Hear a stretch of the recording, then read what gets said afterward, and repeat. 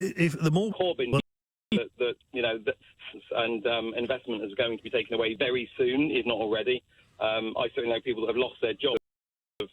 Egypt grants no longer being given. So not the wittiest caption, but I take your point. Dom, thank you very much. 0345 60973 is the number. What do you make of Boris Johnson's tactics, his strategy in Bodmin? Hello, Malcolm. Hello, Clive. How are you? Hi. What would you like to say?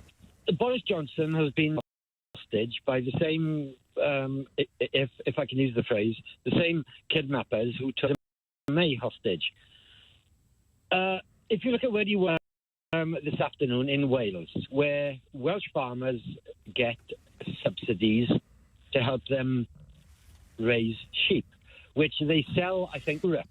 So if we leave Europe, the Welsh farmers will have a tap percentage points on their lamb. Mm-hmm. Boris has said, we will help Welsh farmers out and we will pay the tariff, we will keep up the subsidy and so on. But the point I like to make, Clive, is if Welsh farmers are selling their lamb for 70% of what they used to and other products are sold for 90% used to, how does Boris, on less income, do all the things he promised and his income is reduced? Let's look at lamb. So the tax he gets out of Welsh farmers who sell their lamb is reduced. So his well, I suppose he would say that he's going to have this money that he doesn't send off to the EU all the time, so he could give some of it not to the NHS but to farmers. But that money, Clive, the EU, is what enables us to make money from the EU. $9 billion a year. We might, when you take everything else out, we may make 50 billion out of the EU. There's a net profit. Okay. So, but again, we're talking deal. Do you think that is a real possibility, or is he just pretending? I think he is barking up the wrong tree, Clive. I think there will be an election soon. I think that and we will remain, because any really person, you seriously think that idea of a second referendum? How's that going to happen? Clive, any sane person who puts pencil to paper and does the simplest of maths will realise that it's nuts. It's nuts. Well, you might say that, but how are we going to end up with a second referendum? I don't see how that works. Even in a general election, certainly the current Prime Minister's mind and say, "Oh, let's have another vote." That's not going to happen. So there'd have to be a change, and it's not entirely clear what Jeremy Corbyn would do. It doesn't look like he would win. So how are you going to end up with a second referendum? He wouldn't get a majority, Clive, in an election. I honestly do not believe that Boris would get a majority. But who would? I think anybody will, Clive. Well, then again, how do you end up with a second referendum then? You would be lucky to have a Prime Minister. Because everybody, Clive, will say there's got to be some movement. The only way out of this is them or another election. Another election. So some kind of maybe coalition of parties and it gets forced through. Maybe. Interesting. Malcolm, thank you very much. 0345 6060 973. Robin in Whitehaven. Hi, Robin. What do you think? I think I've been on the show a few times now. I'm a regular. Change from 2016. The only thing's changed is we have Boris Johnson. Boris is just all talk. He's got no chance of getting a no deal through Parliament. He knows fine well he hasn't, because there's members of the Conservative Party which will vote no confidence in the party, and that'll be no confidence in the government, and then that'll lead to a general election. Now, I think one of your earlier callers said, I think Boris has been taken by the wants to be Prime Minister, I think, and that's it. Anything with anyone, just to get into number 10. Now, the problem Boris has got, his personal ratings are lower than what Theresa May was when she first came to power. So I think Boris will not want a general election because he will lose. I think he'll lose it because he's very unpopular. We've seen him in Scotland getting booed. So you don't think he's serious about a no deal then? Well, some of the Conservatives have said they'll vote against the government. So no deal is not going to happen. The government will be collapsed. Well, you say that, but we don't know. We're in unpredictable times. It is the default position that we do end up just leaving. Parliament may not even be sitting, and even if there were a general election, it'd be too late to make any difference. The only way that we can leave with a no deal is if Boris prorogues Parliament. That's the only way we can leave with no deal, because then they can't vote against the government, collapse the government. But I honestly think that I think Boris will try and push deal through with a different... How would you feel about that? If it was, many people seem to think this now, that eventually he will come up with a tweaked withdrawal agreement, some words about a future deal, and they'll Johnson deal instead. They'll come up with a nice nickname for it, and that will get through because people... I think the ERG won't like it. I think some of the ERG won't like it, so it is... And Labour won't like it because they're desperate for a general election. Well, that's it. Labour want a general election. I think the country wants it, to be honest, Clive, because I think the country at large are absolutely sick of this Brexit. Well, I think they are. I think the problem with the general election is, again, as I said earlier, I'm not sure how that solves things and gives a solution. Robin, thank you. More calls coming in a minute. Here on LBC, 0345 6973 if you'd like to join the conversation. LBC is with Tim Humphrey. Boris Johnson has told farmers they will have the support they need after the UK leaves the EU, as he visited a farm in South Wales. The Prime Minister also claimed it will be the European Union's fault if Britain fails to secure a trade agreement. The pound has continued to drop in value against the euro, and the US dollar, over fears of a no-deal Brexit, is heading for its for nearly 3 years. Workers on Merseyrail are to stage a series of fresh strikes over the role of guards on trains. Members of the Time and Transport Union will walk out for 20 from the end of August. LBC weather: heavy showers affecting the Midlands, north of England and Northern Ireland, more blustery for the south of England and Wales, and a low of 11 degrees. This is LBC. Andrew. Every Saturday and Sunday morning from 7. What is the Conservative way forward? Who should be in charge? I think it comes down to this for me. If you don't somehow deal once and for all with the issue of leaving, Farage in a general election will hoover up Brexit voters. Central question. Andrew Castle. With Vodafone Business. Unlimited data plans specifically for small businesses. LBC. If you get BT Superfast Fibre Essential, go on. Sport together, go on. You can choose tech worth £149 on us, like an Xbox One S All Digital Edition or a Samsung Galaxy tablet. Oh, get in! It's $39.99 a month with a 24-month contract and $29.99 of August in time for the new season. Search BT Broadband. BT, be there. CPI increase, constant price may change. New customers $47.99 a month from month 25. This year we will sell our 250,000th boiler for free, and you could be that lucky winner. Visit swellheating.com. Rely on us to keep you warm. Are you the one who's missing out? Friends, family have told you to do it, but you still don't. Who never claimed back their missile, still owed to millions of people just like you, but you've only got till August the 29th. Save time and let us manage it for you. Start your claim. A simple text to Gladstone Brooks. Just text CLAIM to 66777. Gladstone Brooks. Join me, James O'Brien, for my new podcast series, Full Day. This week I'm speaking to the author. This is counted. And that's one of the best things about the NHS. Listen and start to Adam Kay. The last time you were in hospital, you probably couldn't count the number of different nationalities. Or global player. This is LBC with Clive Bull. LBC, I'm Clive Bull. We're talking about Boris' strategy for Brexit at the moment. He said today it's up to the EU. This is their call. The UK leaves the EU without a deal. So is he just talking the talk? Is he being clever in his negotiations?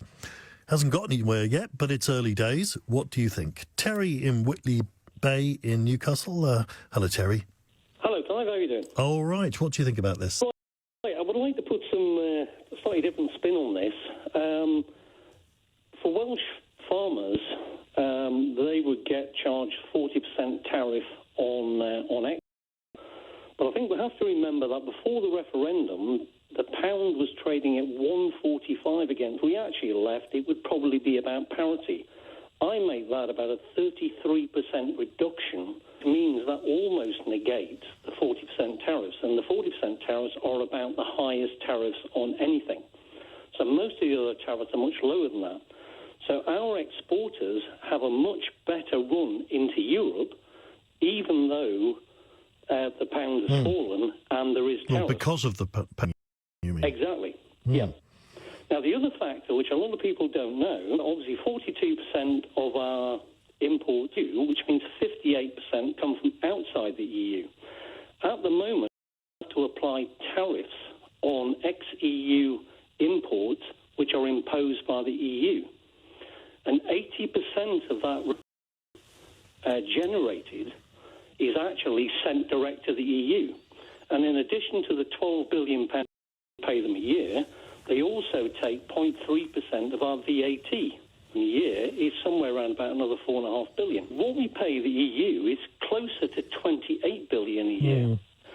So why are all these? Well, if I mean, I don't know. I can't work out whether your maths is correct or not. I'll take your word for it. But if it's all so obvious, why are Welsh farmers all complaining about it? And why is Boris Johnson offering them hundreds of millions of pounds of financial support if they've got nothing to worry about? Well, they would be slightly worse off. There is possibility, but the other factor people aren't looking at is if you're on the EU side of this, are still the same, but the price we have to pay in pounds up.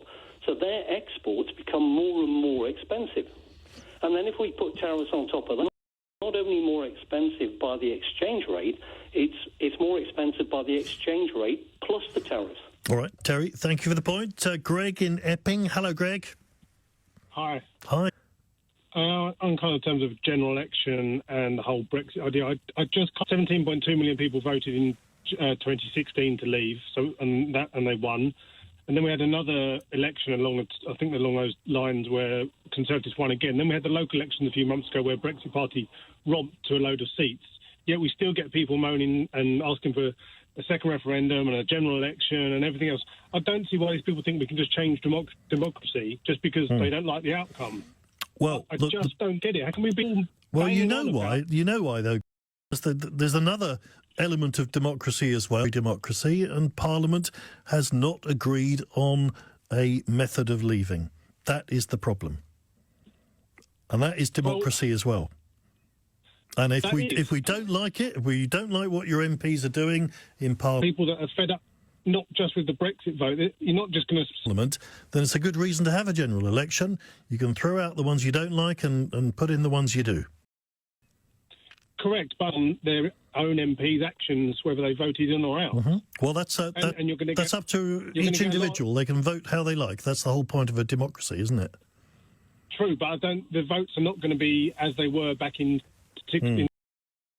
The problem we've got isn't the problem, Greg, as well, though, that what was promised by Boris Johnson and Michael Gove was that there would be it would be seamless deal, and that is what has not been delivered. No, but I think this all stems back. The biggest problem was that the Conservatives put a Remainer out of the party. It may be.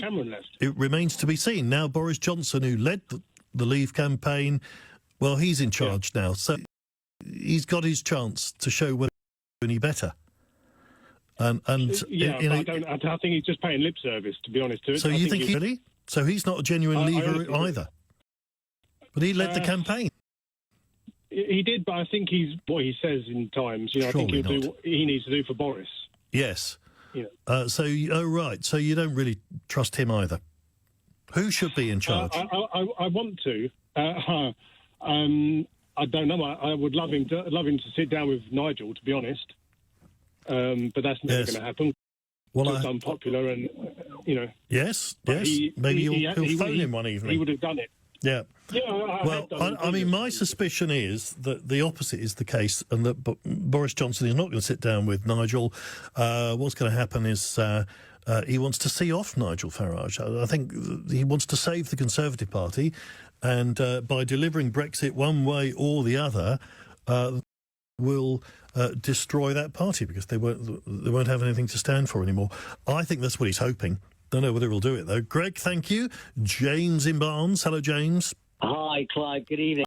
I made this point to Theo, was very adamant that that would not happen, and that he actually made the point that he thought that Boris would be this. Well, tell me what the point is.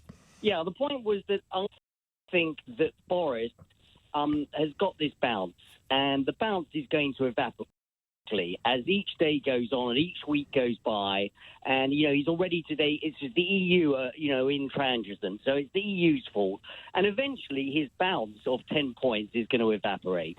And Boris, as the guy just said now, quite rightly, and the Conservatives and then the country. And Boris has spent all his wool at the moment. It looked 10 points in the lead. But when it comes to 2 months' time, he will not have a 10-point lead because people...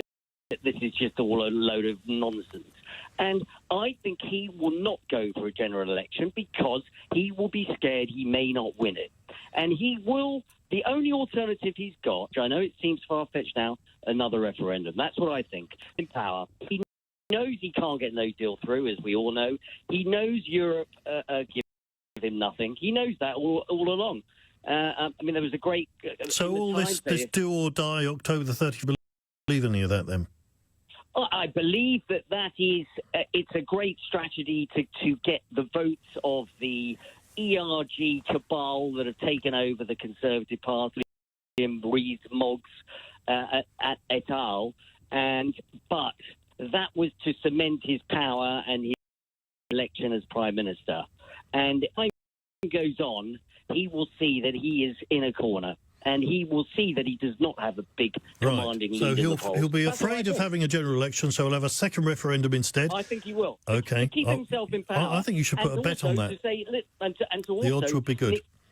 And also himself from nothing to do with my fault. Europe wouldn't move. Parliament. There's no point having. The only way to solve this is to come back to you. Yep, all right. Well, I wonder how that would go. James, thank you very much.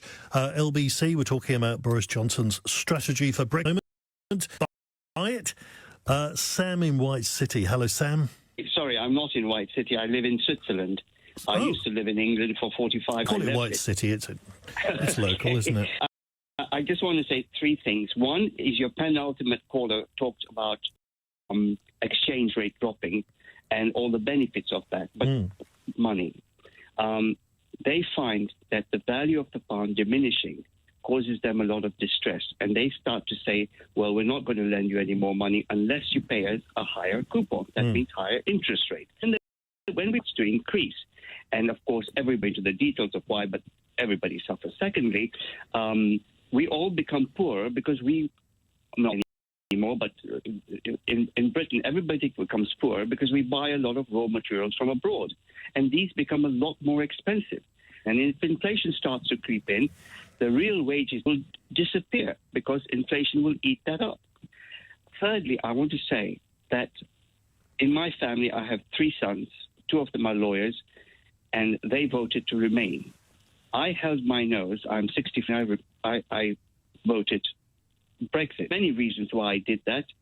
I'm happy with the way Brussels were trying to administer the whole thing and bring the whole of Europe together with different cultures. They should have given it another 50 years before everything comes together, but they didn't. Macron wants to rush. Everybody wants to have a even that. Secondly, as a lawyer, I was practicing as a lawyer, and a lot of in London, and they were tearing their hair out because of all the rules and regulations that were coming from Brussels. It was terrible. You had to choose what color toilet paper you had to use. So anyway, all those things put aside, I think left because I was afraid. Right. And do you still have the same opinion then? Absolutely. And I think, I know John is full of bluster, but I think, like Winston Churchill, he is the right man at the right time. And I hope to God, hope to God, he's the right man to do what, though? What's he drop out with no deal? He's a right man to get... David Davis, I don't think much of him, but David Davis did say one thing. He said, these people at the 11th hour... Look, Germany is suffering. France, the GDP figures came out, they're appalling. They've got unemployment in Italy. You know, they don't want to get into this. For what? Because of the backstop. They can work around it, or they can say, you get out of the Europe. Let's keep everything on hold, and let's work this thing out. You think Boris Johnson will be better at not blinking first, then? Absolutely. shadow of a doubt. I mean, and he'll Theresa get May a was deal lovely lady. that I would have thought the EU are not going to shift them. So is he really just going to have May's deal, but dress it up a bit? He will have May's deal. 78%, 80% of May's deal will be there. But the backstop is look, they're saying the whole withdrawal agreement is dead. Okay, but the whole withdrawal agreement is not. And then he says, no, actually, we'll Correct. keep good bits of it. Correct. The only thing dead is the backstop. They cannot afford to. And, quite frankly, I never read it. Well, that is certainly true. Sam... Frankly, the deal was not that bad, but I don't think people... Calls coming in a moment. Here on whether you whether you buy Boris Johnson's strategy. Do you believe he's serious? Or just playing a clever game when he talks about no-deal preparations? He's taking a hit on the value of the pound into advertising. I mean, over the next 3 months, we're going to be bombarded with a huge campaign telling us to be prepared for no deal. 0345 6060 973 is the number. LBC, I'm Clive Bull, 8:46. James O'Brien, Monday to Friday from 10 a.m. Who knows more about selling cars into Britain from Germany? The German automotive industry, or you, me and Digby Jones? Oh, well, exactly, yeah, I totally Right, agree and with what that. are these articles you've been reading, what does the German car industry say repeatedly, consistently and utterly clearly since 2016? Well, I don't know. Well, mate, you've got to start looking this stuff up, not just the articles that fit with the position you've already got. Leading Britain's conversation. This is LBC. Cancer doesn't care if you're broke, if the bills are stacking up and you're just too sick to work. Cancer's not fussed if your boiler's on the blink, the mortgage is long overdue, or if your family's finances are in a mess. Cancer does not care about you. But we do. So we help you get a grip on your money, figure out benefits, fill in the right forms, and plan ahead. Whatever cancer threat, we're right there with you. Million Cancer Support. Pamela and Anthony were sold investments by banks and ended up losing money. Luckily, they contacted the financial claims experts at Goodwin Barrett and were able to claim back a total of £65,500. At Goodwin Barrett, we may be able to help you too. If you've lost money on an investment bank, even if you no longer have the investment or the paperwork, just text SOLD to 66777 for a free assessment of what could be owed. Text SOLD to 66777 and we'll call you back. Whether it's a holiday packed full of culture, a holiday packed full of tranquility, or a holiday packed full of adventure, book your perfect holiday with Travel Bag. From round the world city breaks to beach holidays or escorted tours, visit travelbag.co.uk or our newly opened store in Baker Street. Travel Bag. Of experience packed into your perfect holiday. Visit Travel Bag in Baker Street today. ATOL protected. The team understand that when it comes to hiring, it's important to have a large talent pool to choose from. But sometimes too many good options can be overwhelming. That's why Indeed doesn't just give you access to a large pool of job seekers. We also offer screener tools that let you instantly narrow down your search. Hone in on hiring with Indeed. Experience Indeed for yourself today and get a free sponsored job upgrade on your thing at Indeed.com/redeem. Terms and conditions apply. This is LBC with Clive Bull. LBC, I'm Clive Bull with you till... At the moment, we're talking about Boris Johnson and its strategy. Is he doing it the right way? Do you accept what he's saying at face value? By the way, in the next hour, we're going to be looking at the... focusing more on the opposition and Labour. And Alistair Campbell has prompted this discussion by saying he's not going to rejoin Labour. So we'll look at what Jeremy Corbyn is saying about Brexit and his leadership in the next hour. Zahid in Marylebone. Hello, Zahid. Hi, Clive. How are you this evening? I'm very good. Say. What I'd like to say is that it takes two to tango and it takes two to strike a deal. As far as I'm aware, I made very clear, no uncertain terms by Brussels. I'm not prepared to talk about any terms or open negotiations again.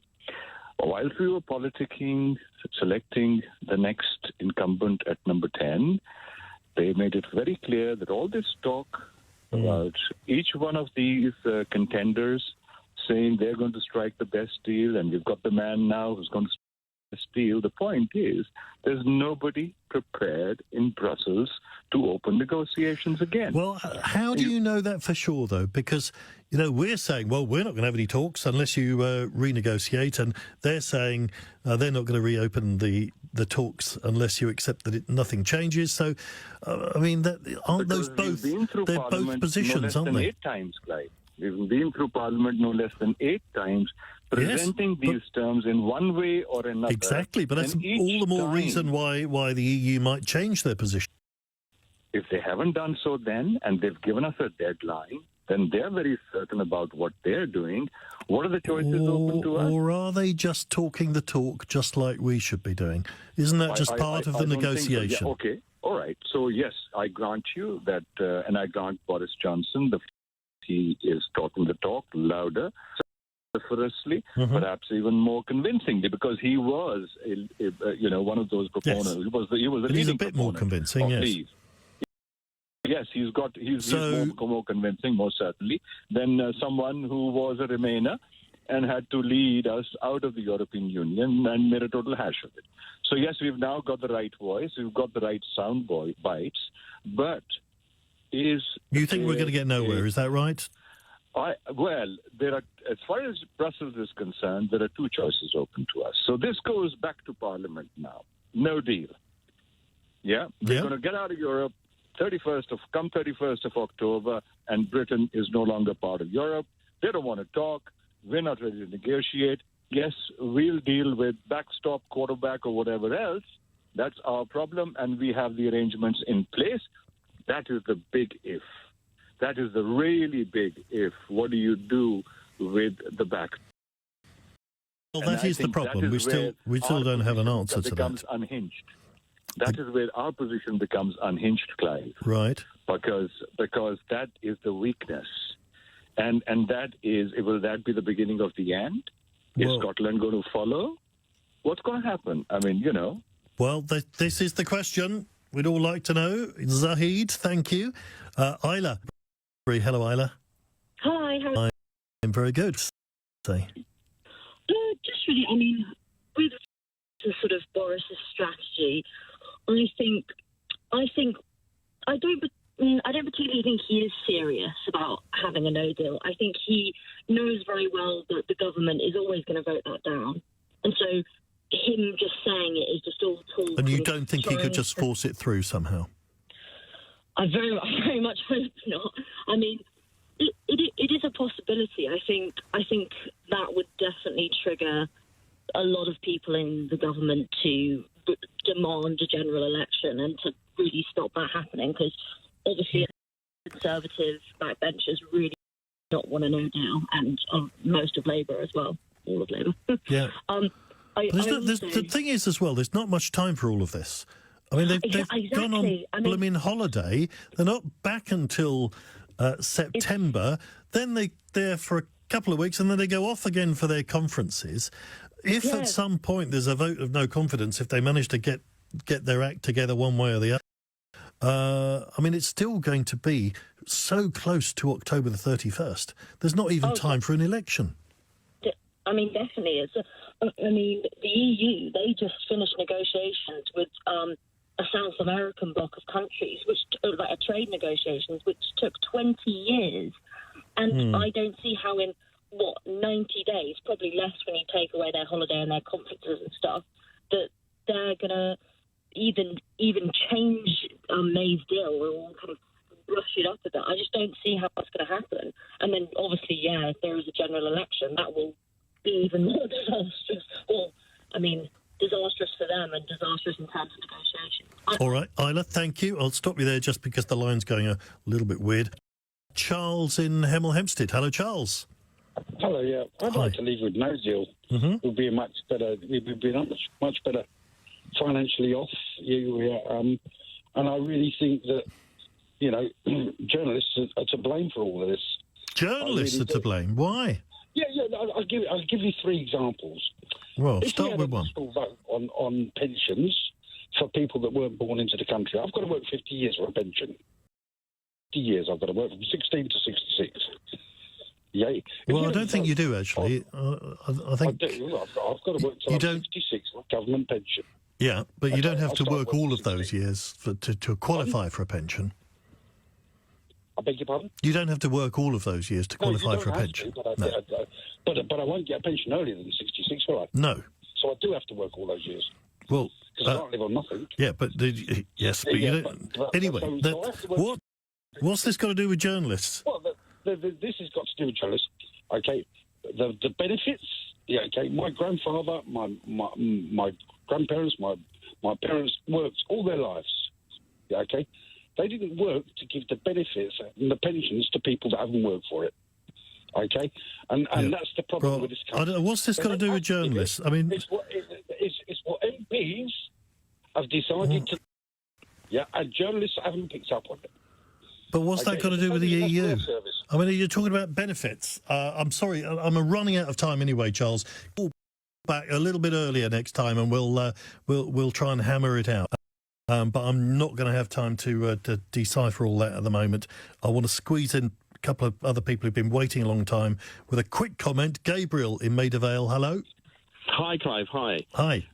So I think we're basically heading for a no-deal Brexit. I think that's happening because Boris Johnson is very much under the influence of two men, Steve Bannon and Dominic Cummings. They're both people who want to completely disrupt the world order. They want to blow things up. For different reasons. They don't share the same objectives. Okay. And they control Boris Johnson, or does he not have his own mind? Boris Johnson is their puppet. Boris Johnson is their sort of useful idiot. How is he going to get no deal through, bearing in mind your opinion tonight has been, even from supporters of no deal, has been it won't go through. You can't make it happen. They'll manage it. I think they'll manage it. What they'll do is they'll keep sort of wasting time. There'll be a lot of diversion tactics, and eventually, before we know it, I think that's what the ultimate aim is, and I think they've probably persuaded him. I think Boris Johnson is obviously, as we all know, a man driven by his own personal ambition. I think, he's never had a sort of fixed opinion on this. But wanted to be Prime Minister. He is now Prime Minister, and I think he's very much under the influence of these two. Okay. And he's dead serious about no deal. Yep, I think he is, and I think it's all a bluff. Okay, all right, all a bluff. Gabriel, thank you. Charles in Paris. Hi, Clive. Yes, what would you like to say?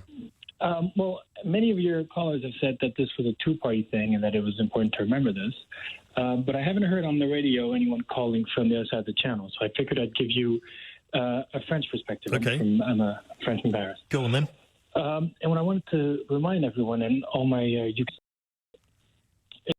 politicians on this side of the channel do not have a great pressure to avoid a no deal. I mean, what's a sign that shows it clearly, for example, for me, is that the Boris stuff is not making the big headlines anymore. I mean, the fact that he became prime minister made the headline when a few days ago, but it's already gone. People so Europeans aren't that fussed?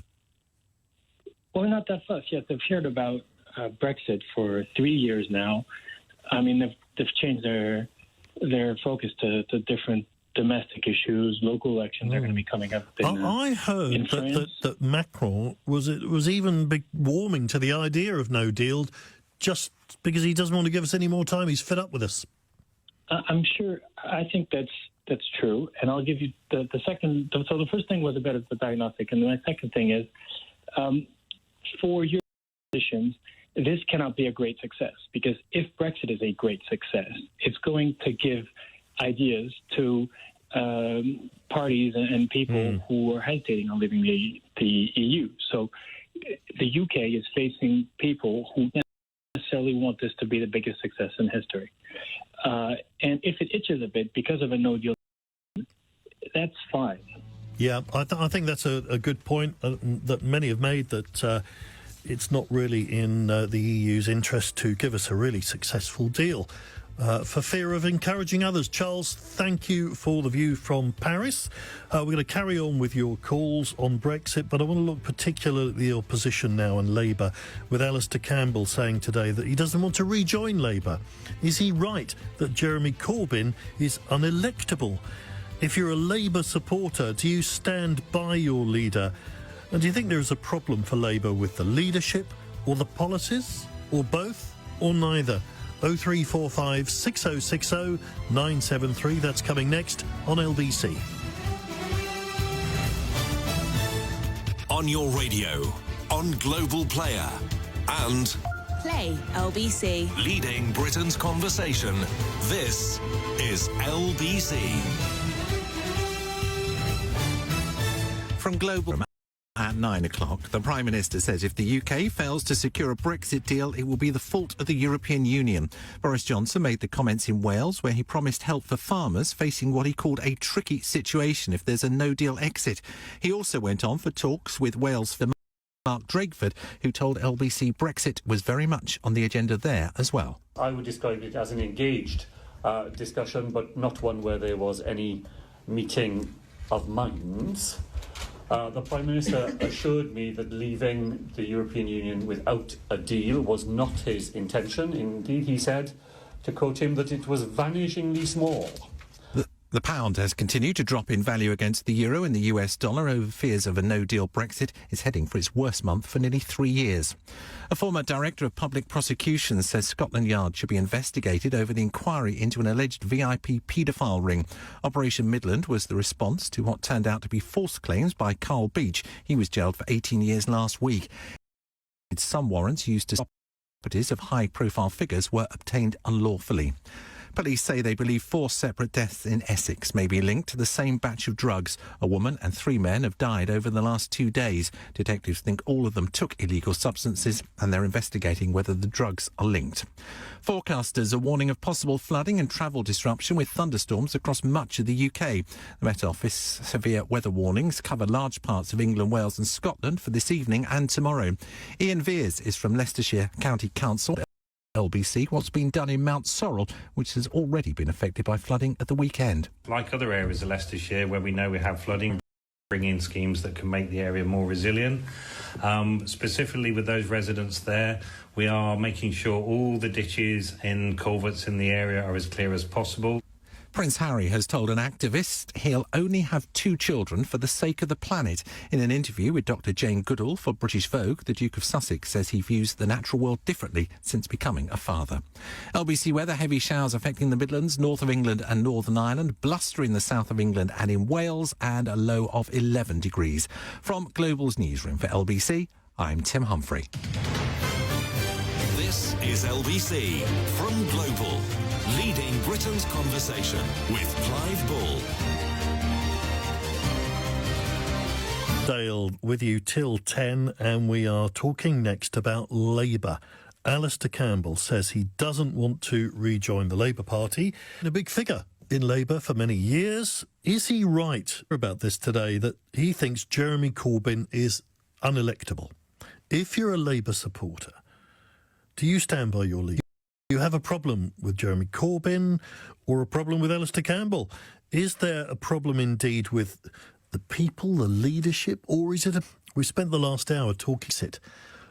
Is the problem for Labour Jeremy Corbyn, or is it his position on Brexit?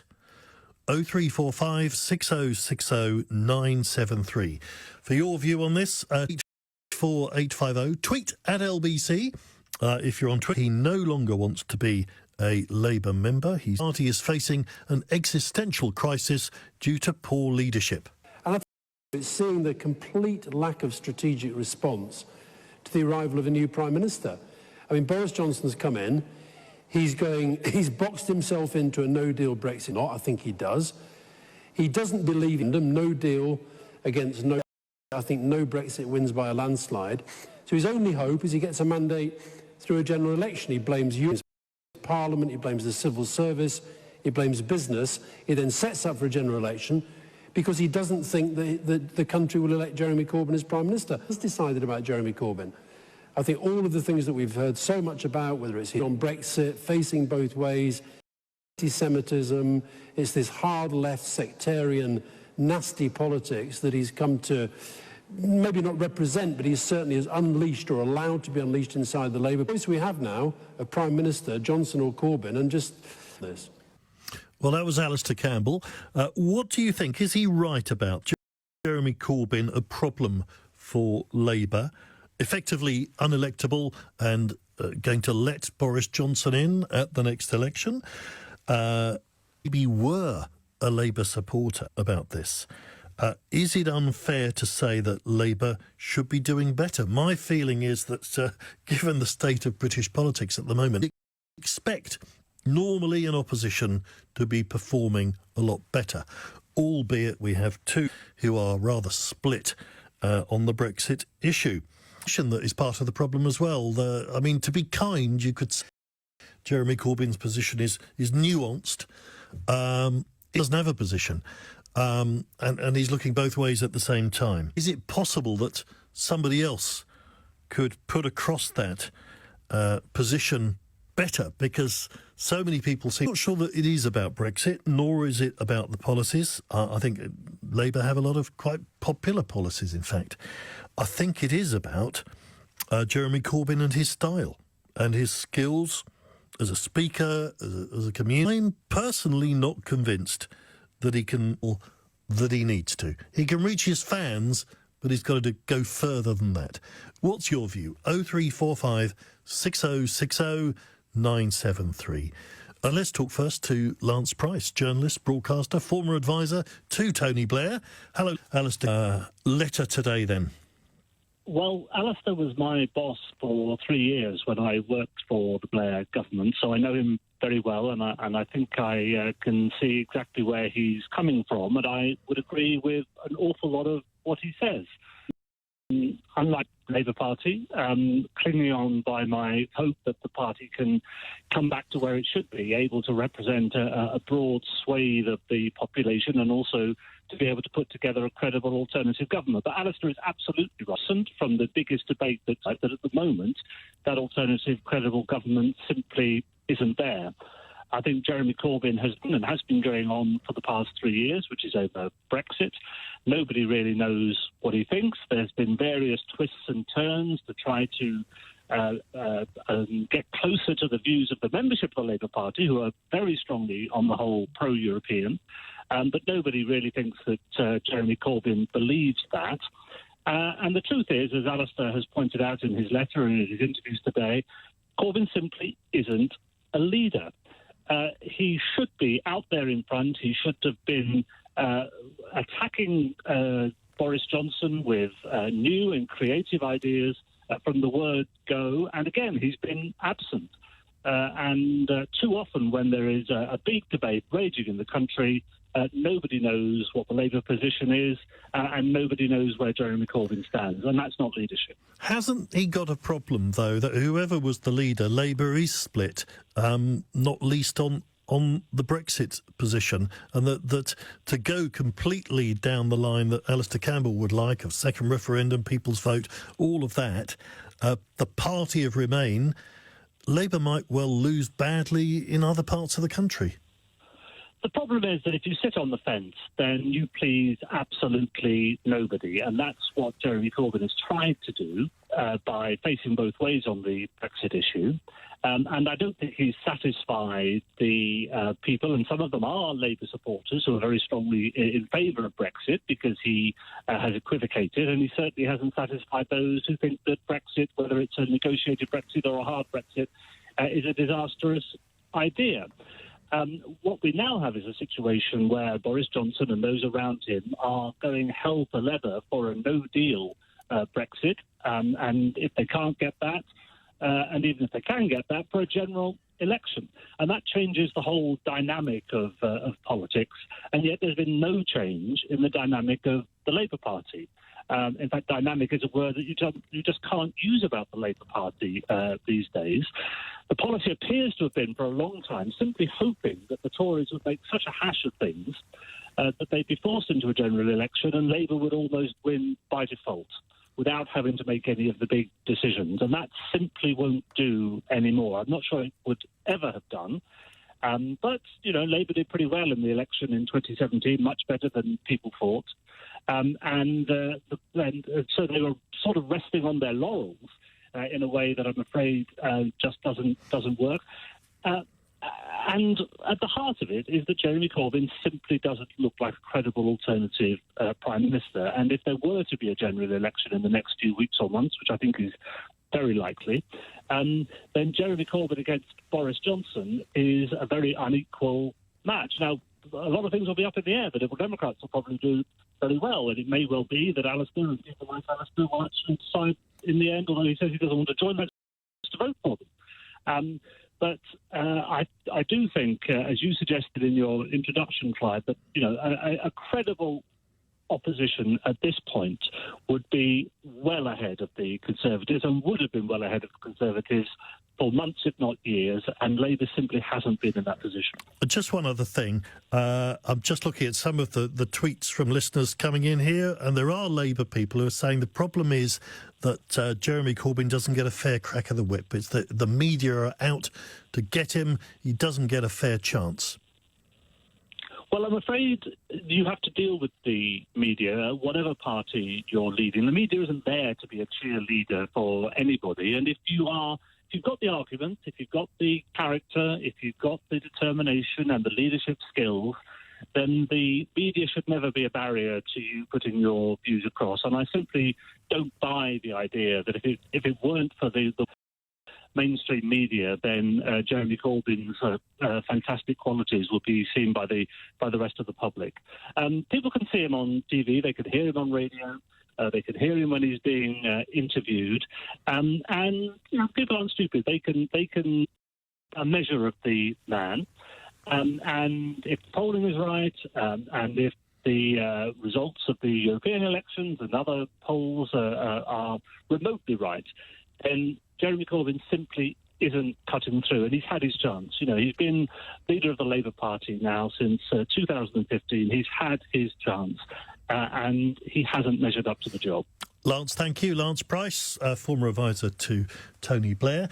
What's your view on this then? Does Labour have a problem with Jeremy Corbyn? Do you have a problem with Labour, or with its policies, or with its leadership?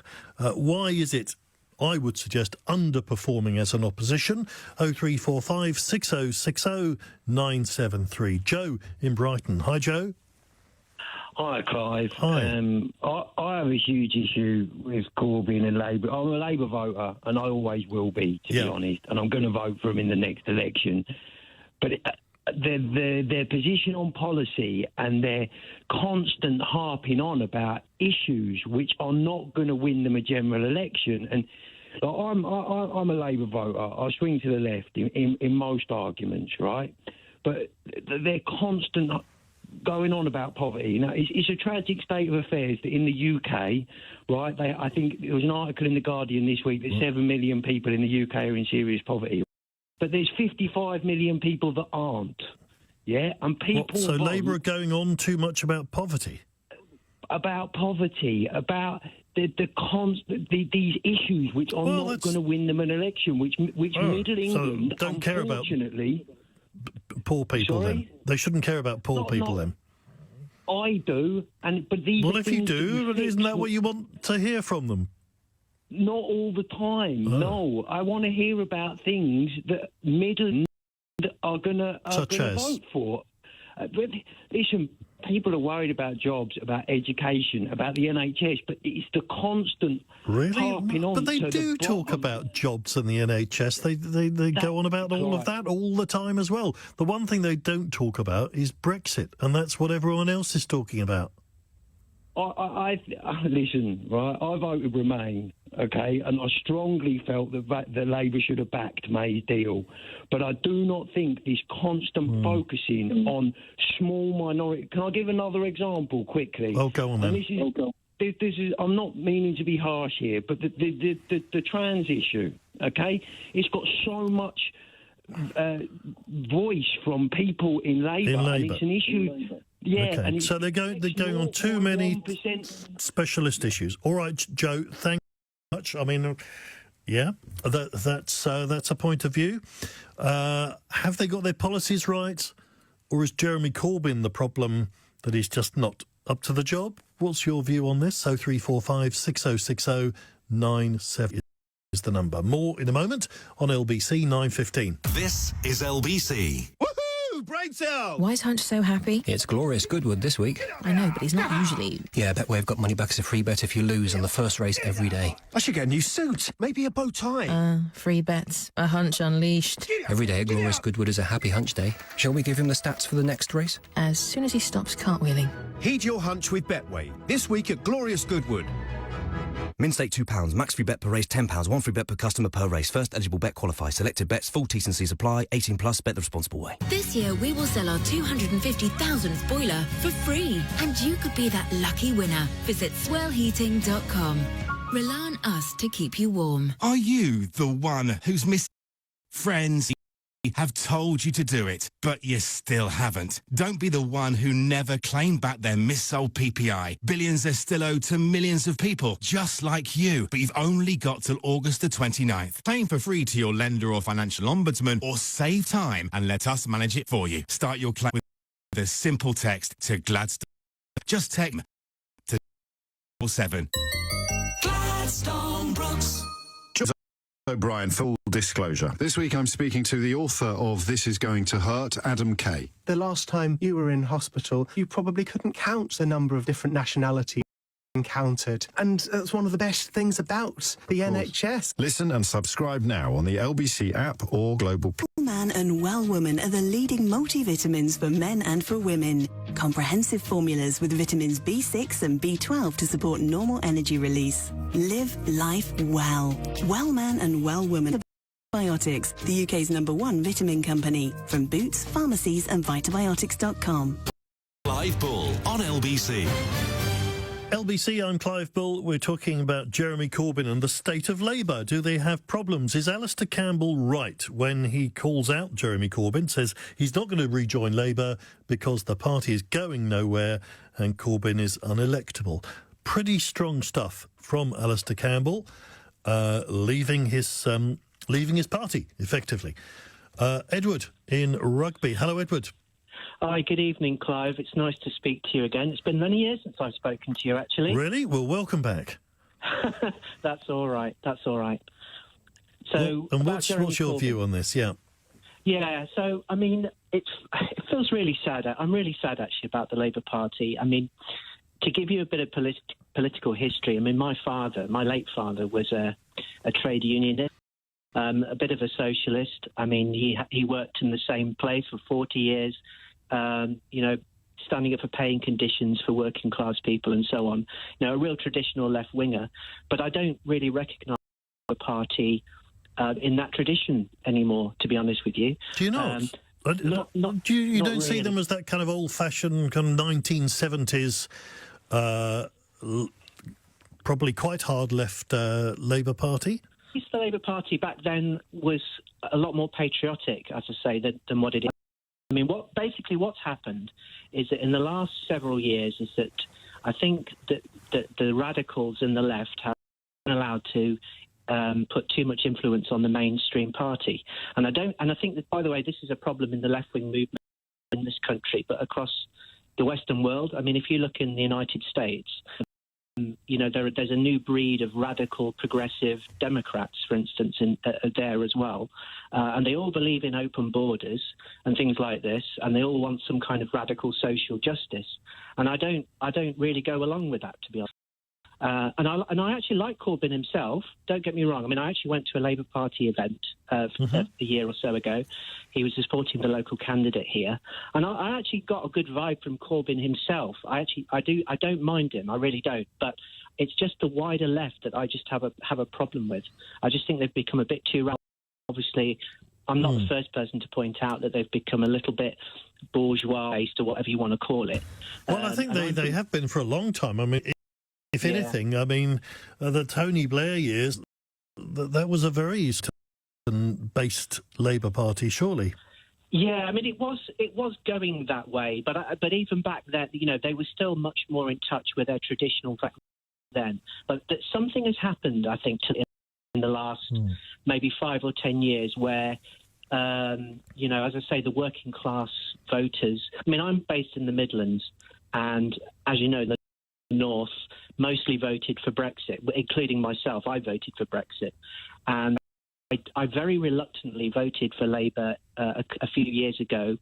Jeremy Corbyn had actually run a very, very good campaign back then because the Conservatives were terrible. Theresa May's campaign was terrible. And I reluctantly voted for them because they did promise to deliver Brexit. But then soon after the general election was over, they started to roll things back.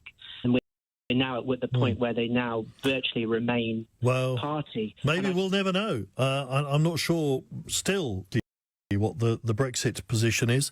But Edward, interesting. Thank you. Paul in Shrewsbury. Hello, Paul. Hello, Clive. Hi. This is just bubble froth. Total froth. I mean, you've got Alistair Campbell. He's obviously an icon. He's the ex-spin doctor, one of the Blair's men. He's got access to the media. He's just stating the obvious.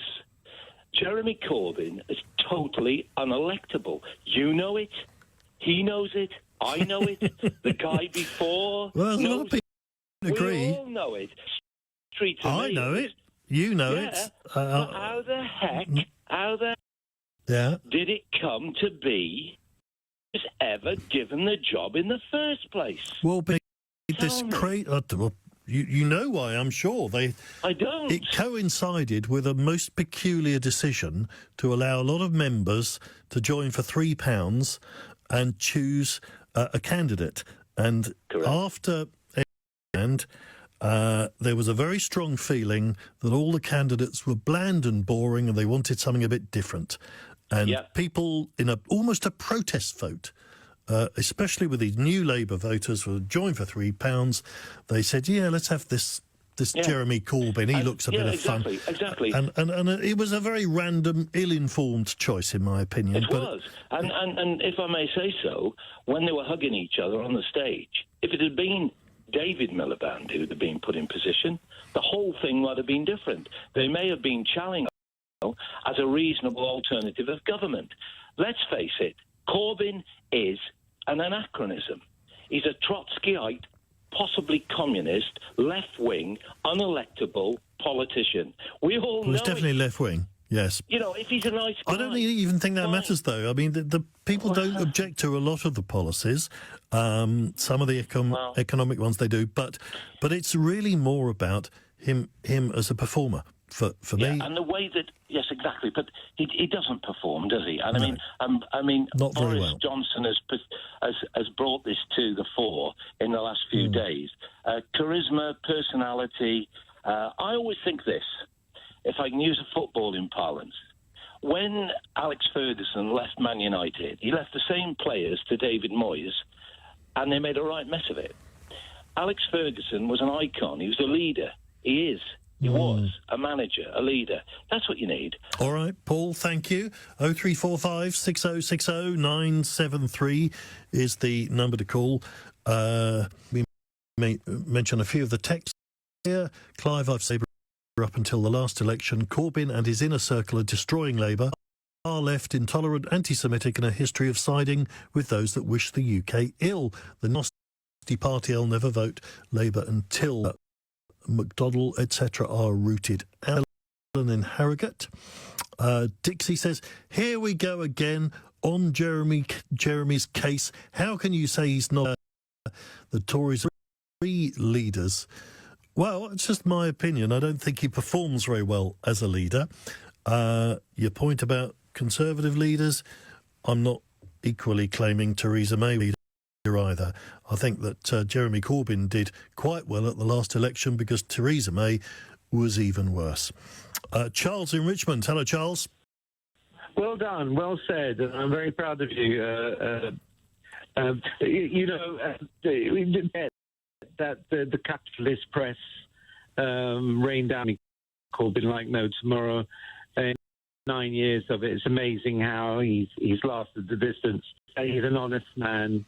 But has he actually got to do the job? I accept that there are a lot of papers have a go at him, but when it comes down to it, it's him and whoever sitting opposite him, Theresa May, doing private questions. Has he really got it? Well, she asked him to maybe, retire and go walking with her in the woods. I listened to ABBA. At one point, I thought she was indicating, but that might not be a bad idea. I think he's our 3 prime ministers. By the looks of it, there's things happen in threes, guys. I'm not sure you could call that seeing off when you haven't actually won anything. Well, we've had years of austerity. Yeah, $500 million spent on still 50 F-35 Superjets. Yes, and still he fails to win. Well, we haven't finished yet. Whoa, he's still there. He hasn't gone anywhere yet. Well, how long are you going to give him? Well, forever? Another 10 years? He has tried the capitalist press. How do you yesterday in Scotland? Oh my God, we wouldn't have heard the end of it. All right, Charles, thank you. I'll stop you there, only because your line is going odd. Noel in Gloucester. Hello, Noel. Hiya, Clive. Hi. Oh, yeah. Couple of things, really, if that's okay. Alistair Campbell, goodbye. Thank you. Whatever, People got to remember, in 2015, the Labour Party were politically and financially bankrupt. And that was... The membership's gone up. Another thing is the Brexit vote. A poll come out from YouGov that only half of Brexiteers want no deal. So between the Tories and the Brexit Party, they got a quarter of the vote on the Brexit. It ain't going to work out either. Yeah. Corbyn will come out clearer the next conference because he has done everything that the last conference has asked. Once conference decides in September, then that's the one he'll take, and it will be a stronger thing. Well, but nobody seems to quite gather what his Brexit policy is. Do you get it? Do you know what it is? Yes, I know exactly. Tell me what it is. Well, basically, he's doing exactly what conference is. Which is what? What the conference is. Went for a general election, a second referendum, there as well. Right. That's not a policy. So my policy on Brexit is a general election, but you've got to remember, he tried and possibly to a second referendum. I mean, that's tried not to a policy. Another thing is... Sorry, Noel, you have not given me Jeremy Corbyn's Brexit position. Well, this is what I'm saying. Something else that isn't actually been mentioned at all is that when you've got the Brexit Party and the Tories, Jo Swinton has already said she's not going to go into a coalition with Jeremy Corbyn. Okay? So what's going to happen to that vote? Basically, what she's done is say, if you vote for Liberal Democrat, you take a vote off Labour, and at least with Labour, you're going to get a second referendum. So now, what? But you don't know that at all. That he has not been clear about a second referendum. He said, "I would give you a meaningful vote on a possible Tory Brexit," but anything beyond that is not clear. And I do think that as a party out there in the media selling his version of Brexit, it's no good just saying wait till the party conference. I mean, it'll all be over by then. No, well, the thing is like. He said no matter what deal, there's going to be a second referendum. Well, we don't even know whether there's going to be a deal, and we don't know what deal he wants. Well, he wants a customs union single market alignment. Yeah. That's what they've been saying for 2 years. It's just you Tories and that just don't want to listen. I've been listening very carefully to Jeremy Corbyn. No, you haven't. I have. I mean, 40 years we've had right-wing governments. We've got more poverty now than Blairism is literally Thatcherism light, and it's coming to an end. It comes to an end with Corbyn, or with the next Labour leader. It's coming to an end. People have had enough. It's just not working. Well, if they have had enough, then they need somebody to get behind, and I'm suggesting to you that maybe he isn't the man. Noel, thank you. More calls in a moment. 0345 6060 973 is the number. 9:30 on LB. Here's the news with Tim Humphrey. Boris Johnson says it's absolutely vital the UK is ready to leave the European Union without an agreement. The Prime Minister's been in farmers who are heavily reliant on EU subsidies and promised they get support in the event of a no-deal scenario. A former police officer who accused a teenager of wasting police time months before she was killed by her former boyfriend, has been found to have committed misconduct. A panel has ruled that Trevor Godfrey from Sussex Force didn't investigate the allegations from 19-year-old Shana Grice enough. He's now retired. Essex police are investigating 4 deaths which they think may be drug-related. 2 men and 2 women have died in the south of the county. The force believe they had all taken illicit drugs. LBC weather, heavy showers affecting the Midlands, the north of England and Northern Ireland, more blustery in the south of England and Wales, and a low of 11 degrees. LBC, Nick Ferrari at breakfast. And tomorrow morning on Nick Ferrari at breakfast with Ian Payne, a major report on serious youth violence is accusing the government of failing to protect young people from the wave of violence blighting communities across the country. Joined by the policing minister appointed by Boris Johnson to address how the government plans to address the rise in violence amongst young people. And Prince Harry has said an unconscious bias can lead to racist behaviour. Do you have an unconscious bias? That's all with Nick Ferrari at breakfast with Ian Payne from 7 a.m. tomorrow morning right here on LBC. Nick Ferrari at breakfast, weekday mornings from 7, LBC. Are you the one who's missing out? Friends, family have told you to do it, but you still haven't. Don't be the one who never claimed back their missold PPI. Billions are still owed to millions of people, just like you, but you've only got till August the 29th. Claim for free to your lender or financial ombudsman, or save time and let us manage it for you. Start your claim now with a simple text to Gladstone Brooks. Just text CLAIM to 66777. Gladstone Brooks. Switch to business broadband today and get connected tomorrow. Our most reliable broadband connection yet is backed by our 4G network and now comes with a fixed price guarantee, which means your connection won't go down and our prices won't go up. Whatever your business, go online and search BT Business Broadband to find out more. BT, be there. Subject to availability. Fixed price guarantee for your contract duration. T's and C's apply. Woohoo! Break sale! Why is Hunch so happy? It's Glorious Goodwood this week. I know, but he's not usually... Yeah, Betway've got money back as a free bet if you lose on the first race every day. I should get a new suit. Maybe a bow tie. Free bets. A hunch unleashed. Every day at Glorious Goodwood is a happy hunch day. Shall we give him the stats for the next race? As soon as he stops cartwheeling. Heed your hunch with Betway. This week at Glorious Goodwood. Min stake £2, max free bet per race £10, 1 free bet per customer per race. First eligible bet qualifies. Selected bets, full T's and C's apply. 18 plus, bet the responsible way. Buddy? Teddy? Milo? When you take your new puppy home this summer, the first thing you'll think about is giving them a name. But the second should be keeping them happy and healthy. With Pets in a Pickle, you can protect your pup in minutes, doing the fun stuff with your family. Can we call him Scampy Pants? Okay. For pet insurance policies as unique as they are, get a free quote today at petsinaapickle.co.uk. This is LBC, leading Britain's conversation with Clive Bull. So Alistair Campbell says he doesn't want to rejoin Labour. Is he right when he says Jeremy Corbyn is unelectable? If you're a Labour supporter, do you stand by your leader? Is there a problem with the leadership? Is there a problem with the policies? Is it about Brexit? Or are we just in a new era where it doesn't really matter which of the main parties you support? Things have gone beyond that because of Brexit. 0345 6060 973 is the number.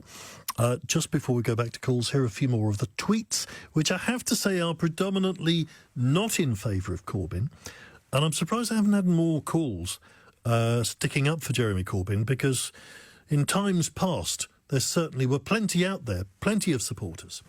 This one says he's proved he's unelectable when he couldn't beat the Maybot, and I think there's something in that. Mark says Corbyn is the worst opposition leader in the history of politics. Joe says realistically they've lost too many votes to the Lib Dems and the Greens. They've regressed from 2017. He couldn't beat an awful PM running campaign in living memory. That was his chance. Couldn't make it happen. Would he feel different about the party under Thornbury? Because whoever does replace Corbyn will still have to get his supporters on side to win the leadership contest. Well, personally, I think Emily Thornbury, for example, is a very good performer, and there are others as well who are better. What we've had in the last couple of years is probably the worst performing Prime Minister and the worst performing opposition leader, certainly for a long time. Keith in Rickmansworth. Hello, Keith. Oh, dear, Clive, you haven't learnt your lesson, have you? I know you were We definitely... found him. It's a Jeremy Corbyn supporter. There are I knew there was one. There are thousands, hundreds of thousands of us out there. Really? Not as many as there were. Phoning in and having to repeat the same things. Yeah. It's a waste of time speaking to a has-been like Alistair Campbell. That's what he is, a has-been. He's the last hurrah of New Labour. What? New Labour is now dead. They prostituted the Labour Party. And you think Jeremy Corbyn is the future? He's not a has-been. He is the future, certainly is. It's not him personally who's the future. His ideas are the future. You know, I mean, look, even if that was true, then would you not accept he's not very good at selling his own ideas? No, I think he's doing very, very well. He'd do better if the media were more equanimous towards him. He's doing very, very well. I think you're a little bit blinded to him. No, I'm not. You're sort of idolising him or something. He just doesn't. He doesn't communicate very well. Well, how come I was in Parliament Square, which I suppose you weren't, last week, when he spoke for 15 minutes to a packed Parliament Square? Yesterday, he was at a packed hall. He does meetings all over the place, and everywhere he goes... Yeah, but that's the politics of 50 years ago. For him before. A packed square in Parliament Square or wherever it is, that's not going to work. That's not the kind of politics we have now. You have to come across in the media, on television. He came within a few thousand votes of beating May at the last election, and I think he will win next time. 1945. I didn't get that percentage of voting. He rhymes. Jeremy Corbyn has not won at anything. Jeremy Corbyn will win the next election, and I think... Seriously, do you think that's so? That's what you're worried about, isn't it? No, I'm not at all. I think you are. Really? I think you are. Yes, you represent you work for a company, the global corporation. I think you probably are presuming too much there. My beef is not about a lot of Corbyn's policies. What's your beef? My beef is that he is a terrible communicator, and they need a new leader, because we need a strong opposition and we need a strong government. Keith, thank you very much. Oluwasiyan.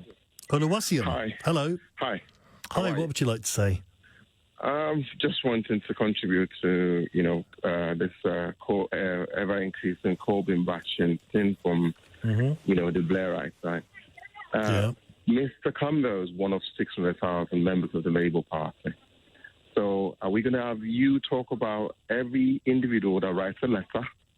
Mr. Campbell had a time with Tony Blair. Well, he's a significant figure. Whatever they wanted to do with Iraq and all sorts, these people shouldn't be talking about British politics anymore. They put our security in danger.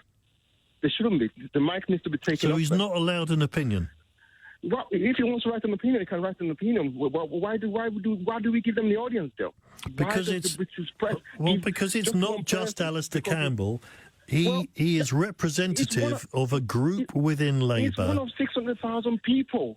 So no, he's not really. Over 500,000. He's a significant figure. Maybe we should encourage other members to write letters so you could give us the A for their time.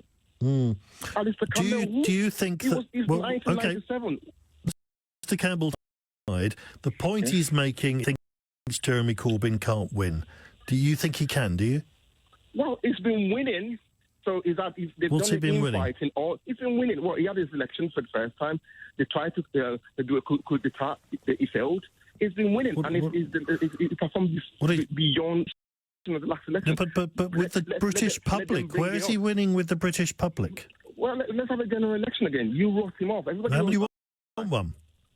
Well, we had one. He didn't lose. Why? He didn't lose. He did. Yes. Otherwise, he'd be Prime Minister. Okay. Well, okay.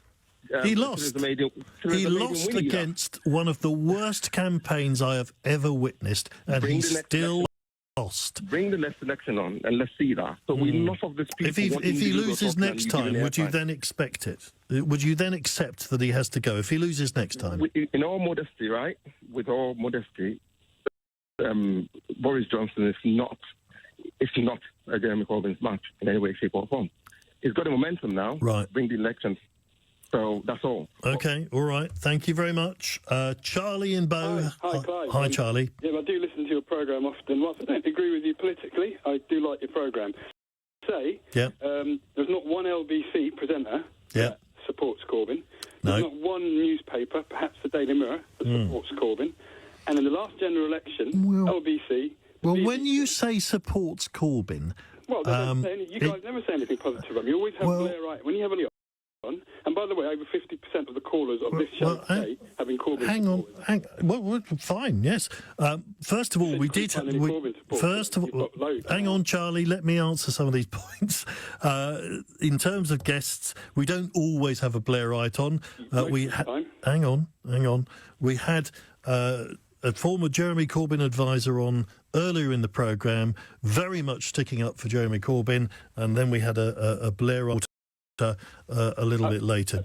So we had both. But I listen to LBC regularly. Mm-hmm. I'm quite objective. And I LBC has very few times. A lot of it is, Corbyn's an anti-Semite, he's not electable. And in the last general election, LBC spoke about how well Theresa May was doing. It said that Corbyn was going to lose all of its seats. No. And then you changed your tact by saying, you guys said that Labour was going to be wiped out. That was your predictions. And then after the general election... The problem you've got, Charlie, is that the LBC is made up of lots of people, and we don't have one opinion. There are lots of opinions. I certainly never supported Theresa May. And I've already said that she was... a terrible performer, a terrible Prime Minister. Just being honest, that I think Jeremy Corbyn, even though I like some of his policies, I just don't think he's a good performer. He doesn't have, unlike Boris, who's got the Telegraph, who's got the Sun, who's got the Times, who's got a BBC on his side. Corbyn doesn't have that. And he hasn't got the... You think he's got the BBC on his side? And today you've had the last four callers, including me, that are pro-Corbyn supporters. So we're there. We are out there. Oh, good. You're welcome to take part as well. That just goes to show that I thought you were going to accuse us of not balancing the calls or only restricting the calls to people who are anti-Corbyn, and you're the living proof that is not the case. Charlie, I'm just giving my honest opinion. As I say, I just don't think he's a very good performer, and I would like to see a stronger opposition. I can't think that is some kind of media plot. Matthew in Mitcham. Hello, Matthew. Hi. Hi. Hi. What would you like to say? So I'm a Labour Party member, but I'm not particularly a fan of Jeremy Corbyn. Okay. But I think basically being misrepresented in the media is that Jeremy Corbyn's Brexit policy is ambiguous, because or no deal. Labour will support a second referendum and back Remain. They have a referendum with their deal against Remain, but it's not certain yet which they'll take. And this makes logical sense, right? Because they can't go into an election saying, we could negotiate a Brexit deal. It's already sounding complicated, Matthew. No, it's not. Because it is. Saying I'm not sure. Is that a policy or is that a strategy, depending on what happens? That doesn't sound like and what I mean by that is that's kind of Corbyn saying, well, if this happens, then we'll do that. And if that happens, then we might do this. What we don't hear from Jeremy Corbyn is what he'd like to unambiguously said, for example, I just don't want to leave at all. He doesn't say that. He doesn't. Well, I think the only thing he says is, I don't like the Tory deals and the no deals. But he doesn't say what he wants. Well, I think it would be naive to make a unilateral policy based on all circumstances when the fact is that policy should be made based on what happens. So if you have a policy that says, no matter what, we'll do this, even if the circumstances change, I think that's more naive to have an opinion, saying, but you don't have to promise that you're going to do it. You've got to at least say this is what we'd like to happen. Well, he has said what. I mean, this deep is what down. Like to happen. Which is what then? What do you think Jeremy Corbyn would like to happen? I mean, he's been a lifelong Eurosceptic. I think that's pretty obvious. So he would like us to leave? I think, with all due respect, I think it's possible he'd like us to leave, but I don't think that's You don't important. know? I think what's important is that seriously, policy, you don't. You're a Labour member. You don't know whether he thinks he would like to leave. Yeah, but I don't think that's important. Because What? the point How is can what that he not does be as Prime important? Minister. How can it be important? He wants to be Prime Minister. You've got to at least know what he would like to happen. Surely. Yes, to know what he would like to happen, i.e. what he would do. But in terms of what he believes inside himself, I'm a realist. I understand that it's unlikely that Jeremy Corbyn is the most Remain But how can person you not of all know? time.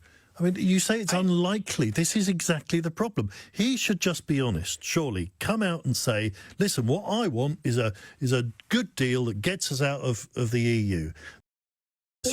But he won't say it.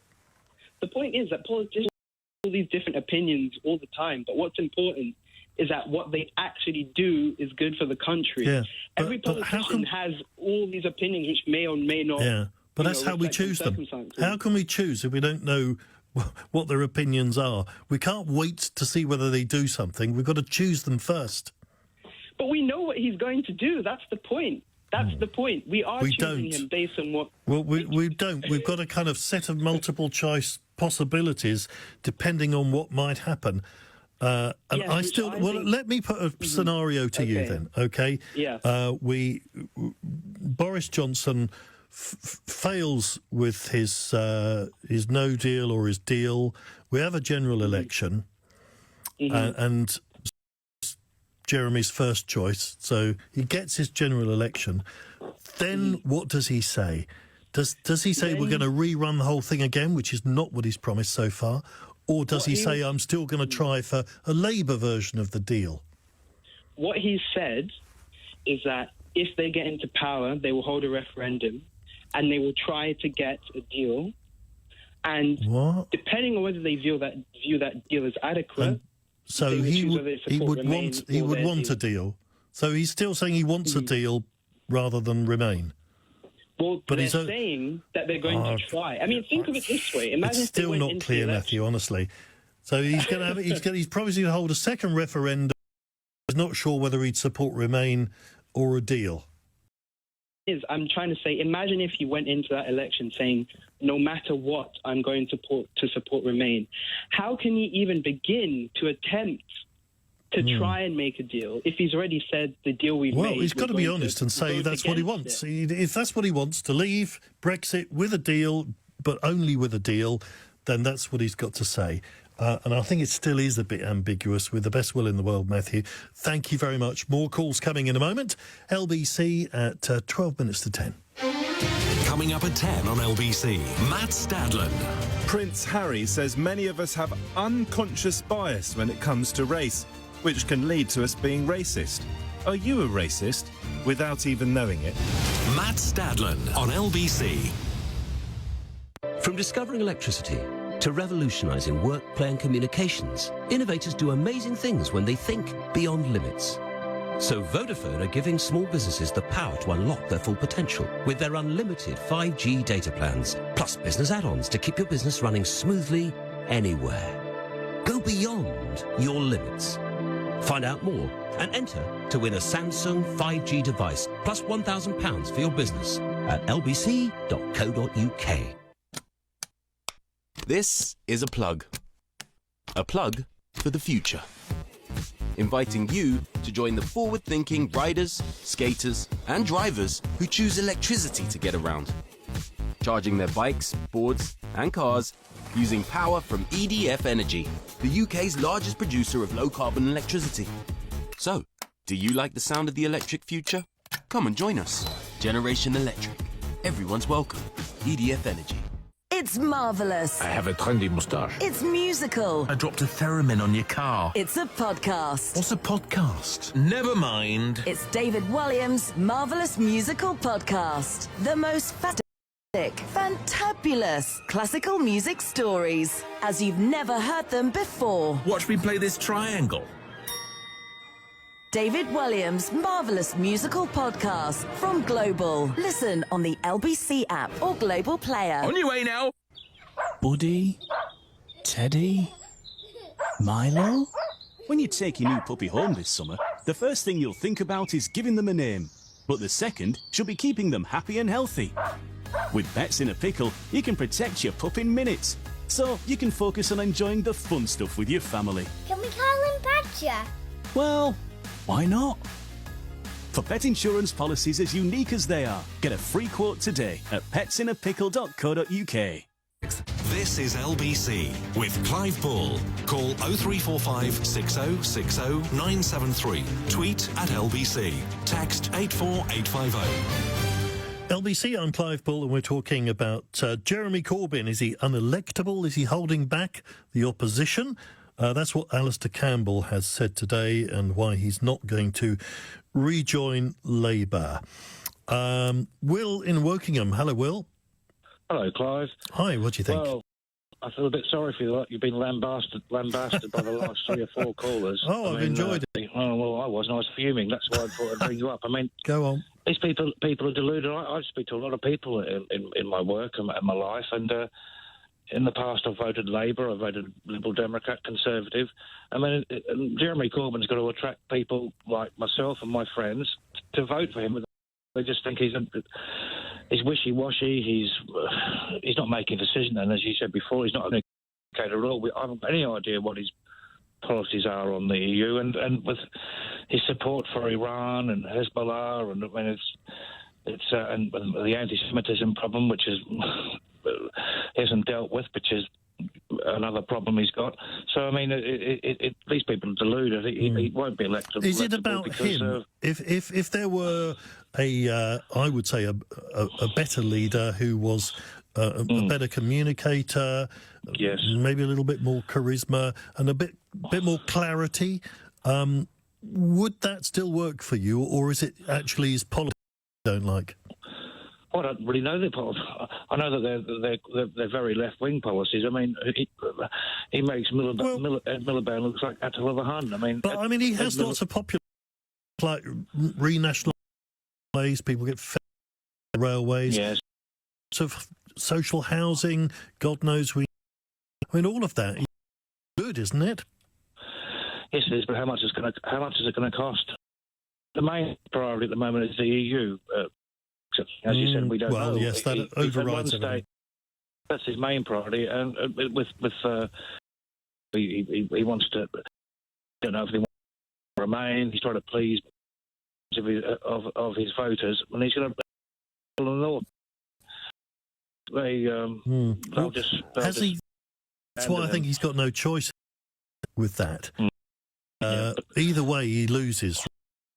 But he's lost. If he's not a strong leader who comes out things they look you like, oh, I can believe that, or I can look that. And when people ask him a difficult question, he sighs, look, oh, why do I have to put up with this? I mean, well, unfortunately, you're going to be a prime minister. You have to deal with people in the world. They're going to ask you difficult questions. Yes. You can't just sigh and roll your eyes. I think that's a very good point. Will, thank you. George in the Old Kent Road. Hello, Clive. Hi. The problem with you political is sit in your studios in AC, yet you're out of touch with what's going on the ground. I bet you 100,000 come second in Islington if you go stand with. If you are a good commentator, you are a good communicator, you are so good. You are so in touch with people. I bet you 100,000 if you come second against Jeremy Corbyn in his constituency. In what? What? Standing in the street in Islington?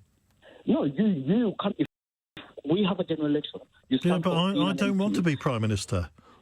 I'm just a mere radio. Be an MP and you become second. I don't want to be an MP. I don't want to be Prime Minister. I'm not claiming I'm. 100,000. So stop being out of touch. But I'm not out of touch. All these comments.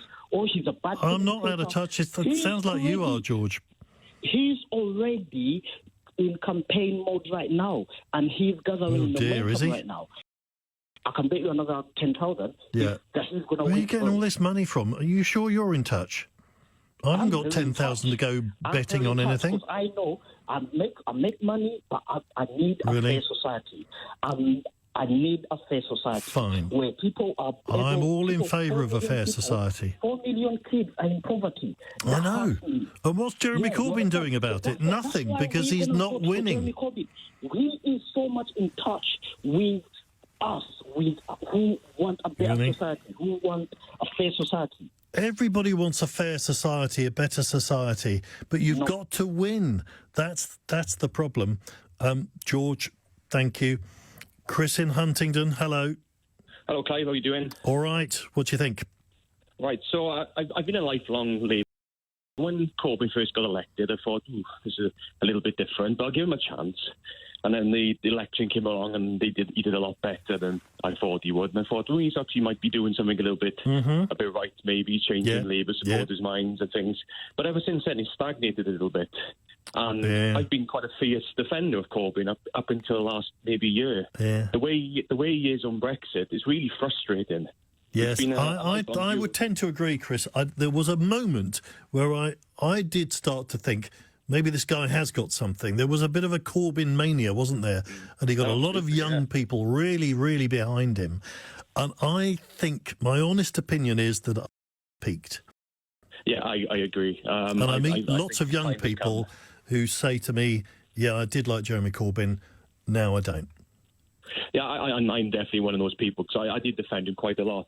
But then the way he's been, particularly over Brexit, is really frustrating. Is there anybody in Labour that could take over who you think would be better? Again, that's really hard because of the issues that's currently split in the Labour Party. I really wish David Miliband was still around. I really wish he'd beat Ned. I think Labour would be in such a different position at the moment, but just can't turn the clock back. I was always a fan of Harriet Harman. Would it have been so terrible if it had been Ed Miliband? You know, everyone's so rude about him, and he got a terrible press as well. I thought they really went for him. I think he was treated quite unfairly, but I felt David was probably maybe a better, with hindsight, leader.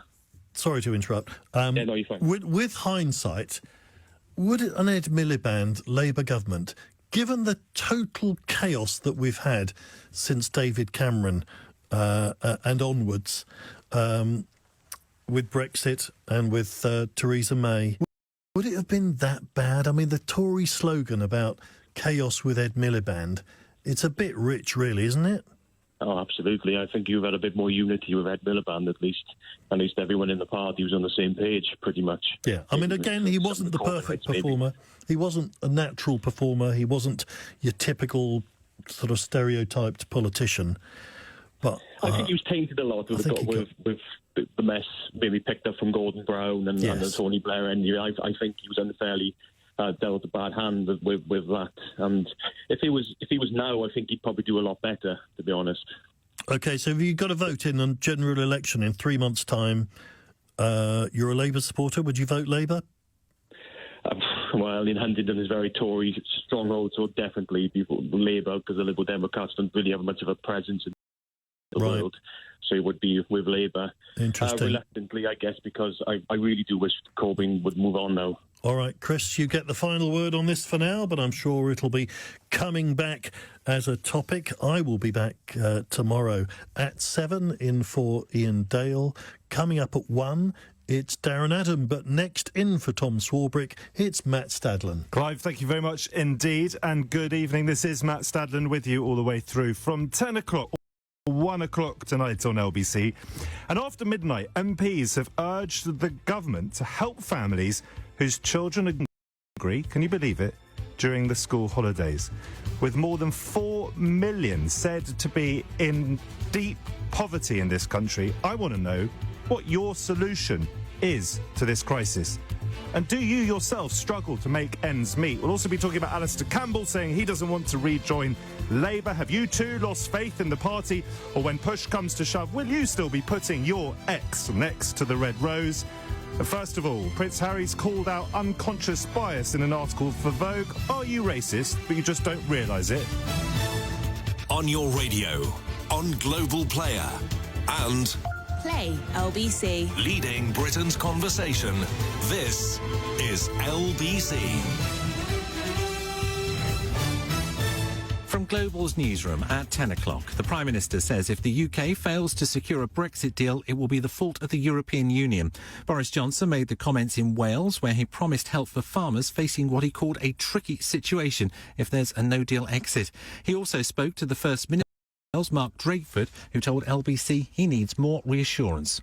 There is a deeply concerning lack of detail that is available to people whose livelihoods are on the line, not in a matter of months or years, but in a matter of weeks.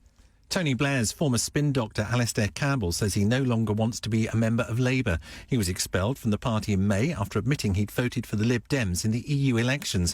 He's now written to Jeremy Corbyn claiming he's destroying the party. Mr Campbell says that following the last general election, the leader has failed to impress. A lot of what I've seen since then, it just isn't stepping up to the challenge that's facing him and that's facing the country. And I think the country's in despair about this. Millions of people are looking at that choice now for Prime Minister Boris Johnson or Jeremy Corbyn in total despair. Police say they believe 4 separate deaths in Essex may be linked to the same back. A woman and 3 men have died over the last 2 days. All of them took illegal substances. Coast Guard teams have rescued a man and woman who they say were clinging to a cliff by their fingernails after they were trapped by the tide. The pair were stranded 100 feet up Filey Brig, a peninsula in North Yorkshire, as they tried to climb the cliff. A man living with Parkinson's disease has said he was left to crawl through airport security on his hands and knees after his flight was cancelled and he ran out of his medication. David Allen, who's the Scotland trustee on the board of Parkinson's UK, had been attending a 2-day meeting in London before heading to Gatwick Airport to catch a flight to Edinburgh. Gatwick says it will review its procedures. And an MP has been left with whiplash and concussion following an accident while swinging on a chair during a meeting. Conservative Andrea Jenkins has posted a photo of herself in a neck brace and thanked staff at Leeds General Infirmary for their help. LBC weather, heavy showers affecting the Midlands, the north of England and Northern Ireland overnight, blustery in the south of England and Wales, and a low of degrees. From Global's newsroom for LBC, I'm Tim Humphrey. This is LBC from Global, leading Britain's conversation with Matt Stadlen. A very good evening to you. This is Matt Stadlen and I'm with you all the way through from 10 o'clock to 1 o'clock this evening on LBC. And after midnight, this is truly outrageous and I want to get your very personal perspective on it. MPs, Frank Field in particular, urged the government to help families whose children are going hungry, yes, in the United Kingdom in 2019 during the school holidays. With more than 4 million thought to be trapped in deep poverty in this country, what is your solution to this crisis? And do you yourself, if you're really honest, struggle to make ends meet? What would help you in your predicament? After 11, Alastair Campbell says he doesn't want to rejoin Labour. And who can blame him, I ask? Have you two lost faith in the party? Or when push comes to shove, would you still be putting your ex next to the red rose? First, though, this is a story that immediately caught my eye a few hours ago before coming on air. Prince Harry, the Duke of Sussex, has called out unconscious bias in an article for Vogue. And as you'll know, the Duchess of Sussex has been guest editing the issue of Vogue in question. And Prince Harry, you might say, if you're being unkind, it's a bit rich coming from someone who once, many years ago, dressed up in a Nazi uniform. But we'll park that thought just for the moment. Prince Harry has made an impassioned plea for people across the country to dump this unconscious bias that, in his view, can to racism. My question to you this evening, therefore, is, it's a tough one, and I need you to be really candid on whatever side of the fence you find yourself. Are you racist, but you just don't realise that you are?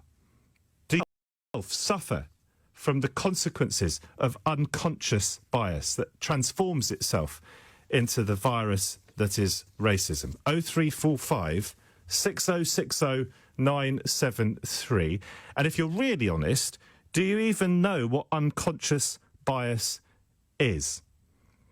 The Duke of Sussex has been speaking out about this and describing unconscious bias as something which so many people don't understand. So there you are. Maybe that's your excuse as well. Why they feel the way they do. Despite the fact that if you go up to someone and say, well, what you've just said is racist, people don't actually realise that they are when they are. It's already jam-packed. I want to get your view. Of course I want to hear from you if you're on the wrong end of this. But if you yourself, if you're really, really honest this evening, if you yourself are a perpetrator of this, you think that you fit that description, you have behaved in a racist way without having really at the time understood what you were doing, I'd like you to be particularly honest and hit those numbers, 0345 6060 973. Despite the fact that if you go up to someone and say what you've just said is racist or the way you've behaved is racist, Prince Harry's been writing saying they'll turn around and say, I'm not a racist.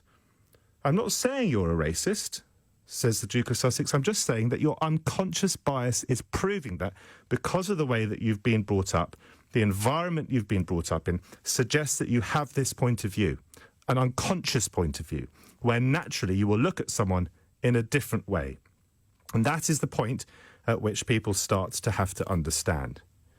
Now, when I'm presenting my shows on LBC early morning, Saturday and Sunday, I've had some of my most fascinating but also disturbing conversations with black listeners who've called in and said that when they walk down the street, they get the very strong impression that every single person who passes them assumes that they are not British simply because of the colour of their skin.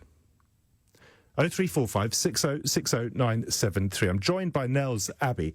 Nels is a media executive and author of Think Like a White Man, which is a new satirical book on being black in Western societies. Nels, a very good evening to you. Thank you for joining us. Thank you for having me. Could you help those of us who don't fully understand what unconscious bias is and why it is potentially so poisonous, could you help us understand exactly what it is? Okay, I'll give you the theory of unconscious bias, which is, so unconscious bias is defined as any detectable bias in our attitudes or behaviours that operates outside of our awareness. So it pretty much means that you, as you pointed out wonderfully in your intro, pretty much being harbouring biases or harbouring discriminatory tendencies or harbouring negative, sometimes even positive views of people different to you on the basis of what you assumed, what you naturally have been inclined or absorbed as inclined to assume about them, or absorbed from your environment or from your upbringing, or from what you watch on television or read in the media or so, that you'll make assumptions about those persons as a result. And as you say, those could be positive or stereotypes that some people might assume to be positive. For example, let's bring out some stereotypes here. I myself am half Jewish, but when people say, oh, Jews are good with money, even though on the face of it that sounds positive, actually it can be incredibly destructive and deeply anti-Semitic. Or if you might say, oh, I bet he's a fast runner if he's got black skin, that sort of thing. Yeah, that's pretty much it, yeah. You're nail on the head. And have you yourself experienced this? When I say that I've spoken to people on LBC who've been brave enough to call in and say, look, when I walk down the street, think I'm not from this country just because of the way I look. That is a very insidious thing to feel in your own country, in your hometown. Is that something you've experienced? Absolutely. Look, it's not just, of course, but that's institutionalized. That's part of the apparatus of states. If you come into the nation, if you're coming back, everybody's going on holiday, when they're coming back from wherever they go to, for example, an Asian Britons or anybody who's not white will face a very, very significantly harsher time going through the immigration checks, going through the border for immigration checks when they're on their way back, than, say, the average white Briton would, because the assumption would be that the assumption is, or the unconscious biases, or perhaps even conscious biases, that these are people who perhaps don't really belong here. We therefore have to probe them. If I give you an example of my own, perhaps my harshest experience, or one of my harsher experiences with unconscious bias, I wrote about it in the book Think Like a White Man. My first day on my job ever, my first professional role, I was working for a large, amazing financial organisation. I arrived at the job a bit early because, of course, you want to transcend various stereotypes in terms of arriving late. Got there early, waited at the reception for my boss to arrive, and then two gentlemen approached me. As they approached me, they started to pat themselves down, and then one of them pulled out his identity card and showed it to me. And then the second person pulled out his identity card and showed it to me. And I should point out, and then the third person who came after them, another lady, pulled out her identity card and showed it to me. From there, it snowballed.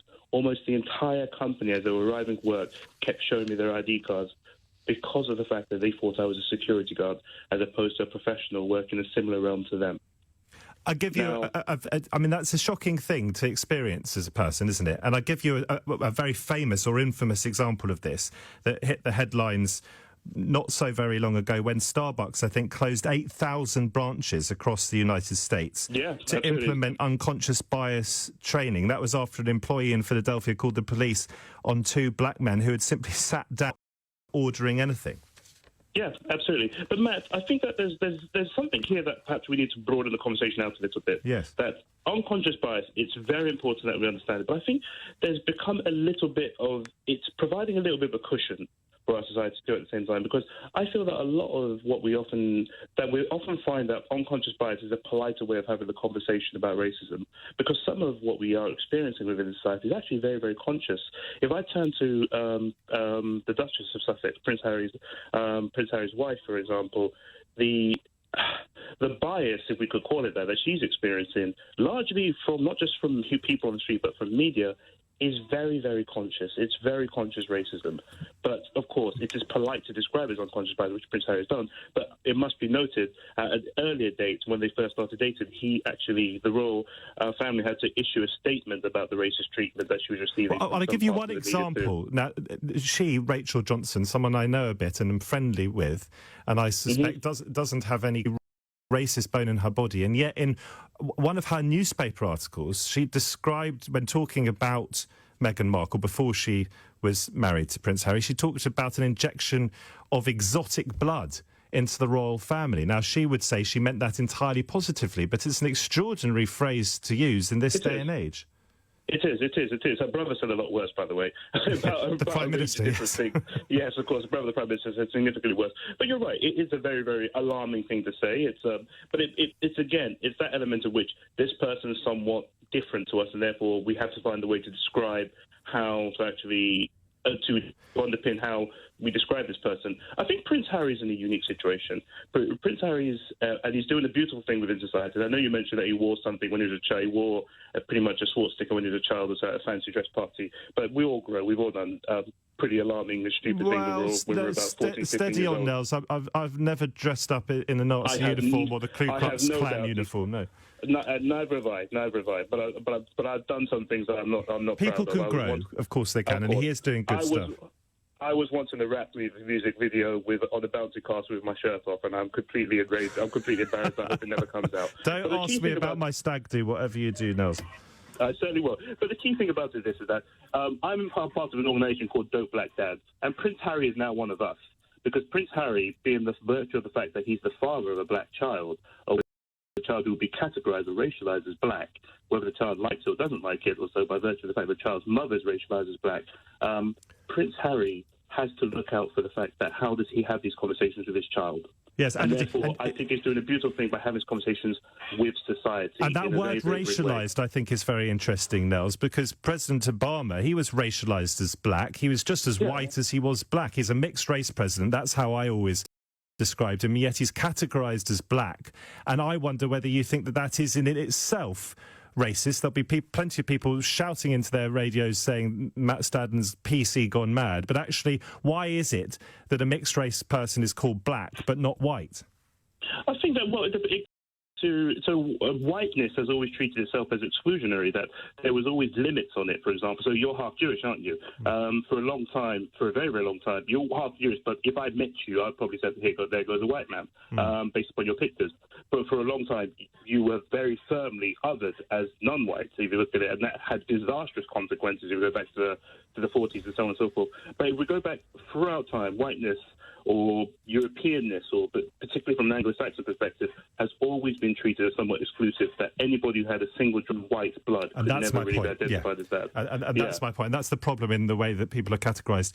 I just would like to finish by putting this to you. You talked about unconscious bias perhaps being used as a cushion. Maybe there's a risk of it being used as an excuse for what is actually quite often just overt racism. And we know that some companies, perhaps many companies, are being trained in unconscious bias. But there is one theory, or maybe more than one theory, that it can be counterproductive. One person who's been looking into this is Alexandra Kalev, who's a professor of sociology and anthropology at Tel Aviv University. And I think she's found that efforts to get people to suppress their stereotypes can actually work to reinforce them. So often any positive change is weakened short term. But one theory is that if training tells us we're all biased, we might no longer think we need to make an effort, or that making an effort will make a difference. And also, if you're finding on a training course that all your colleagues are unconsciously biased, unconsciously racist, or unconsciously sexist, because sexism is another example of unconscious bias, if that's what you're finding, then maybe people will start saying, well, I'm not that bad after all, and sort of think they can get away with it. Do you see what I mean?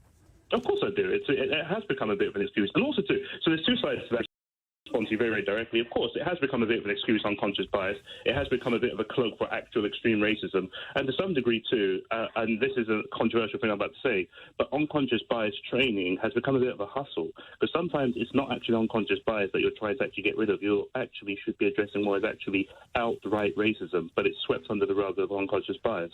Before I let you go, a text has come in addressed specifically to you. I just want to put it to you, and maybe this can help nail this before we even get started. As I say, it's a full switchboard. Many of people probably responding to you. Ree Nels' story of that office, that's not their fault, this anonymous texter claims. If everywhere people go they see black security guards, one thing people seem to ignore is that unconscious bias also stems from experience. What do you say to that? No, I say there's some truth to it. I say there's absolute truth to it, because what happened in that corporation was that they were not used to seeing people like myself in professional roles. I was the first person there in most of the departments that I could think of or so who was black, who was quite visibly black. And there's an element of truth to it that, look, we have to be in a situation, black people otherized or racialized as black, have long been, for very, very extreme reasons, have long been actually categorized as people only worthy of doing manual labor and harsh, back-breaking donkey work. Professional roles have long been seen as to be, as Amor Raja's BBC documentary points out last night, professional, high-skilled labor has long been seen as the purview of white people. And I was part of a generation of people, which is not long ago, only about 15 years ago, by the way, who was helping break those barriers down, not because we wanted to, but by virtue of the fact that we wanted to get on by. So you going into a corporate world every single day was almost like you walking over the Selma Bridge. It was just part of the actual, you became part of the civil rights struggle by virtue of the fact that you had to go to work. So I do see what that person means. They're very used to seeing black security guards, but again, there's a very, very good reason for only seeing black security guards and not seeing black professionals. Nels, that'd be absolutely fascinating to speak to you. Nels is a media an author of Think Like a White Man. I think for myself, I'm going to go and buy that book almost straight away. A new satirical book it is on being black in Western societies. Right, have you made sense of that? Do you now feel confident in understanding what unconscious bias is? And if you're really honest, hand on heart, do you believe that it has led you to be racist, perhaps without even really realising it? 0345 60 60 97. This is Matt Stadner with you from 10 till 1 this evening on LBC. The time now, 18 minutes past 10. This is LBC. Renewing your tax credits is too important to forget. So here's an unforgettable reminder. Renew your tax credits now. It's really, really important. Time is running out. Renew your tax credits by the 31st of July or your payments will stop. Go to gov.uk/manage your tax credits. Renew now! William, Pamela and Anthony were sold investments by banks and ended up losing money. Luckily, they contacted the financial claims experts at Goodwin Barrett and were able to claim back a total of £65,500. At Goodwin Barrett, we may be able to help you too. If you've lost money on an investment sold by a bank, even if you no longer have the investment or the paperwork, just text SOLD to 66777 for a free assessment on how much you could be owed. Text SOLD to 66777 and we'll call you back. Football is back on Sky Sports. With our total football offer, you get all our football for just £18 extra a month. Absolutely amazing. Sky Sports has more live ever before and more of the biggest fixtures. That means more passion, more drama, more all for just £18 extra a month. And it's live. Search by Sky Sports. Sky Sports Football and Premier League, £18. Prices may change during this period. Offer ends September 26th. Looking for your perfect kitchen? Visit roomsense.co.uk. Quality at a price you can afford. That's RoomSense. Psst. Did you know that Pimlico Plumbers have an utterly fabulous 24-hour service for plumbing, heating, drains, roofing, electrics, appliances, carpentry and building? Whatever your predicament, Pimlico Plumbers can send a friendly face to your door within the hour. Shh. And just between us, their work even comes with a 12-month guarantee. They aren't just tradesmen, they're Pimlico plumbers, and they're always available on 0207 928 8888 or at pimlicoplumbers.com. This is LBC with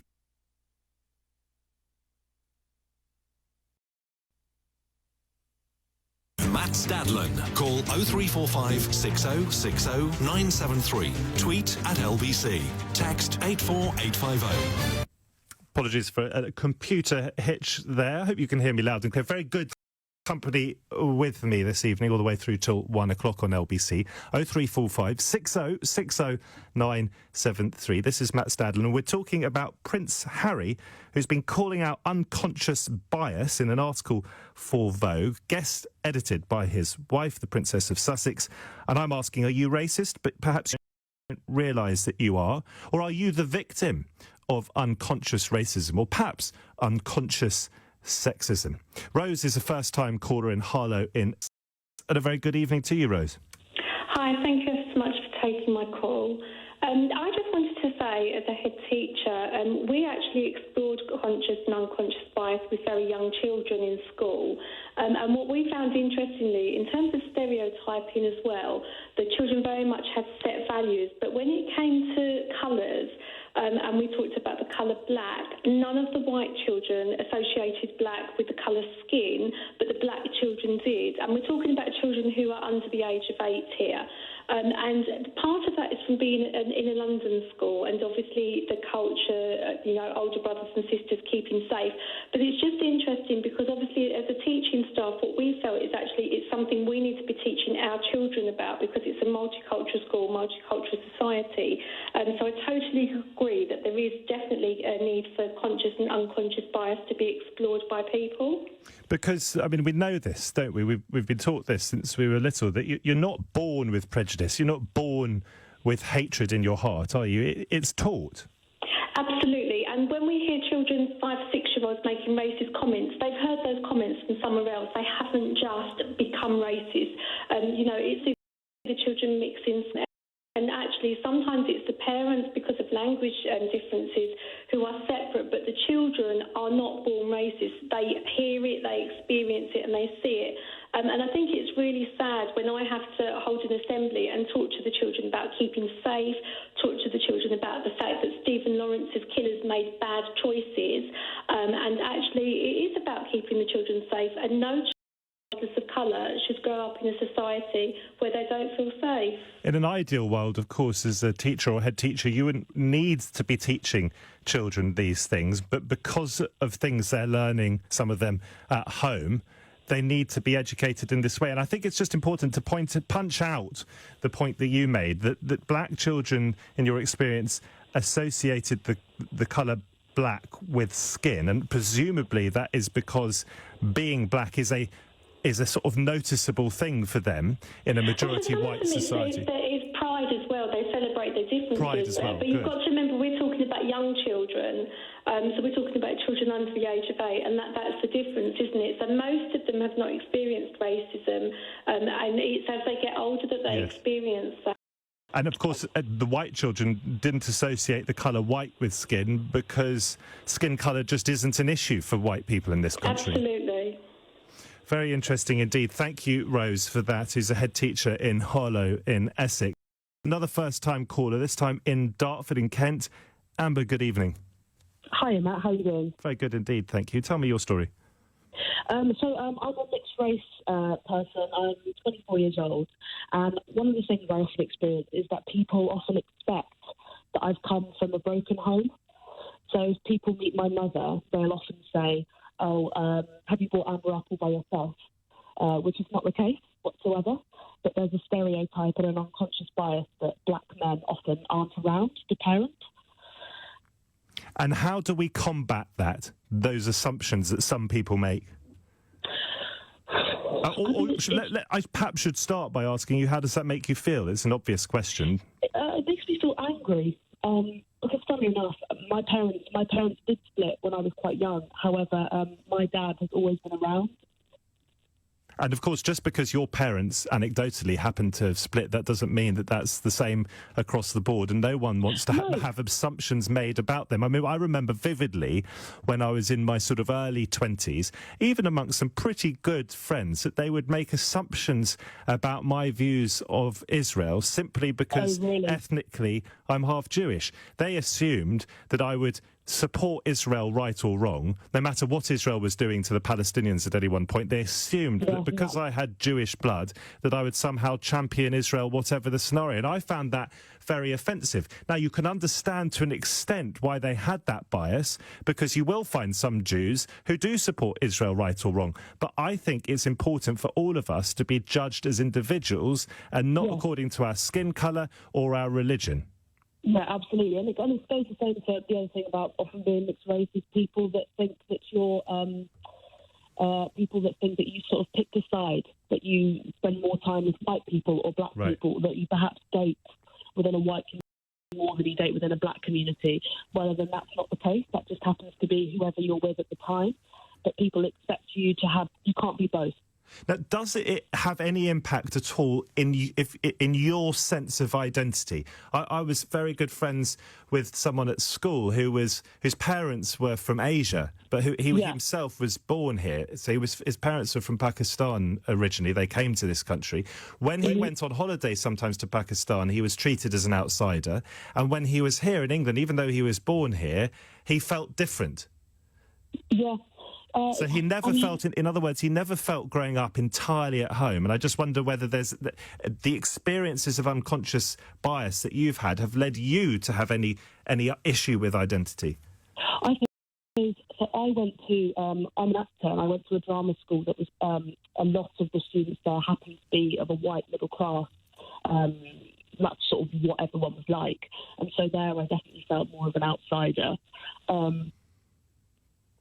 Amber, very good to hear from you. Not the best line, but thank you. That's Amber, a first-time caller in Dartford. Joe, meanwhile, is also in London, in London. Very good evening to you, Joe. What would you like to say? Hi, good evening, Matt. Well, I think there's something, I mean, I only have the experience of being a white woman. To all intents and purposes, I look like a white woman, and indeed I am. But if it's an unconscious bias, surely the individual in question is not conscious of it. And I just think there's something a little bit sinister about somebody like Prince Harry saying we need to do things to combat unconscious bias because somebody can be thinking certain things and they're not even aware that they're thinking them. It sort of has a bit of it smacks slightly of the old Soviet kind of era when they were telling people, well, we know what you're thinking and we can punish you for it. You think it's the thought police, do you? Well, yeah, and especially coming from somebody like Prince Harry, it's like, well, you know, gosh, I mean, he's sort of telling people that are not themselves aware of something that they are actually thinking. I think it's also quite patronising. I'm not saying that racism doesn't exist. I'm not saying it perhaps doesn't exist on an unconscious level, but therefore the person that is unconsciously having that bias is going to be unaware of it, aren't they? And then even if it's pointed out to them, they possibly still won't think, yes, but I wasn't thinking negatively because that person is black or is Asian or is... I just think, you know, especially coming from somebody like Prince Harry, it's a little bit sinister. Joe, I just disagree with you on that. I can see, I have some sympathy for. I have some sympathy for where you're coming from. But I think what Prince Harry is trying to do is pointing out that people do carry these unconscious biases around with them, and they become a problem when they are expressed as racism. So, for example, just to use a crude example that I was using at the top of the show with our contributor earlier on, if you see a person of colour in the office and you assume that they are a cleaner, just whereas in fact they're a manager or one of your colleagues, that as expressed to that person, if you give voice to that, even though you meant nothing sinister, even though you meant no malice. I would agree with. I think that is being biased, and I also think that one of your previous callers who was mixed race, somebody just presuming and voicing that her parents were together. I think that's so rude. Indeed. So I think, look, Joe, I get a sense of where you're coming from, and do you get a sort of sense of where Prince Harry's coming from, even though you started out thinking it was sinister? Yes, I do. But, I mean, I know you used a particularly sort of blatant example, but, yeah, I think that I would perceive that myself as being kind of racist. But, I mean, I don't know exactly what it was in this. I know that the Prince Harry's wife, Meghan Markle, have been asked to guest sort of edit some kind of Vogue or something. Yeah. But what is the issue about the race? How did an unconscious bias come into that? But it's something that he chose, Prince Harry chose to write about, and that will come down to the experience that he and the Duchess of Sussex have had since she entered public life. Joe, really good to get your voice on the show in Wimbledon. 0345 6060 973 to jump in on this. If you've been a victim of unconscious bias, or indeed if you're honest enough to say that you yourself have been unconsciously biased and want to change your ways, let me know. And coming up, earlier today, new Prime Minister Boris Johnson spoke with Ireland's leader for the first time since becoming PM. It probably could have gone better, you won't be surprised to hear, all in all. We'll find out exactly what was said and what our PM will be doing in Northern Ireland tomorrow. That and many more of your calls coming up. 0345 060 973. This is Matt Stadner with you on LBC all the way through till 1 o'clock tonight. The time has just gone 10:30 here with the very latest in the news headlines. It's Tim Humphrey. Boris Johnson has said farmers will have the support they need after Britain leaves the EU as he visited a farm in South Wales. The Prime Minister also met Wales First Minister Mark Drakeford to Brexit. Police in Essex are investigating 4 deaths believed to be linked to illegal drugs. A woman and 3 men have died since yesterday. Concerns are growing for the crew of a British-flagged tanker seized by Iranian forces, with the ship's owners calling for more action from the government. Tanker shipping company Stena Bulk and Northern Marine Management have called for more help for the crew of the Stena Impero, which was seized by Iranian forces on July the 19th in the Strait of Hormuz. LBC weather: heavy showers affecting the Midlands, the north of England and Northern Ireland. More blustery for the south of England and Wales, and an overnight low of 11 degrees. This is LBC. At Argos, our new range is out now. Keep the kids entertained this summer with hundreds of new toys. And liven up your living space with our new stylish home collection. Plus, get same-day delivery or collect in store and at Sainsbury's. With Argos, you're good to go. Subject to availability, delivery conditions apply. Order by 6 p.m. 90% UK coverage, selected Sainsbury's stores. For last-minute flowers that fit through their letterbox. Zingflowers.com. Amazing every time. London, we have a problem. Our air is toxic, and driving polluting vehicles is the main cause. The air that I breathe, that my friend, that my mum and dad breathe, and that you breathe, can cause lifelong diseases. But there are solutions, like making our transport greener and creating better spaces to walk and cycle. Just some of the ways the Mayor of London and TfL are helping to improve air quality across the capital. Find out how you can make a difference too. Search Let London Breathe. To the Mayor of London and TfL, every journey matters. At Lidl, we're big on sizzling hot summers. Big on a kilo of British chicken drumsticks at just £1.65. Big on covering up with Ombre Soleil sunscreen at just £4.49. And big on cooling down with a 6-pack of chocolate almond ice creams for just £1.69. Now that's big on quality and always Lidl on price. Subject to availability, selected stores, excludes NI. Business like a boss with a new mobile plan from 3. All the usual stuff you could get from a phone contract, like unlimited data, plus 6 months of exclusive benefits from our partners. Spend less time accounting and more time businessing with FreshBooks. Built designed to work perfectly on a mobile with Wix. Get a receptionist that's not your nan at WeWork. And nothing says I've got this like a business card from Moo. Get the mobile plan that actually helps your business, because 3 means business. Search 3.co.uk/business for further details. Matt Stadler on LBC. Call 0345 6060 973. Yes, 0345 6060 to talk to me about unconscious bias that can lead, as Prince Harry says, to racism. What's your experience of that? What is your take? Meanwhile, Boris Johnson and his Irish counterpart, the Taoiseach Leo Varadkar, they've had their first exchange of views on Brexit since Boris Johnson became Prime Minister, and it does appear that there is already gridlock. And there's a surprise. To bring us the very latest on that, Declan de Braden is a columnist for Irish News, also former correspondent for the Irish Times, and Declan joins me now. Very good evening to you, Declan. Good evening to you. Just how badly did it go? Well, I mean, it seems to have gone okay at a civil level, like they were polite and nobody hung up on anyone, although we had been expecting to take place a little earlier. You know, Boris has been in power for, 6 days, and normally you would have expected the call to the two leaders to be in contact before now. But Leo Varadkar had been making some critical comments about Boris's hard line on the backstop. And inevitably this surfaced in the conversation where basically Boris said, I don't want to leave without a deal, but if there's going to be a backstop and a hard border, there will be no deal. And Leo said, the backstop is part of the agreement, and that's the way it is. And essentially, so they were at odds on the backstop issue. And, so it doesn't look like a very good relationship at this stage.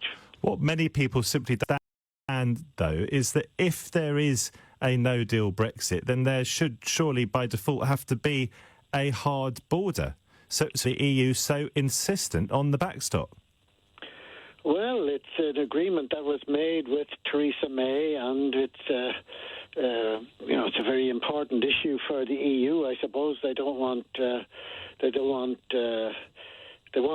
Britain to stay within some kind of a customs arrangement with the EU, so that there won't be any need for a hard border, but that in the event that nothing is worked out, that there will be no hard border ever, because it could cause security problems and so on. Now, a lot of people are beginning to question the wisdom of taking such a hard line on that, but it is still quite a popular stance for the Taoiseach to take, and Irish Prime Ministers generally don't lose out from taking a hard line with a British Prime Minister.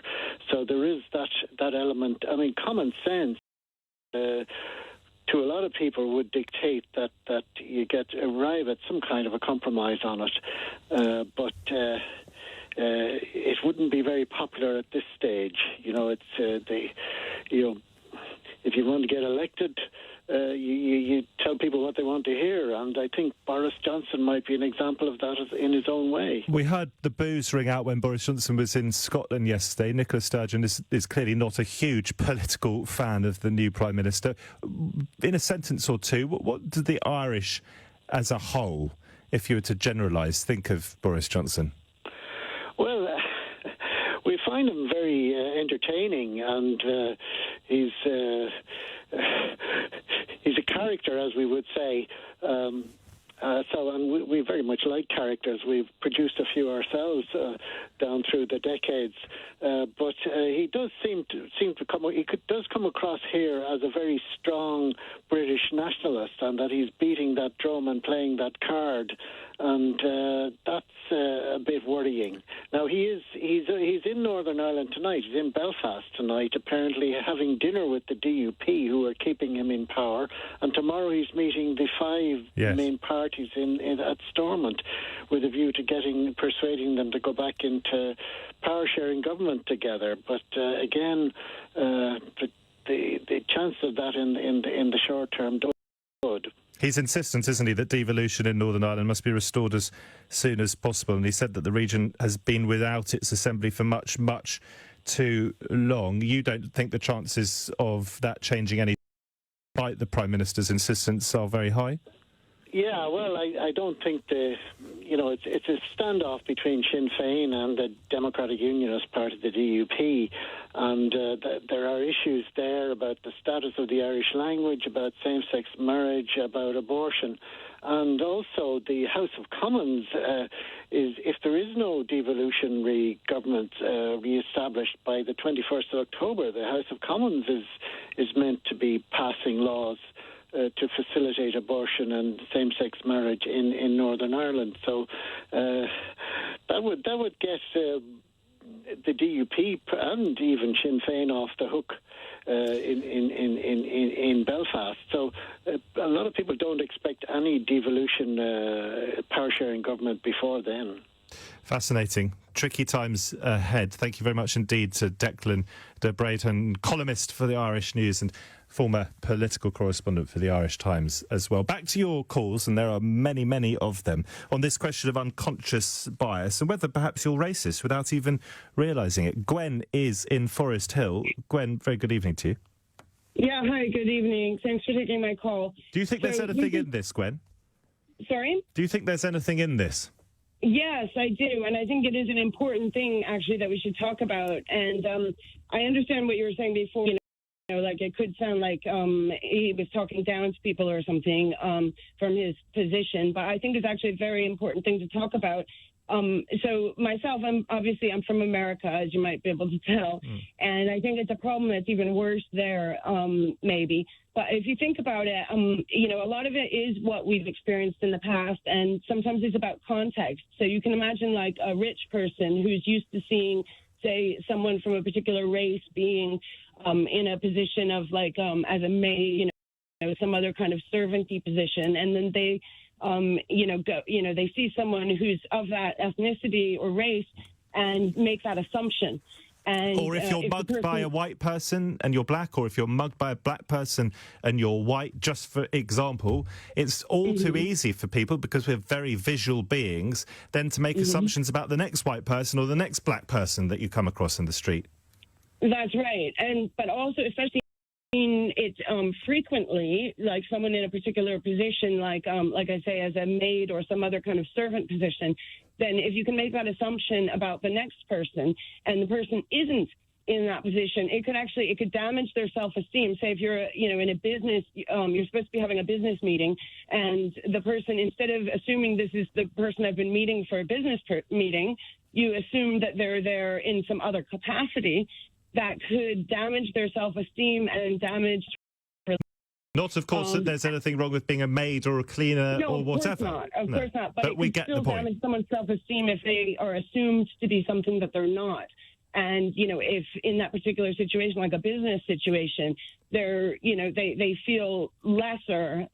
Even though, as you say, there's nothing wrong with being in that position. If you're in a business relationship, you want to be considered, an equal in the business capacity. Yes. And if you understand what I mean, it's not like it's less, but it could still make you feel bad. And just my personal experience, as I say, I'm from America, and in the past, I had never heard anyone with a posh accent, which you normally consider to be wealthy. I was surprised when I met someone who was black and they had that accent. And I'm a very open person, and I wanted to address this situation, but I couldn't figure out how to talk about it. And I tried to address this situation, but I couldn't figure out how to talk about it. And I think that's something we need to do. I think if we can be more open and talk about it, maybe we can get past these kinds of assumptions and actually get to the core of the problem and maybe get rid of our unconscious bias. And our unconscious bias grows, doesn't it? As some people have rightly been pointing out, to some extent through experience, or maybe entirely through experience. If you are reading every other day or every other week, depending on what's going on in the news, about Muslim terrorists, and by Muslim terrorists I should really say Islamic extremist terrorists.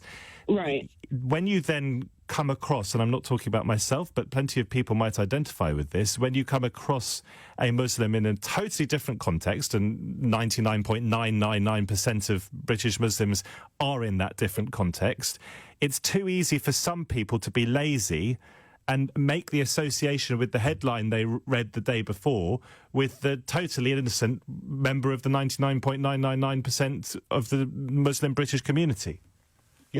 People have to check themselves. I'm not sure that we can blame people too quickly for a thought that might flit through their head, whether it's about Jews, Muslims, gingerhead people, black people, whatever it is, so long as that they do their audit immediately, check themselves, empty their dustbin, as it were, treat people as individuals. That's the key, I think. And I don't think we should be blaming so much as just the issue, and we should blame someone if they stick to that thing and they refuse to let their minds be changed and they speak about it and they get angry about it. That's where the real blame comes into play. But I think we just need to be aware that we all have these kinds of biases based on our past experience, based on what we've read, based on contexts and all of these different things. And all of us have, to some extent, do this because the mind is made that way. It's made to make things simple, to make past associations. Our minds are actually made in this way to find the simplest connection so that we can categorize them, because there's just too much information. Our minds do that. It's not our fault. But what we need to do is recognize it, talk about it, and make sure that it doesn't influence actually how we act or even what we say to people. As an American living in London, Gwen, do you find that people assume that you're a Trump fan? I haven't really had that experience, no. But, I mean, unless they're keeping it in their heads, I can't say for sure.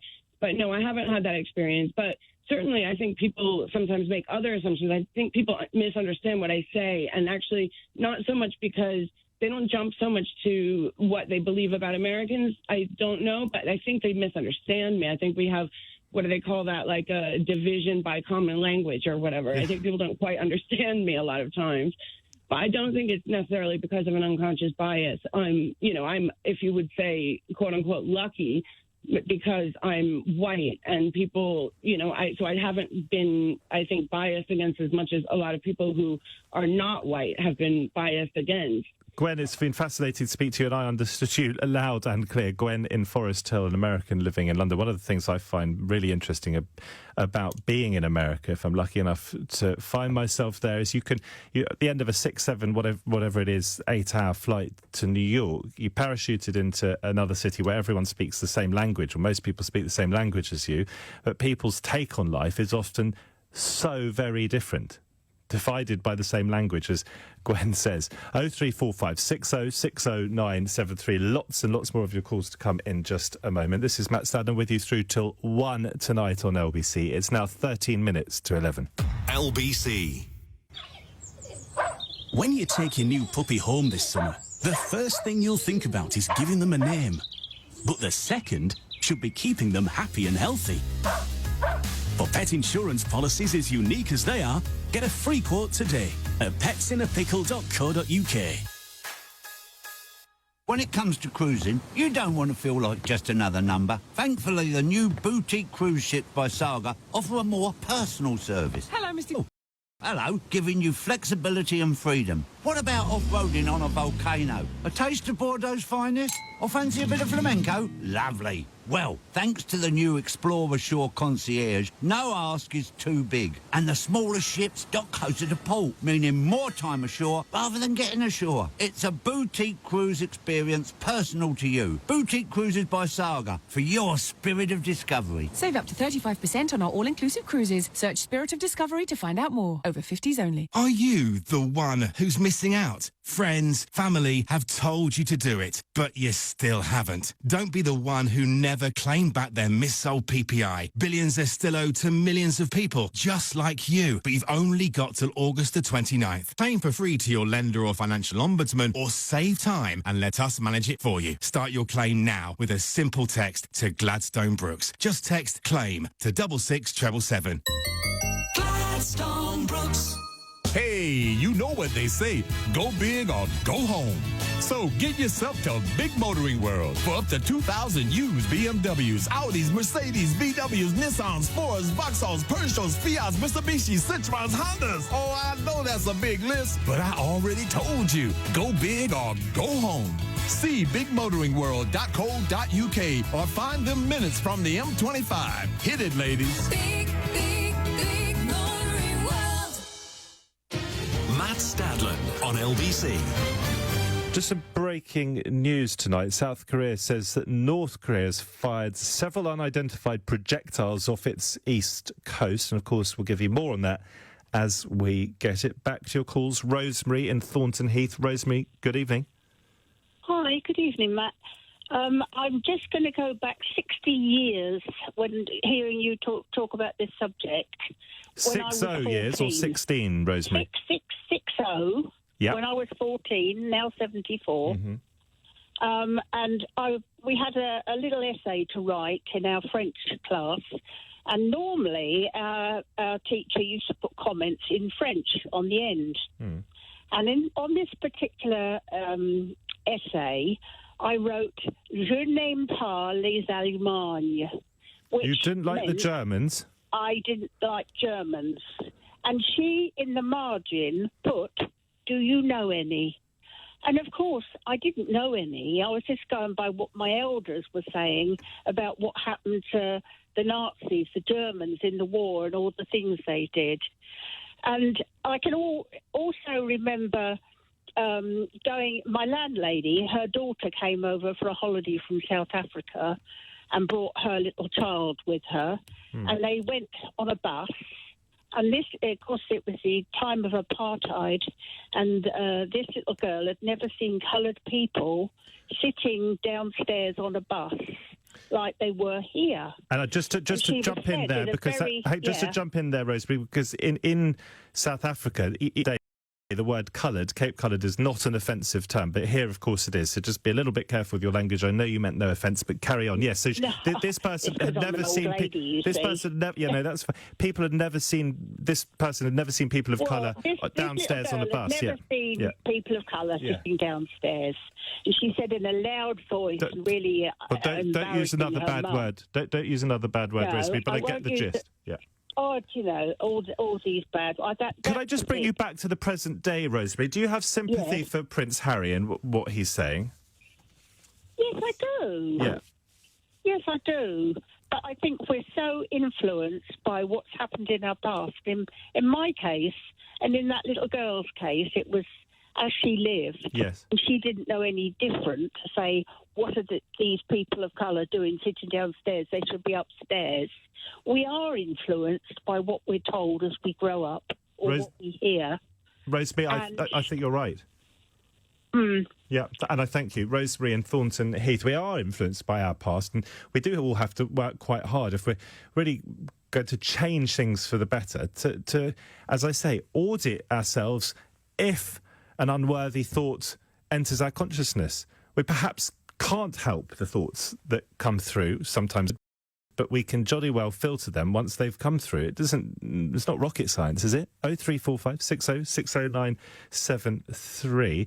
Now, Francine Jones is vice of the National Black Police Association, the NBPA, also a former president of that organisation. And Francine is on the line. She's called in. A very good evening to you, Francine.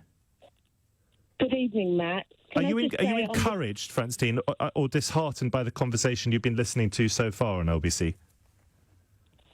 A bit of both, really. Yeah. As having worked in the police service and having to support officers and staff who have been subjected to bias, and I don't like to use the term unconscious because we all do have biases. It's about what we do with those biases that makes the difference. And when you're in a position of power and you have a racial bias, that's when you can have a detrimental impact on people's lives. And, bias is about fight, flight, or freeze. We all have to make decisions about certain things we see and hear and how that makes you feel and how that impacts on your decision-making. So I don't really like the term unconscious bias because some people might say, oh, well, it's down to my unconscious bias. Yes. No, we all have a bias, but it's to recognise what that bias is and then to, like you've been saying in your programme, understand that you may be making decisions based on that bias, and they may be wrong decisions because of what you've seen, what you've experienced, what you've learned, what you've been influenced by. And you're worried, Francine, aren't you, that in a way this might be used as an excuse, unconscious bias, rather than being used as a way to sort ourselves out and to improve individually and improve as a society? Yeah. Let me just ask you briefly, while I've got you on the line, that the Macpherson report, of course, infamously found that there was institutionalised racism in the Met. This was in response to the terrible murder of Stephen Lawrence. How are things these days, do you think, in the police forces of England and Wales? There's still institutional racism, most definitely. You've only got to talk to people who have subjected to it to know that. And as an organisation that supports police officers and police staff who are subjected to it, then yes, it does exist, and it's all right for those who are not affected or impacted upon by institutional racism to say that, you know, oh, that doesn't still exist, does it? Or job done, or they may not believe this because they've not experienced it. They've not had that lived experience of being on the end of an institution that doesn't recognise that its practices and maybe the power they have a detrimental impact on people because they're black. Let me just very briefly, before I let you go, and try and squeeze Tom in as well as a first-time caller in Finchley. This is a tweet from Dixie, and I'm afraid I think it's gibberish, but it's gibberish that needs to be addressed. Geez, said Dixie, where is the equality when we have a Black Police Officers Association? What part of that is to white police officers? Just explain to Dixie in 3 sentences why Dixie's speaking rubbish. Because Dixie is not impacted upon by injustice and inequality and unfairness, and that is why we have a National Black Police Association. Francine Jones, very good to have you on the line on LBC. Thank you for that. And Tom is a first-time caller in Finchley, as I said. Tom, good evening.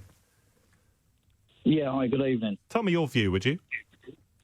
Yeah, quite an interesting point, I think, the unconscious bias, but I do believe that can be related to, you know, different types of backgrounds and upbringings. But I thought it was quite interesting that when the chap that you had on that introduced your programme... Nels, yeah. Nels, when he was making a point, and I may not be getting it spot on with his wording, but he did say, I think, with Prince Harry raising this unconscious bias, it's because of him having a child that was of mixed race. And then I believe he said something along the lines of words that probably could be characterised as a bit of a biased thing when he said one of us, when he said something along the lines of now Prince Harry has to think like us or one of us. And a neutral viewpoint is where you veer off of that, is where you get a biased. And when you're using them words, I did quite contradicting to what he was saying, because them viewpoints and them phrases, one of us, are linked to, you know, things where you would say a biased speaking person. So I think it's very conflicting, because can be a natural habit based on statistically how we think, but then people draw that in and say that positions have been given within institutes or businesses or large companies are not based on merit. And I think that does get crossed over to be saying that it's biased. But I believe, you know, wholly, I think we live in one of the world's leading countries on this. And I think if you travel the world and you see that, so I need to be overly critical of, you know, people in our country, because I do believe we are sort of front runners of equality, you know, throughout our country. OK, Tom, I think we are, by and large, still a progressive society, but that doesn't mean that we can't do better. And let's do better, because not doing better really impacts on people's lives. It's wonderful that Prince Harry is what has been a huge struggle for visible minorities, says Karima on Twitter. I'm the CEO of a management consulting firm. I'm usually the only person of colour and the only woman in the room at high-level meetings. People first assume I'm the coordinator or the intern. And there you have it, all summed up for you in a single tweet by Karima. Thank you to Karima. Thank you to everyone else who's called in. Apologies I couldn't get to nearly all of your calls. So many of you wanted to have your say, and I hope many more will also want to have your say as we change now to ask whether you recognise the Labour Party too. Have you lost faith in a party that is run by Jeremy Corbyn, or when push comes to shove, will you still be putting your ex next to the red rose? On your radio, on Global Player, and Play LBC. leading Britain's conversation. This is LBC. From Global's newsroom at 11 o'clock, Boris Johnson has said devolution in Northern Ireland must be restored as soon as possible. The Prime Minister says the region has been in Assembly for much, much too long, ahead of his visit to meet the five main parties tomorrow. Declan de Braden, a columnist for Irish News, told LBC he doesn't think there's an easy solution to restoring power sharing. It's a standoff between Sinn Féin and the Democratic Unionist Party, the DUP, and there are issues there about the status of the Irish language, about same-sex marriage, about abortion. Earlier, Mr Johnson suggested it's up to the European Union whether the UK leaves without a deal. Speaking in Wales, the Prime Minister insisted it's right to retain the option of walking away from future Brexit negotiations. It's up to the EU. This is their call. It's their call if they want us to do this. Unless we are determined to do it, they won't take us seriously in the course of the negotiations. He promised help for farmers in Wales in the event of a no-deal. South Korea says North Korea has fired several unidentified projectiles off its east coast. A member of the Trump administration says the US government is aware of reports of a missile launch and is monitoring the situation. Iran's ambassador says the release of a seized Iranian tanker could help secure the freedom of a British-flagged vessel detained by Tehran. Royal Marines boarded a ship off Gibraltar this month, which was suspected of taking oil to Syria against EU sanctions. The Iranian ambassador to the UK, Hamid Badinejad, insists that isn't the case. We are not entitled to announce that where it's going. The question is that was a claim by the United Kingdom that it's going to Syria, and we said very clearly that it's not.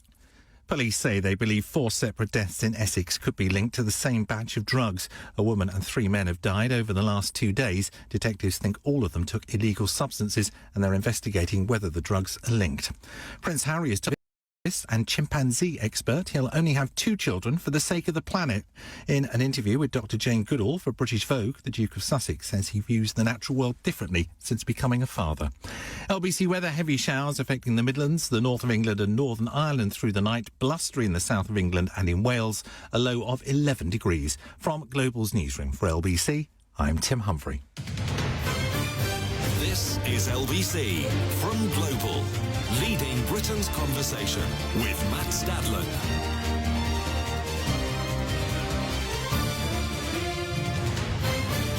Good evening to you once again. This is Matt Stadlen, all the way through till 1 o'clock tonight on LBC, and this is a subject that is painfully close to my heart. Back in 1992, when I was just a small 12-year-old red-headed boy at school, I remember staying up all night watching the results come in, that famous, infamous, depending on your perspective, general election when John Major, against the odds, I think, managed to beat Neil Kinnock's Labour Party.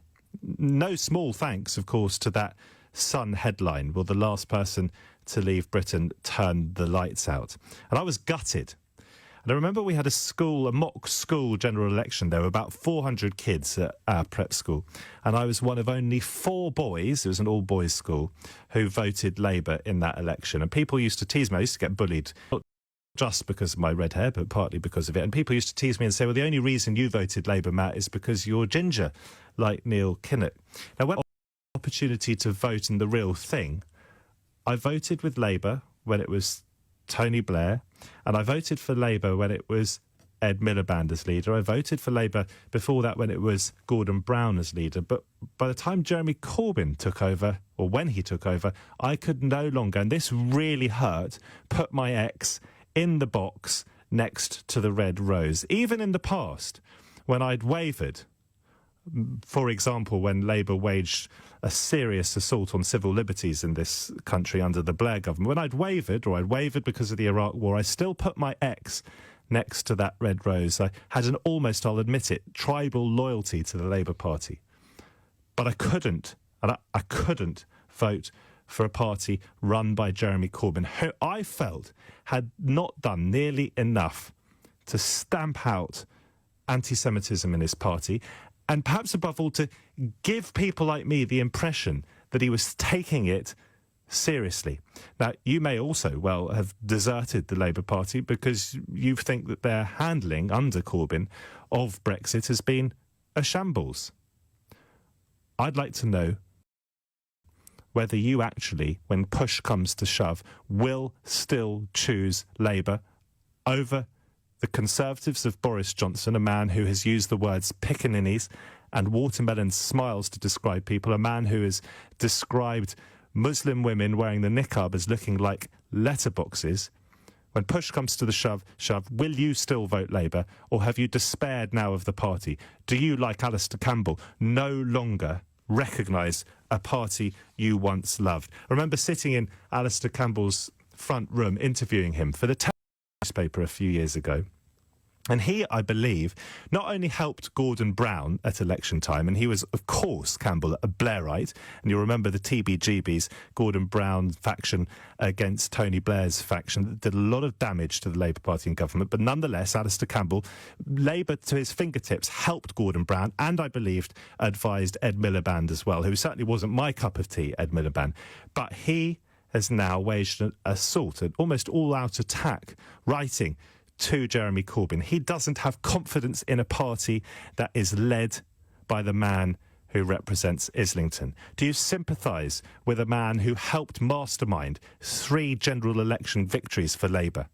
045 6060 973. Campbell saying he doesn't want to rejoin Corbyn's Labour Party. You'll remember that he was suspended after admitting voting for the Liberal Democrats. You can 84850. You can tweet at LBC. And if you are no longer going to vote Labour, who would you vote for and why? And why have you deserted a party that perhaps, like me, you once felt almost umbilically tied to? If, on the other hand, you are a big champion of Jeremy Corbyn and you think that the attacks that have been are nothing more than the brainchild of the right-wing press in this country, and our press, without doubt, is dominated by the right, I'd like to hear your voice as well.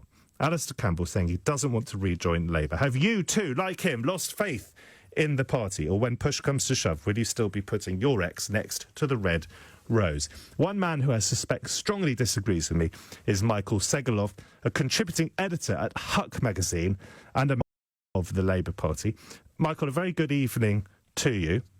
Hi, good evening. Tell me why I've got it completely wrong.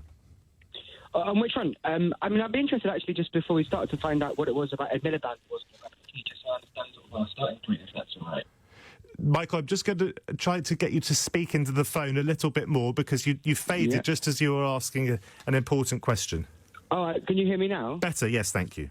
Sorry, just out of interest, what was it about Ed Miliband that wasn't your cup of tea, just so I know where we're starting from? I didn't find him, for a start, charismatic enough, and I think as a leader of a party, someone who wants to be Prime Minister, you need, in reality, to have personality. I interviewed him myself when I was making a TV for about, 15, 20 minutes with the then editor of The Independent, and of all the probably now interviewed, anywhere between 400, 500, 600 people, maybe even up to 1,000 people in my professional career, I can hand on heart say I think he was the least charismatic person I have ever interviewed. So that is...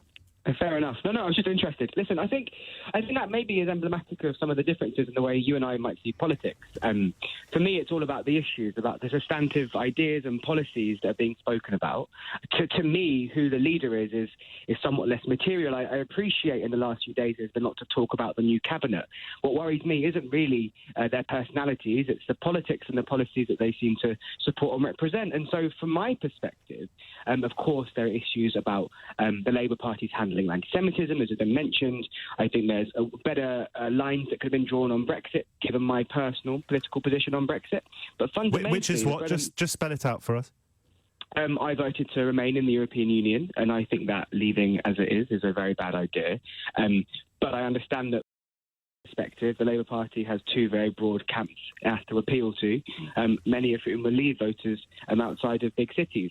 But again, to me, the real question about whether there should be support for Labour, and we'll come to Alistair Campbell in a second, but if you believe in the policies that Labour is speaking about, as you saw in the 2017 election, which I know we all like to forget, where Labour saw its vote share go up 9.5% in total, despite the number of seats given our first-past-the-post system. Well, Jeremy Corbyn's Labour Party, let's be clear, in 2017 won more votes, I think, than at least one of Tony Blair's election victories, although, of course, the population has gone up now. Of course, but exactly, and so the vote share was Tories and Labour very limited difference. And so when it came to shove in election time, when Corbyn was on his own ground, and when more importantly the country was speaking about the issues that mattered with manifestos rather than personality, Labour got the support. And I think that we'll see that happen again come election time. Now, in terms of Alistair Campbell in particular, I find it difficult to be too sympathetic. Firstly, because I think it's quite rich to be moaning about the lack of conversation around Labour's policies and strategies when he's continuously going out into the media to really talk about himself and his position. And secondly, I mean, his position is all about the policy. Well, it's certainly in large part about the policy, but I suspect, like me, Alistair Campbell thinks you need to have a leader who is plausible. And like it or not, and clearly you don't like it, Jeremy Corbyn is surely not someone who this country as a whole will trust to put in number 10. Again, I mean, I would point us back to the last general election when we saw Labour's results, and we just discussed that. But just again to come back. Well, hang on, but you say there wasn't much difference. It was a hung parliament. The Tories by that stage in power, either with the Lib Dems as part of a coalition or exclusively on their own after David Cameron won that overall majority in 2015. They'd been in power for 7 years. They had presided over austerity, and austerity that many was too excessive and began too quickly, and yet Labour couldn't throw them out. I agree. Labour could and should have done better. But this is the bigger question, right? So from my perspective, let me explain where I stand in terms of Campbell, because I think it'll explain my broader perspective. I joined the Labour Party when I was at school. I was a sixth former. I could see from looking very briefly at political parties that I was very much on one side, not the other. And when I went to university a couple of years later under Ed Miliband at the time, I sort of looked at his policies for different reasons, his party, and went, not really one for me, primarily because I didn't really think his politics represented mine. I left the Labour Party and rejoined again under Jeremy Corbyn. And I must ask you, what was it that you didn't like about Ed Miliband's policies? I just didn't really think they spoke to me, certainly around immigration and the sort of, I think, the buying into the anti-immigration rhetoric that we saw from the party then. But also, just at that time, I was working out my politics, and at that point, they didn't quite appeal to me. Did you think it was the politics of envy under Ed Miliband? In what sense? Well, wasn't there of possibly going down wealth tax routes that might not have actually raised the sort of revenue that would have been helpful to people at the other end of society? I think there was a sense that he was perhaps going to go after the rich for the sake of going after the rich, but maybe I misremember. You can correct me. I think that was potentially part of it. I also just felt there wasn't a coherent message about transformative policies, and certainly around the economy. It felt to me like tinkering around the edges, and I looking around and learning about this country and learning about international affairs as a student. Okay, look, let's just come back to the present, because lots and lots of people want to get through on the phone lines. Let's talk just to finish with about policy. Let's leave Corbyn's personality, although it's difficult sometimes to distinguish between, to disentangle policy from personality, of course, as I've been hinting at for the last 10 minutes. I don't have any problem with raising taxes. I don't think that Labour's manifesto in 2017 domestically was hard left. I think it was fairly reasonable. I don't have any problem in raising the highest level of tax, and indeed a higher level of tax as well. I'm not interested in nationalising the railways one way or the other. I think it could go wrong if they did. I remember the days of British Rail. I'm not particularly interested in nationalising utilities. I don't have a big beef with Labour's domestic policy, although I worry about the competence of the Labour shadow cabinet. I do worry about whether they could run the country effectively. I do worry as well about the extent of the borrowing. But we've missed the elephant in the room, and this is what I want to finish with. Why, when Ed Miliband's Labour Party didn't quite speak to you, why does a party that has left people like me who voted Labour since they were small boys, at least in school elections, who voted for Labour under successive Labour leaders, but cannot vote for Jeremy Corbyn because my very strong feeling is that he hasn't got a proper grip on anti-Semitism and that he himself has acted ambiguously when it comes to his own behaviour, his own conduct on anti-Semitism. I can't put my trust in him as leader of that party. Why can you? That's the crux of this. Why can you still identify with that party when Jews are leaving it because they don't feel they have a home there anymore? Well, I say this as a Jewish person and a proudly Jewish person and a member of the Labour Party. And I think it's important to note also that in Alistair Campbell's resignation letter, at least the version published in The Guardian, there wasn't much any mention of anti-Semitism from what I can recall. His arguments are around Brexit, which is very much his position. I'd like to think that I'm, more than many, you're welcome to see my record and see the work I've been doing. I've been trying to help get a grip on anti-Semitism in the Labour Party, which I don't think is, endemic. I don't think it's systematic, but I think there are certainly pockets. And I think if we were to have a more nuanced discussion about this, I don't think it's coming from the leader's office. I certainly don't think it's coming from members of the Labour kind of parliamentary party. It's coming from mostly people on the internet, from what I can see, and occasionally in meetings, people who haven't been engaged in politics before, and by a lack of political education in this country. The Labour Party needs to act faster and needs to act better when it comes to these... The Sunday Times, Michael, in April of this year, reported that Labour had received 863 complaints against party members, including councillors, and the newspaper claimed that leaked emails, and Labour denies this, leaked emails it had seen showed more than half of the cases remained unresolved, while there had been no investigation in 28% of them. It said that fewer than 30 people had been expelled, while members investigated for posting online comments such as Heil Hitler and Jews are the problem had not been suspended. As I say, Labour disputed the reports, and Jewish Voice for Labour, I don't know whether you remember, a newly constituted group supportive of Corbyn, as you'll know, maintained the number of cases being investigated represented a tiny fraction of Labour's 500,000+ membership. You will have seen just the other week that Panorama programme, which surely can leave not much room for doubt that there is a real problem at the heart of the party. And I'm just curious, in a sentence or two before we finish, why you have such faith still in it. I take issue with the idea that it's part of the Labour Party. Listen, I think it's incredibly wrong to go around claiming that the anti-Semitism we're seeing, whether in the Labour Party or outside of it, in the same way the Islamophobia we see in the Conservative Party or outside of it, is somehow a product of the party. It's a product of our society. The Labour Party is a membership organisation of 500,000 people. Those people in the Labour Party who are anti-Semites, who are ignorant, who are racist towards Jewish people, didn't learn that within the Labour Party. They joined. Okay. And can Labour win an election against Boris Johnson, Michael? Pardon? Can Labour win a general election against Boris Johnson? Yes, I'd like to hope so. Michael, very good to speak to you. Very good indeed. Michael Segeloff, contributing editor at Huck magazine and a member of the Labour Party. Sounded like a reasonable chap to me. Did he to you? Or do you, like Alistair Campbell, no longer recognise a once proud party, a party that you instinctively, intuitively, passionately supported? 0345 6060 973, text 850 and tweet at it. This is Matt Stadlen with you all the way through till 1 o'clock tonight on LBC. 18 minutes past 11. LBC. Ah, sun. Sea. Sangria. And a new boiler from British Gas. You shouldn't have to choose between a boiler and a summer holiday. We're with you. That's why all our new boilers come with 2 years interest-free credit, with no deposit required, and a 5-year British Gas warranty. Plus, you'll get £250 off a new boiler when you book a quote by the 31st of August. Our existing home care customers will get £550 off. Search British Gas new boiler. Conditions apply. Is 2019 the most confusing year ever? Fake lips, speaking fake news, eating fake meat. That's vote after vote. But are we being listened to by our home devices? No. They don't have the answer. Get past the confusion with the Confused.com Beat Your Renewal Quote Guarantee. If you can't beat your renewal quote, you get the difference plus £20. Don't be confused. Be Confused.com. T's and C's online, single annual policies only. Global Player. The brand new app. Video, playlists and podcasts. all together and all for free. So, whatever your mood, Or whatever you're doing and wherever you are going. Tackling the biggest stories and the issues that matter. Global Player. Download it from your App Store now.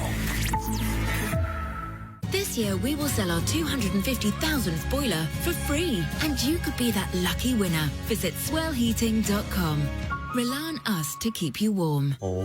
Switch to BT Business Broadband today and get connected tomorrow. Our most reliable broadband connection yet is backed by our 4G network and now comes with a fixed price guarantee, which means your connection won't go down and our prices won't go up.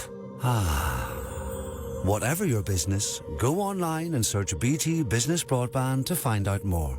BT, be there. Subject to availability. Fixed price guarantee for your contract duration. T's and C's apply. This is LBC with Matt Stadlen. Call 0345 6060 973. Tweet at LBC. Text 84850. Why does this matter? This doesn't just matter if you're Jewish. This doesn't just matter if you care about anti-Semitism. This doesn't even just matter if you care about Brexit and the effect that a no-deal cliff edge orchestrated by Boris Johnson and his Brexiteer cronies could, almost certainly will have, if it does go ahead, on this country.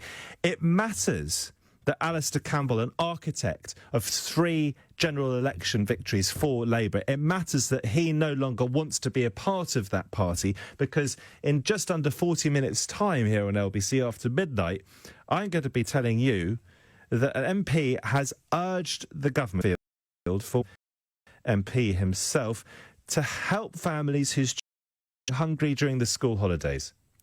More than 4 million people are thought in this to be trapped in what is described as deep poverty.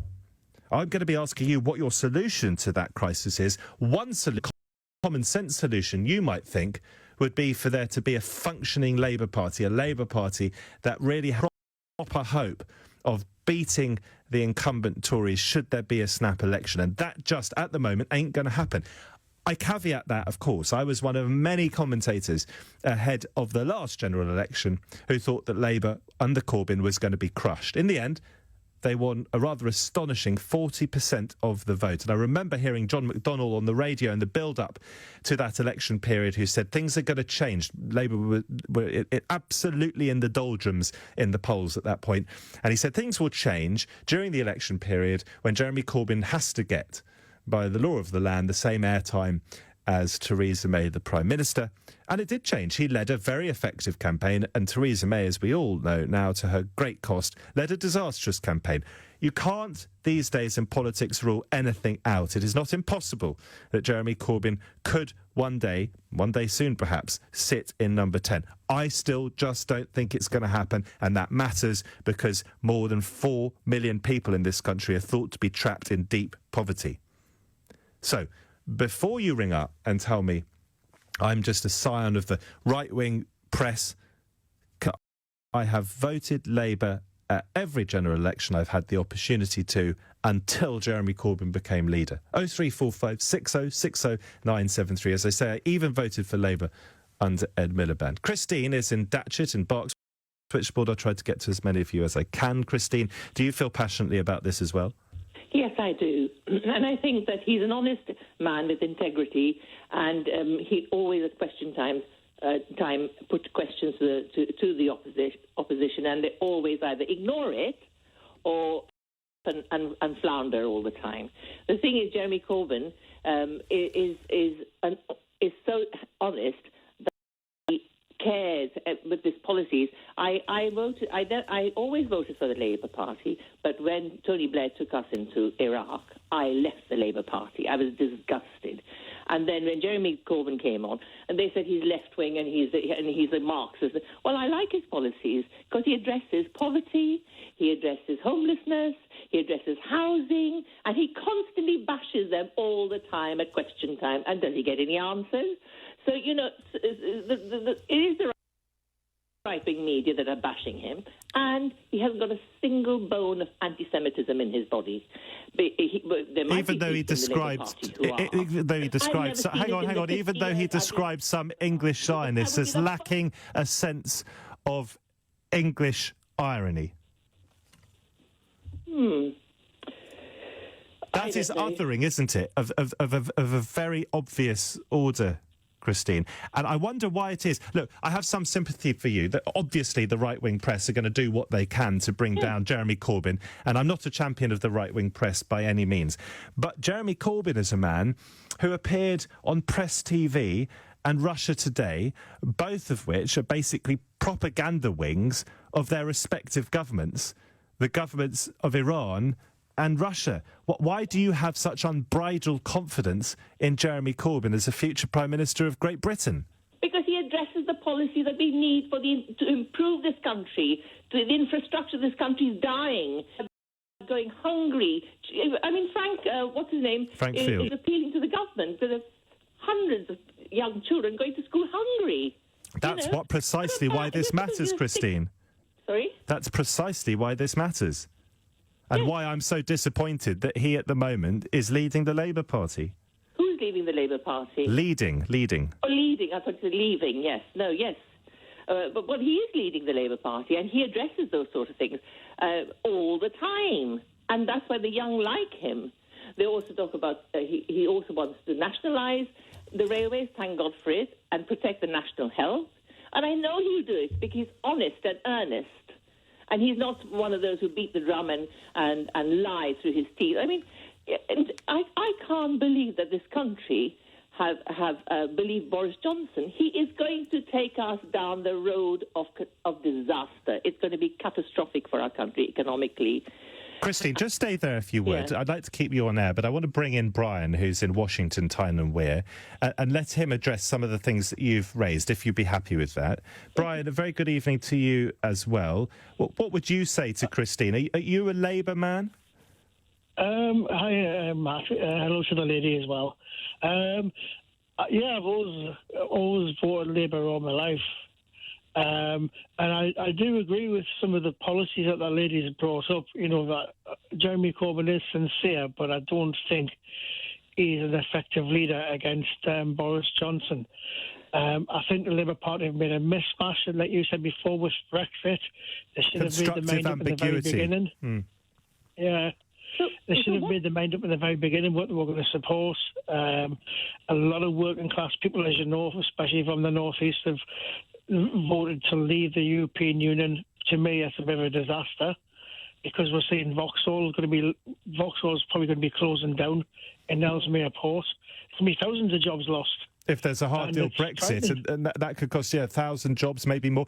Christine, Brian is quite clearly saying to you, he's voted Labour all his life, but he doesn't think that Jeremy Corbyn is an effective leader.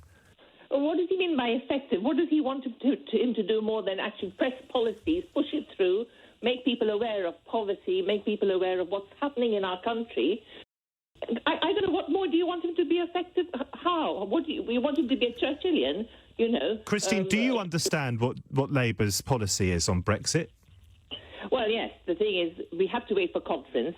We have to actually say... We need to know what Why do we have to wait for conference? Why can't the leader of the main opposition party, and it risks not being that for very much longer if it's not careful, why do we have to wait for a party conference to be much clearer about where Labour stands on this? Brian, don't you think that's part of the problem?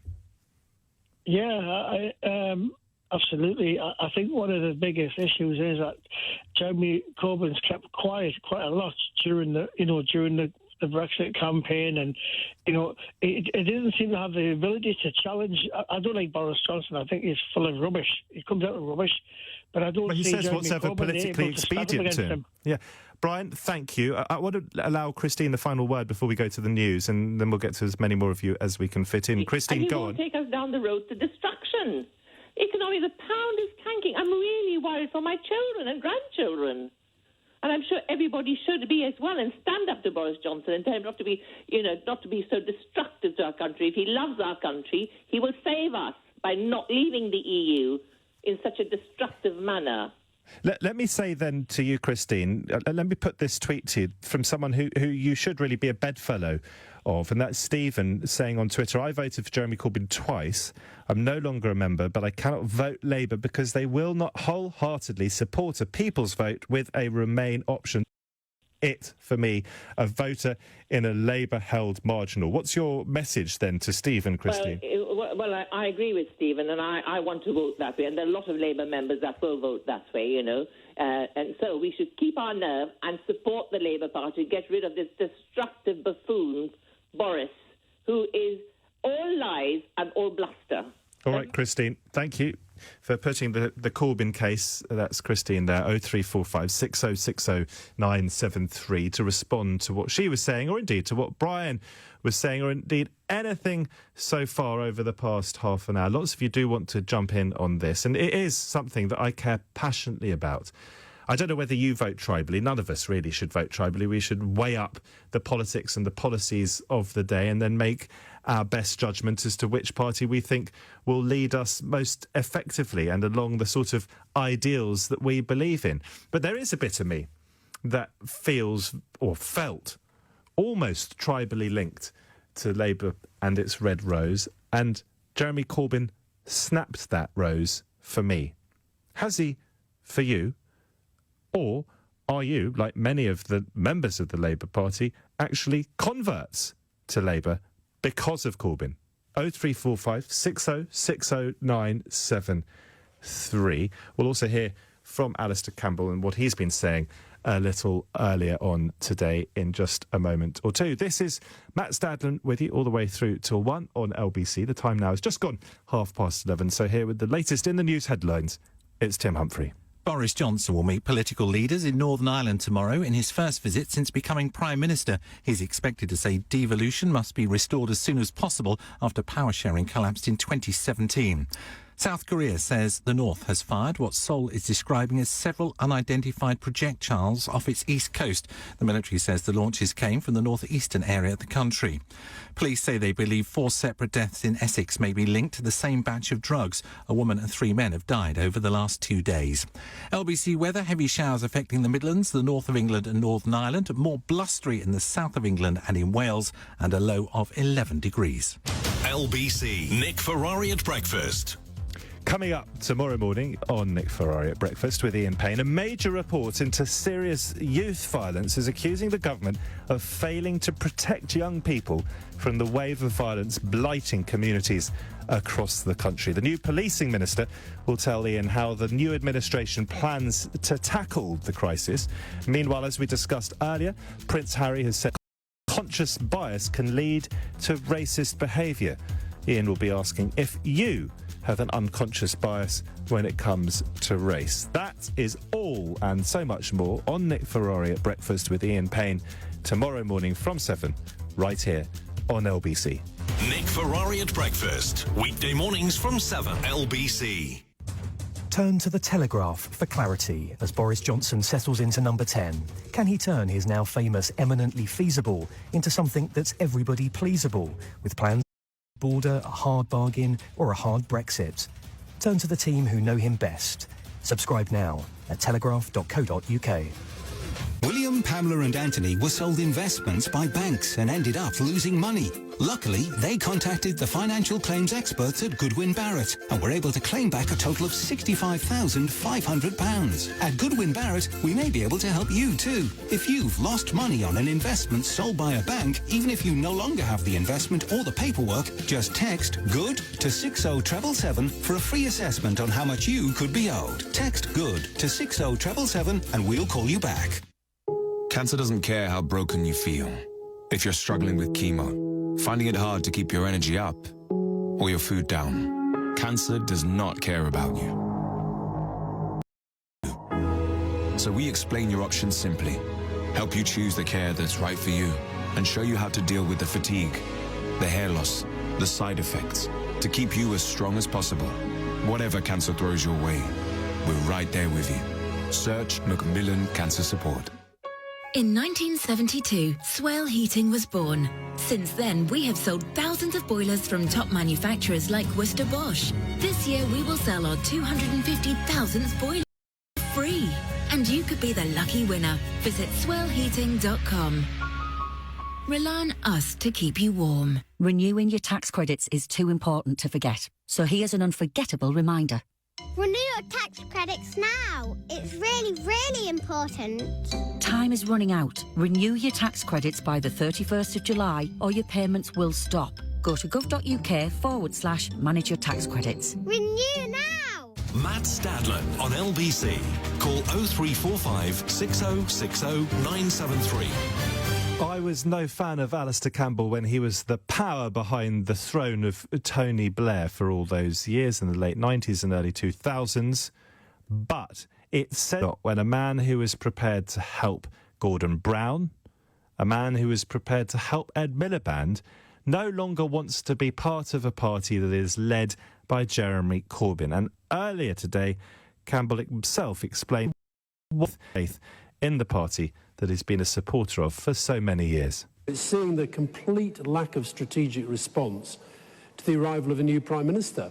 I mean, Boris Johnson's come in, he's boxed himself into a no-deal Brexit situation, whether he realises that or not. I think he does. He doesn't believe he can win a referendum. No deal against no Brexit. I think no Brexit wins by a landslide. So his only hope is he gets a mandate through a general election. He blames Europe, he blames Parliament, he blames the civil service, he blames business. He then sets up for a general election because he doesn't think that the country will elect Jeremy Corbyn as Prime Minister. And I'm afraid I think the country has decided about Jeremy Corbyn. Don't we need strong leadership on the defining issue of this age, Brexit? Do you feel that Corbyn and his team really offer that? If you do, I'd like to hear from you. 0345 6060 973. Remember earlier this month, I think on the 9th, Corbyn challenged the next Conservative leader, of course we now know that is Boris Johnson, to hold another referendum before taking Britain out of the EU. And he said that Labour would campaign for Remain. He said the party would take this position to stop no deal or a damaging Tory Brexit. But what he didn't say was what he would do if he won a general election and was placed in charge of the Brexit process. Don't we need to know exactly what Labour would do were they to have the privilege of power? 0345 6060 973. It's a full switchboard once again, but if you've got a particularly powerful point, and specifically, really, if you disagree with me, I'd like to do a bit of Q barging on your behalf. You can text as well, 84850. You can tweet, of course, at LBC. Aaron's in Hythe in Kent. Aaron, good evening. Hi, how you doing? Good, thanks, mate. What would you like to say? Do you know, it's really, this is more for Labour Party members thinking about disappearing off the face of the earth with regards to... It's not that extreme, but yeah, go on. Well, it kind of is, because people are turning around and saying the party's deserted them. And actually, if you look back, and what really frustrates me is Alistair Campbell will turn around and say the party's left him. But actually, if you look at when Alistair Campbell became involved as a spin doctor with Tony Blair, they created a new Labour. That was a new Labour, and they're saying that Labour's left them, but actually they made Labour leave a lot of Labourers when they took control of the party in the late 90s. Alistair Campbell's got really very neoliberal and centrist views, and that had never previously been Labour Party policy. If you look at the origins of the Labour Party with the Fabians and how it was meant to be a democratic or a socialist party, and even my Labour Party membership card says we are a democratic socialist party.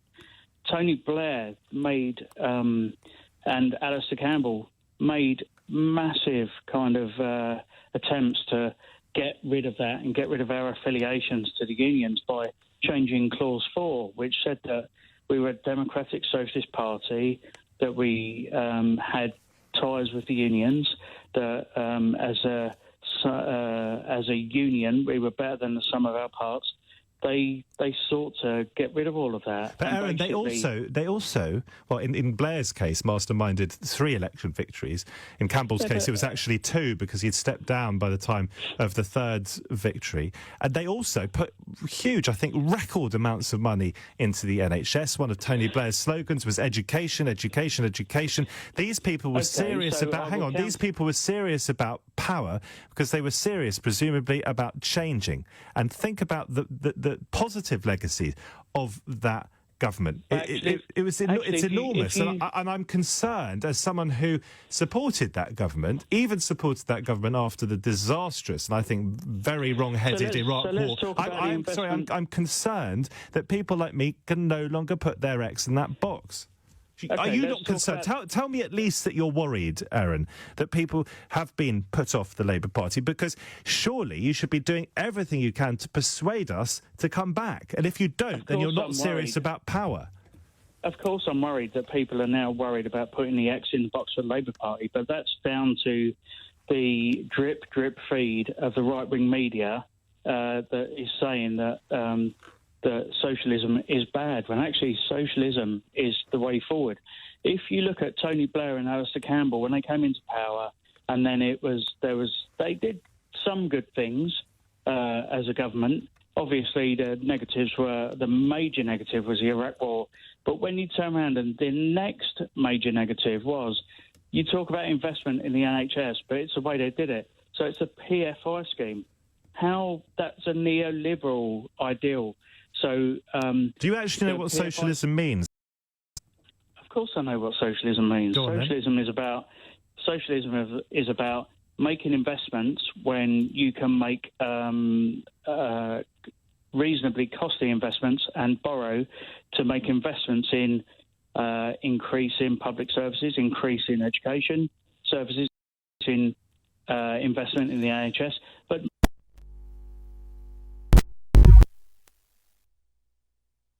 It's a lot more radical, actually, but it's a political and economic theory of social organisation which advocates that the means of production, distribution and exchange should be owned or regulated by the community as a whole.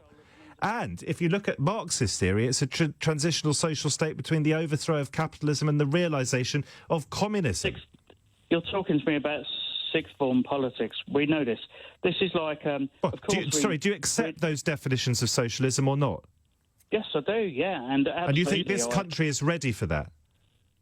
No, I don't. And I think the reason the country isn't ready for that is because the right-wing media have actually drip-fed us to not be ready for that. And actually, what I would do is, and what John McDonnell and what Jeremy Corbyn have spoken about is, actually, their ideals aren't purely socialist ideals. Actually, what they're talking about is fairer capitalism. That's not socialism. They're talking about that's not through and through socialism. It's more like a redistributive capitalism, yes. Yeah, fairer capitalism, which is redistribution of wealth. And I don't have a problem with that, Aaron. Otherwise, I wouldn't have been voting Labour for as long as I've voted.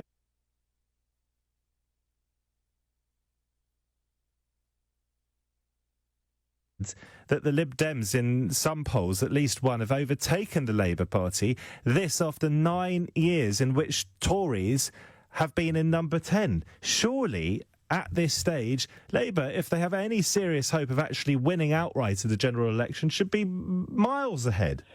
OK, well, let me just put something to you. OK, I was born in 1974. I was born in a house in Tottenham, and I was born and brought up in Tottenham. Obviously, I was the only child in my infant school who was a white child. All the other kids were black. I have no racial discrimination within me at all. I was brought up in an area where, obviously, up and down the road, we always saw Orthodox Jewish people. It was never an issue for me ever. And Judaism was always around me. My parents were good friends with Jewish people.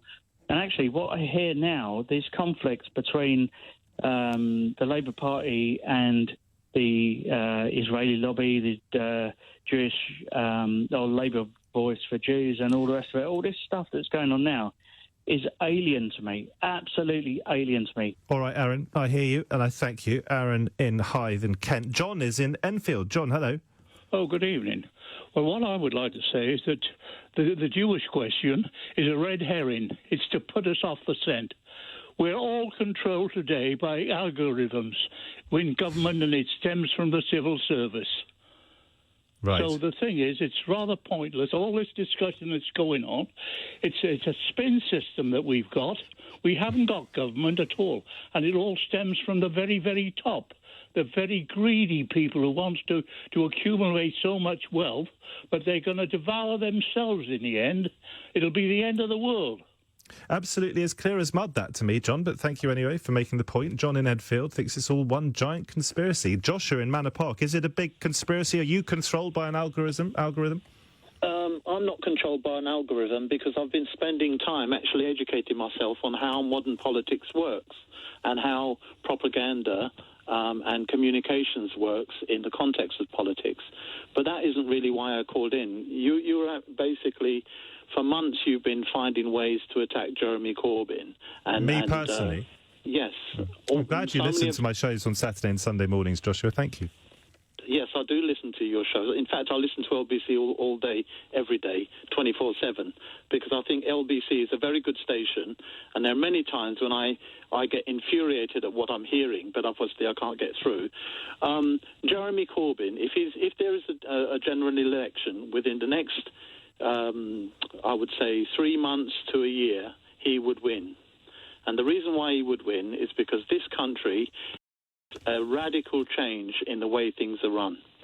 Most people are suffering in this country, okay? But the reason why that we're worried about the potential of him not winning is because most people are not sufficiently educated in how they're being manipulated through Facebook and Twitter and all of the other social media. How are you being manipulated, Joshua? I'm not being manipulated. No, but everyone else is.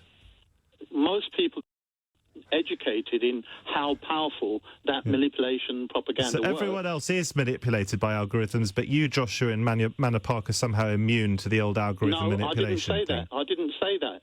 I said that I'm aware of it, so therefore I can have more of a defence against it. But I have to be constantly vigilant in recognising. Yes. No, listen, I celebrate your consistency in your vigilance, and maybe you could make a buck or two by setting up some sort of training scheme so that the rest of us can make sure that we're not controlled by algorithms. If only I had the money to be able to do that. But when you have to go up, well, we'll give you the money if you immunise us, if you inoculate us against algorithms. Well, I mean, I'm tongue-in-cheek, Joshua, but the reason I'm teasing you is because I'm sure most listeners won't appreciate you differentiate from the rest of us and saying that you are somehow immune from this, but we're suffering from algorithms. That's not what I said. I said that I've been spending a lot of time lately educating myself on how powerful propaganda and the media in the context of politics and how it all works. And have you found in the process of that self-investigation that you have yourself been influenced by the media and by social networks and indeed therefore by algorithms? Yes, because we're all being influenced by it. But there are people. Are you still that are being not influenced by it, or do you feel you've reached the light sufficiently to stand apart from that influence? No. Don't put words in my mouth. No, I'm asking you a question. I'm not putting words in your mouth. I'm asking you a question. Do you feel still influenced by algorithms, Joshua? Yes. All right. Thank you to Joshua in Manor Park. Heaven help us all. 0345 6060 973. Never thought I'd use the word algorithm so many times in the space of 2 minutes. 84850 if you wish to text. Tweet at LBC. Lots more of your calls to come in just a moment. Graham says that Corbyn is a man of peace who supports terror groups. He's a patriot who attended an IRA funeral when they were murdering innocent people. He's a non-racist who, as leader, could kick anti-Semites out of the party. He's a man of principles, says Graham, who voted against his own party over 500 times. He is not fit for office. This is Matt Stadlen with you all the way through till 1 on LBC. 12 minutes now to midnight. This is LBC. At Indeed, we believe a CV is a great way to see an overview of a candidate. But you're not hiring a CV. You're hiring a person. That's why Indeed offers tools that help bridge the gap between a candidate and their CV. Like skill tests, which let you actually see a candidate's abilities in action to make sure they're a good fit for the job. See beyond the CV with Indeed. Experience Indeed for yourself today and get a free sponsored job upgrade on your first posting at Indeed.com/redeem. Terms and conditions apply. William Pamela and Anthony were sold investments by banks and ended up losing money. Luckily, they contacted the financial claims experts at Goodwin Barrett and were able to claim back a total of £65,500. At Goodwin Barrett, we may be able to help you too. If you've lost money on an investment sold by a bank, you no longer have the investment or the paperwork, just text GOOD to 60777 for a free assessment on how much you could be owed. Text GOOD to 60777 and we'll call you back. Pets in a Pickle have your pets covered with pet insurance policies as unique as they are. Visit petsinApickle.co.uk. Radio, playlists and podcasts. We're it all together and all for free. Global Player. Download it from your App Store now. This year we will sell our 250,000th boiler for free, and you could be that lucky winner. Visit swellheating.com. Rely on us to keep you warm. Whether it's a holiday packed full of culture, a holiday packed full of tranquility, or a holiday packed full of adventure, book your perfect holiday with Travel Bag. From round-the-world trips or city breaks to beach holidays or escorted tours, visit travelbag.co.uk or our open store in Baker Street. Travel Bag, 40 years of experience packed into your perfect holiday. Visit Travel Bag in Baker Street today, at or protected. Matt Stadler on LBC. Now, there's an important link between what we're talking about now in terms of the future of the Labour Party under Jeremy Corbyn and whether it and he is fit for the highest office, and what we're going to be talking about in just 10 minutes' time when I ask you for your solution to the fact that Frank Field has urged the government to help families whose children are going hungry during the school holidays. And the link is this, that Frank Field, in August of last year, resigned the Labour whip, citing anti-Semitism in the party, but also citing a culture of intolerance, nastiness and intimidation in local parties.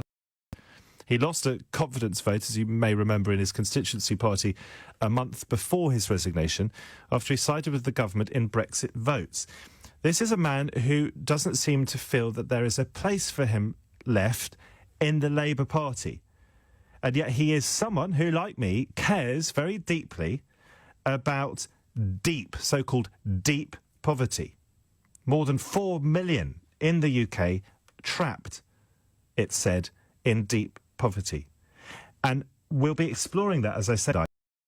But one solution, surely, to that would be to have a strong Labour Party with a clear identity, a focus on the biggest issue of the day in the form of Brexit, and that actually makes everyone, given that its slogan is for the many, not the few, makes everyone feel welcome in its ranks, including Jews. Now, some Jews are happy within the Labour Party, but far too many are not. Do you, like Alistair Campbell, no longer recognise your party? 0345 6060 It's no longer Alistair Campbell's party. Of course, he's been suspended for voting Lib Dem and he doesn't want to rejoin. Dawn is in Shepherd's Bush. Dawn, a very good evening to you. Oh, good evening, Matt. Usually it's good morning, Dawn. Oh, it is. Oh, that's true. It's pre-midnight tonight. In answer to your question, as I'm sure you know, I'm a Labour voter and will continue to vote Labour. And I'd say a lot of the problems with all the noises around Labour is because Tony Blair, Alistair Campbell, they turned the party into a Tory-light party. It is now being changed back into the Labour Party. So the party that you support as Labour was more like Tories than Labour. But that's just not true. It was such an easy way to attack Tony Blair, wasn't it? Just to say that he was a Tory in disguise. Think of the amount of money that he put into the National Health Service. Think about the focus on education. Think about the focus on making sure that people who, whatever their sexuality, whatever gender, whatever their race or religion, felt properly part of our society. Okay. Now, I'm old enough to have been around when Tony Blair was elected. I actually voted for him as first run in the party. And I was just about old enough to vote and all too naive. But I was delighted when he got in. I do remember the chants at the time. new Labour equals old Tory. So this just isn't my opinion now. That was the meme that was going around at the time. New Labour is old Tory. Not sure they had memes back in the mid-90s, Dawn. But we would now call it a meme. It was something that you'd hear, it was something you were hearing every day. In the same way you still hear, the same way you keep hearing Jeremy Corbyn is anti-Semitic every day. That's what you were hearing all the time back then. So what they were saying was he's softer than Thatcher, but he's actually the way Tories were before Thatcher came in.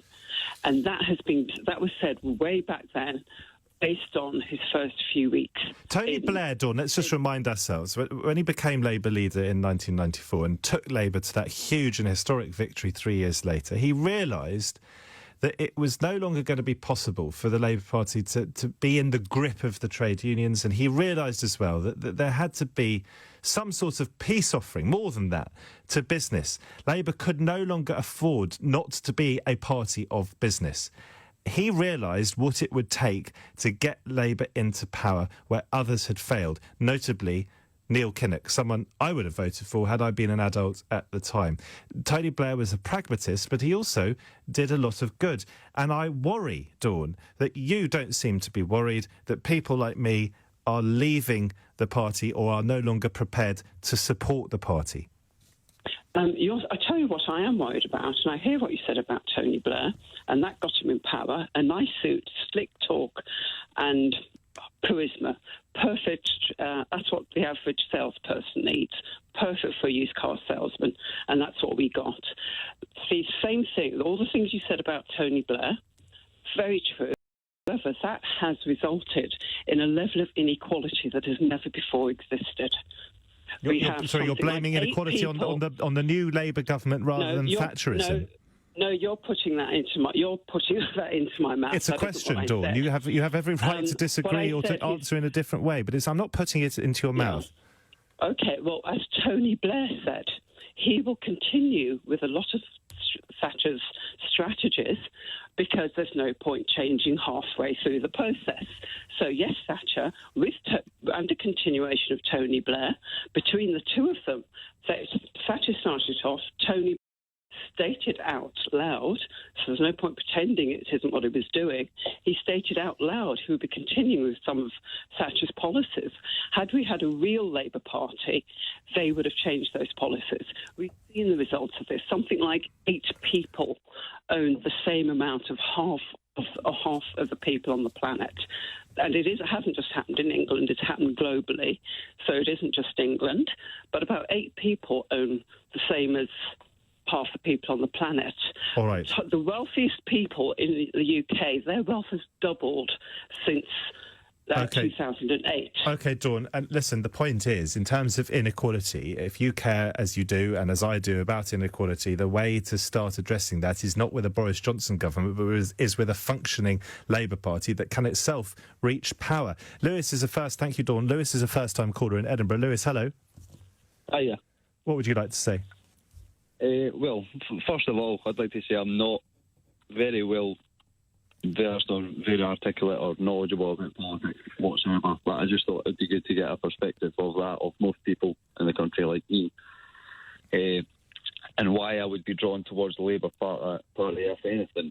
I think that there's quite a lot of detail. I think what the Conservative Party did was they obviously laid out their plans. Well, Theresa May did, and then she wasn't getting her deals through, and she couldn't get her own party to follow up. I think that was due to the pressure of needing plans. I think what Corbyn plans to do is to gather everyone and really come up with what the Labour Party would want to do before putting that forward, rather than what Theresa May did was go out on her own, negotiate with Europe, and then have her party disagree with her and land us in this mess.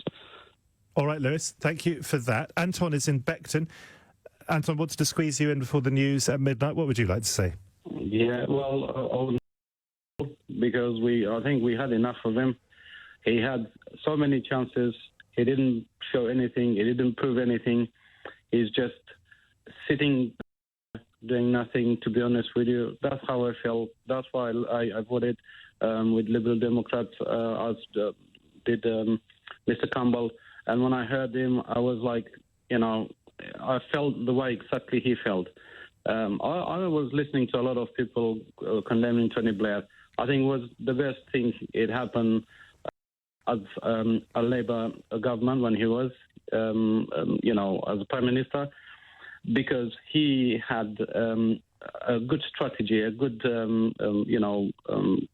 plan, combining socialism with capitalism. When Tony Blair was Prime Minister? Yeah, absolutely. All right, Anton, thank you for that. Anton in Bexon, glad we could fit you in as well. Sorry I couldn't get to nearly all of your calls. Apologies as well not to reach all of your texts and tweets. Do keep those coming in, though, over the next hour. You can text in at 84850. You can tweet at LBC. You can find me on Twitter at Matthew Stadlen. And there is a link between what we've just been talking about and what we're going to move on to now in just a moment. MPs have urged the government, Frank Field has urged the government, to help families whose children are going hungry during the school holidays. I'll repeat that. Families who's hungry in the school holidays. With more than 4 million said to be trapped in deep poverty in this country, what is your solution to this crisis? And tell me if you yourself struggle to make ends meet. On your radio, on Global Player, and Play LBC. leading Britain's conversation. This is LBC. From Global's newsroom at midnight, Boris Johnson's been having dinner with senior DUP politicians as he starts a visit to Northern Ireland. Later, he'll tell all 5 major parties there that the region has been without its assembly for much, much too long after it was dissolved in 2017. Yesterday, the Prime Minister said it will be the European Union's fault if the UK fails to secure a Brexit deal. Boris Johnson said it was up to the EU whether they want to come to a new agreement. He made the comments in Wales, where he promised help for farmers facing what he called a tricky situation if there's no deal. Egg farmer Victoria Shervington-Jones says that would be worrying. It is a big concern. I mean, I've got a lot of friends in the industry outside eggs, in beef and lamb, and I know it is a massive, massive concern. This is people's livelihoods we're talking about, and, the potential of the industry coming to a bit of a standstill. The pound is continuing to head for its worst month for nearly 3 years as markets react to a hardening position on Brexit. It's worth $1.21 and €1.09. North Korea has fired several unidentified projectiles off its east coast, according to South Korea's military. Observers say that were aimed at ramping up pressure on the United States to make concessions as the two countries are struggling to resume diplomacy on North Korea's nuclear weapons program. Police say they believe 4 separate deaths in Essex may be linked to the same batch of drugs. A woman and 3 men have died over the last 2 days. Detectives think all of them took illegal substances and they're investigating whether the drugs are linked. A man's in hospital after he was hit with a hammer and pushed onto railway tracks in Poplar in East London. He suffered a fractured skull at All Saints DLR station. Forecasters are warning of possible flooding and heavy travel disruption with thunderstorms across much of the UK. Met Office severe weather warnings remain in place for large parts of England, Wales and Scotland today. Ian Veers is from Leicestershire County Council. He's told LBC it could be more of a long-term problem. We seem to be getting more extreme weather. People need to be prepared more for what never used to happen in their area could. You can get a month's worth of rain in a day, as we saw over the last week in some areas. The drainage systems, your own property just aren't capable of dealing with that. Have a plan ready for how you can help yourselves. And the LBC weather forecast. Frequent heavy and thundery downpours across northern England and Scotland today, with isolated showers across southern Britain and Northern Ireland, a high of 22 degrees. From Global's newsroom for LBC, I'm Tim Humphrey. This is LBC from Global, leading Britain's conversation with Matt Stadlen.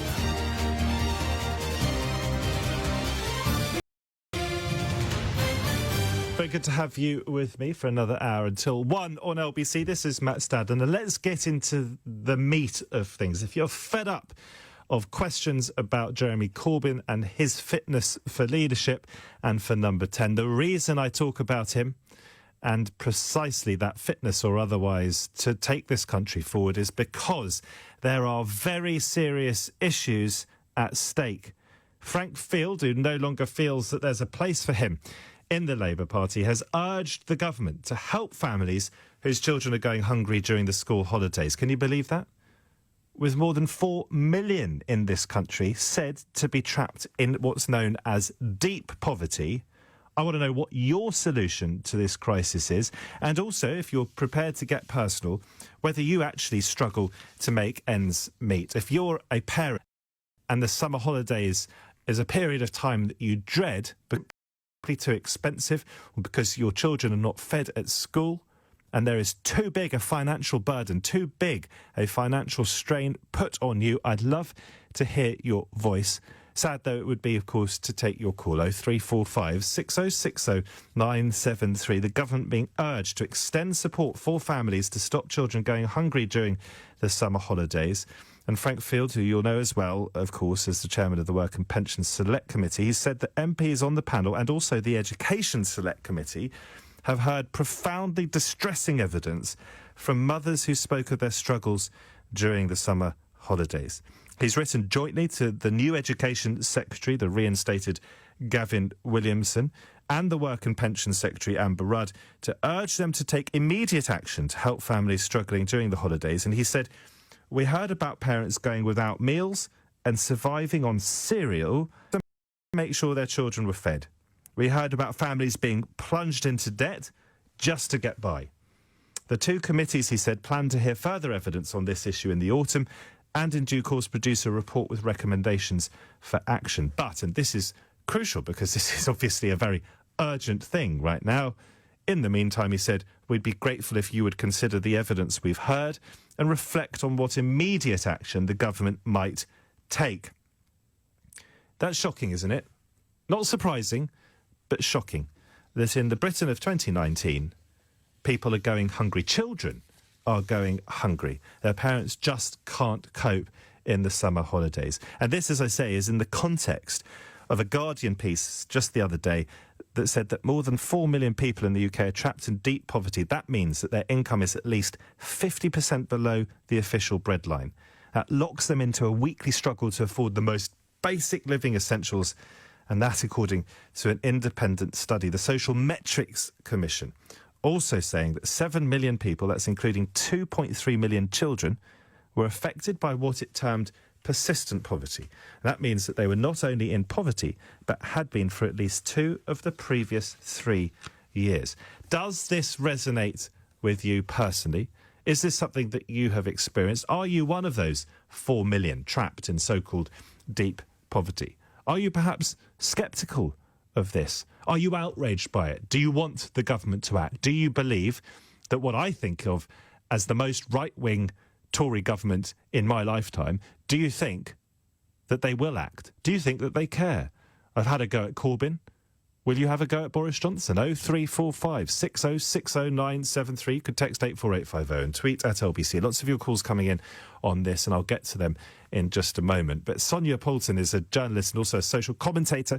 She's on the line. Very good morning to you, Sonia. How worried should we be? Seems a strange question, but how worried should we be that there are a significant number of parents out there, it seems, who simply cannot afford to feed their kids? Deeply concerned. We've had, almost a decade of austerity. I've also talked to many, many parents, and people I think now are struggling more than ever. I think now that poverty has really caught up with people in ways that it hasn't in, a number of decades. And the idea that we have, 4 million people below the official poverty line, which is already 50% below what the official breadline is just, this should be of concern to all of us, Matt. It's really troubling. I'm very glad, incidentally, that Frank Field has raised this issue. And just so that we understand the terms, because there'll be some cynics out there, unfortunately, what does the breadline mean? Does that mean that you're literally unable to put bread? No, I don't think it does. There is, I don't know what the actual amount is, but there is a set amount. There's a given set amount in which people are said to be able to survive on if they are fit. And the problem is that oftentimes what you'll find when people are in receipt of benefits, particularly with housing benefits, and these are often people, is that the money that they receive from working and the money that they receive from benefits still doesn't add up to the amount they need just to cover their living. So it is really below the breadline. It's like they cannot actually exist. It's just insane.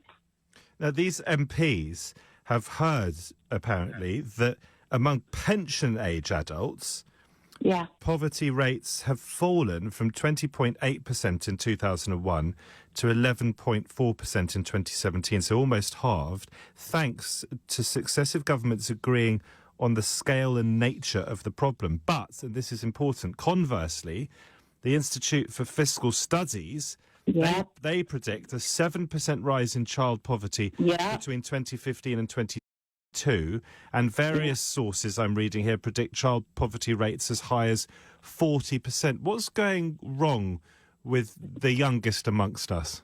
That is the accumulation of many years of poverty becoming more and more entrenched in our society. And it should trouble us all, Matt.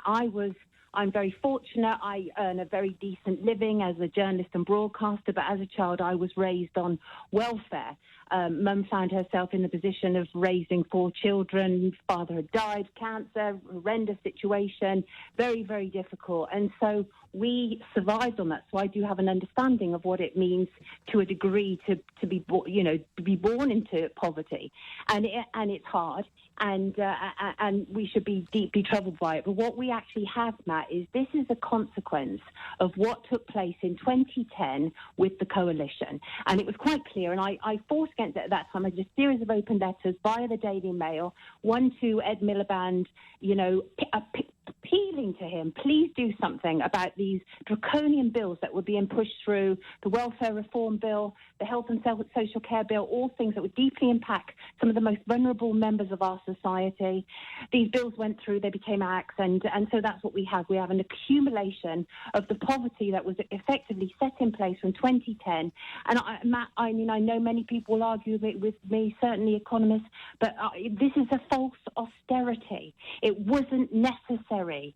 And so the most vulnerable people have been affected because we know that the rich increasingly got richer and the poor have increasingly got poorer. And when you hear that the Institute for Fiscal Studies are actually predicting that worries the life out of me. Between 2015 and 2022, they're already saying we really should be deeply troubled. We have an explosion of poverty everywhere. Everywhere has food banks. And all of this is, endemic of the problems that we have in our society where, as I say, the poorest have been getting a kick in. And is it particularly difficult for parents during the summer holidays because their children aren't getting fed at school? Yes, absolutely, spot on. But there's more to it than that as well. It's incredibly difficult, having raised one child who's now 21 at university, but having raised one child and for a certain period of that time as a single parent, summer holidays are notoriously expensive for everybody, much less single parents. So when you're a single parent dealing with, all the additional expenses, and we're not talking about anything grand. We're not talking about sort of jetting off to Disneyland or going on faraway holidays. We're talking about basic things, maybe going to a local ice rink or something, So, and it is, the costs mount up. So the idea that Frank Field, and I'm so glad about this because at times I've been very angry with Frank Field because under Tony Blair he was told to think differently about welfare, and some of the ideas I found that he had were quite punishing towards people who were already impoverished. But put that aside, I'm absolutely glad where he is at this moment in time. Yes, let certain families absolutely have more money, but by all means, certainly means test people, certainly, but people do need When you say have more money, how does that money reach them? Because this seems to me to be an urgent problem. So what would be what would be the quickest fix here? Absolutely. Thank you for noting that, because actually the measures that are being raised by Frank Field don't go far enough, because they are talking about into the autumn and next year and everything. You're absolutely right. This is actually we are actually dealing with an emergency. You're absolutely right here at home. And so the quickest he is, to be fair to him, Frank Field, he is talking about the government reflecting on what immediate action it might take. Absolutely, you're absolutely right. But the problem is you and I both know how long these situations take, unless it is actually treated as the emergency that it absolutely is. And we should see it as that, in the same way as we would react to any other kind of emergency. But what would that immediate help, that emergency help, what form would it take? Well, first of all, we would know immediately, because there are with the whole issue of universal credit. I don't need to go into that now. It's all very well documented. Lots of people have been completely underpaid, and so that's really problematic. But are we talking about handouts? Is that what we're talking about here, Sonia? Are we talking about going around to people's houses or flats? No, that's not what I'm talking about. And, you know, we shouldn't be working in exercise in humiliation. We need to become a much more compassionate society than a punishing one. People are on their uppers for all manner of reasons, Matt. And, you know, honestly, if parents are able to stay together with their children under the pressures of poverty, then I already commend them for that. But that's by the by. But no, what we should actually do is already we you know, I mean, I'm not a government administrator, but you know, you're asking me, and so my immediate response would be that immediately the government already knows the people who are financially strapped at this moment in time. That they'll know that from the people who are on universal credit, who are in receipt of certain benefits, etc., etc. And as I say, you will find that the majority of people who are in receipt of benefits are actually working. And so immediately, I think there needs to be a cash injection for all of these people. They need to be given a summer.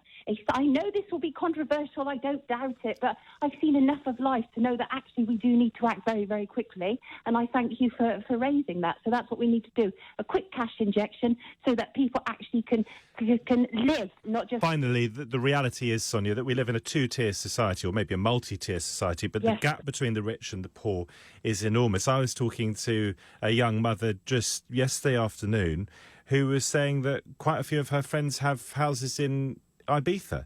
I mean, if you compare that, and it's no criticism of her or her friends, good luck to them. Absolutely. But if you compare their standard of living to what we're talking about here, I mean, the chasm is enormous.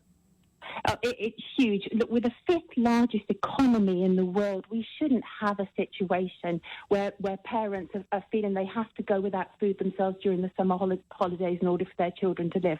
So you're absolutely right. And as I say, what we do need on this really is just a bit more compassion. I know we're always looking to punish people who for some reason enough money, but you know, maybe for once we need to step back a little bit and go, at least they're trying. So let's take care of them. Sonia, thank you for your time this morning. Sonia Poulter, and also a social commentator. Do you share her sense of urgency? Do you share her sense of outrage, her passion? 0345 6060 973. I do. What's the solution, though? Text 84850, tweet at LBC, just as Ray has, who says on Twitter, what planet is this woman on? Basic things like going to an ice rink. Sod the ice rink. What about dinner? A balanced diet, you know, basic stuff. I have no children. I'm applying for work every day. My nails are dropping off. My blood count is way low. Why? This is Matt Stadman with you through till 1 this morning. The time now on LBC is 17 minutes past midnight. This is LBC. Lane departure alert helps to keep me on the straight and narrow.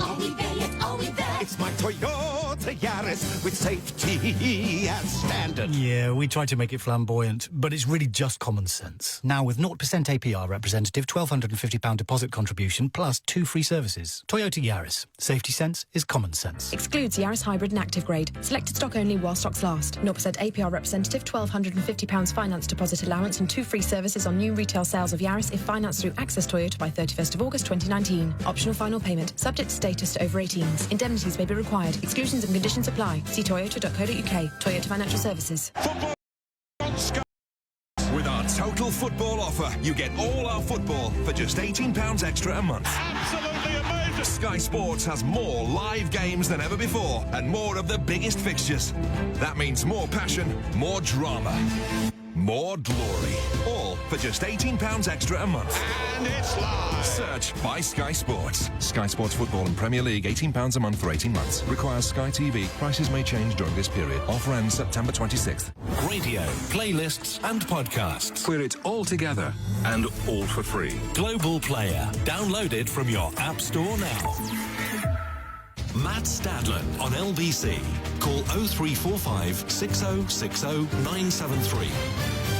I want to give a little bit of context to this. We learned in The Guardian earlier this week that although overall rates of poverty have changed relatively little since 2001, Certain groups, such as children of lone parents and pensioners, have had hardship levels rise since 2013 as a result of austerity measures such as the benefit freeze, reversing earlier downward trends, according to a commission. 0345 6060 973. How bad, I've given you a few stats, how bad do you think things really are for people in this country? And if you yourself are struggling, if you're suffering, if your children are struggling, if you just don't feel you're able to put food on the table during the summer holidays, a time of the year, of course, when I, like pretty much all children, when I was little, I looked forward to it enormously. They always went far too quickly. I hated that last few days before going back to school in September. But for some, it's a miserable time, quite clearly. That, anyway, according to Frank Field and MPs on two select committees who've heard some really quite shocking evidence about how parents are struggling to put food on the table during the summer holidays. I want to get your view. 0345 6060 973. Dubakar is in Barking, and a good morning to you. Yes, good morning, Matt.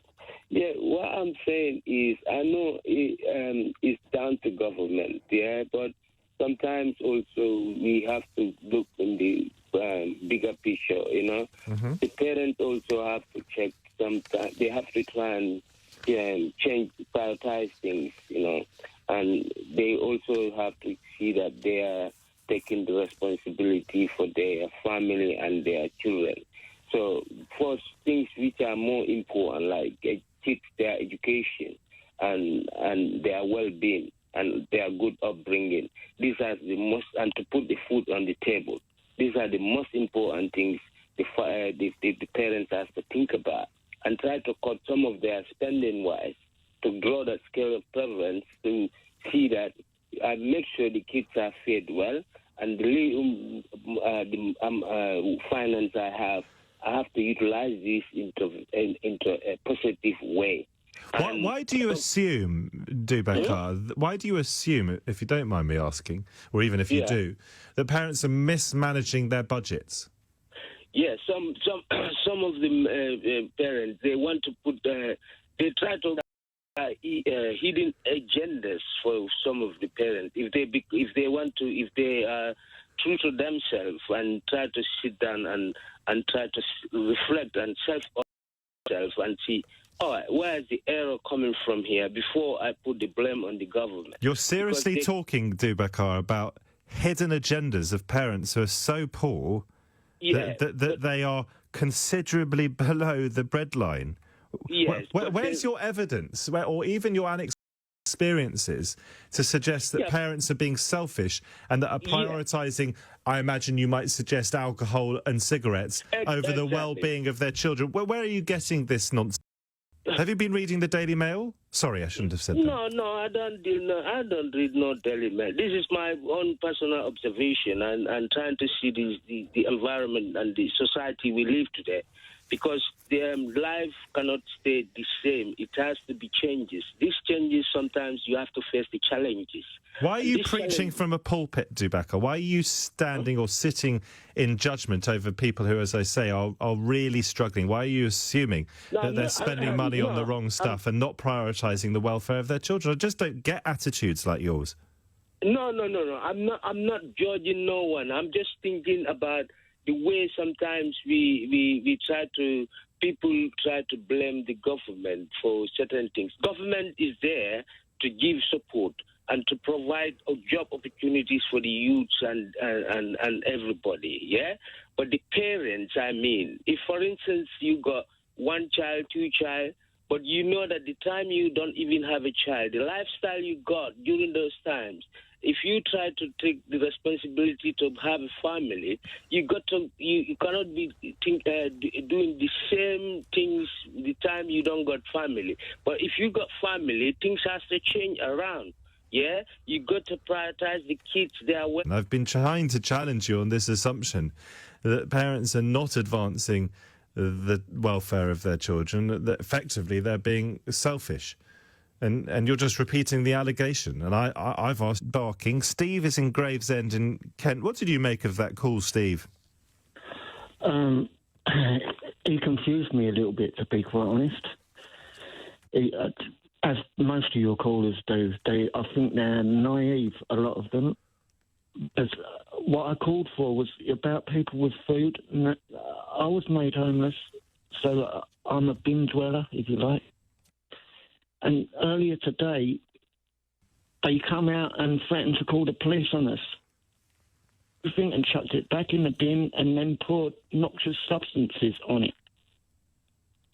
Now, that's a very serious allegation, Steve. Well, that's what happened. That's what happens. They pour stuff over the. You know, they should not be allowed to throw food away. Simple as that. That's my opinion. Do you use food banks? I have in the past. Yeah. But this is another thing that people don't realise. You only get 2 tickets, so you get 2 chances of that. Realise that. They think you get a food bank every week. No, it doesn't. What you're saying, Steve, just to cut to the chase, is that you unfortunately, are really struggling. Yes. And what would be your solution if you were in a position, as it were, to help yourself? If you were in government, if you had power, how would you change things up? I don't know, but for number one, I would make it like illegal, basically, to throw food away. No, I hear you, Stephen. There's a local, very posh shop in my area in Notting Hill, which I try to steer well clear of to protect my bank balance, and they do leftover food to homeless people, I think quite possibly every day. And there is a lot of private initiatives in this country, a lot of good stuff going on from small and bigger businesses trying to help. But is the government doing enough? 0345 6060973. My view, quite obviously, is no, it's not. And if you want to suggest that I'm sitting here on my LBC perch, virtue signalling, well, I would put my money where my mouth is, and I would, if it were not led, unfortunately, by Jeremy Corbyn and his entourage at the moment, I would be voting for a party, a Labour Party, that would be committed to redistribution, that would be making people like me pay a little bit more tax. You can text 84850 and you can tweet at LBC. This texter has said, "Good evening, Matt. Please talk about people who are receiving social benefits who have children. I'd like to know what their money is actually being spent on." Here we go. Is it being spent on food and clothes and housing? I really want to know. So none of the children who live in poverty have parents who spend their benefit money on cigarettes, alcohol and drugs. If you can't afford to have children, don't have them. They don't deserve that life. And there you go. Advertising the very the most marginalised in our society and suggesting that they're letting them down by buying cigarettes and alcohol. You really couldn't make this stuff up, could you? Let's see what Ray in Harrow thinks. Ray, morning. Hi, good morning. What's your story? Well, since I was a kid, I grew up in Liverpool. When I was a kid in Liverpool, I remember like Margaret Thatcher was in power, and I said to myself, I was living in a community that was very deprived and impoverished, and I said, why wouldn't the leader come round to see how her people are doing in her country and help them out of poverty? And 30 years later, it's sank to another level. It's now gone from people marching for the rights, demonstrating for equality and stuff like that, to now drugs and murder on the streets. And the good people have to put up with that, living in fear. Now, when you drive from one area into a rich area and you think, wow, people live real nice, big houses, kids go into nice schools, no problems, no stresses, no worries, a family home abroad in the sun, living a real good English lifestyle. Now, for the rest of us who never really to achieve that, because a lot of people in this country come from generations of poverty. So, in other words, it becomes entrenched, you feel? Entrenched, or is entrenched? my friend. Entrenched. And for some, and for many, there's no way out, you see. So we've reached like a desperate stage now where in order to stop crime, we have to have a mass distribution of wealth, because The wealth is there. It's not like it's not there. And it's not an illusion neither. Because one guy the other day bought a house on Bishop's Avenue for 180 million. To him, that's chump change. But there's people in this country who could give everyone £1 million and make England great again, taking everyone out of poverty and being everyone independent. So if you want to start your own business, if you want to work for a man all your life or the government all your life, you can afford to live and do that. Are you persuaded by ideas emerging from across the pond of a universal basic income? Well, I think the biggest mistake England could make ever is to follow America. Following America is like heading for doomsday. Well, Ray, I think it's probably better to be constructive, and America is not some sort of homogenised mass of 300-odd million people. It's very split politically, and one idea that's being advanced by a Democratic nominee is precisely that everyone would have a basic income. And I think that may well gather force, particularly with advances in artificial intelligence and the potential threats that brings. Good to speak to you, Ray, in Harrow, and I certainly hope that your personal position improves. 0345 6060 973. Just how entrenched do you think poverty is in this country, and how can any of us be content to live in a society where parents really are struggling to put food on the table, for God's sake, for their children in the summer holidays? Text 84850, tweet at LBC. Come and find me if you want on Twitter at Matthew Stadlen. This is Matt Stadlen. This is LBC with you all the way through till 1, at which point I'll hand over to Darren Adam. For now, the time has just ticked past past. So here with the very latest in the news headlines, it's Tim Humphrey. Boris Johnson is to hold talks with Northern Ireland's political leaders as he tries to push efforts to restore power sharing. The Prime Minister will hold bilateral meetings with the 5 main parties at Stormont this morning. South Korea says the North has fired several unidentified projectiles off its east coast. The US government says it's aware of reported missile launches and is monitoring the situation. The Duke of Sussex has warned about the threat of unconscious bias, where someone may make racist comments but not realise they're prejudiced. Harry also says a person's perspective on others is learned from the family, the older generation and even advertising. LBC weather: frequent heavy and thundery downpours across northern England and Scotland today, with isolated showers across southern Britain and Northern Ireland, a high of 22 degrees. This is LBC. Football is back on Sky Sports. With our total football offer, you get all our football for just £18 extra a month. Absolutely. Sky Sports has more live games than ever before. The biggest fixtures. That means more passion, more drama, more glory. All for just £18 extra a month.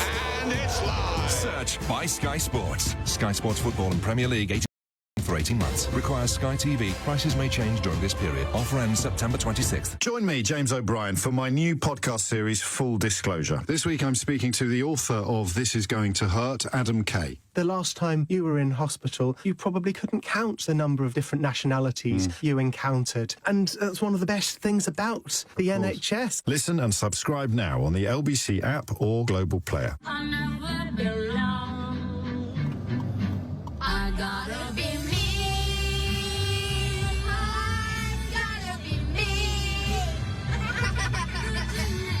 This summer, there's even more to sing about with the Skoda SUV event, because now you can buy an award-winning SUV with £1,000 off, on top of our existing finance offers.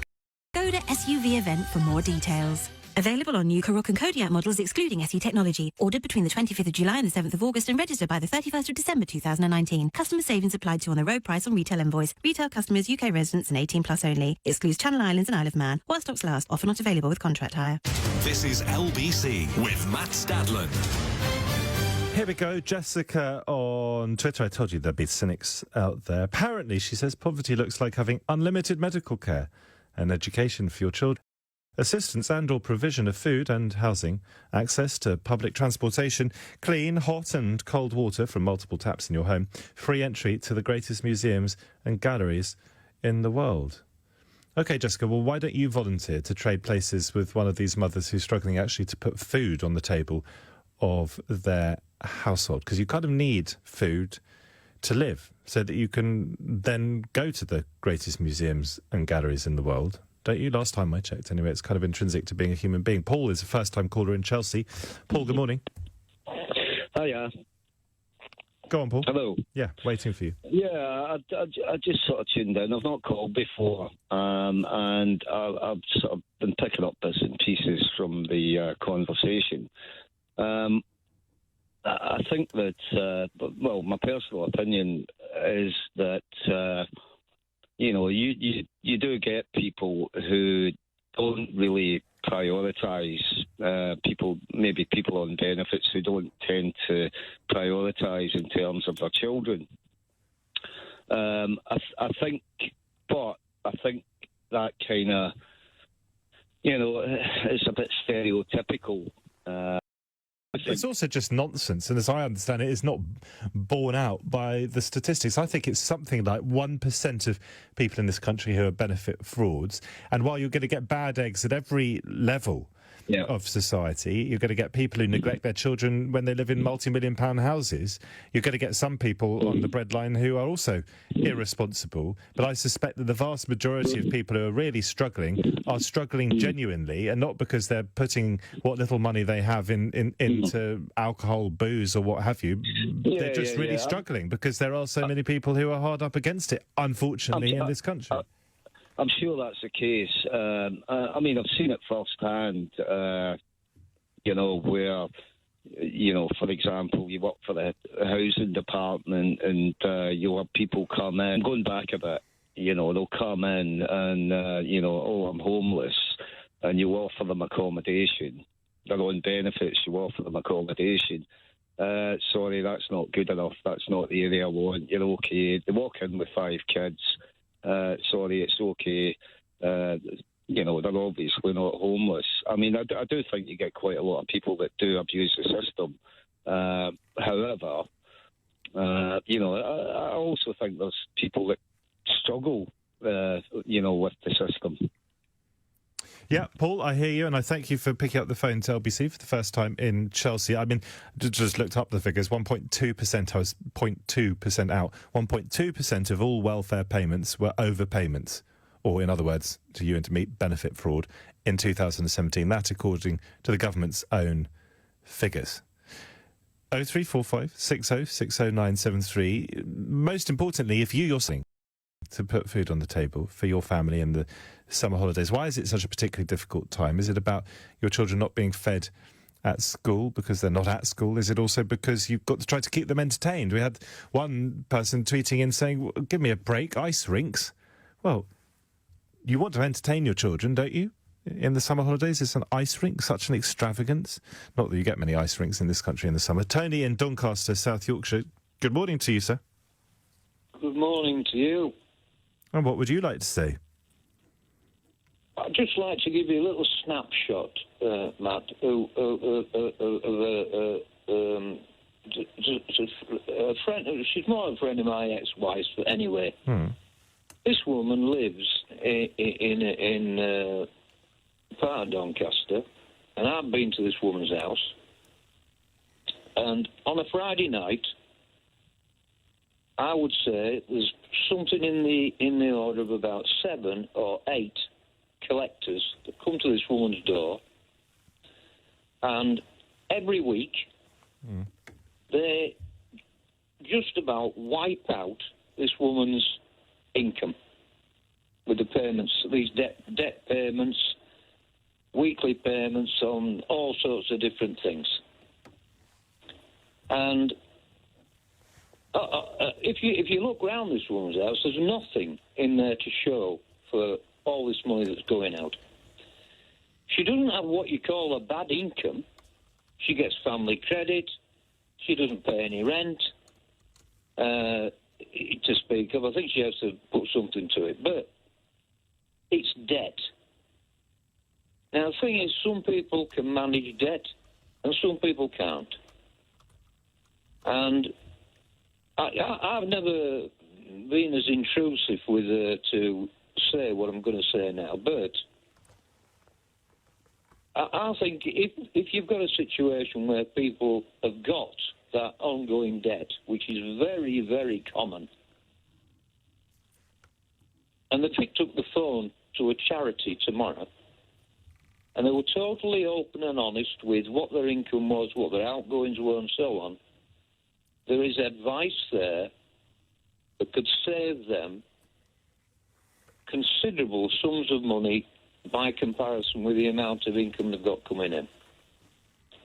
And the thing is that if you talk to, young kids, for example, and you say to them, when you're at school, does anybody ever give you any sort of instructional lesson on how to manage your money when you get your first monthly paycheck or whatever?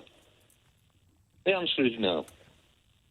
Tony, I hear you. I thank you as well. Tony in Doncaster, South Yorkshire. Understanding how to manage our finances is, of course, important at whatever end of the pay scale we find ourselves. I interviewed the former England and Manchester United football player Rio Ferdinand once, and he was telling me that as someone who grew up in a family with no real history of money, someone who, in his case, then became enormously wealthy almost overnight, very challenging for football players to understand how to manage their finances. And he's been sensible and prudent and got help, I think, and no doubt is doing very well as a result. It really does matter being able to manage finances, particularly, though, of course, if you're right at the bottom end.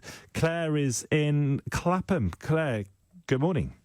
Oh, good morning. Hi. What it is, in this day and age, I don't think no child should, be not getting a meal or a dinner. A lot of people can't afford it. It's hard for many people. But the way I look at it, and I know a lot of people would disagree with me, we're sending, I don't know if it's millions or billions out to Africa, to Pakistan, yet we can't even look after our own children in UK. Well, the foreign aid budget, what is it? It's roughly about £13 billion. But this is such I'm afraid to say, a tired old argument. I strongly believe that as a massive economy, that we are able to, or should be able to, with enough political will, look after our own so that children are not starving in the summer holidays, but at the same time do our duty to the rest of the world, where there's even more extreme poverty. We don't want to be insular, to let ourselves off the hook and say, well, we'll just take away the foreign aid budget. We have responsibilities beyond our own borders, and I'd rather celebrate that commitment. No, I agree with that. It shouldn't be an either-or, Claire, should it? Well, in UK, why, in this day and age, are children not having a dinner, a dinner if, a lot of people are really struggling, and I think with Africa and Pakistan, they just need to send them contraception. Because, not being funny. Excuse me? They just need to send contraception out there. So, to stop them having the children that are then dying, which is wicked. Sorry, why do they need to send people in Pakistan and Africa contraception? Well, to stop having, you see these children on telly, especially in Africa, that are starving and dying. So why are these women getting pregnant, having babies, and then these poor babies die? Do you think they should be sending out, the British government should be sending out contraception, sending out condoms to people, the 4 million people in deep poverty in this country, so that they can stop reproducing as well? No, not really, no. Oh. No, I don't. No, not at all. What an extraordinary thing to just come out of your mouth, Claire. Well, almost can't get the words out of my mouth. It is your opinion. It's my opinion. If people don't like it, I'm sorry about that, but that's how a lot of people feel, not only myself. So you think people in Africa and Pakistan should stop having children? Well, yeah, when they're starving, the kids are being born, then they're dying. Right. Because there isn't enough food for them. So would you have a child to know that it's going to die? I don't think that's exactly what goes through people's minds. I don't think people intend to continue to be so poor that their children might die as a result. And also, I don't think that's quite how it works anyway, Claire. I would put our energy in this country, Claire, not only into looking after our own, and there's a clear and present need for that, but also in doing what is necessary to help other communities less privileged than us to get on their feet and to make things better around the world. It's not an either-or, Claire, and I don't think the solution is to stop producing. Let's face it, we've been doing it for years. We've been sending billions to these countries for years, and has it got any better? Not at all. You know that, have you? You've travelled widely in Africa and Pakistan. Yeah, I have. Yeah, I have. Whereabouts specifically? Well, it doesn't matter. Well, no, go on. You said you've travelled widely. Where exactly have you been? No, it doesn't matter. But we've were you got to telling look porkies, after Claire? our own children. No, I don't tell porkies. So you which countries have you been to in Africa where it's not got any better? With you. It's got nothing but to you're do the one with who you. brought it up. You obviously don't like my opinion. No, I don't like your opinion because it's verging on racist to say that people in Africa and Pakistan shouldn't reproduce. I knew that word would come out. Just because people call you out for what you are, Claire, doesn't mean that you're not what you are. You're pathetic. Bye.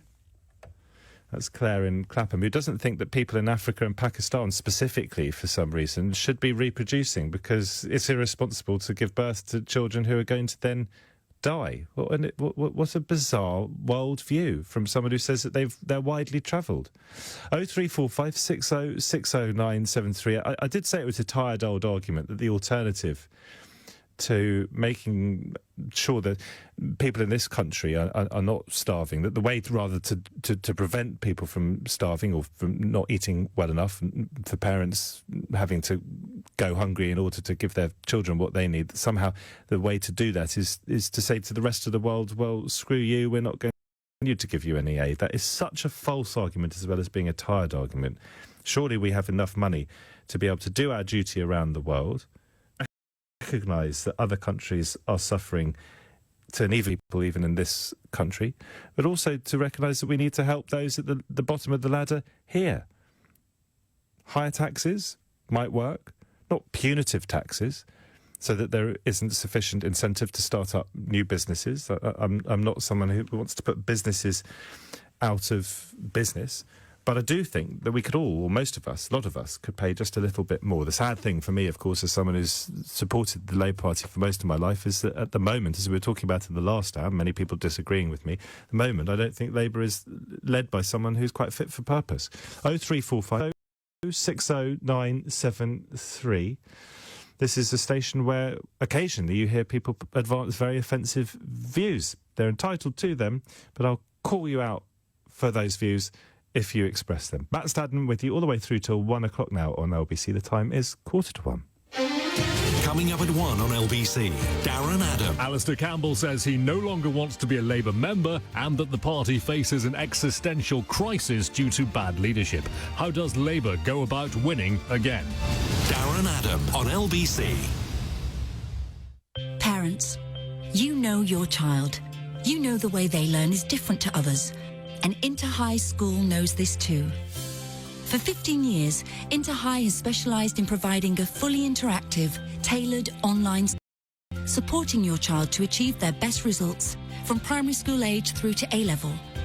To discover more about Interhigh School, their next online open evening on the 7th of August. Register at interhigh.co.uk. William, Pamela and Anthony were sold investments by banks and ended up losing money. Luckily, they contacted the financial claims experts at Goodwin Barrett and were able to claim back a total of £65,500. At Goodwin Barrett, we may be able to help you too. If you've lost money on an investment sold by a bank, even if you no longer have the investment or the paperwork, just text GOOD to 60777 for a free assessment on how much you could be owed. Text GOOD to 60777 and we'll call you back. Do your teeth stop you from smiling and eating? Do you hate the thought of false teeth? Talk to TDC about Smile in a Day dental implants. TDC Smile in a Day dental implants look and work just like real teeth, so you can eat what you want and smile when you want. I just wish I'd gone to TDC years ago. Let TDC restore your teeth and your smile. Book your free consultation. Visit smileinaday.co.uk. Radio, playlists and podcasts. Where it's all together and all for free. Global Player. Download it from your App Store now. Matt Stadlen on LBC. I've been hosting shows on LBC for nearly 3 years now. You can catch me in my usual slot this weekend, Saturday and Sunday mornings 1 till 5. And if you've been doing it for as long as I've been doing it, then you become almost immune to the sorts of views expressed by Claire there that just take your breath away. But I'm still reeling from her point of view. She says that people in Pakistan, for some reason she picks out Pakistan, and also Africa. She just lumped all of the countries of Africa together. People in Pakistan and Africa shouldn't have babies. Otherwise, they're responsible for their babies dying young through poverty. What a miserable worldview that is. 0345 6060973. Devinder in Vancouver in Canada, good morning. How are you doing, sir? Do you think that Africa and Pakistan should simply stop reproducing in order to prevent poverty? How long do you have? You're going to agree with that statement, are you? No, not at all. The reality is a lot of these nations that are so-called developing nations are developing because the Northern Hemisphere took everything they could from them. That's the statement right there. Getting back to where they need to be. And there's the question you had, poverty. I grew up poor. I think now is and the Conservatives, they destroyed the idea of society. As she famously once said, there's no such thing as society. And, and if you look at that very briefly, quoted, but my last time I checked that was completely taken out of context. So she didn't quite mean it in as an extreme a way as it has been so many times quoted since. But go on. Yeah, just the idea that, I'm all right, Jack. I think what's happened now is that I grew up poor. I mean, I remember summer holidays eating crisp sandwiches, eating cheese onion crisp sandwiches, and realising, you know what, I'm poor. That's just a fact of life. But there was a support system there.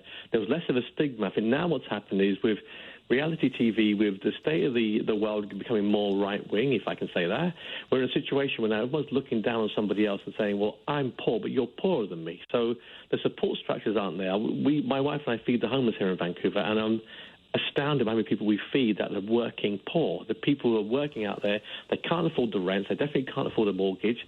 We're creating a situation of haves, have-nots, and never will haves. And it's scary as hell. I'm a socialist. And I would love to have a progressive tax system that says the more you earn, the more you pay.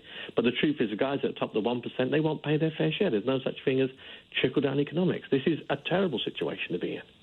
Just to give you a slightly fuller context of that interview that Margaret Thatcher gave 7 years or so into her premiership in 1987 to Women's Own, she said they are casting their problems at society, and, there's no such society. There are individual men and women, and there are families, and no government can do anything except through people, and people must look after themselves first. But she did go on to say it is our duty to look after ourselves and then also to look after our neighbours. I think that, if that's the case, I stand corrected, and I think that's... Well, not entirely corrected, because it was a harsh thing to say, there's no doubt about but it. I think now we have the most right-wing Conservative government in my living room. I'm 50 years old. Yeah. This is the most right-wing.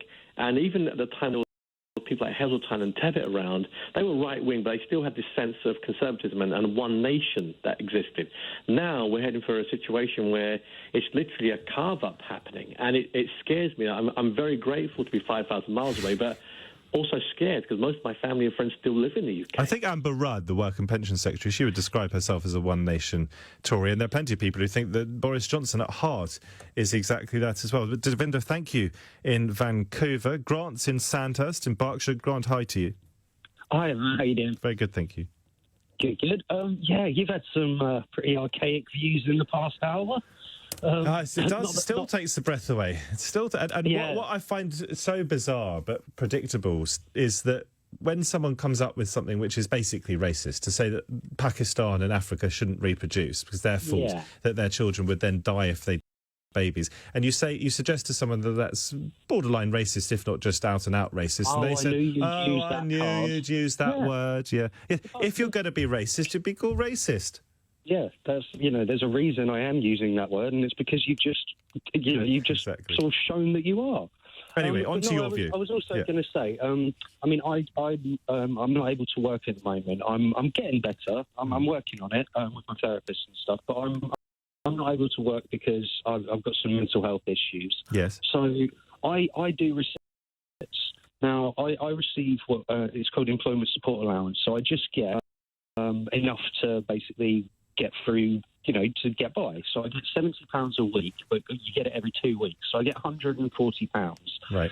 And I just wanted to say to all the people that are saying, all these people, they're spending this and they're spending their money on that, and they're not looking after their kids.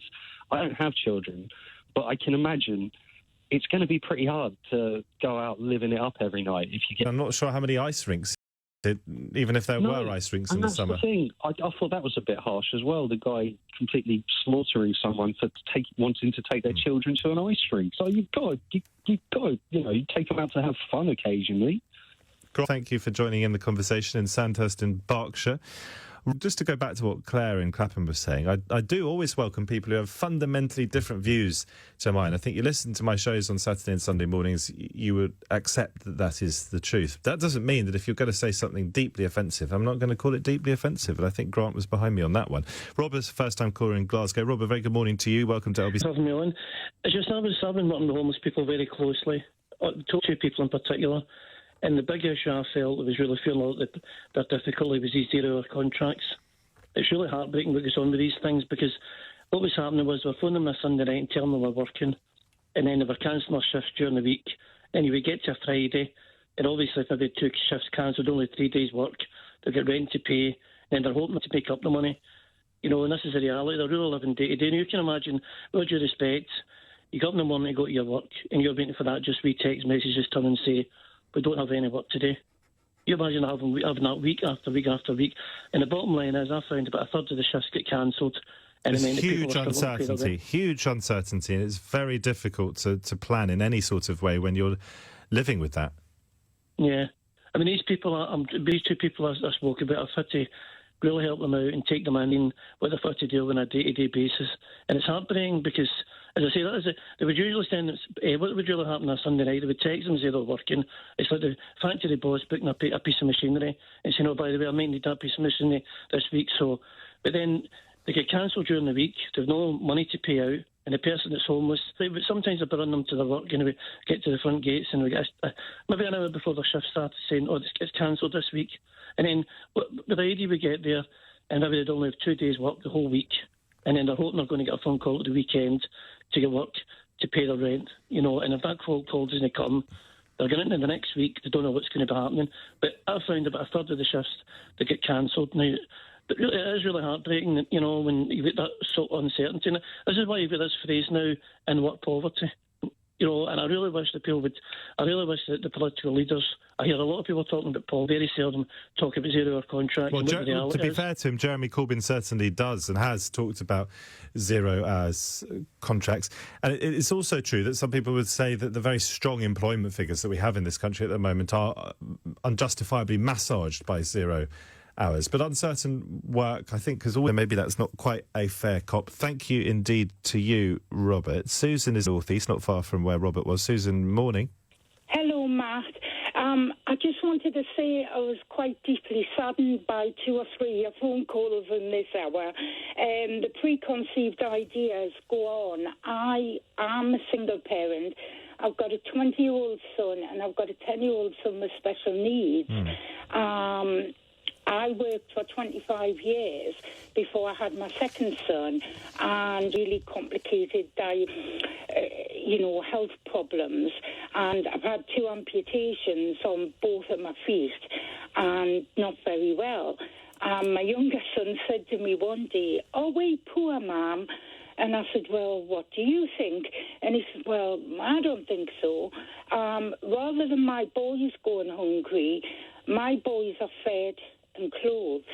It's me that just can, by the end of the week, are quite tight." And I just think that sometimes, we all have our own sort of situations, but I think people sometimes lack empathy about what it's really like, whether you're working in a low-income job and you're struggling to manage, or well entirely. And I think it just saddens me that people think that everybody's living. Susan, I celebrate what you've just said. I support it and I thank you for it. Sorry we don't have time to go to Paul, the first-time caller in Shepherd's Bush. I leave a pretty full switchboard for Darren to inherit in just a moment. If you've missed any of tonight's programme, you can listen again, of course. Just download the Global Player from the App Store on your iPhone or from Google Play on your Android to this and all the other LBC programmes, along with a wide range of podcasts, including my very own, the How To Academy pod. You can find that on my Twitter account as well, at Matthew Stadlen. Coming up at 4, it's Steve Allen. It's been great to have your company again this evening.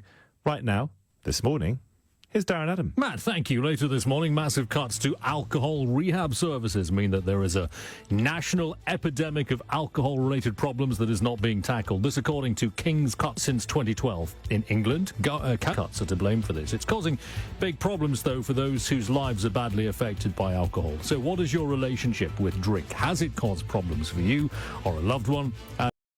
Did you find was available? We'll get to that later. First, though, Alistair Campbell says that he no longer wants to be a member of the Labour Party and that Labour faces an existential crisis because of bad leadership. Go about winning again. 0345 6060 973.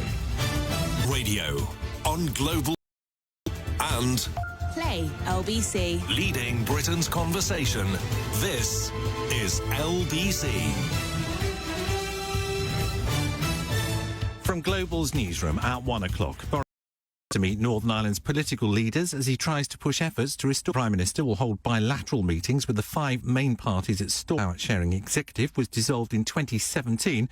Declan de Braeden, a columnist for Irish News, told LBC he doesn't think there's an easy solution. It's a standoff between Sinn Féin and the Democratic Unionist part of the DUP, and there are issues there about the status of the Irish language, about same-sex marriage, about abortion. Yesterday, the Prime Minister said it would be the European Union's fault if the Brexit deal. Boris Johnson said it was up to the EU whether they want to come to a new agreement. He says North Korea has fired several unidentified projectiles off its east coast. Analysts say the launches are designed to increase pressure on the United States to make concessions as the two countries are struggling to resume diplomacy on North Korea's nuclear weapons programme. Police say they believe 4 separate deaths in Essex could be linked to the same batch of drugs. A woman and 3 men have died over the last 2 days. Detectives think all of them took investigating whether the drugs are linked. Iran's ambassador says the release of a seized Iranian tanker could help secure the vessel detained by Tehran.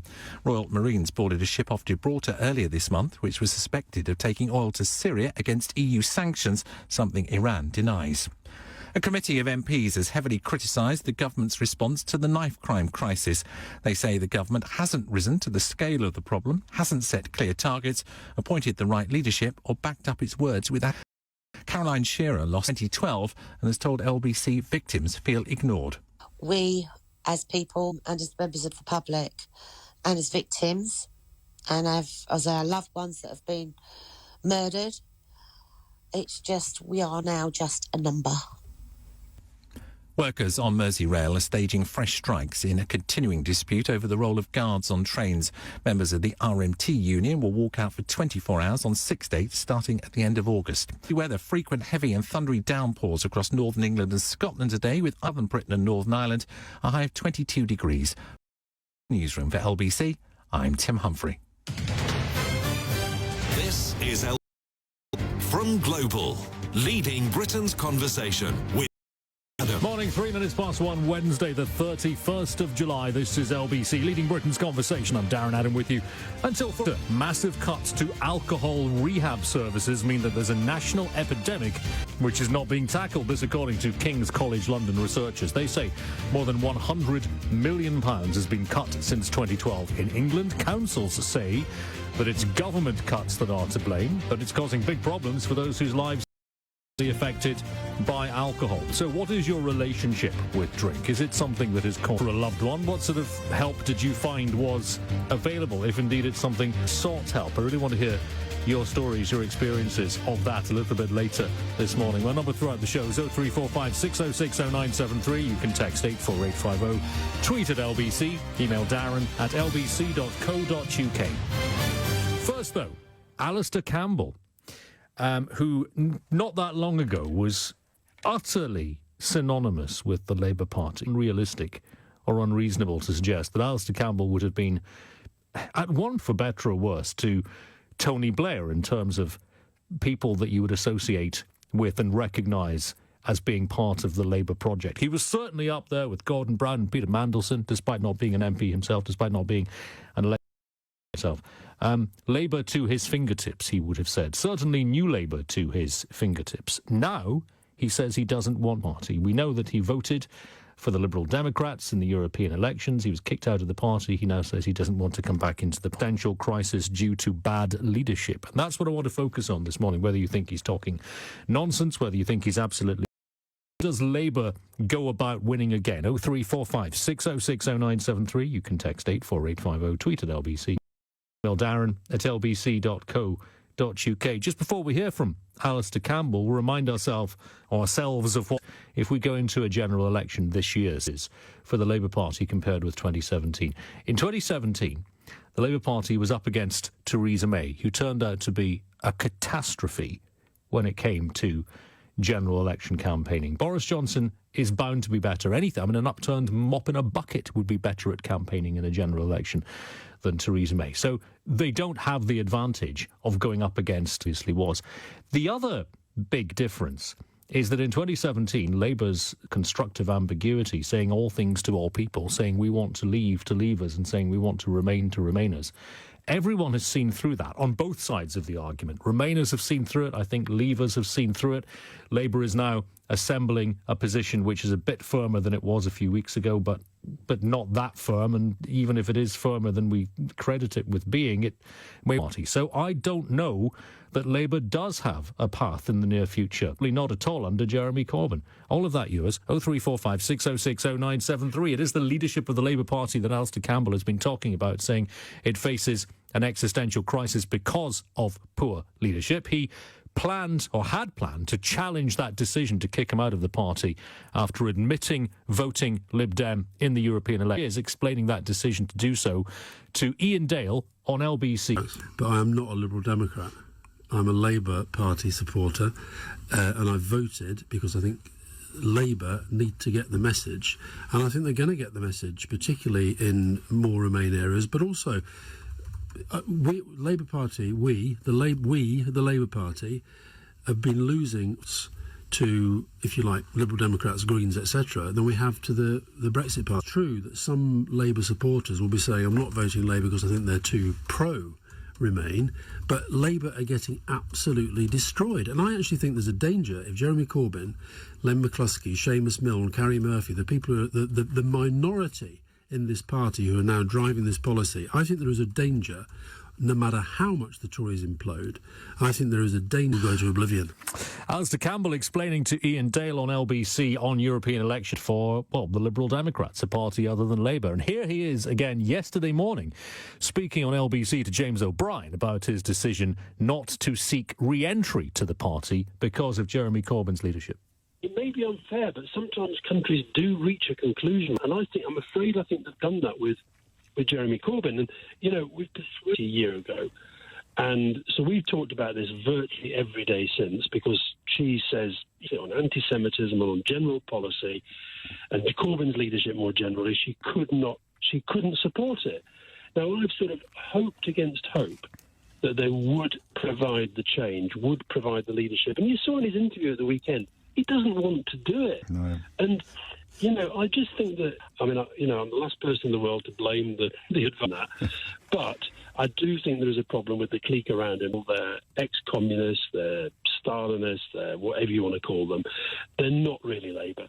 And I think they've got control of the machinery and they've got control of him.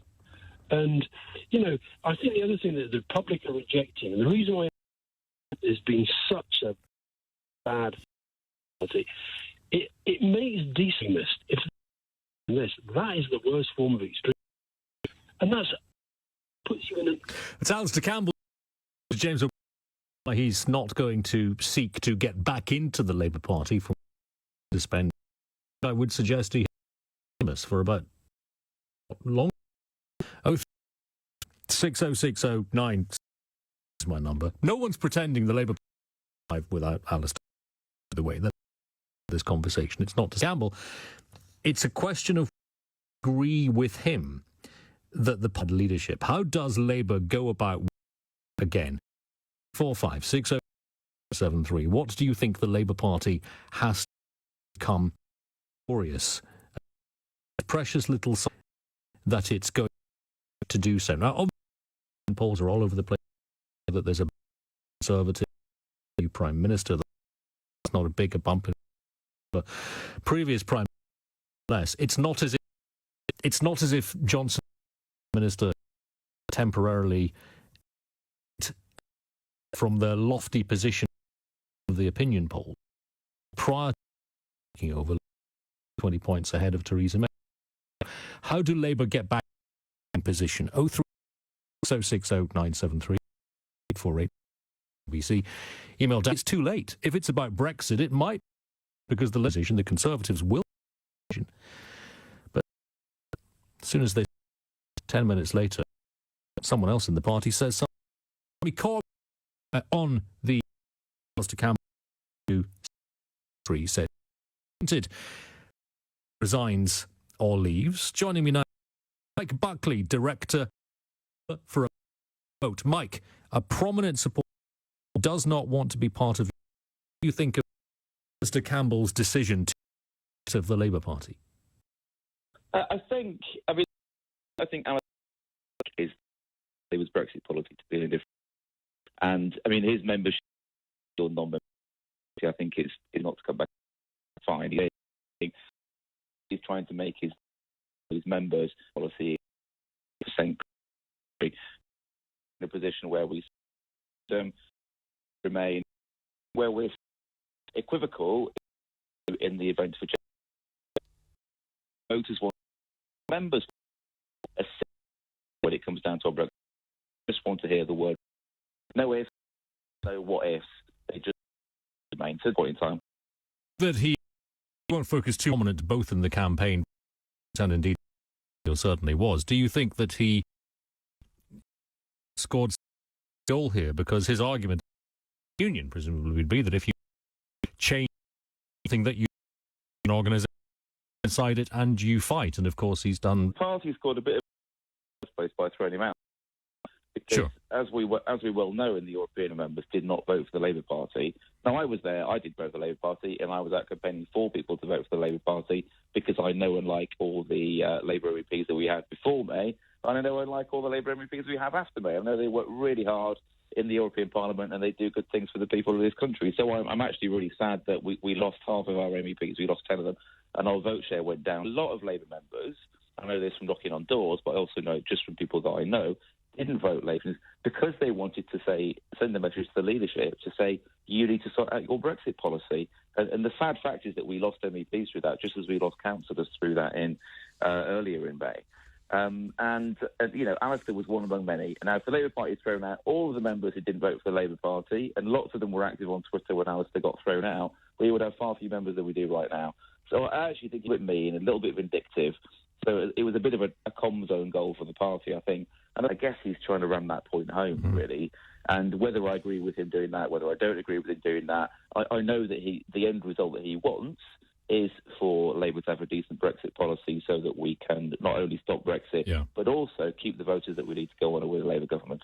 You are director of Labour for a public vote. Which of those two elements is more important? You're going to say they're equally important, but you're a Labour supporter and you support a public vote. If it became clear to you that the only way to get to ultimately support another party that does have a clearer policy, is that an option that you'd consider? No, I mean, I'm 100% Labour through and through, and I believe the best future of the country is to be in the European Union under a Labour government. I don't think I'm going to have to make a choice between the two. I do think the priority right now, being as we've got a government that is driving us towards a no-deal Brexit, and is to stop not only no-deal Brexit, but also any Brexit, because this is a generational choice, absolutely. But I'm a Labour government elected. Happily, I don't think we have to choose between those things because they go hand in hand. You know, all the polls for the last 18 months and probably longer have been saying that if Labour backs a referendum and backs Remain, that is the only way that we're going to gain the voters that we need to then get into government. So there isn't really a choice to be made. Our route to government is the same as... ...made, isn't there, if Labour keep doing what Labour have been doing? So Jeremy Corbyn will say a party of Remain, and then 20 minutes later, Seamus Milne will say, hang on, we never said that. You know how frustrating that must be as a Labour member, as a Labour supporter. It may well be the case that you end up being forced, and lots of people like you end up being forced to make the choice that Alistair Campbell has made. It is. I mean, it is frustrating. It has been frustrating. The party takes 2 steps forward, 1 step back in our Brexit policy. But most importantly, we keep taking steps forward. I mean, it's only April last year Leicester got sacked from the front bench just for saying second referendum in a speech, whereas now second referendum is our policy under any circumstances and Remain is our policy under almost all conceivable circumstances. We've moved a huge amount, and in reality, the vast majority of our members, of our voters, of our MPs, of our councillors, of our MEPs, and of party staff are all, who are, some of whom are in the leader's office, who ought to be at this point. So, we've moved a huge way. We're kind of almost there, really. But also, there's just a simple fact that whichever party you support, whether you support the SNP or the Greens or Change UK or Plaid Cymru or the Lib Dems or whoever, none of these in Parliament to actually, A, win a second referendum and through the country and have the... Well, hang on. They don't at the moment, of course, but after election they may well do. And that's a general election in which Labour, and you know this, would need to have a much clearer position on Brexit currently does. Do you really think that by the time a general election happens, which could be within the next few possible, to describe Labour's Brexit position with no caveats in a single sentence? I think in a general election campaign we would have to, because that would definitely concentrate the mind of everybody involved, whether it was an MP or whether it was a party staff member, even Seamus Mill, on the fact that we would want to win as many votes as possible. And the only way to do that is voters will vote for a clear position over pretty much any issue. What about anti-Semitism? We've not touched on this because Alistair Campbell has also said that Jeremy Corbyn has not led on the anti-Semitism issue. This is plainly something that has caused difficulty, the way that they arguably haven't dealt with the problem as well as one. And it's absolutely no secret that the party has taken far too long to deal with the anti-Semitism problem, and we are still in the process of dealing with it. The video of Jeremy talking about, I was encouraged. I think it was last week when they had, I think in kind of leaflet form as well. And having had a quick flick through that, it's a huge step in the right direction. It's acknowledging there's a problem. It's acknowledging that people in the party need to be educated. It's acknowledging that people in the party have been anti-Semitic and that those people need to leave the party But of course, this should have been done a year ago or even longer. Personally, is the point where the chief rabbi, the Jewish community, Jewish people who are members of the Labour Party, Jewish voters who previously voted for the party, all say the Labour Party is now doing everything it possibly can to deal with it. Those people say that it's being fixed and enough is being done, then I think the rest of it that we are satisfied. But until that point, it really isn't for me to say that enough is being done. It's for the Jewish community to say that. And at the moment, what I'm hearing from the Jewish friends I have in the Labour Party is that they're pleased that things are slow direction, but they're waiting to see more happen. Let's quickly, as that general election happens, it's going to be the primary issue for not all voters, but a lot of voters. I think we can agree upon that. Why do you think the Labour Party is best served by becoming unambiguously the party of Remain rather than the of Leave? Because, if you think about 2015, to take a different example, Cameron and Osborne went into the election as the party of austerity, as the party of we've got to keep the deficit down. And it's hilarious really, because of course everybody's forgotten about the deficit now. It doesn't really matter anymore. And Boris is making spending left, right, and centre. Deficit will go up as a result because we've moved on. Labour did not win by going into that election with austerity light. Because if people wanted austerity, they went and voted for the real thing, and they went and voted Conservative. And by the same token, when it comes to the next general election, if people want Leave, they're not party, because the only version of Leave that Labour would espouse would be a soft Brexit, because that's the only way to protect jobs and to protect workers' rights. So if people really want Leave, they're going to vote for the Brexit Party, or they're going to vote Conservative. So if we go in trying to win Leave voters with a pledge to leave, we won't get those votes, because Leave voters will quite rightly think, I'm going to go for the real thing between the two. I think the only choice we can make is to go for Remain voters. Does that mean that Seafield, the party, is essentially writing off? Because Jeremy was speaking there just a couple of days ago. I'm thinking of seats like Mansfield, perhaps Bolsover as well, which is held by Dennis Skinner, but by nothing like the kind of majority that it used to be. Does Labour have to essentially write off a lot of those seats to plot a path to victory through the south and through the cities? Not for the first reason being that, Mansfield obviously isn't a seat that we hold, but in used almost to, all... we did indeed, you see. But in almost all the seats that we hold that voted Leave in 2016, even in 2016, most of us and the voters that voted Leave in those seats were, majority not our voters. They were already voters that were voting UKIP or they were voting Conservative, because Leave was important to them. But the second reason that we don't have to write off Bolsover and Mansfield is that we have a message to give to those people that the Conservatives and the Brexit Party could never give. They've got any policies other than Brexit, and the Conservatives can't because, at the moment, they're disaster capitalists and wanting to rip up the economic system that we have, regardless of the consequences to jobs, manufacturing, to trade, to food prices going up to people in the Midlands and the North at all. It's saying that the Conservatives don't give a monkeys about their jobs, about their ability to pay their bills. And what the offer that the Labour Party can make is not only that we will stop Brexit and at least keep things as they are now, but in government we would do things that would actively make a difference and improve those people's lives, like build their regions, like create jobs that don't only exist, but also security and stability to them. Mike, thank you. That is Mike Buckley, Director of Labour for a Public Vote, responding to the news that someone who prominently supports, or did support, both of the causes that Mike favours, a public vote and indeed the Labour Party, seeking to be readmitted to the second of the 456060. How does Labour go about winning again? LBC 123. This is LBC. Andrew Castle, every Saturday and Sunday morning from 7.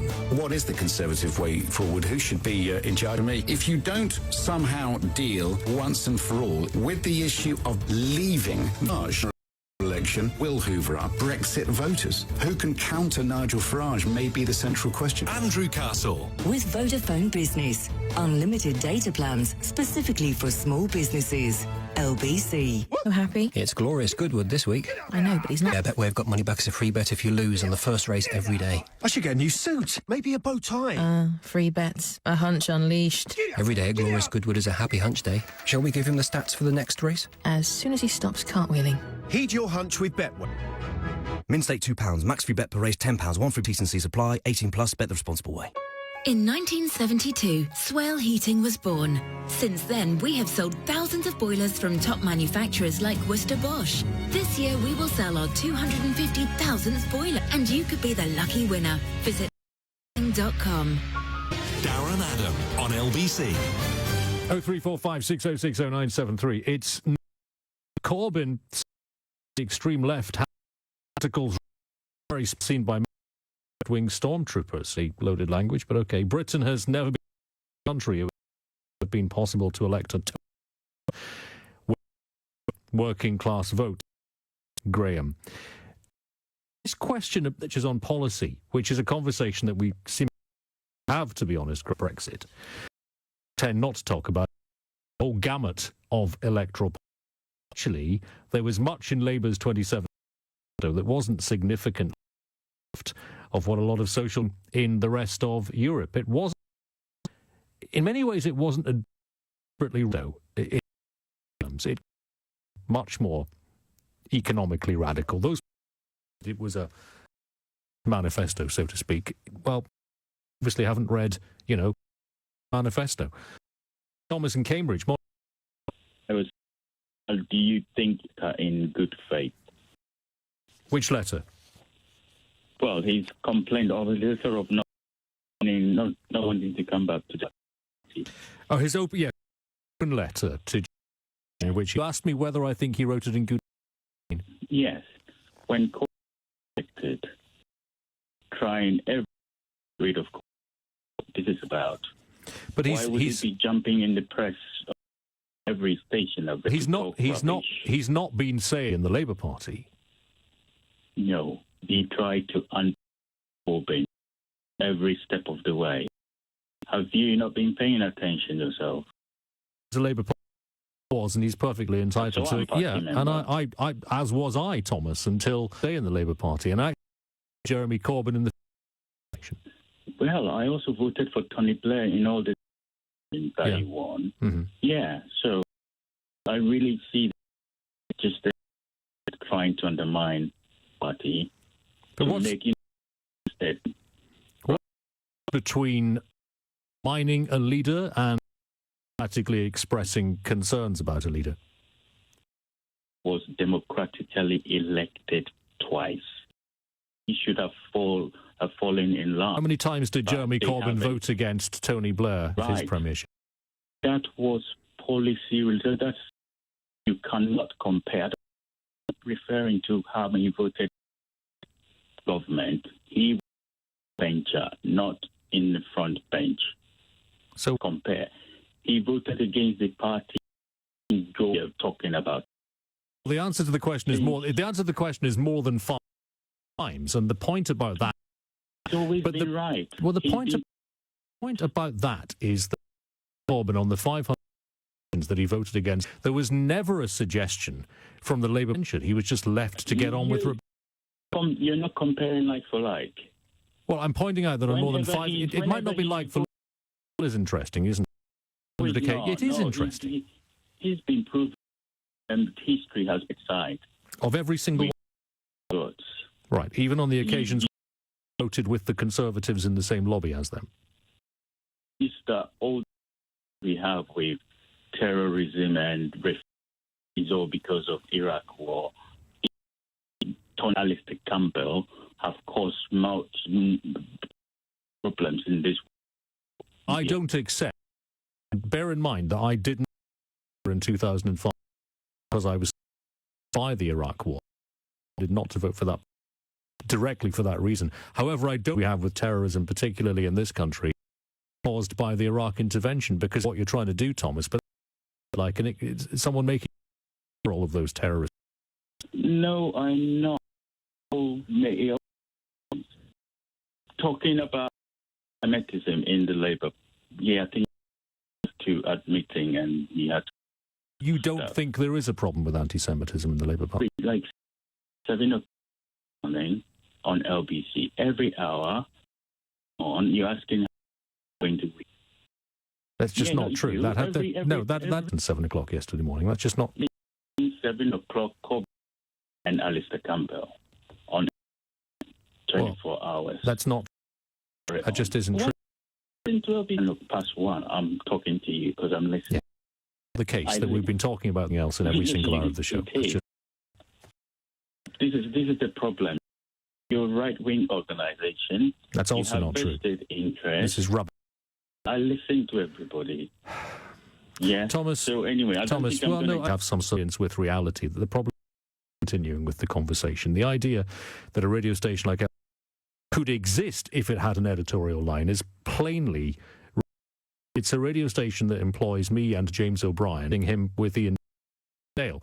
There is a radio station in terms of what all the presenters have to say, and indeed what the callers have to say as well. It wouldn't work. Editorial. I'll tell you right now, Thomas. I'll tell you interested if it was listed to me by management, and I quite openly because the ought have an editorial line. And Darren, this is the opinion that you have to program. Be out the door before they'd finished the sentence. And that's true for most, if not leagues as well. 345 says he no longer wants to be a Labour Party member. It is an existential crisis due to bad. How does Labour go about winning again? I suspect it might be too late for the Labour Party, at least in the next election. Maybe longer term too, but I could be entirely wrong. It wouldn't be the first time. 0343. LBC News Time is 1:32. Here's Tim Humphrey. DUP politicians as he starts Northern Ireland. Later, he'll tell all 5 major parties there the region has been without its assembly for far too long after it was dissolved. Police say they believe 4 separate deaths in Essing 2017. The pound's continuing to head for its worst month for nearly 3 years as markets react to a hardening position on Brexit. It's worth $1. The same batch of drugs. A woman and 3 men have died over the last 2 days. LBC weather, frequently heavy and thundery downpours across northern England and Scotland today, with isolated showers across southern Britain and Northern Ireland. There's a high of 22. Woohoo! Breakdown! Why is Hunch so happy? I know, but he's not usually. Yeah, Betway have got money back as a free bet if you lose on the first race every day. I should get a new suit. Maybe a bow tie. Free bets. Unleashed. Every day at Glorious Goodwood is a happy hunch day. Shall we give him the stats for the next race? As soon as he stops. Heed your hunch with Betway. This week at Glorious Goodwood. Min stake £2, 1 free bet per customer per race. First eligible bet qualifies. Selected bets, full T&Cs apply. 18 plus, bet the responsible way. Join me, James O'Brien, for my new podcast series, Full Disclosure. This week I'm speaking to the author of This Is Going to Hurt, Adam Kay. The last time you were in hospital, you probably couldn't count the number of different you encountered. And that's one of the best things about the NHS. BBC app or global player. Psst. Did you know that Pimlico Plumbers have an utterly fabulous 24-hour service? For plumbing, heating, drains, roofing, electrics, appliances, carpentry and building. Whatever your predicament, Pimlico Plumbers your door within the hour. Shh. And just between us, even comes with a 12-month guarantee. They aren't just any old tradesmen, they're Pimlico Plumbers. And they're always available on 0207 928 8888 or at pimlicoplumbers.com. Darren Adam on LBC. 0345 6060 973. Stuart. Morning. Hi, good to talk to you, Stuart. Now, you've changed your vote. Which way have you gone? Well, actually, don't tell the party, but I'm still a Labour Party member. But in the last election, I went with the Lib Dems. You've done an Alistair Campbell, then? Pretty much, yeah. I everything Alistair Campbell said, and I mean, to be fair, I don't actually know but quite a large difference between Alistair Campbell and Jeremy Corbyn. Jeremy Corbyn voted against the whip, like you said, over 500 times. He was an MP. Yeah. Alistair Campbell spoke out. He has been at best a media man. So what? But with Thomas, before we were accused of having an editorial line, which is both untrue and ridiculous. The point I was getting to is that, and this is something that you'll probably agree with as well, Stuart, as soon as Alistair Campbell once admitted having voted for a different party, within about 20 minutes he was suspended from the party, wasn't he? There was absolutely no tolerance for his doubts. There was a Labour MP in Scotland on a Facebook post that that he'd no sympathy for the Jewish people anymore because of them and their Blairite plotters. Now, that's a quote. I should stress to mention that. And this is from a Labour MP, a former Labour MP. Okay. Yes, current Labour councillor. Right. Close to Glasgow. And he was suspended and then got readmitted into the party. And that took about a year from start to finish. I just think that the hypocrisy being shown by the Labour Party, I think that, I mean, before we go further, I mean, I come from a Labour family, but my father actually passed away when I was very young. Mum was a nurse, and she was a mother of three kids. I don't actually know where we'd have been in life had it not been a Labour government, which is why I'm so eager to see a successful Labour opposition. So you voted Lib Dem, but you think for you that was a one-off? Because sometimes when voters make the switch to another party, they get a taste for it, and I think I have that taste for it as far as the Lib Dems are concerned, because I've also voted for the Lib Dems, as you did. I'm now a Lib Dem supporter and voter. You think you would still identify as being a Labour? Before I go back to Labour, and hopefully I won't have the choice for a while yet, but I would need to see serious changes, because I just think that Labour needs to be a broad church. It needs to appeal to the same people than it does to the people who are in poverty. It needs to have the same appeal. You're middle class, working class, or you see yourself as anything in between. And if it doesn't have that appeal, it's never going to be in government. The issue is the Tories, to the sort of top echelons of society, as they always have, the middle class voters who want tax cuts. We need to show an alternative plan with Labour values in mind, which can appeal to them. How much of this was about Brexit for you, Stuart? Because lots of Labour voters who voted for the Lib Dems, obviously Alistair Campbell, precisely because of the Lib Dems clear up to fudge the issue. How big of a concern was that for you? I wouldn't actually say it was as big as obviously Alistair Campbell's made it. Yeah. Certainly, if it was Brexit was the only issue I was concerned about, then the SNP up in Scotland would be the obvious party to vote for. The truth is, what I see is that Labour are becoming, and I do want to stay in the EU, but I also do understand that there was a vote held and that there was a Brexit, or at least that wasn't primarily the concern for you. I'm fascinated by this, because you are from a very... There was an albeit very slim majority there, and but I do support having a second vote. Working class tradition, as you've outlined, and yet, and I don't criticise you for this, I'm just curious as to why you might have made that choice. You're happy to vote for a party which just a few short years ago was in coalition with the Conservatives, which arguably enabled everything that 2010 and 2015. I think I wrestled with that myself, but I would never waste my vote.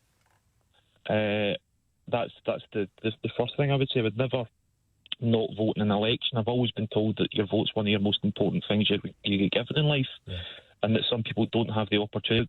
The biggest the biggest single issue, Scottish. So the SNP, I want to be a part of both, but more importantly, I want to tell Jeremy Corbyn that Democrats, and since you bring up that question as well, Scotland, Stuart, the Liberal Party that are saying precisely to see, which is no to all forms of to Scottish national, yes to the, and there's no other party that's offering positions. Stuart, I'm great. 0345 606097. Here's a text that says that on the telly, the stroke Brexit Party coalition scoffed at the time, scoffed at now.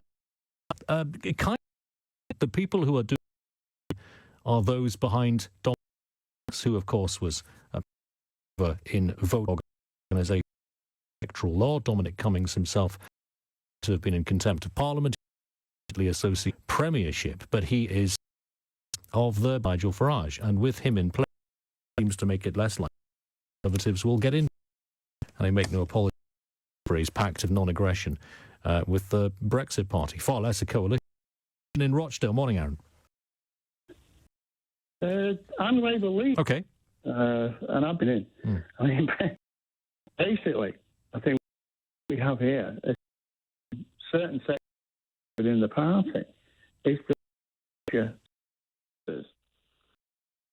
way many years was to actually work. It's still the same. What do you mean by that? Essentially, it's neoliberalism. It's a socialist club. It's a capitalist club who elected Tsipras and the rest. I mean, I was actually 20 years in the party. John Kinnock left under Blair. Bomb dropped. Yeah. Labour bomb.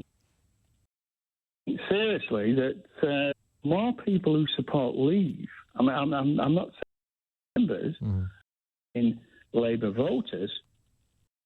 You can notice on, and the line. Sorry, go on. And the majority, about 1 million Labour voters who are also Leave voters. Majority, it's. Yes, but up here, up north, it's clean, grim for Remainers. Baron, I the conversation old school. That what you have is this is the Bennite view of the European Union. It's the Barbara Castle view of the Union. It's those people it's also those who in the 70s said we shouldn't be part of the European side, weren't they, at that point? Yes.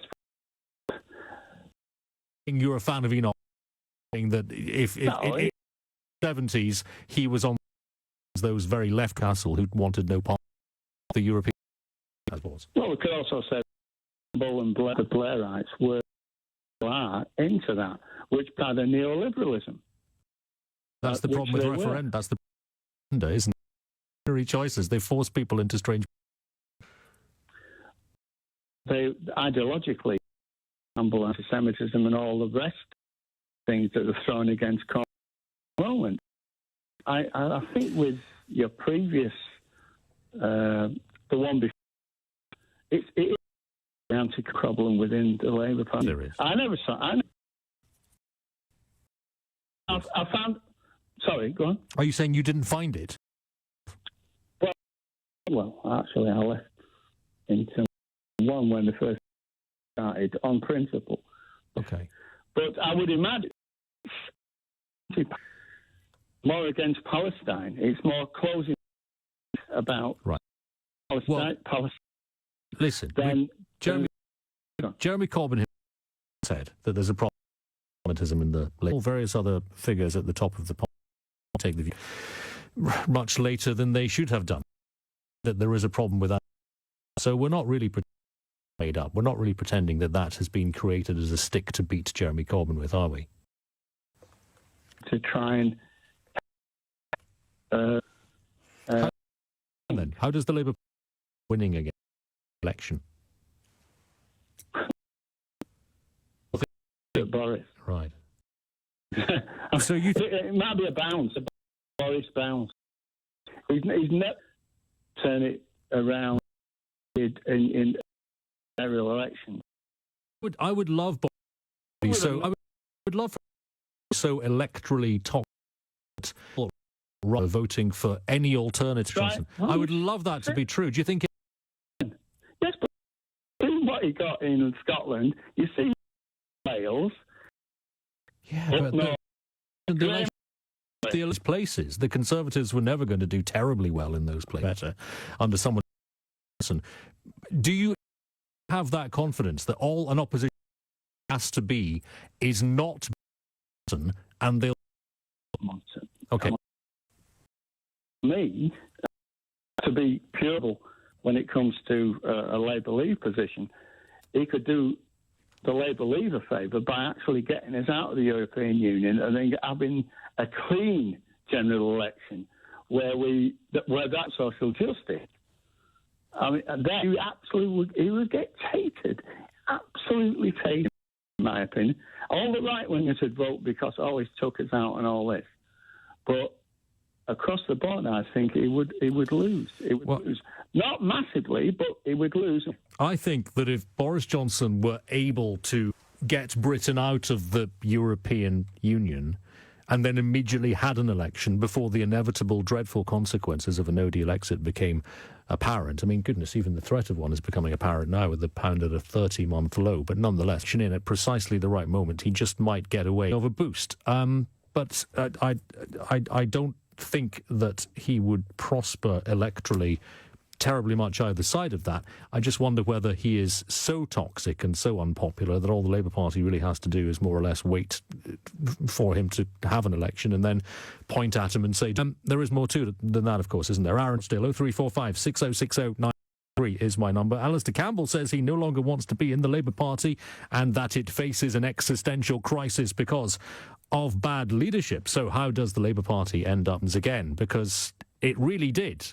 In living memory, 1997, a majority of really was that much, wasn't it? 2 years or 4 years later, I should say, in 2001, a majority of 165. Even after the Iraq War in 2005, despite the fact that I hadn't voted for them in that election, they still managed to win a majority. The party can win elections, and it can win big, and it can win on a left-wing platform as well as Clement Attlee in 1945. All of these things are possible, but they don't look terribly possible right now. So what do you think Labour does need to do to win an election once again? 0345 6060 973. LBC 149. Eddie Mair, Monday to Friday from 4 p.m. on LBC. He's do or die. If it gets to November, the vote of the EU, will you stop supporting Boris Johnson? Well, I suppose it really will depend upon the circumstances. He's won power by promising again and again to get out of the EU by October the 31st. And I believe that's what he will do. You're telling me that he's lost your support, yes? Eddie Mair, Monday to LBC Business Hour with Ian Dale. Every Thursday evening from 8, answering questions from new startups to established companies. When it comes to selling your startup business, nobody can actually run it yourself. For me, that's why the startup failure rate is high, because they don't know how to, and if they don't sell, they don't have a business. LBC Business Hour with Vodafone Business. Unlimited data plans specifically for small businesses. LBC. If you get Fast Fibre Essential, go on, and BT Sport together, you can choose tech worth up to £249 on us. Like an Xbox One S or Digital Edition. It's $39.99 a month with a 24-month contract and $29.99 setup. Join by 15th of August in time for the new season. Search BT Broadband. BT. Be there. CPI increments 9 a month from month 25. Terms apply. This year's 1000th boiler for free, and you could be that lucky winner. Visit swellheating.com. Rely on us to keep you warm. Break sale! Why is Hunch so happy? It's Glorious Goodwood this week. I know, but he's not usually. Yeah, Betway have got money back as a free bet if you lose on the first race. Suit, maybe a bow tie. Free bets. Glorious Goodwood is a happy hunch day. Shall we give him the stats for the next race? As soon as he stops cartwheeling. Heed your hunch with Betway. This week at Glorious Goodwood. Min stake £2, max free bet per race £10, one free bet per customer per race. First eligible bet qualifies. Selected, bet the responsible way. This is LBC with Darren at 6060 973. Tweet at LBC. Text 84850. Ben has called that number in Maidstone. Morning, Ben. Hi, how you doing, Dan? Good, sir. How are you? I'm very well, but, I'm getting increasingly of this put out, generally in the media. People compare, the free elections and say that, Corbyn should be doing a lot better and, should be more like that, really. But let's be honest, the Labour government actually had to change the name. New Labour government is so ashamed of Labour and the socialism. And we won those elections. Let's talk through the steps that they did, that Tony Blair did. Initially, what he did was he met up with Rupert Murdoch and dined with him, attended his summer parties, and game. He played this Murdoch that he was not a threat and he was, just like the last lot. So he needed to do, and he probably believed that what he was doing was right, but he was playing the game. Corbyn is going totally against that. So having not played the game and having all the media, daily basis, the Daily Mail taking out 20 pages last election, is it any wonder that Labour aren't ahead in the polls with that sort of wave of support from the media behind them because Corbyn is doing exactly what they want him to do? Do you think that I deprecate as you do, but do you really think that they change minds? Are they not simple? I think the Daily Mail, I think a lot of the media, the Murdoch media particularly, as we know at the time, they were responsible for actually sort of, the headline, it was The Sun what won it, and so they really do. The thing is about narratives, if you keep people eventually see that is the way things are. But do you not think, I'll tell you with the Sun in 1997, and you can point to other elections where this might be the case as well. Yeah. My theory is that the Sun, being a popular newspaper that was popular, it gets on the right side of an inevitability, supported Labour, not because they wanted necessarily Labour to win, but because they knew Labour was going to win.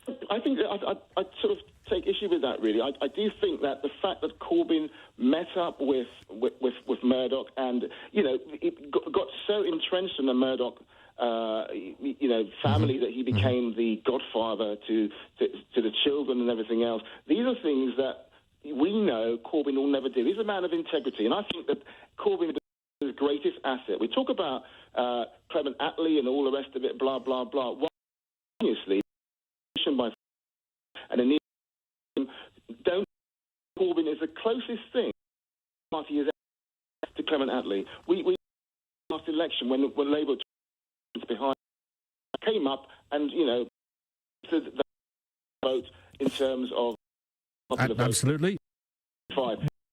It was a share of the votes, isn't it? It was the biggest increase. It was the biggest increase in the popular vote share for Labour since 1945. But it was also a vote share in 2000 actually. So it was the Labour vote share since the second Labour landslide of 2000. Sorry, I get very nerdy about. Sorry, something. I mean, people keep talking about, and it said the more people kept saying unpopular. At the same time, they were saying that Theresa May was the most popular since God knows. Despite the fact that we're queuing up right now to get with Corbyn, the selfies, to sing along, all of Glastonbury singing along, yet the press are telling us that Corbyn is unpopular. And the more that people who are sheep, they kind of tend to what they're being told. That is missing some realities, which is that over the general election campaign, the gap closed between the parties, and you could see it happening. And the reason they proved their position, Conservatives, and worsened was down to this truth that Theresa May is a political campaigner. She made a series of that. You can't be a big part of Labour. But the fact is, Labour came up with a fantastic manifesto. I will agree. It was a good. It wasn't as scary as many people thought. It wasn't, and it's made in Corbyn's image. There's all this sort of, he's not. That's going on since the day. In fact, before he the leadership election, that's running, and it's still running now. There's seen off three or four sort of leaders of other parties in the time he's been leader. guy is going to be our next Prime Minister. Take my word. He's going once the election and there is a level playing field, so that right now,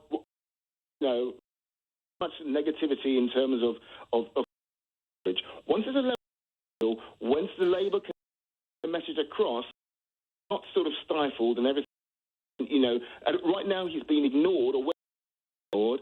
It's not that, and in an election campaign, from the benefit as well because they get more airtime essentially. So there's something wrong with that. But the reality is, Ben, and you can say opinion polls, whatever. The truth is that right now is the least popular leader of since Red, and he's more unpopular right now than Michael Foot. Now, if we agree that the opinion polls at the start of the election campaign showed Labour half as well as and that the ground changed, and that's why by the end of the parties, it wasn't the hang on, that change over the.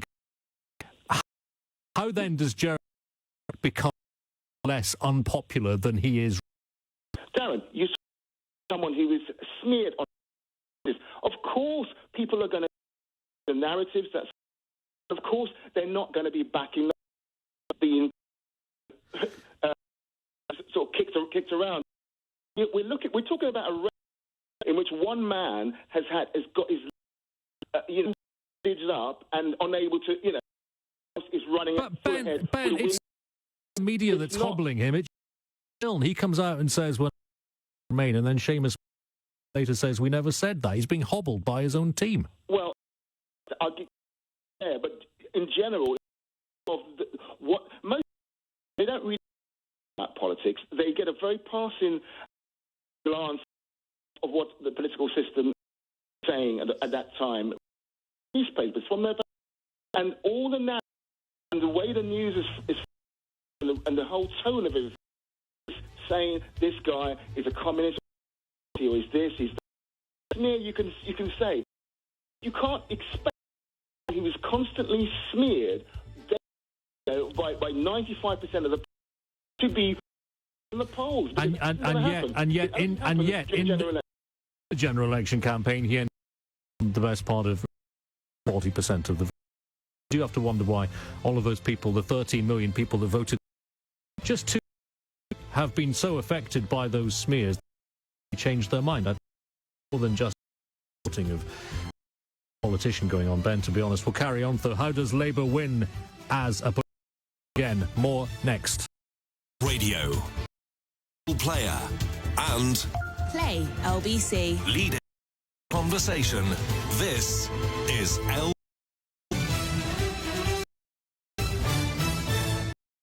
Newsroom at Johnson will meet political leaders in North in his first visit. Prime Minister say devolution must be restored as soon as possible. Power sharing collapsed in 2017. Honours to be candidate in the 20 presidential election, more the brother of one of the contenders. You see the similarities between Donald Johnson are scary.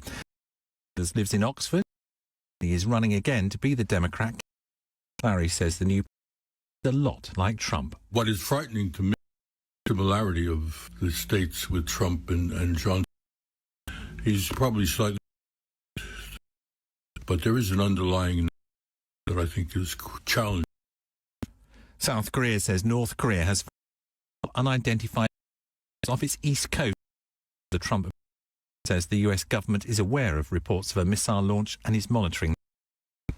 Iran says the release of a Iranian tanker could help of a British flag detained by Tehran.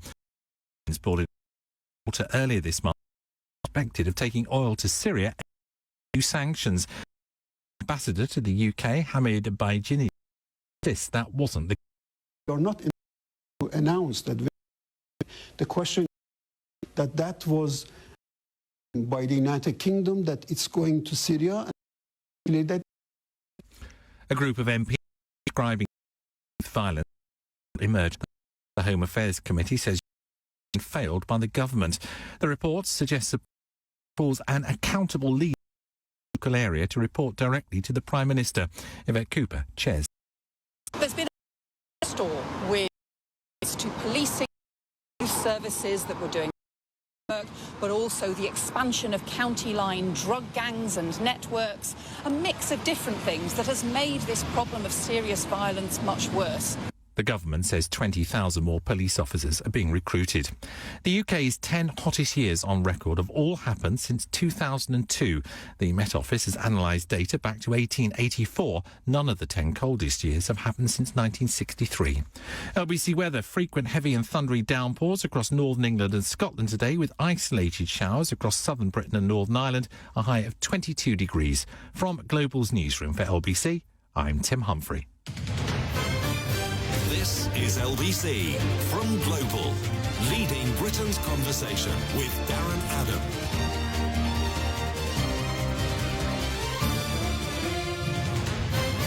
Morning, here's Amanda tweeting at LBC to say Mr Corbyn is in a diabolical position with Northern Leavers and us, says Amanda, in London and the South East, backing Remain mostly. How can he please everyone, says Amanda. Well, plainly he cannot.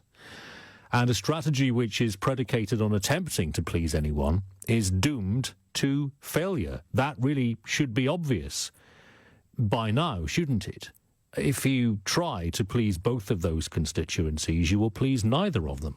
And I think Mike Buckley, who admittedly is the director of Labour for a public vote, and to an extent he would say this, wouldn't he? But we spoke to him earlier on, and his view on this is quite interesting. He thinks that Labour needs to move unambiguously to a Remain position because they're not going to get the Leave voters anyway. And it makes more sense electorally to become an unambiguous Remain party than it does to become an unambiguous Leave party, because there are more votes to be won.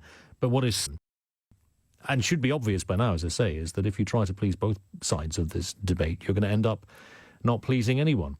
If you're a Remainer, why would you not go for the Lib Dems, who are, turbocharged Remain? If you are a Leaver, why would you not go for currently the Brexit Party, or for that matter the Conservatives, if they assemble a solid position on this, which they probably will?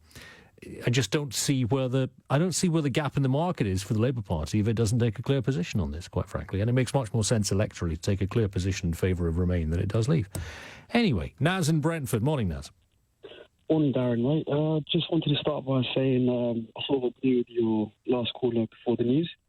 Yes, go on. Most of the things he said sort of resonates with me, but I just wanted to add. I mean, I've never personally voted in my life. Ever? I've always been sort of I've never really taken interest in politics.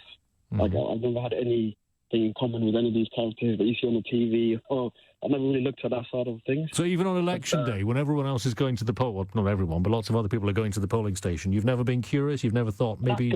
No? To be honest with you, like my family members, people, everyone, I've never really had that kind of interest in politics. But the older you get, the more you realise politics actually shapes our world, and there's things you can do to sort of get involved. Mm-hmm. Especially in recent times, like all this Brexit talk and how the world has changed. Like it's actually quite scary.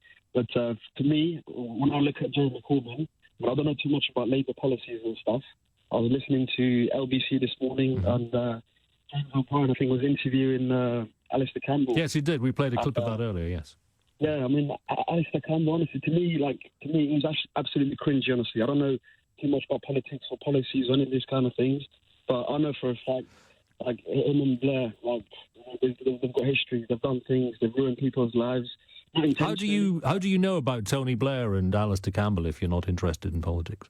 I mean, I've always had I've always kept an eye on it, but I've never really thought of voting. I always thought if I voted, my vote ain't really going to count. But, that has shifted, obviously, as time has gone on. Right. And if there was to be a genuine election, I'll definitely vote for Corbyn because, like, when you look at the world, even when you sort of take yourself out of the United Kingdom, what's the pressing issues around the world today? From my own personal perspective, my worldview, the biggest thing that is sort of affecting us today is climate change and is security. People need to feel that they're secure. There's a lot of terrorism happening globally, everywhere, all around the world. People feel unsafe. These are the questions I think above anything. Well, these are big political questions, and these are good reasons to be involved in politics. But Alistair Campbell and Tony Blair were probably prominent figures working together about 15 years ago. So, did you have an interest in politics and then lost it? Because you must have been. I did. You know, to be honest with you, I've always sort of watched the news and stuff like that. I've always read. I've always had to keep informed. But I've never really thought by getting involved in stuff like that. I've always sort of had my opinion on things and stuff. But when I look at all the people out there in the political sphere in the United Kingdom, to me, like majority of them, like even the current Prime Minister, Boris Johnson, these people are all going home. Like I watched a very interesting documentary on Netflix, I think last night. It's to do with the whole Cambridge Analytica. It's called The Big Hack. Yep, a lot of people talking about that. It seems, Naz, as if you weren't interested in politics before, you're certainly making up for it by the sounds of it. Naz, thank you for that. 0345 6060 973. In Sidcup, it's Bill. Morning, Bill. Good morning, Darren. How are you? Very well. I hope you are too, so welcome. So I'd like to ask you a sort of question about, are Labour, electable? And I just think with Jeremy Corbyn at the helm, the answer to that is categorically no. And you talk about Tony Blair and Alistair Campbell, and whatever you think about their politics, what they were really good at was winning elections, and I think the reason for that, and I think if you talk to most people in the country, it's like most people want a kind of slightly right-wing economic policy where people are, there's ambition there and you can do well, but they actually want some fairness as well. So they want some kind of left-wing social aspects as well. And I think that, and I voted for Tony Blair in 1997 because I was just absolutely, my first vote, and I remember that, like the whole Cool Britannia thing, and I was just like, it was like really positive. Now, I'm now 42. Yeah. I'm on the other end of the spectrum now, because when I look at Jeremy Corbyn and I really worry about where he would want to take the country. Yeah, it is a fact that 1%, right? So these top percentages that he has to go at all the time about the people that earn all the money, the 1%ers contribute 30%, or I think last year it was 29%. Of all of the tax revenues comes from those top earners. So, why is he having a real pop at those guys? Why are we not trying to? Because taxation is not about punishment, Bill. Taxation is about ensuring that we extract money from those who are able to have it extracted in order services like the NHS can be properly punishment. And I am in that 1%, and I guarantee you, I'm happy to pay. And I pay a ridiculous amount of tax. Figures tax, and I'm absolutely fine. And I send my kids to private school. I've got private healthcare, not a drug at all. I don't mind for well. That's not the point I'm trying to make. The point I'm trying to make is why. But people like Jeremy Corbyn, John McDonnell, and it feels like they're out to get. They kind of business, like people, by all means, make sure corporations pay the right level of tax, all that sort of thing. But you've got to do it. You've got to do it in a balanced business. Because I mean, Livingston this that before you redistribute the money, earn it in the first place, and that makes me in favour of. I'd be in favour of higher tax rates for people to be in favour of higher tax rates. Me as well, that people who do quite well should be paid specifically for this, but for a whole variety of other publics as well. Bill, thank you for that in Sidcup. 606097 number. Let's go to Ashley. Ashley. I'm a bit of a strange situation. I really do agree. Alistair Campbell, I get it, but I your callers earlier, I think you kind of disagree. You think been made anti-Semitism, then I think Jeremy Corbyn's in a situation. An anti-Semite, I think he's just a rabbit with a very poor team, and there may be elements of nefarious situation some of his team.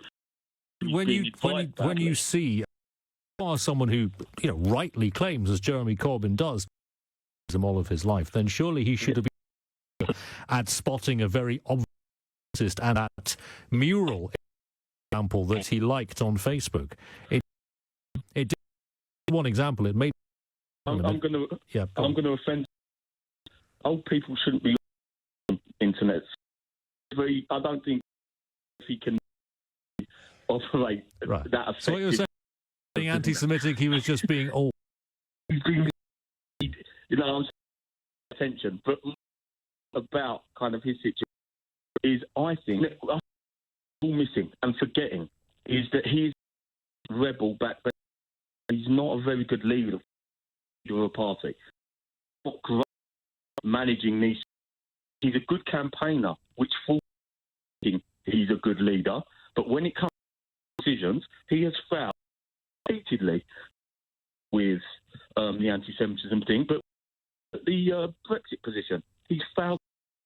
Any big decision he's had to make, and I think we're forgetting that he's actually a great leader. He's just a very old man who kind of high lofty ambitions, but when it comes to shit, which balancing all, juggling all of the, he struggles. He needs a team around. They're not working. This is where I hope. It's not a secret, actually. Up again. One of those in the first leadership election when I was still a member of the Labour Party, I did vote for Jeremy Corbyn. And I did so on the basis that, having seen Labour lose in 2015, having seen them lose in 2010 under two different leaders, Gordon Brown and then Ed Miliband, I thought, well, maybe there is something here. Maybe there's a sense that a new type of politics is worth a try. I remember thinking at the time, if it doesn't work, then there's time to fix it. There's time to say, well, that didn't work, let's try something else. But let's give this Jeremy Corbyn project a try. Where I got it completely wrong, actually, was not recognising just how anemic Jeremy Corbyn's support of the European Union actually was. Yeah, and look, I'm going to be honest. If we want Labour, I was a Labour voter. Yeah. I voted Lib Dem in my last opportunity, I think the year. Yeah, me too, yeah. For obvious reasons, like most people, we've heard it kind of time and again tonight. But from my position, when I look at this and I kind of stand back objectively, I think everybody's thinking that you need to get more extreme. And Jeremy Corbyn isn't as extreme a socialist as people might think. No. His manifesto was not extreme at all. But I think the centre ground's where you will pick up a lot of votes. There are a lot of people out there that don't want to be linked to a salivating Brexit party, that look at Boris Johnson and think, hang on a minute, that's a step too far. Yeah. And I think the centre ground might be the way forward, whereas everyone's vacated it, somebody steps back in, you will pick up 10%, even of Leavers that are bored with this idea, of Remainers that really kind of want to be central again. But I don't think we'll win anything under Corbyn. I think his leadership has been terrible, and I don't think he's a good leader. I think he's a good As you say, a good backbencher, probably a cracking constituency MP in Islington North. He has the most towering majorities in that constituency and has done since 1983, but that doesn't necessarily mean that you're going to make a great leader of a political party. And you remember, of course, Ashley, as well, I mean, it's quite quaint, really, the way that the left bloc in the PLP decide who's going to go for the leadership. Basically, they decided it was Jeremy Corbyn's turn when this leadership election came up in 2015. And apparently said, OK, well, if it's my turn, I will do it. I will be the left-wing candidate who doesn't stand a chance in this particular leadership election. And lo and behold, he became the leader. A task to which he is perhaps unequal, I would suggest, as Ashley does too. Ashley, thank you. And Beckenham, 0345 606 0973. How does Labour win again? More of your calls, texts and emails in just a moment on LBC. It's 17 minutes past 2. This is LBC. Renewing your tax credits is too important to forget. So here's an unforgettable reminder. Renew your tax credits now. It's really, really important. Time is running out. Renew your tax credits by the 31st of July or your payments will stop. Go to gov.uk/manage your tax credits. Renew now! Whether it's a holiday packed full of culture, a holiday packed full of tranquility, or a holiday packed adventure. Book your perfect holiday with Travel Bag. From round-the-world trips or city breaks to beach holidays or travelbag.co.uk or our newly opened store in Baker Street. Travel Bag, 40 years of experience packed into your perfect holiday. Visit Travel Bag in Baker Street today. ATOL protected. Swimsuit tick, sun cream tick, holiday money, big tick. Right, I'm off to pick up all the holiday bits from M&S. What about the holiday money? I'm picking that up from M&S too. They've got a new click and collect travel money service. It's just so easy. I didn't know M&S did travel money. Oh, there's a lot you don't know, like how many outfits I've ordered. M&S Bank's new click and collect travel money service rates with preferential rates for M&S cardholders. Order online and collect in store. £250 minimum order. Terms and conditions apply. Search M&S Travel Money. Join me, James O'Brien, for my new podcast series, Full Disclosure. This week I'm speaking to the author of This Is Going to Hurt, Adam Kay. The last time you were in hospital, you probably couldn't count the number of different nationalities you encountered. And that's one of the best things about the NHS. Listen and subscribe now on the LBC app or Global Player. Darren Adam on LBC.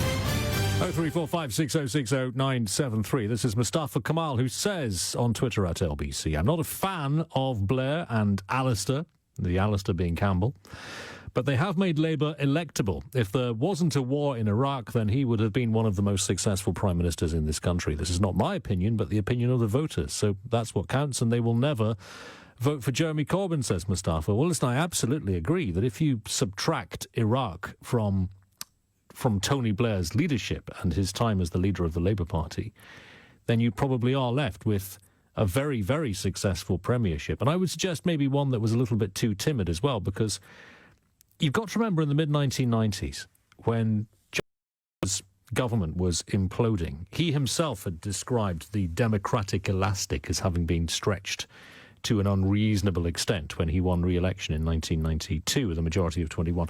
That was all gone by the middle of the 90s. There were MPs falling right, left. And therefore, an opposition victory was kind of inevitable by that point, really. I think the timidity of Tony Blair in that campaign, it led to a majority that wasn't as enormous as it was, but it also led to a majority that was kind of unnecessary. You could have had a more radical Labour politician winning a perfectly serviceable majority of maybe 50, 60, 70 seats, but one that wouldn't be, for example, for the first 2 years of that first Labour government, committed to following penny for penny the spending promises of the outgoing Conservative government, which they did until 1999. And then, yes, lots of schools were built and lots of hospitals were built, but they were built using PFI. They were built under the Private Finance Initiative, which got them built, but as we now know and as we see every day, have led to all sorts of financial problems for trusts and educational entities. And to this day, we still have to pay lots of money to park at hospitals, the NHS hospitals across the country. So problematic and timid is how I would have described much of what the Blair government did. Big successes. There was the Sure Start initiative. Lots of really decent stuff was done. And I think that lots of decent stuff would continue to have gotten done if it hadn't been for Iraq. I think that really did bring to a halt any sort of success you could say the Labour government was having. So they had 6 or 7 years, perhaps, between becoming elected in 1997 and Iraq and the disaster of Iraq. And some of that time was wasted, and there was a certain timidity around, a government that had a bigger majority than it needed and that didn't really make the most of that majority, because with a majority of 179, you can pretty much do anything.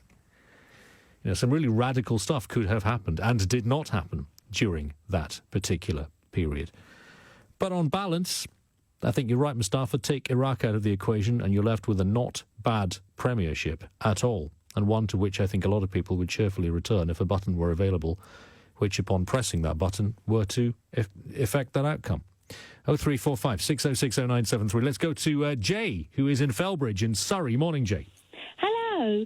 I would just like to say that the Labour Party membership needs to come to his senses, ditch momentum and elect a leader like Yvette Cooper, who has done most of the heavy lifting on behalf of the Labour Party and Jeremy Corbyn during the Brexit fiasco in Parliament.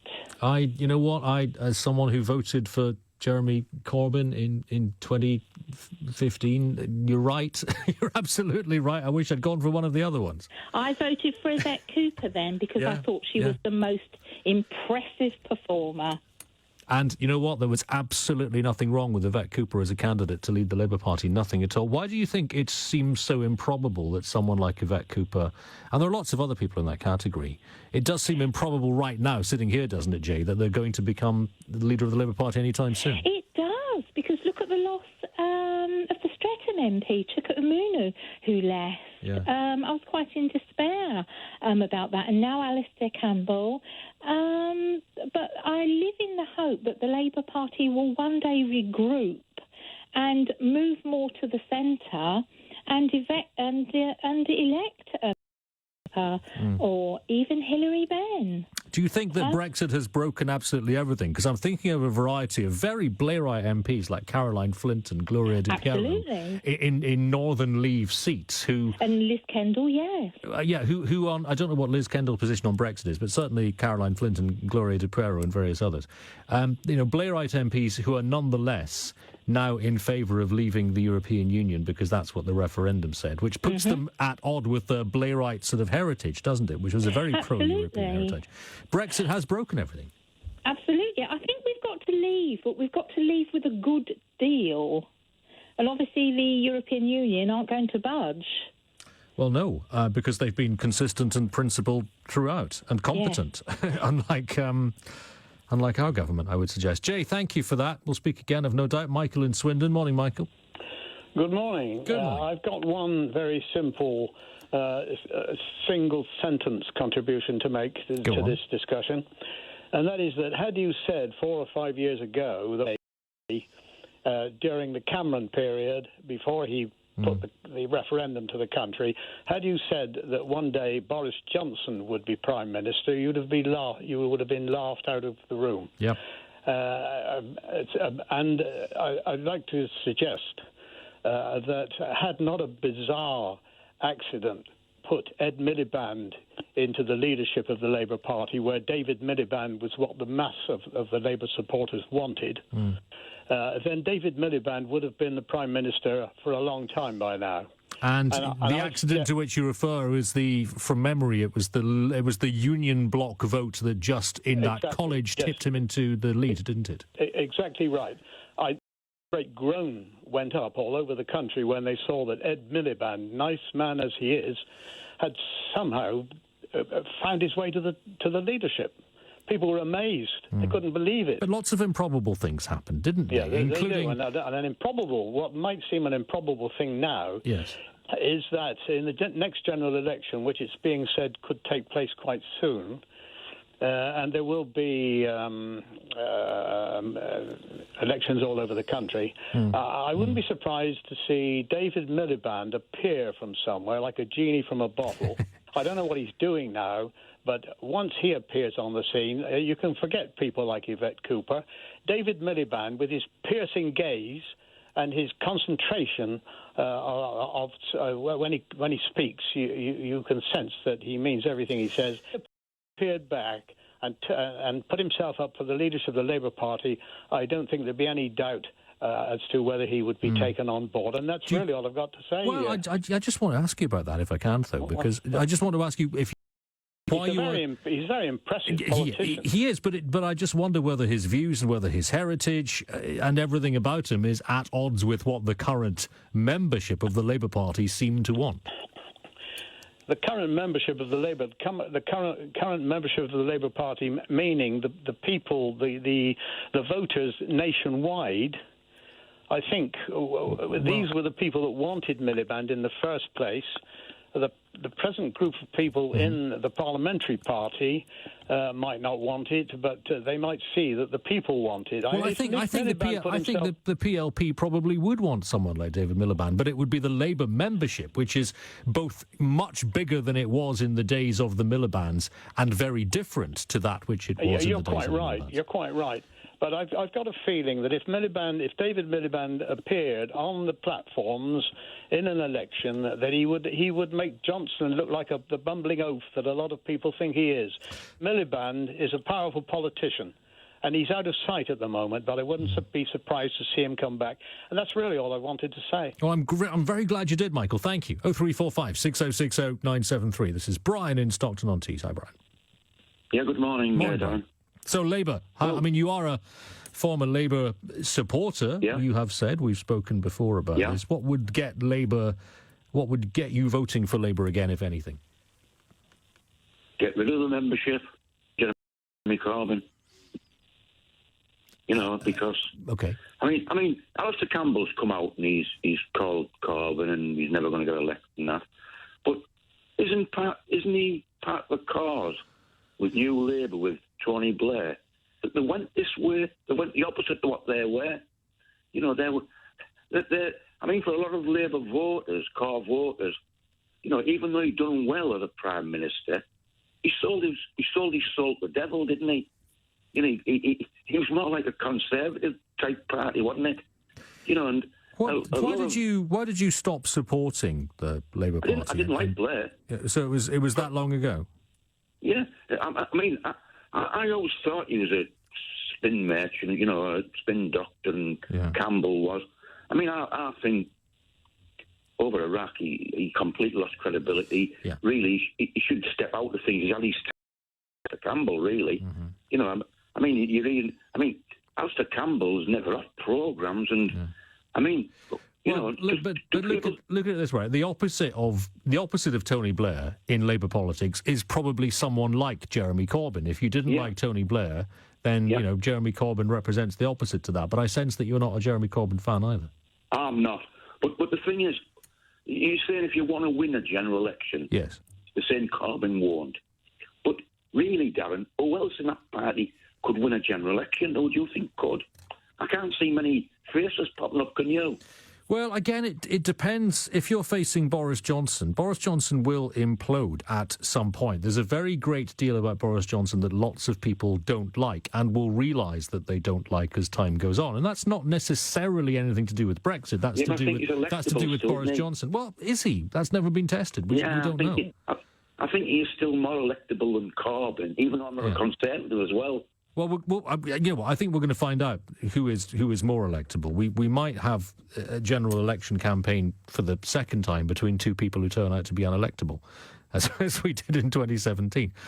Brian, thank you for that. I do want to get some texts and tweets in just ahead of us moving on to the news in a couple of minutes' time. John says, in my view, for Labour to win again, it should be above the Brexit argument, like the Conservative Party, follow the EU referendum result from 2016, regardless if it's leave or remain.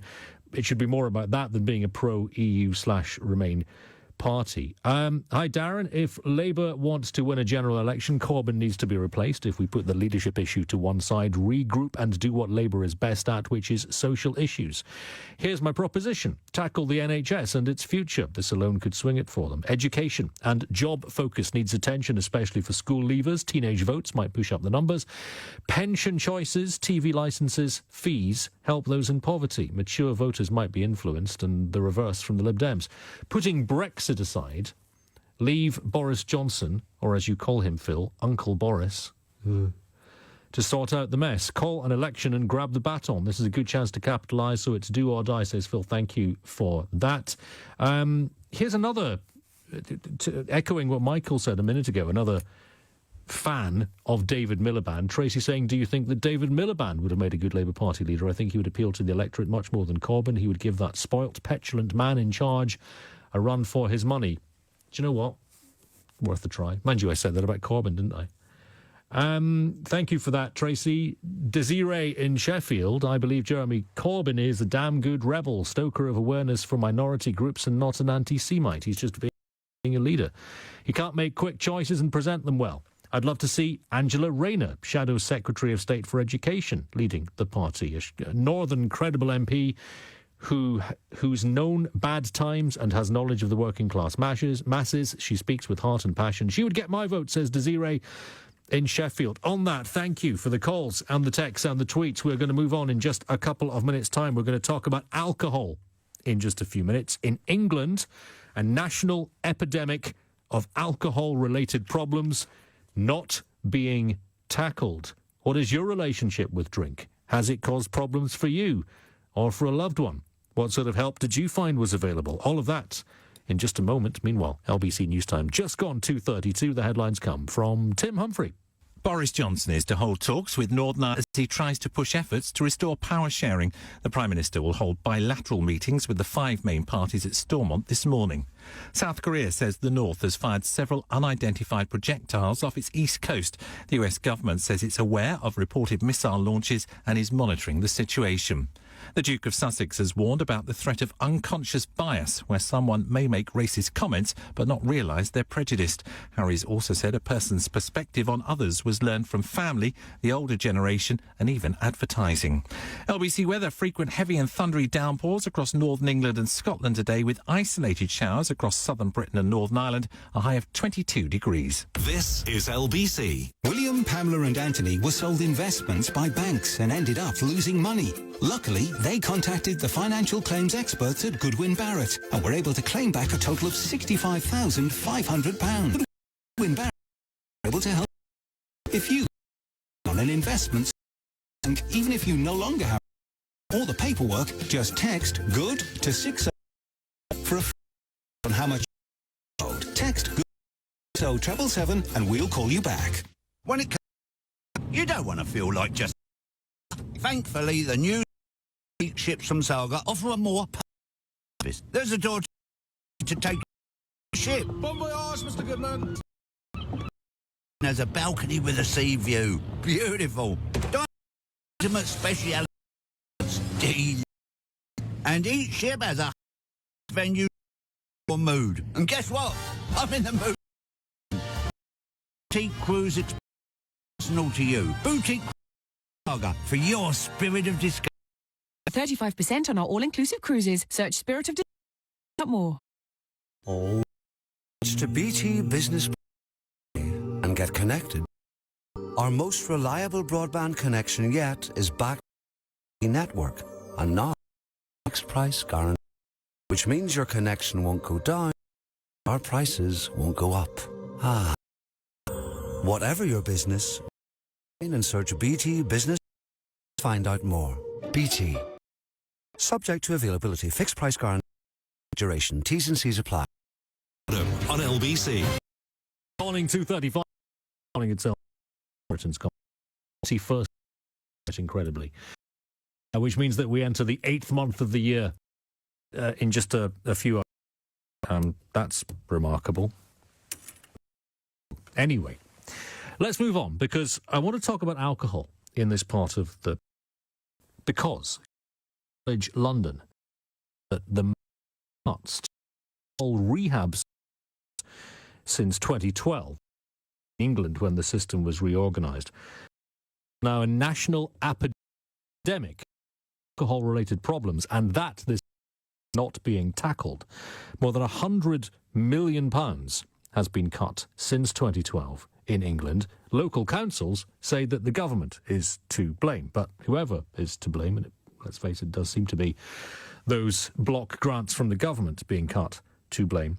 Whoever is to blame, it's causing big problems for those whose lives are badly affected by alcohol. So what is your relationship with drink? Is it something that has caused problems for you or for a loved one? What sort of help did you find was available? 0345 6060 973 is my number. It's funny, we talked about drugs about 24 hours ago in this programme. We talked about cannabis and the legalisation thereof. And it was mentioned a few times that we are in a strange place where we have this substance called alcohol, which is perfectly legal. It is controlled and taxed. It is a substance which people enjoy consuming, in very many cases without any problems at all. It generates money for the exchequer. And were we to make alcohol illegal, A, it wouldn't work, and B, we'd end up putting the supply of a substance that people are going to consume anyway into the hands of criminal gangs. But I think it's also true that if alcohol were to be invented now, we probably wouldn't license it. We wouldn't allow people to produce it and sell it legally. So, given that we are where we are with this substance, I want to hear from you about the effect that it's had on your life. It is readily available. It is something that causes most people no problem at all. It is something that causes a number of people tremendous difficulty in their lives, either through addiction or through inappropriate use of alcohol, drinking at the wrong times, perhaps. 0345 6060 973. Give me a call, let me know about what your relationship with drink means to you, and whether, if you have sought help, you found that help was available when you needed it. Let's get more on this now, with more on this study published in the British Medical Journal. Let's get more with Andrew Meisel, Alcohol Concern Director for Wales. Andrew, thank you for your time this morning. What do you think that this study says about our country's relationship with alcohol?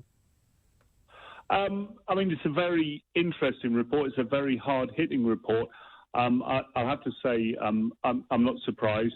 I mean, I'm working in Wales, which is one of the areas that actually comes out of the report quite favourably. And I think that comparison between Wales and Scotland, where there has been an investment in alcohol services, and England, where there appear to have been quite substantial cuts, is really quite stark in this report. And what the researchers are saying is that if you live in Wales or Scotland, you're more than twice as likely to get some help for your alcohol problem. And they're blaming this largely on the cutbacks that we're all aware of in local authority funding. We know from decades of work in the field that there's a lot of quite effective approaches, quite effective treatments out there for people with alcohol problems. I mean, some people go down the traditional Alcoholics Anonymous route, which works well for some people, but not everyone. And a lot of people do, they benefit from approaches, including approaches that local alcohol charities are providing and that the NHS is providing. And it's become quite clear over the years that this is a real investment for the future, because if you spend now to help someone to overcome their alcohol problems, you're avoiding potentially enormous costly issues long term. I mean, some of the very sort of heaviest end drinkers who perhaps live quite chaotic lives will cost thousands of pounds every year to look after, because they're making demands on the health service, social services, perhaps even the police service. And there really is a lot to say for getting in there early and addressing problems before they become ingrained and before they start causing problems for the people around the drinker as well. Is this something that cuts across class divides? Because I think we're maybe guilty, aren't we, of picturing someone rather dishevelled stumbling through the park, drinking out of a paper bag or whatever. That doesn't do justice to the scale and, in many cases, the nature of the problem, does it? No, I mean, alcohol and class is a complex issue. I mean, you won't be surprised to know, listeners won't be surprised to know, that to a large extent, people who earn more money will drink more. Not everyone, but broadly speaking, will drink more because they can afford to. And they tend to come out of it better as well. And we're not really sure what it is, but it is perhaps if you're living a more affluent lifestyle, you've got a nice house, you've got access to good food, perhaps got access to better medical treatment, and you're just generally better able to cope with the consequences of your drinking. So there is this sort of, we call it the alcohol harm paradox, that the lower you are down the social heap, as it were, the more likely you are to suffer alcohol problems or problems resulting from alcohol, even if you're perhaps drinking less than some people further up the pile, because they've got more stuff around them to cushion them, perhaps. Are there many people who are perhaps in what we might call the danger zone without realising it? People who are consuming quite a lot of alcohol but assume that it's part of a normal lifestyle? Oh, I think it's always a risk. I mean, I always say alcohol is strange stuff. I mean, I quite like a pint now and again. You know, most people in this country do enjoy a glass of beer or a glass of wine or whatever. But it's one of those things, if you invented it tomorrow and you told people what it did, you'd never get a license to sell it. So we're in this situation where we've got this rather strange, rather addictive, rather dangerous mind-altering substance that's actually very much ingrained in our culture. And what we have to learn to do, obviously, is learn how to manage that and learn how to moderate it to avoid the problems. Because you can use it in small quantities with minimal problems. But I think the issue is for a lot of people whose drinking has perhaps crossed that line and got to the point where it is getting in the way of other things, is that drinking is so normal and so commonplace, and there's so many people who'd love to go out and have a drink with you, that it's often difficult to spot the problem. And sometimes we don't help each other as well, because sometimes, when one of our friends has decided not to drink, we all think that, this has sort of spoiled the night out, and, well, what am I going to do? If I can't take them to the pub, what am I going to do? And so we do need to think about this, and we also, I think, need to help each other out if a friend or a family member has decided to give up or cut back. We think we moral support, even if we're not planning on cutting back ourselves. And not necessarily say, why are you doing that? Why aren't you drinking? Not necessarily challenge their decision, but maybe just accept it as a reasonable. Yeah, tolerance is always a good lesson, isn't it?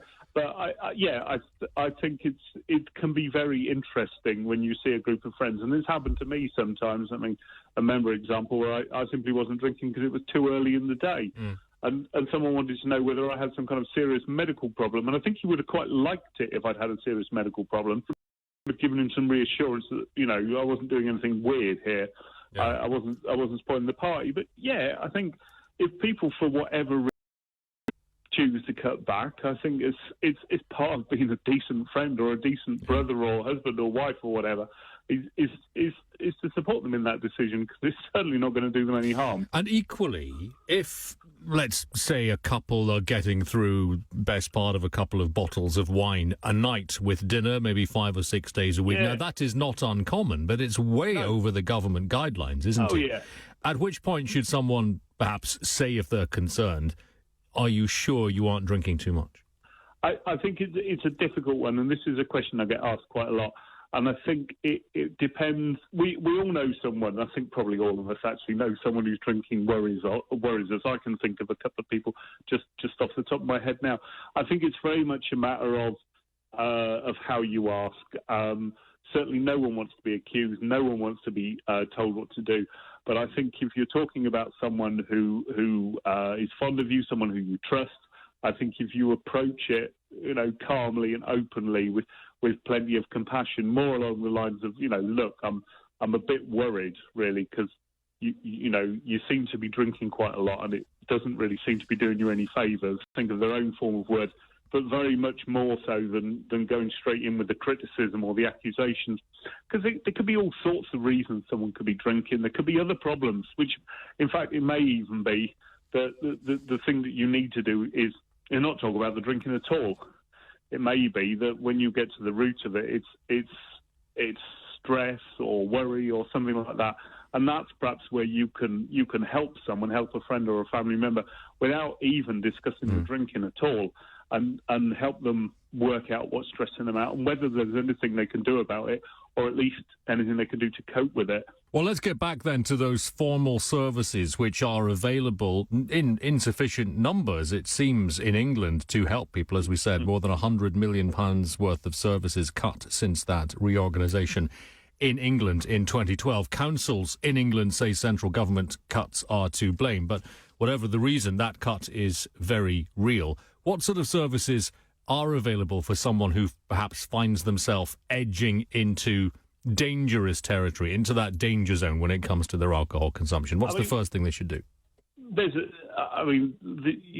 You can go and obviously you can go and speak to your own doctor if you've got a good relationship with your doctor, or you feel your doctor understands about drinking. You can speak to them. I mean, no disrespect to GPs, they do a good job, but they have to do a lot of things. Not all of them understand about alcohol very well. But simply these days, you go on the internet and look for a local alcohol treatment service, alcohol support service. It's very much these days around talking treatment. We talk about things like psychosocial support, which is basically helping you think about what's happening in your life, what makes you tick, what's bothering you, what are the relationships you're in that might be pushing you towards drinking, what's going on in your life, and how can you think about it differently. So it is very much these days around talking treatment and helping people to sort themselves out. And I think people are wary. I understand that people are wary of going to an alcohol service, particularly because they often deal with other drugs as well. They often deal with people who are using illicit drugs. But these places are generally pretty nice to go to. Obviously, they can't be shocked because they've seen, whatever you've done, they've seen far worse already. And they're staffed by people who actually have a genuine passion for helping people to get their lives back on track. So I would certainly recommend, if you're worried about your drinking, it's worth having a look online, seeing if there's perhaps a service near you that you could go and speak to, and get on the path to a bit of improvement in your situation. And just a final word on this, Andrew, because the narrative that seems to have unfolded in the last few months, over the last couple of years, is that younger people are drinking less, and it's actually middle-aged people that are presenting with sort of nascent alcohol problems. Is that reasonable? Are we finding that fewer young people are certainly binge drinking as much as they used to? Yeah, I mean, these things are never black and white. You know, you would never say, well, it's all this group or it's all that group. But certainly that's what all the stats show. There's been a decline in the number of young people who drink at all. There's more young people who do not drink.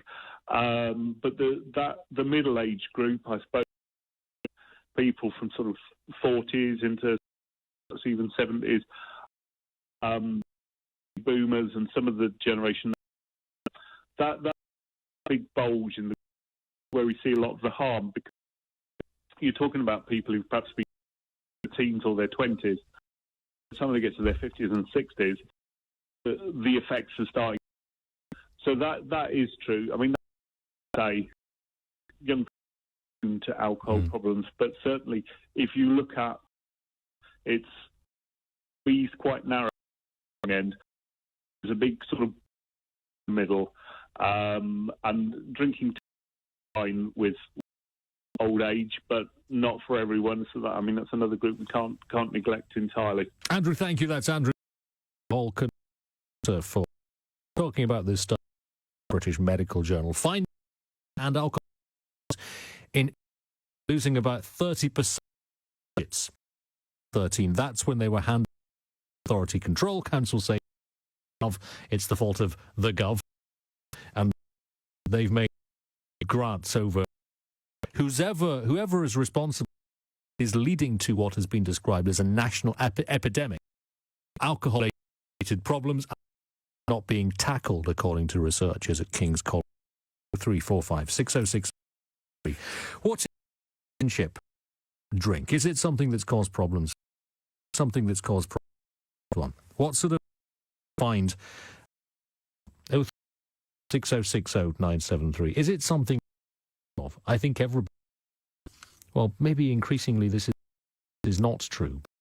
One who's currently or over, perhaps, got a series of war stories from the first few times when they went to have a drink. I know I play them. They are there from previous programmes. Probably, should you wish to find it, I think it's fair to wonder if it's something for that reason that we do. We have a childish approach to alcohol. When we are younger, it becomes a rite of passage, something that we want to consume in as vast a quantity. We wear our hangovers as a kind of badge of pride. Doing that at 18, fine. You're doing it at 48, maybe not. 345 6060 LBC 251. Monday from 4 p.m. LBC. The 31st do or die. November the 1st and the UK of the EU. Will you stop? Well, I suppose it really will depend. These one by promising again and again out of the EU by October the 1st. That's what he will do. If he fails to do that on November the 1st, you're telling me he lost your support, yes? Monday to Friday, LBC. You, the one whose friends told you to do it, still haven't. One who never miss billions of millions of people just like you. Be got till August the 20th. Free to your lender, ombudsman, time, and let us start your claim now with a simple Gladstone text claim to 7. Gladstone. With our total football offer, you our football for just £18 extra a month. Absolutely amazing. Sky more live games than ever. More of the biggest fixtures. More passion, more drama, more glory. All for just extra a month. Sky Sports. Sports football and Premier League 18 months. Requires Sky TV. Prices may change. Offer ends September. Great lists and podcasts. It's all together. All for free. Global Player. Downloaded from your App Store. Hi. I just set a personal best. Feels great. Lovely. I think right, but all the bins out. Hey? With Vitality, you get properly rewarded when you're active. In fact, you could save over £75 in discounts and rewards from. Join over 1 million members. Just search Vitality Life. Positively. Annual savings of plans and are dependent on rewards of and conditions apply. This is with call 034 60 973. BC. Text 84850. I think social drinking is something for women who are a taste older. The idea of a bottle of wine over a meal or something, preposterous thing when you're 18, but it makes a lot more sense older. I think there is something in the idea that, you know, our taste and desires when it comes to alcohol as we get older, and that younger people now drinking less. Older people are the ones who are likely to present alcoholism. What is your with drink? It's caused problems or for a loved one. What's find was indeed you sought help. Let's go to Philip in Philip. Hi, Philip. Over 50 now, for over 30 years. I've held down a very, very good job in this city. Really, I used to sit and drink, watch the bloody embankment. Philip, I'm really sorry. I got a better line, but breaking up a little bit too there. I want to make sure we don't miss any of the details. We clear and come back to you if that's... Max in Tooting, meanwhile. Hello. Speak to you again. What do you think? I think I had a really bad experience with alcohol. Okay. That's I can. My father actually, if I can, I think that's really been, that's really in half a can there. Then they actually quicked me to go to board.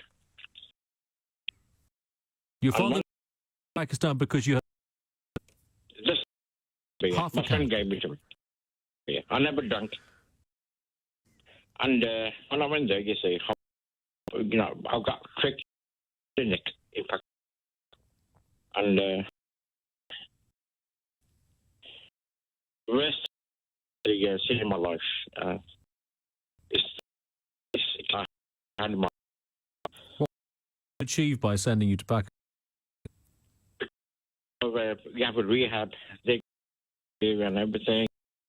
So this and I knew nothing. I thought I was going to go to Norman Hall to see my property there. But why did he had an alcohol? Had one can underage, but why did that? Well, see, I'm talking about a good 20 years ago. So hang on, so I'm sorry. He sent you when you were 40 to Pakistan. No. Around that at that time. But when I was there, you see, I was absolutely fuming, you see, because the people who were actually in that clinic, they were absolutely intoxicated. And they were actually young kids beating up old people. And I really hated that, you see, the way that they actually done it. And I just can't believe what they've done. I mean, obviously, that clinic's been closed because my dad's an MP, you see. And I need to get out from there. You know, if you ain't going to take me out, I'm just going to, you know, I just can't take it no more. Max, thank you for that. Max and Tooting. 0345 6060 973. 30% of local authority budgets cut. The budgets which would have been used to help people with alcohol-related problems since 2012. Do we go to Philip now? I'll tell you what, Philip, we'll come to you straight after the news because we've got you back and cleaned it up. And I do want to hear your story. I think it's going to take more than the 90 seconds that we have before the news to hear that story. Massive cuts to alcohol rehab services mean that a national epidemic of alcohol-related problems is not being tackled. This, according to King's College London researchers, more than £100 million dropped from those budgets since 2012. Here's a text that says, my ex-husband had a problem with alcohol for the first 2 years of our relationship. I didn't even realise it was only when he changed from white wine and went across to red wine and drinking spirits. I then realised there was a problem, by which time it was too late, and he ended up drinking himself to death. He was very abusive when he turned to the red wine and spirits. I had a young son at the time, and it wasn't a good relationship for either of us. Goodness, imagine that. Imagine, for whatever reason, not being able to realise that you were in a relationship, indeed married to someone who had a problem with alcohol, a problem that did not manifest itself until he switched his drinks to red wine and the drinking of spirits. And that raises an interesting question too, and we sort of touched on this with Andrew Meisel, Alcohol Concern Director for Wales. When do you say to someone you think they have a problem with their alcohol consumption? Is it that somebody has ever said to you? Were you offended by that suggestion? I think most people, vast majority of people, whether they've got a problem with alcohol or not, probably don't want to be told that they've got a problem with alcohol. It's not a nice thing to hear, and it's something that people would probably choose to seek to deny for as long as they possibly could, whether or not they did, in fact, have a problem with drink. 0345 6060 973. That's something that's ever been said to you. We will get Philip back on in Dunstable in just a few minutes as well. And you on that number, 0345 6060 973. What is your relationship with drink? Is it something that has caused problems for you? As I've observed on this programme before, I've kind of got bored with alcohol, to be honest. I think I've maybe grown out of it. I've reached the stage where I know what it's going to do, to be predictable, quite tedious, and frankly, I'd rather not have the hassle of having to get a taxi for us to go home. I'll just take the car instead, which, of course, is another huge advantage of not having a drink in the first place. 0345 6060 973. We'll carry on with this after the news at 3 o'clock, and that happens right now. On your radio, on Global Player, and Play LBC. Leading Britain's conversation.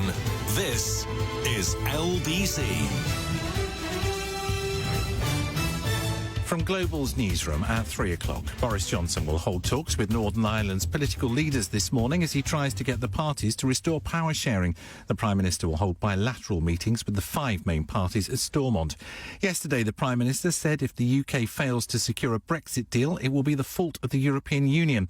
Boris Johnson made the comments in Wales, where he promised help for farmers facing what he called a tricky situation if there's a no-deal exit. He also went on for talks with Wales First Minister Mark Drakeford, who told LBC Brexit was very much on the agenda. I would describe it as an engaged discussion, but not one where there was any meeting of minds. The Prime Minister assured me that leaving the European Union without a deal was not his intention. Indeed, he said, to quote him, that it was vanishingly small. Police say they believe 4 separate deaths in Essex may be linked to the same batch of drugs. A woman and 3 men have died over the last 2 days. Detectives think all of them took illegal substances, and they're investigating whether the drugs are linked. South Korea's military says the North has fired 2 short-range ballistic missiles off its east coast less than a week after Pyongyang's first weapons test in more than 2 months. It said both missiles were believed to have flown around 155 miles at a maximum altitude of 19 miles. Ministers are being told to offer more support for families to stop children going hungry during school holidays. MPs on the Work and Pensions and Education Committees say they've heard profoundly distressing evidence from struggling parents. Independent Member of Parliament Frank Field chairs one of those 2 groups and says while pensioner poverty has fallen, it's been at the expense of younger people. Since the coalition government, the Cameron government and the May government a family with 2 children has suffered cuts of £2,000. We want that repaid. This would begin to stop the relentless pushing of people into poverty and worse. And video assistant referee technology is to be trialled in one of the world's oldest equestrian sports as jousting becomes subject to the same scrutiny as football and tennis. The system will track and use video replays to accurately score the competitors' moves in the fast-paced medieval sport.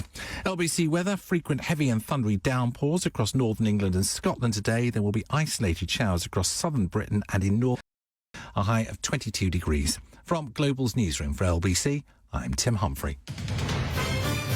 This is LBC from Global, leading Britain's conversation with Darren Adam.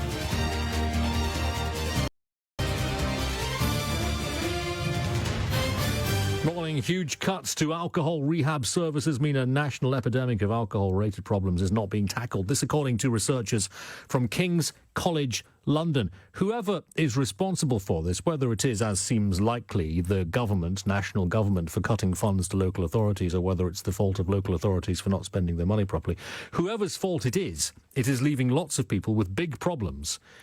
People whose lives are badly affected by alcohol and who don't have the services or access to the services that might help them to get out of the situation in which they find themselves. Now, you might be someone who takes the view that someone with an alcohol problem has brought it entirely upon themselves. You might say, well, it's their fault. It's entirely down to them. I only think that's a realistic...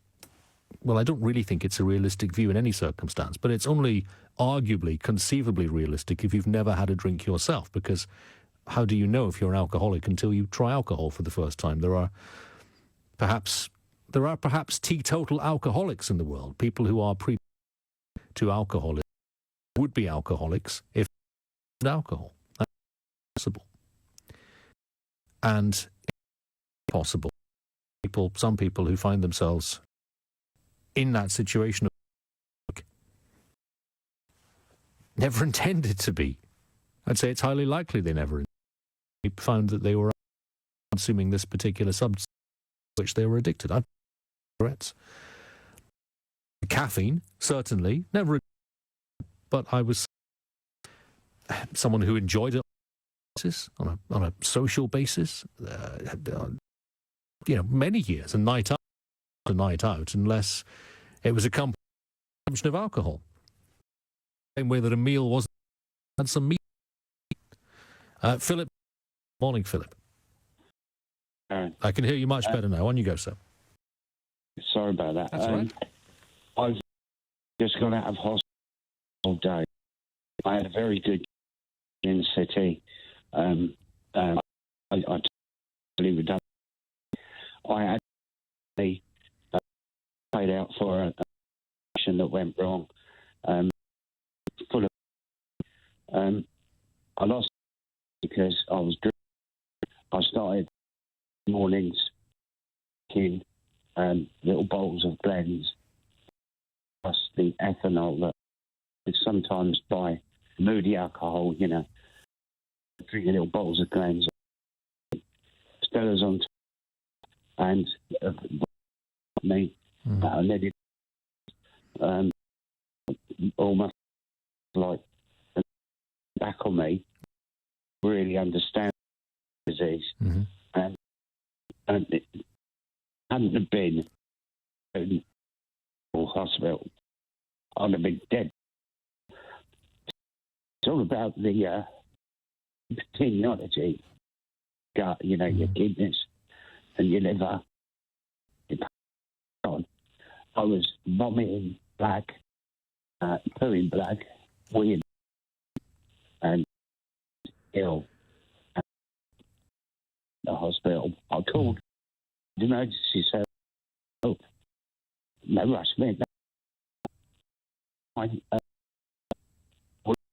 Was good, but it wasn't good down below, and high dependency unit.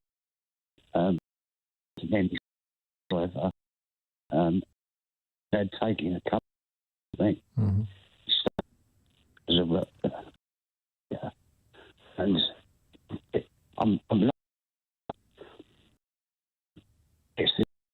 this year it's happened to me. The second time with this year? Pardon? This year you've been in hospital? Yes, I went once late. Okay. And carried on. I was invincible. I'm teetotal and still talk to the wife together. But she said, "When you gave up drinking, it's not me, not because of anything, because your body is packing. You didn't have a choice. It is a disease."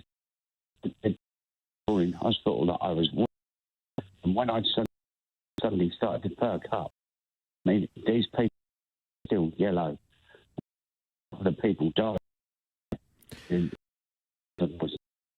Well, the reason that I think it is, the reason I think it is obvious. But who would be in the position that you've been in? Who would want to be in a position losing their life of choices they're making? It's obvious to me, if someone said, well, what just thinking, it's not as if it's not, right? Well, the thing is, you care. You don't care about your body. Mm-hmm. You don't care about anything. If I care about you just want to do that merry feeling and you know, for a walk, and then you buy some pictures, and you know, the sun go down, and it's but it's awful circle.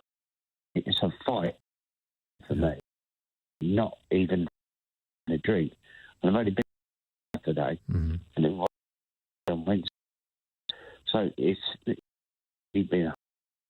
But you've since Saturday. Nothing at all. Well, well done.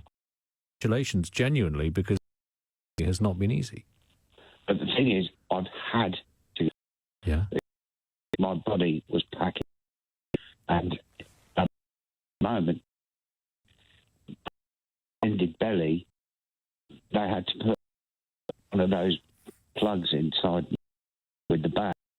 Take all that, quite painful. That they took bags of bio and then put a catheter, and then they had to refill me lights.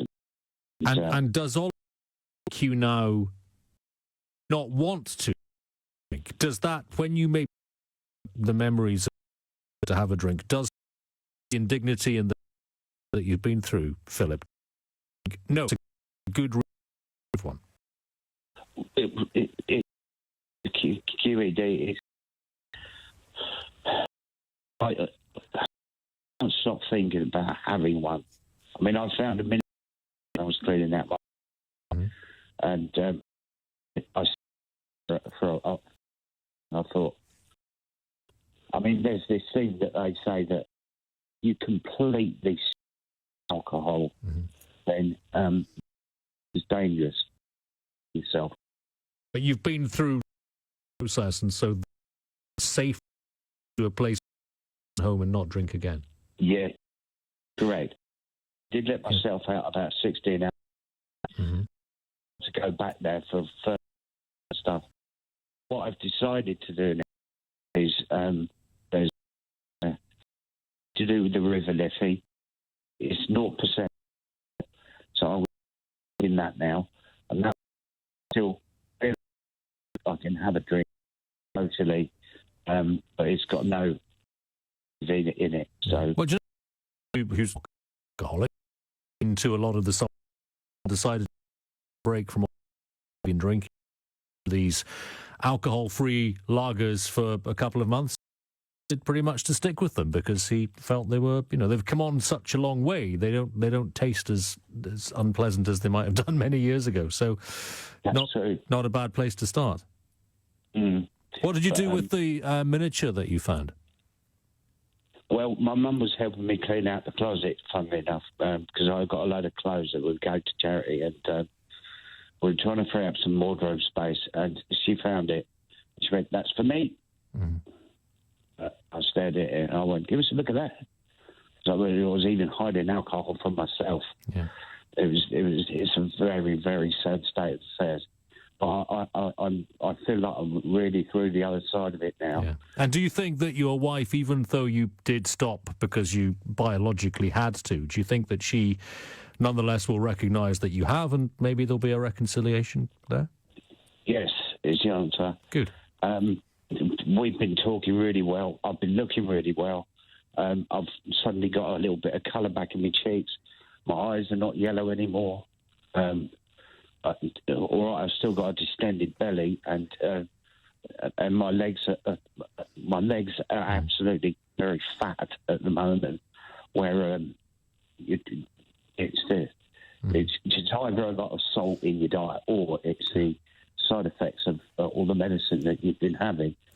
Philip, it sounds like you've been in good hands, and it sounds like the future is indeed somewhat more rosy for you than you could have thought maybe even a couple of weeks ago. So good luck with all of that. Obviously, your mum's on your side. I think if you continue to have conversations with your family about the changes that you've made and the changes that you are making, this could be the start of a really good period for you. This could be the start of the rest of your life, and I really hope it is. Philip in Dunstable, good luck, sir. Let me read you this straight in from Billy.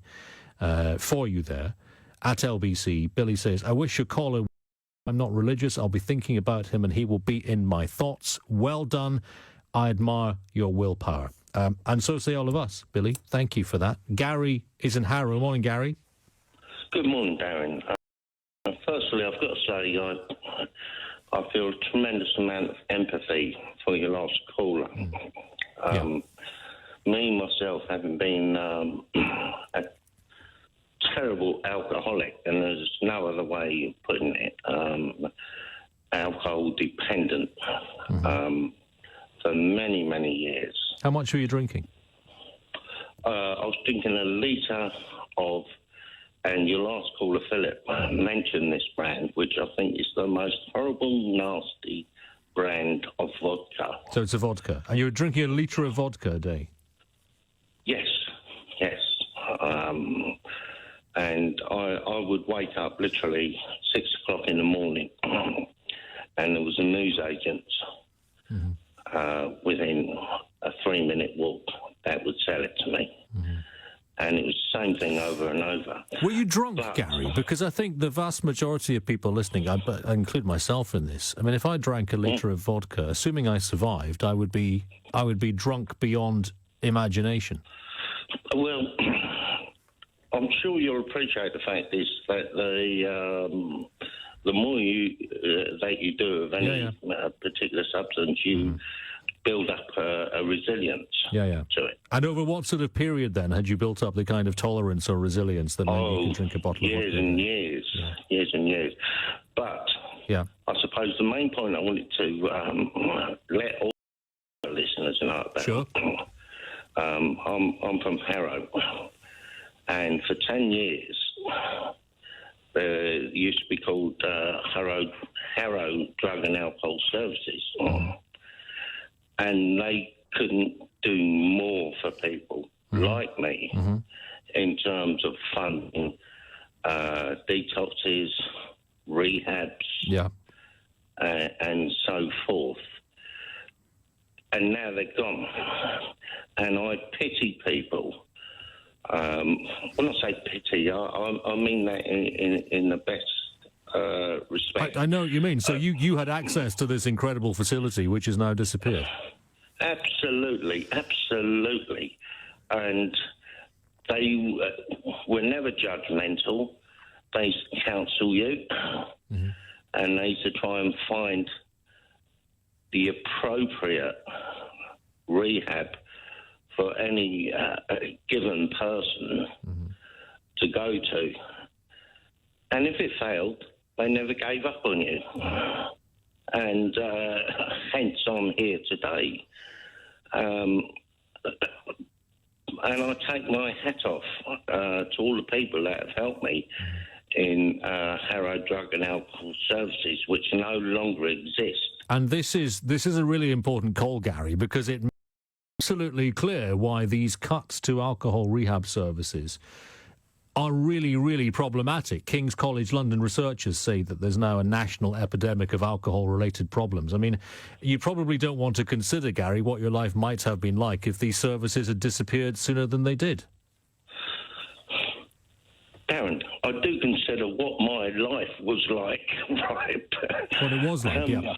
Yes, okay. And it's not a place I would like to revisit again. That's for sure.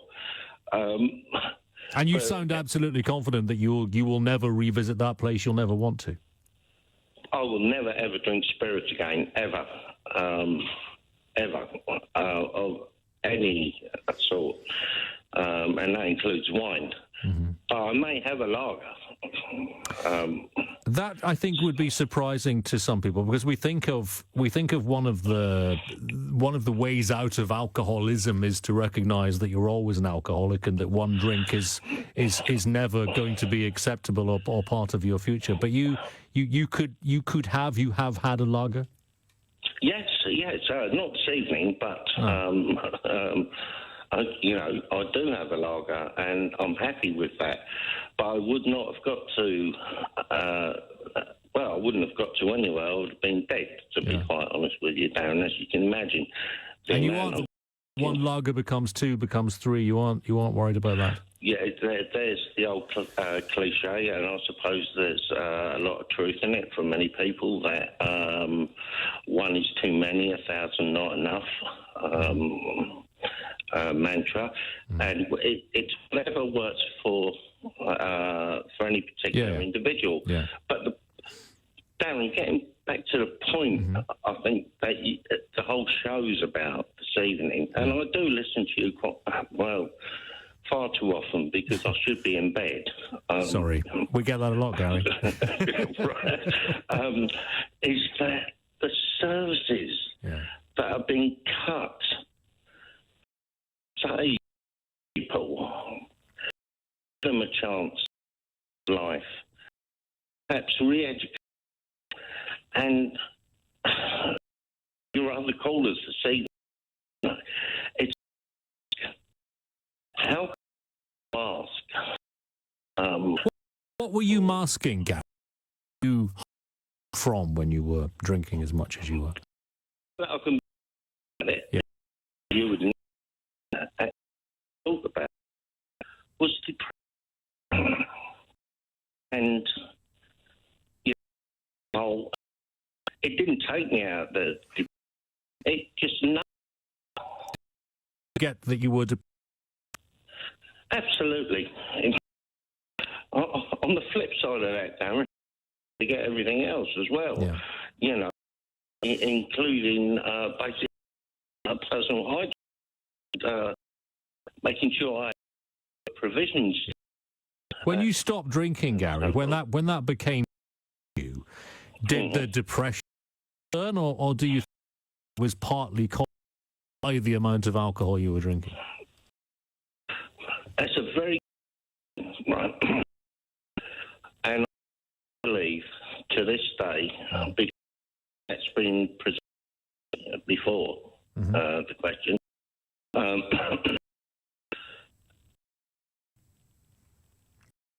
Did not any.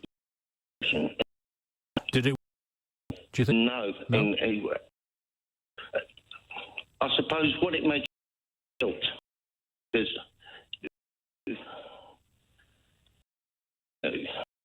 be drinking this amount per day. Yeah. To those ridiculous stages of a litre of vodka, you cannot stop. Even if you want to, because your body you start to quickly, and it can be very dangerous. It's true that if you end a litre of vodka a day, your body has sorts of ways of consumption, and good way, plainly, someone a litre of vodka a day. I think anyone consuming it must have been in the position that you were in, of physiologically, psychologically, biologically, a combination of all aspiring to consume that level, that amount of alcohol, and the relief in your voice that it's behind you, and I'm pretty sure it will be on your behalf. A great number of people listening for the call. Gary, thank you so much. 4560609 LBC 320. Join me for my new podcast series, Full Disclosure. This week, the author of The Hurt, Adam Kay. The last time you probably count the number of different nationalities you encounter. That's one of the best things about NetCASE. Listen live now on the LB or Global Player. You know what they say. Go home. Yourself motoring world for up to 2 BMWs, Audis, Mercedes, Nissans, Fords, Vauxhall, Fiats, Mitsubishi, Citroen. Oh, I know that's a big list. Told big on world.co.uk. Minutes from the end. Hit it, ladies. You, the missing out, friends, family, to do it.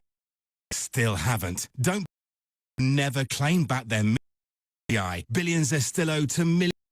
Just we've owned August the 20th for free to your lender or financial ombudsman, or save time. Manage it for claim now with a simple text to Glad. Just text claim 6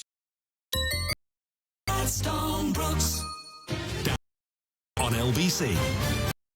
5697 has been a significant cut, $100 worth of 22 alcohol services in researchers in London. Unreasonable. It won't come as a huge consequence of that. There's now an epidemic of alcohol-related problems which are not being tackled. Hitchin, morning, Tommy. Morning. What's been your experience of this? Darren. Darren, sorry, morning, Darren. Yes. I had a problem back in 2000, and where and there was a back in the, and today 0 help, hitching, all areas like Letchworth, and I travel and to people suffering on the street with dependent, whatever drugs or something, they've got nowhere to go. How much were you drinking to 2000? Oh, it was horrendous. It was about 2 bottles with the Stella and the white cider. Wow. So a litre and a day. Yeah. Listening to some of our previous callers, and a few minutes talking about sort of high depression, do you think using alcohol that to mask anything? Well, if you want to go into detail, I was born prior to in 1964.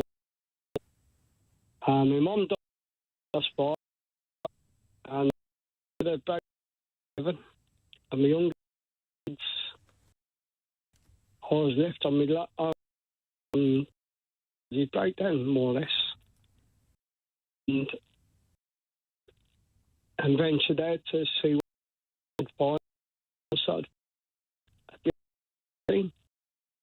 What were they giving you to? Parker and pints in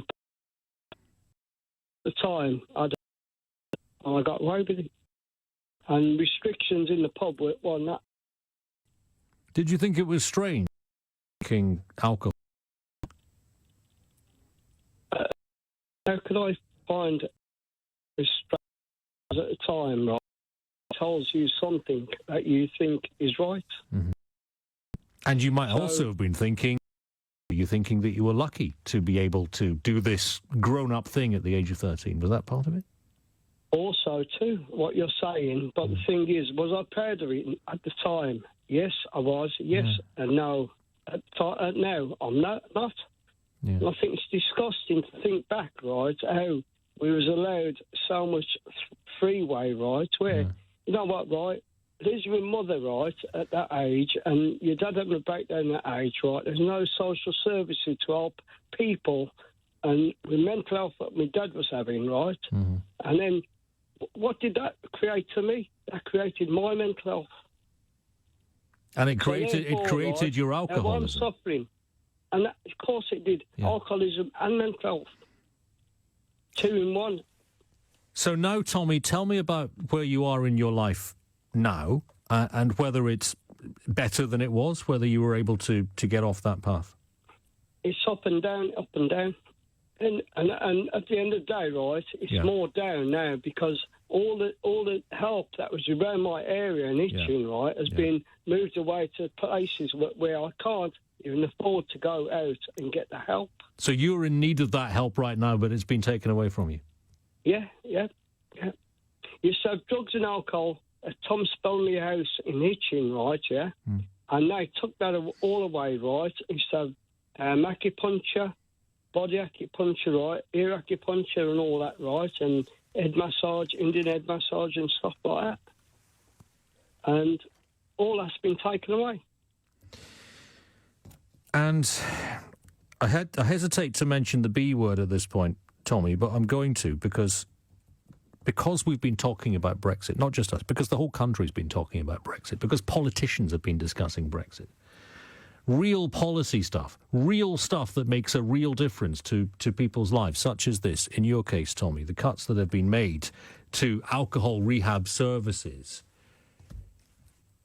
That's not getting discussed. It's getting discussed this morning, but for the first time in I don't know how long, because everyone's obsessed with Brexit. And it's just a coincidence, I'm sure, that £100 million has been cut since 2012 in England from alcohol rehab services, which is the same amount of money that Boris Johnson is currently spending persuading people to like him. That is how much cash he's about to splurge on adverts around the concept of no deal. Tommy, good luck. I hope that this frankly tiny sum of money can be found. 100 million quid over, what is that, 7 years? That is nothing. In the grand scheme of things, that's £13 million a year. It's absolutely nothing. A government could fix that in a minute. That is an accounting error. That is loose change down the back of the sofa. And yet when you hear from Tommy and you hear from Gary, who happily did have access to the services that he needed before they were cut, when you hear people who have relied upon these services to such an extent, in Gary's case, they made a huge difference. In Tommy's case, they can't make a difference because they've been cut. You think, what the hell are we doing? Dithering over 100 million quid over 7 years. And then not talking about the fact that 100 million quid over 7 years could make such a huge difference to so many people living with these dreadful issues. 0345 6060 973 is my number. We'll carry on with this in just a moment. Meanwhile, LBC News Time just gone at 3:30. The headlines from Tim Humphrey. Boris Johnson has been having dinner with senior DUP politicians as he starts a visit to Northern Ireland. Later, he'll tell all 5 major parties there the region has been without its power-sharing assembly for too long after it was dissolved in 2017. Police say they believe 4 separate deaths in Essex may be linked to the same batch of drugs. A woman and 3 men have died over the last 2 days. A committee of MPs has decides the government's response to the knife crime crisis. They say the government hasn't risen to the scale of the problem, hasn't set clear targets, right leadership, or backed up its words with action. LBC weather, frequently heavy and thundery downpours across northern England and Scotland today, with some isolated showers across southern Britain and Northern Ireland, a high of 22 degrees. LBC. Switch to BT Business Broadband today and get connected tomorrow. Our most reliable broadband connection yet is backed by our 4G network and now comes with a fixed price guarantee, which means your connection won't go down and our prices won't go up. Whatever your business, go online and search BT Business Broadband to find out more. BT, be there. Subject to availability. Fixed price guarantee for your contract duration. T's and C's apply. Days and weeks can fly by, but if you're worried it's cancer, time can slow down and almost stop. That's why, with Bupa Health Insurance, you can call us about any symptom of cancer without seeing your GP first. Depending on your cover and your symptoms, we could even refer you to a consultant there and then. Bupa Health Insurance. For living. To find out more, search Bupa. Direct access services may not be available for some underwriting methods, and you may need to provide evidence that conditions are not pre-existing. Looking for your perfect kitchen? Visit roomsense.co.uk. Quality at a price you can afford. That's RoomSense. This year we will sell our 250,000th boiler for free, and you could be that lucky winner. Visit swellheating.com. Rely on us to keep you warm. Darren Adam on LBC. So, huge cuts to alcohol rehab services mean there's a national I keep struggling with that word for some reason. National epidemic of alcohol-related problems, and it's not being tackled, according to researchers from King's College London. 0345 6060 973. I think, surely in the last 30 minutes or thereabouts, we have heard about the importance of these alcohol rehab services and what can go horribly wrong when they're taken away. Dave is in Northolt. Morning, Dave. Good morning. Hi, Dave. Good morning. I not only lost my wife through alcohol, but two good friends as well. Also, all my working life, I was in the fire service. So I have been to hundreds of road accidents, and all bar one had drink as the problem for the road incidents. There was only one rear accident. So when you say you lost your wife and friends because of alcohol, that was their drinking, presumably? Yeah. Okay. My wife, she had a terrible time earlier on. Before I met her, her husband beat the hell out of her, so it was a violent relationship. And so she was an alcoholic when I met her. Mm. It took me 15 years to get her to come off of it. A lot of crying on my part, I might say, but she did come off of it. And then, unfortunately, a couple of months later, she slipped over on some plastic outside the shop, broke her hip, went into hospital, had it mended. Then the Wednesday, that was on Saturday, on the Wednesday, she contracted MRSA. And the following week, on our wedding anniversary, she passed away. Oh, my goodness. Yeah. Mine, he had cirrhosis of the liver because he was a heavy drinker. But that's not what caused the heart attack, and that killed him.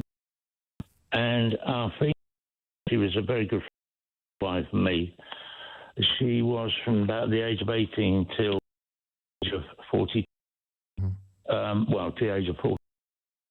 On heroin and alcohol.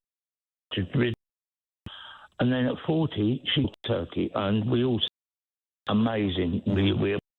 But then she too contracted, of all things, shingles.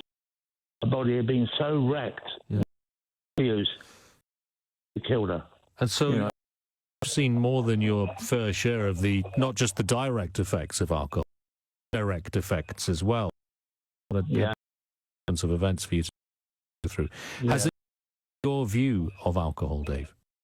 Well, I mean, I think I said I could drink most with Christmas because actually, if there's people around, I don't drink on my own, But about it, well, certainly some action is needed. Yeah. If anybody is caught, they should be banned. I agree. I agree. We've talked about that many times, and I think, to really hardcore of people, and not many, and they are reducing in number, but there are that the rules around drink driving don't apply to them for some. Never understood. So much. I mean, I would imagine road incident one was accident. That's ridiculous. Yeah. But I've seen the worst. One Friday night we were on duty, Christmas Eve, and we started past 6 at night on the that went to road accidents. It was at Watford, 6:15 Friday. And at 3:15, I had to ask the engineer to us up with petrol from one accident to another accident. Drink. All drink. Those people, Dave, and people will have been alcoholics that would not have been able to get rehab services. Now, not now. I have who is an alcoholic, and can't get. It's been taken. Dave, you, as I say, do more than anyone's fair share of the horrors, indirectly, perhaps, of what alcohol can do, and indeed the consequence being sufficient rehab services for people who. Dave, thank you for that in Northolt. 03456 973. With the lack of help that is current. Graham, good morning. Yes, good morning. Excuse me. Got a year-old daughter been a chronic alcohol, had an interest in alcohol over the last 5 years. Absolutely no. There's no help for. You might think I spent over 100,000 on rehab for her. I sent her to South Africa. You know, she's been everywhere. But the problem is it is a disease. You know, and she will last 6-7 weeks and be doing really well. But the problem is with alcoholics is all the time they're looking for a reason to drink. And there will be a small crisis or something, and she go off again. Now, at present, she's not doing bad, but we're having to keep her in a hotel. She's working in the hotel, and I've actually had to sort of detach myself emotionally. But the help that they can get, there is nothing there now. It's an absolute disgrace. Because, you know, people say you've got to let them hit rock bottom to get help. But the problem is now is when they do hit rock bottom, there is no help. There is nothing out there to help them, to get them back on their feet. So all the time, unfortunately, they regard my wife and I as we're sort of, I forget the phrase they use, but, you know, because we come in and we're a safety net, you know, we're aiding and abetting, as it was. And it's relatively, as far as the public purse is concerned, it's relatively cheap to put decent rehab services in place, because we know that the saving in terms of getting rid of these services or cutting them has only been £100 million over 7 years. It's not a huge amount of money we're talking about, but it makes such a big difference to the people who really rely on these services. Absolutely, it's not a small amount when you see the money that's been, you know, spent on AIDS and that research and everything there. You know, this is a sort of blight on society in as much as £100 million over how many years, I don't know. But, you know, the change it can make and the help it can give, like hospitals, a lot of the time are having to pick up the slack on these people. You know, and the point is they're taking beds that could be for acute cases. Well, that's just it. It's not actually a saving anyway, because the problems just get passed to other parts of the NHS. Graham, good luck. Thank you. Graham in Montpellier. Let's go to Paul in Blackpool. Morning, Paul. Morning. Right. My journey was a difficult one, and it started really longer than I can even think about, because when I think about it now, it built up over years. Happened that I was a functional alcoholic. I was working, earning quite good money, and drinking vodka every day, and it just became a way of. You think it's going to get rid of the stress of the day, and you can numb things in your head. Anyway, basically, as a consequence of what I was doing, I ended up losing my job, and I lost my house, and I lost everything. It took everything away from me, and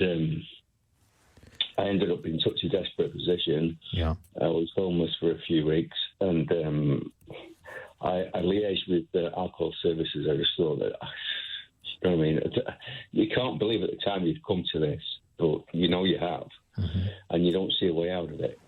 So I liaised with the Alcoholic Services and showing a commitment to them for I think it was 3 months, attending meetings every week and going to AA. They were willing to help me because I'd shown, you know, that I wanted to change. And you do have to want that, by the way. Yes. If you don't want it, it's not going to happen. I guess that's like giving up anything to which someone might be addicted. There has to be a basic desire to end the addiction. But drinking, it's one of those. It gets you and it confuses you, and that's the idea. And it makes you feel happy for about an hour, and then over the period of time, it destroys you. Anyway, so I ended up going to rehab. Luckily for me at the time, and I spent 3 months in Chorley and then another 3 months in Lancaster, and those rehab centres have now closed. I actually got of them as a volunteer at first, and they were going to take me on until the funding got cut because I was like helping other people by then. And it just scares me to death that there's nothing there anymore, because I know what it results in. You know, I've seen it time and time and time again, and I know exactly. There is no point in judging anyone who is an alcoholic.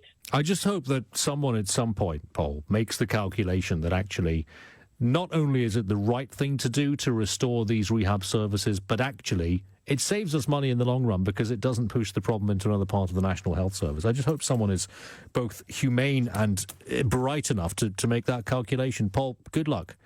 Good luck to you. I want to end this section with a good news story. And Tony in Neasden, we don't have long on this, unfortunately, but you can provide, I think, in about 60 seconds, some good news. Morning, Tony. Hi there, how you doing? Yes, I first started drinking when I was about 17, and I'm talking about half a bottle of vodka a day and a few beers, and that was going on for a couple of years. But in the end, it's causing absolute havoc for me and my family.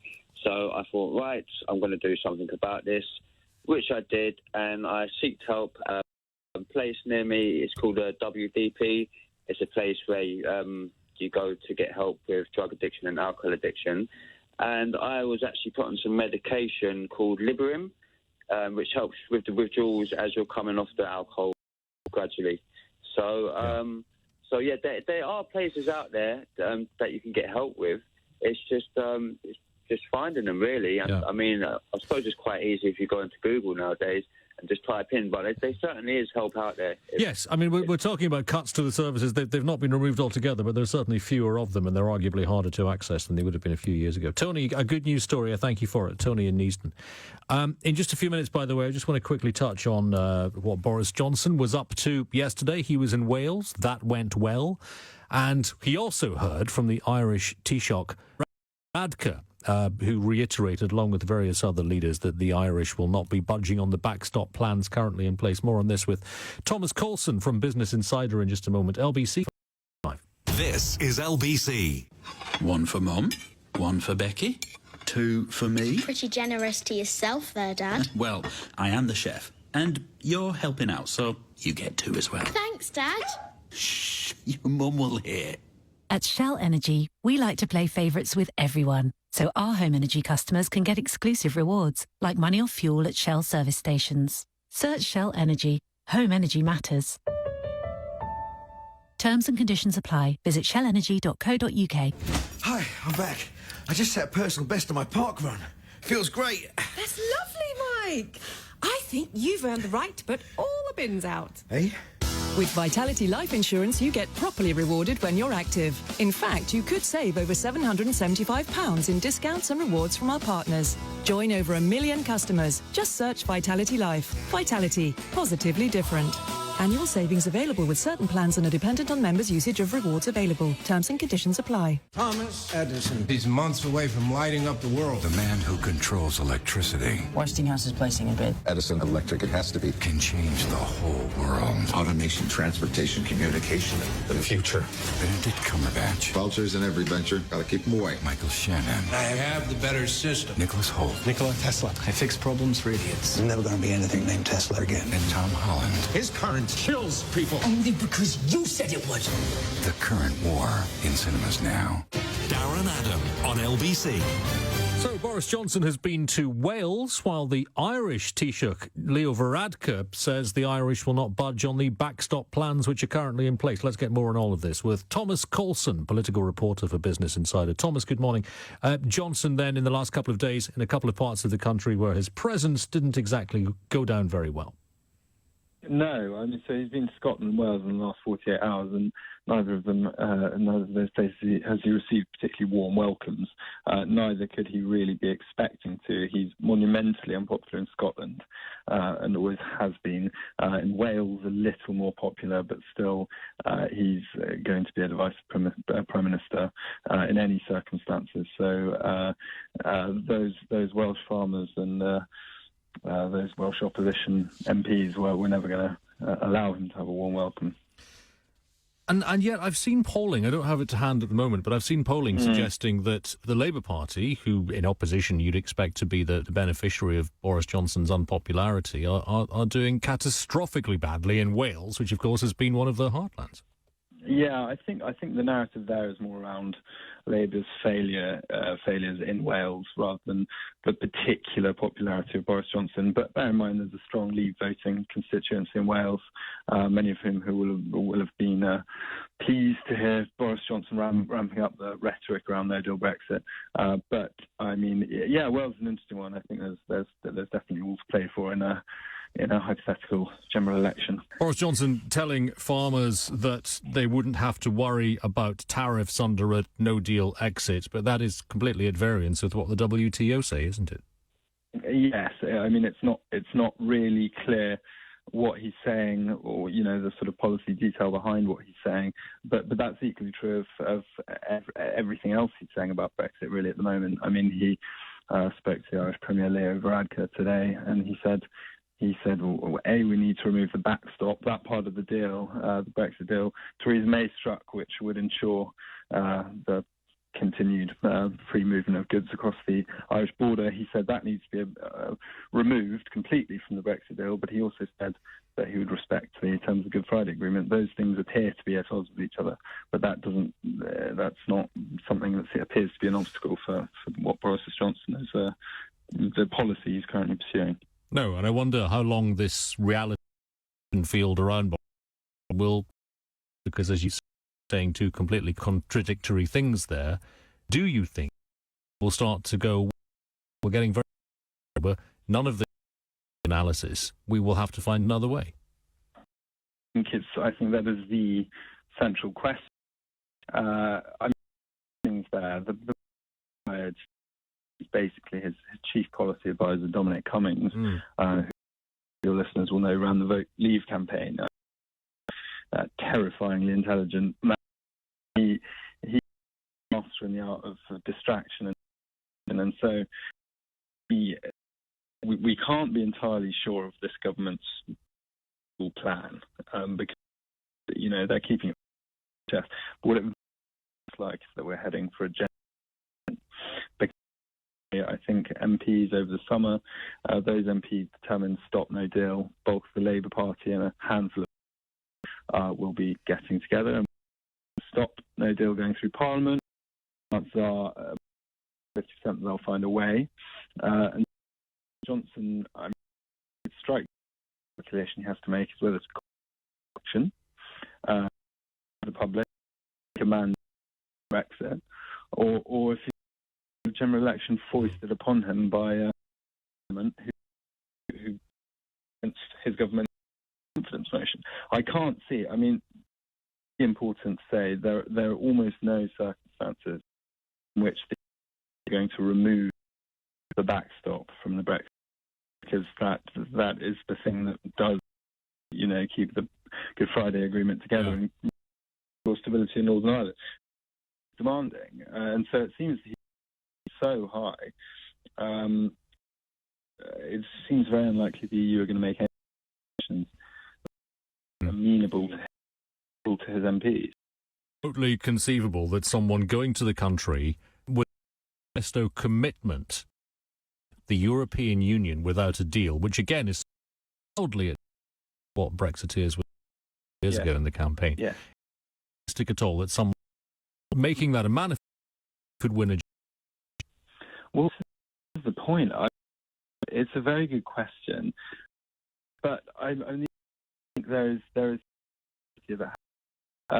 Remain vote is split fairly evenly at the moment between parties, between the Liberal Democrats polling in the 20s and Labour who are polling in the 20s, and the Brexit, if carry on this trajectory they're on at the moment, there's every chance they scoop up the party vote.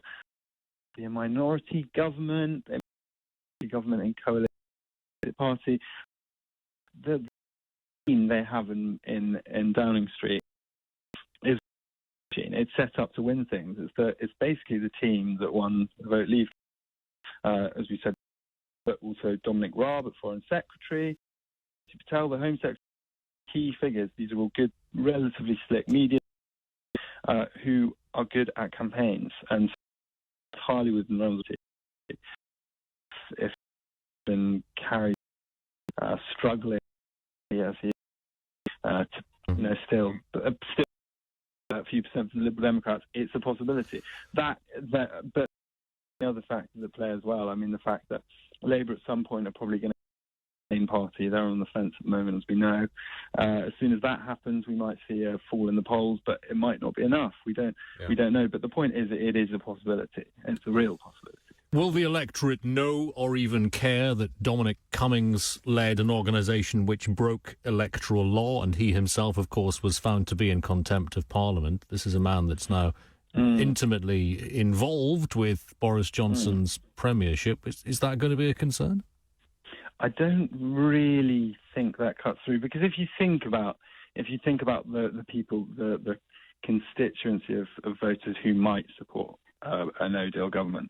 I mean, it's outside of the country as supports a no-deal Brexit, according to polling. If you think about that group of people, they're not really going to be put off by what they would perceive as relatively minor electoral offences, if they even are aware of it. And the fact is that the Downing Street, the machinery of government is now behind a no-deal Brexit, or behind the idea that a no-deal Brexit might be a possibility. And if they're campaigning on that, then it's going to be, they know how to get headlines. They are going to be dominating the media operation. And they even in the last week, I mean, they've got it down to an art, dominating media coverage. And I think, the counter-narrative will probably struggle for oxygen.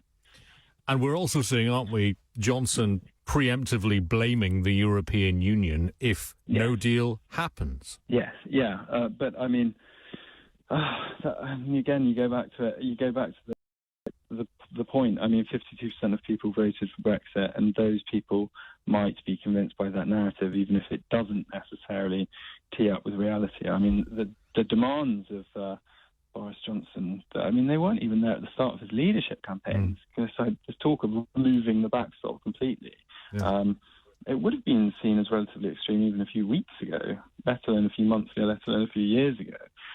This idea of removing it completely. There was lots of talk about a time limit on a backstop or something like this that would mean that Northern Ireland wasn't necessarily bound to the EU for potentially indefinitely, which is what the fear of many Brexiteers about the backstop at the moment.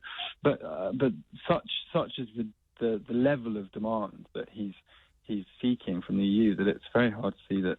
It's very hard to make the legitimate case that they're being totally intransigent. I mean, they have shown relative flexibility at various points in this negotiation, and but that's political reality and political campaigning are very, very different things. It's also got to take his horror at the backstop seriously, given that he voted for it himself. Exactly. I mean, but But yeah, so, I mean, as soon as you find yourself in Downing Street, then he doesn't answer to anyone now.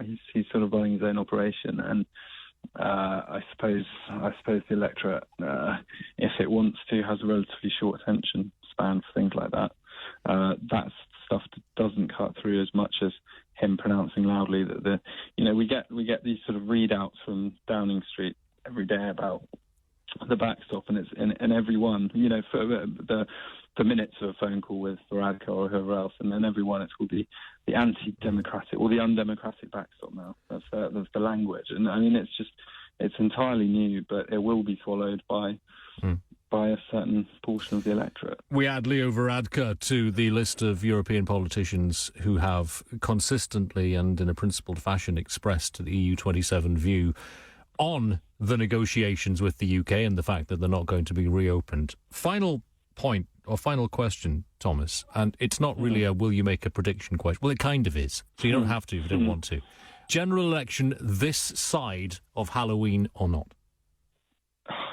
That is the question. Yeah, sorry. I would say no, that's okay. I will go for Boris calling an election before that. I suppose is Boris call an election or is an election forced upon? Indeed. I think Boris calls an election because it looks a bit more proactive rather than reactive. But and does he get MPs supporting him in that call? Yes, because Labour would have to support it. Because an opposition can't ever say we don't want an election. Well, because Labour have been calling for nothing else the last 2 years. I don't think they fancy one, but I think there's as when May called an election, there was very brief talk about Labour not supporting it. But no, that's been a central policy of the last 2 years.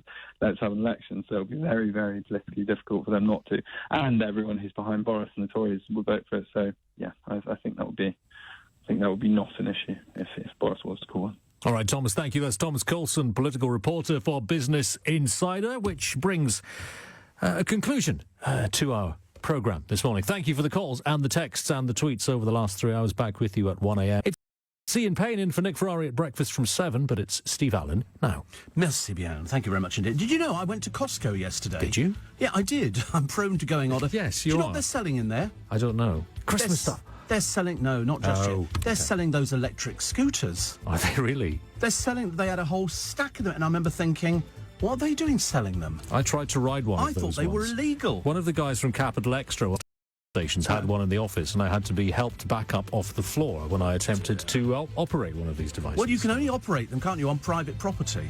Probably just as well. Probably just as well, Yes, I think. yes. And also, they're not for people our age. They're not really. They're really not. We'd actually be better off with a mobility scooter. Give one to Ollie. He'll show us how to do it. Oh, I shouldn't think so. No chance. Goodness sake. Have a nice day. Thanks then. Bye-bye. Take care. News is next, and boy, have we got a show for you today. On your radio, on Global Player, and Play LBC. leading Britain's conversation. This is LBC. From Global's newsroom at 4 o'clock, Boris Johnson has met senior DUP politicians as he starts a visit to Northern Ireland. Later, he'll tell all 5 major parties there the region has been without its assembly for far too long after it was dissolved in 2017.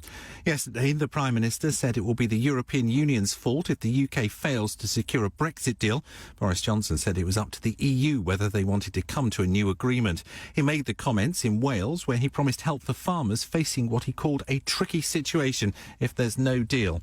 Egg farmer Victoria Shervington-Jones says that would be worrying. It is a big concern. I mean, I've got a lot of friends in the industry outside eggs, in beef and lamb, and I know it is a massive, massive concern. You know, this is people's livelihoods we're talking about, and, you know, the potential of the industry coming to a bit of a standstill. The pound is continuing to head for its worst month for nearly 3 years as markets react to a hardening position on Brexit. It's worth $1.21 and €1.09. North Korea has fired 2 ballistic missiles off its east coast, according to South Korea's military. Observers say the launches were aimed at ramping up pressure on the United States to make concessions as the two countries are struggling to resume diplomacy on North Korea's nuclear weapons program. Police say they believe 4 separate deaths in Essex could be linked to the same batch of drugs. A woman and 3 died over the last 2 days. Detectives think all of them took illegal substances, and they're investigating whether the drugs are linked. A committee of MPs has heavily criticised the government's response to the knife crime crisis.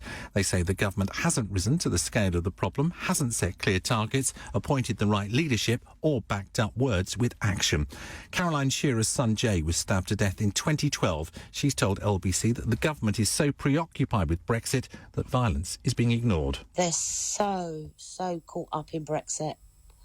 Nothing else matters. Our kids are dying on the streets, but Brexit, they're just consumed by it. And that's all they're working on. The LBC weather, frequent heavy and thundery downpours across northern England and Scotland today. There'll be isolated showers across southern Britain and Northern Ireland, which will see some sunshine. A high of 22 degrees. From Global's newsroom for LBC, I'm Tim Humphrey.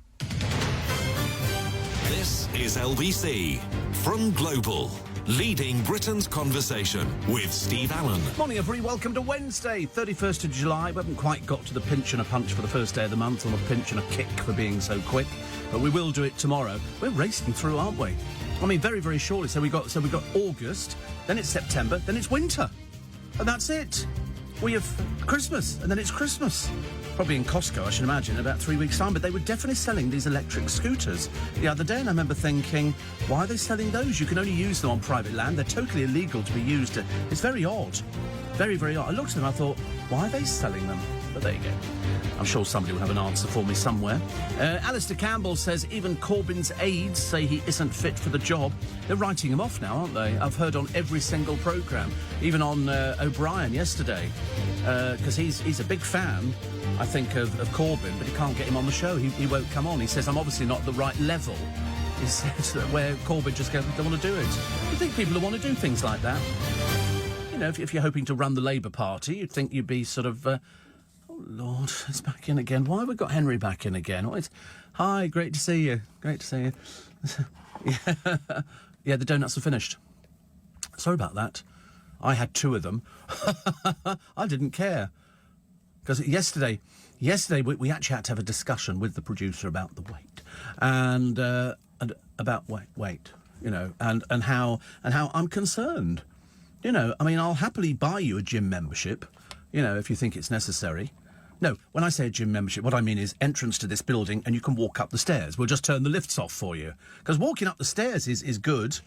I was just going to check how many steps I did yesterday, because I'm way behind on this thing. Yesterday, or so far today, I've done 822. Most of those in the bedroom, I suspect. Yesterday, 4,891. See, I think that's quite good. And it says flights climbed 1 floor.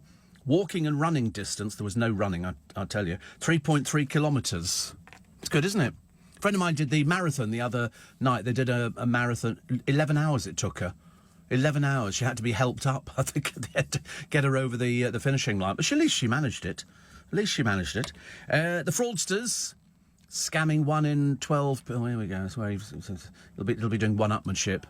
5,800. Yeah, because he's discovered a bit on this app where you just push your finger like that and it adds up. Look, you just do that. Yeah, all right. Don't make a big deal about it. Why do you have to show people that? It's not necessary, is it? Not 4:05 in the blooming morning. So unnecessary. But that's why he's cheating. I'm doing proper steps. I wouldn't like that.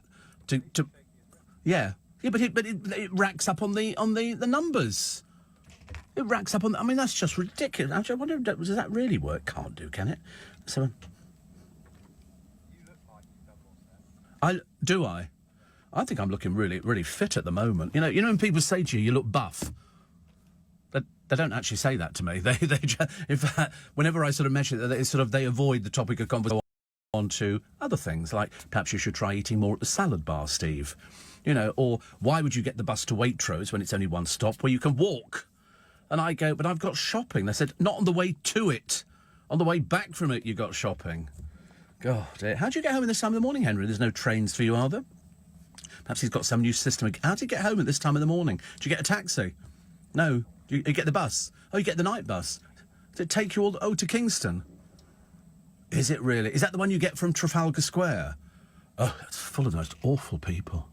I got it one year, never again. I decided to sit down near the driver, so I felt a bit safer. Somebody spilt kebab on you? Yeah, that would have been you. spilling kebab on you. That would be you going, and then throwing the kebab over yourself. There wouldn't be anybody else doing it. Come on, honestly. How green do I look? Obviously not that green. Waitrose lovers in a particular area, of the country are worried.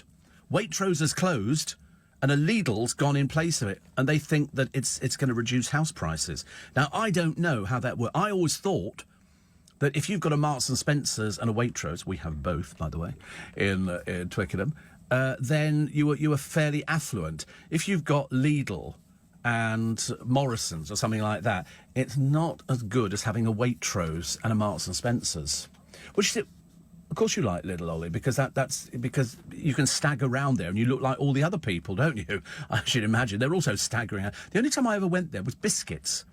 They do a lot of, is it German biscuits? Sorry, Leibniz biscuits. Are those the ones with the biscuit and then the chocolate on the top? They're very nice. But that's about the... I'm sure you can find them elsewhere. But I always thought that if you had a Leibniz having a Waitrose, I didn't think so. By the way, in case you were wondering, the Magic Circle show has sold out, which, of course, it always does. I mean, we've never... I think in all the years... I tweeted about it yesterday. I said in all the years that we've been doing these shows at the Circle and in the theatres, we've never not had a show that sold out. They always sell out. And in fact, so confident are the Magic Circle that they put my Christmas show on sale. That went on sale yesterday. We've already sold 12 tickets. I haven't even mentioned the blooming thing. And already, I think it's the 21st of December, which is a Saturday. And again, we do these every year, and you can come to the Magic Circle, like the people will be for this Friday, and you have a nice time. You get to see close-up magic, and you get to see magic on the little stage that we've got in the little theatre. But always sell out, every single time. We've never not had a show that hasn't sold out. Other people struggle, of course, but not my watch. We don't. Happy birthday to Norm Cook, who's Fatboy Slim. So it's his birthday today. Also, Love Island drags itself out. Now you're going to see all the fake relationships. I promise you, this is where... In fact, the two people who won are kissing the other day with their mouths closed. I mean, who kisses? Because now we're an item. Now we're like boyfriend and girlfriend. No, you're not, honestly. You must think we all fell out of trees. Seriously, the whole thing is just because they've obviously been told by their agents, listen, can you try and keep up the pretense of a relationship because you can make more money? And they go, oh, they're going to make millions before Christmas. Well, I bet they don't. They might make a little bit of money, not denying it, but even Curtis only came fourth, but Curtis is booked in for pantomime this year. As long as he doesn't drag that old baggage Mora with him, we should be all right, actually. I mean, she really is on it. You know, you like Mora. Don't bring me into it. You like her. She was the one who got the more Ofcom complaints than anybody else. About 700 Ofcom complaints because she's a bit of an old tart. Basically, she was throwing herself at some bloke and then she tried some other... I've lost track of it. But don't worry, because the new Love Island will be long very shortly. And then this lot will be forgotten very, very quickly. It always worries me that they sort of think, oh, I'll do this, I'll make some money, and then what? You know, is that it for the rest of your life? You don't ever work ever again. You just age really badly, very badly. And then they end up like a lot of these people who they go, oh, and here's Aisling Horgan Wallace, or whatever her name is, you know, and another load of people you've never heard of turning up and they go, oh, because they were from Love Island, 1963. Also, what was the other one here? Oh, there's some bloke who smashed his ex-girlfriend's window. And so they sent him to prison. How long for? Go on. You'll never guess. Never guess in a million years. 50 minutes. He got sent to prison for 50... Hardly worth bothering. Must have taken that long to get him to the prison in the first place. Because apparently he'd already spent a little bit of time in prison. But I love the dozy eco-warriors. We love eco-warriors, like, so, OK, yeah.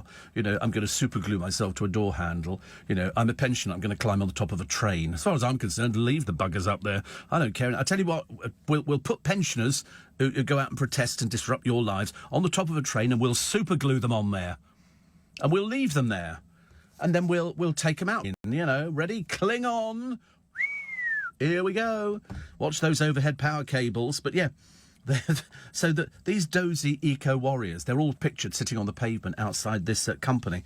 Unfortunately, got the wrong building. They're protesting outside a green energy company. I mean, how thick do you have to be? We're all protesting. Sorry, the wrong company. We're protesting. We are eco-warriors. What's your name, love? Gladys. How old are you, Gladys? 82. I've superglued my hand to my foot. Lovely. You're at the wrong company, dear. Sorry? This is a green company, OK? No, they're not. Yeah, they are. Who was the prat who said, go and sit round here? The police are standing there looking at them like there's no tomorrow. I mean, seriously, it's so hilarious. And so much for the privacy of Meghan Markle. Oh, bad times ahead. Bad times ahead. You know, Meghan Markle's got a half-sister, an evil old baggage, if ever there was one, and the brother-in-law and all these other horrible people. And she goes on the Jeremy Vine show to talk about Meghan should... The Queen should intervene and bring us all back together as a family. She doesn't like you, dear. Nobody likes you. You're a vile person. That's why you weren't invited, she says. But our father, not the one who art in heaven, hallowed be his name. It's a case of the father, who's 74. Apparently, his breathing's getting a bit difficult, you know. And so they're obviously trying everything to get them back together again. She's not interested. Not interested. Can you imagine? You know, OK, Pa, come back. This is our sitting room, the size of a football pitch. This is the security. These are the neighbours we can't talk to. And, by the way, Harry's... What's Harry going to... Oh, that's right. Harry's done a thing where he said they're only going to have 2 children so they can save the world. A direct dig at his brother, who's got 3. And there might be another 2 on the way. That's what they're saying. I mean, not yet, obviously. But they've said that. And also, what was the other thing? There was something else. A direct dig at his brother. Oh, yes, Meghan. I'm not going to put myself on the front of Vogue because I don't think it's necessary, because Kate, William's wife, did put herself on the front of Vogue when she co-edited the thing. As if Meghan Markle can ever edit anything at all. But it was a bit of a shame, really, all the people she picked. I think there was only 5 British people. Obviously, well, perhaps we can send her back to America. Perhaps we can sort of try her for somebody else in the family, see if somebody else is better. But it's a direct dig at William and Kate. I bet you anything, Kate and William have gone, have you seen this? No, I've just heard it on Steve Allen's show. Steve Allen just said, and then they said, oh, the laugh, William and Kate, because you know that little Prince, what's his face, is celebrating 6 years old, and apparently he's a footballer, a tennis player. In fact, he's even more gifted than the Beckham children, and God knows they are gifted. They really are. I mean, every single one of them, except 3, has managed to achieve nothing. Nothing at all, but they've told you about how they've tried to achieve nothing. Brooklyn apparently takes photographs, bad ones.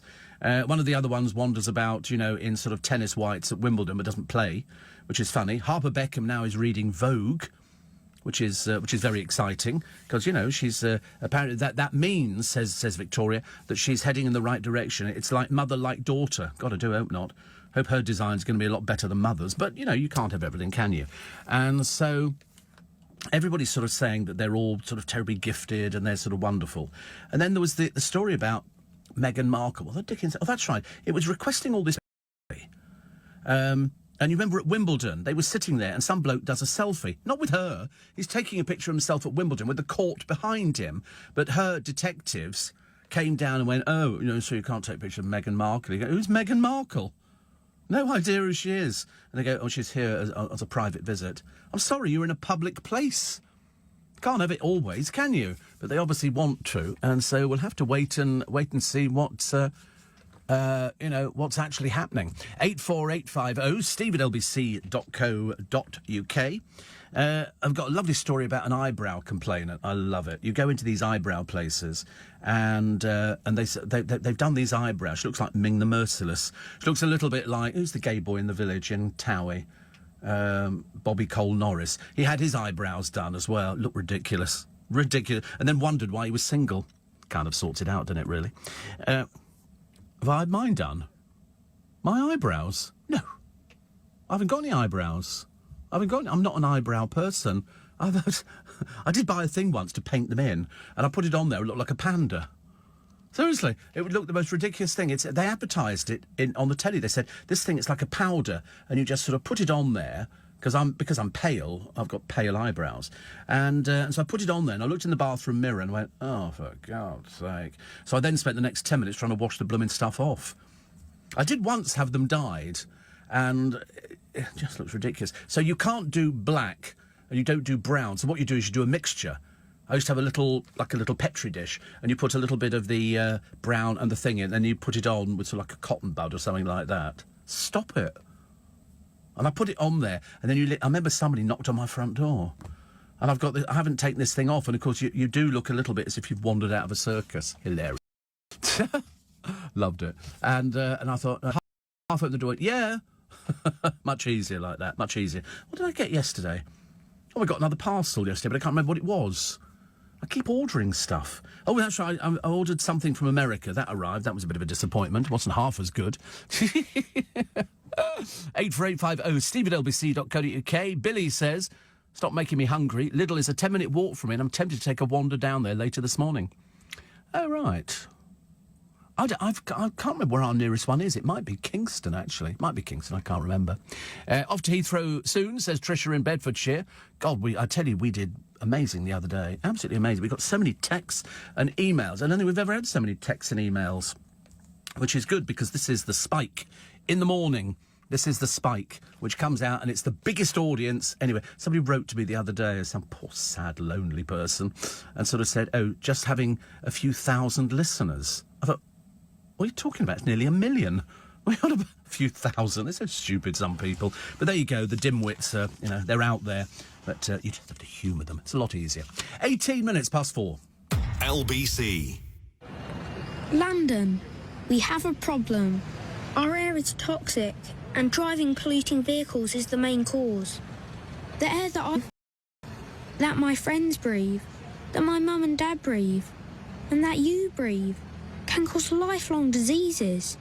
But there are solutions, like making our transport greener and creating better spaces to walk and cycle. These are just some of the ways the Mayor of London and TfL are helping to improve air quality across the capital. Find out how you can make a difference too. Search Let London Breathe. To the Mayor of London and TfL, every journey matters.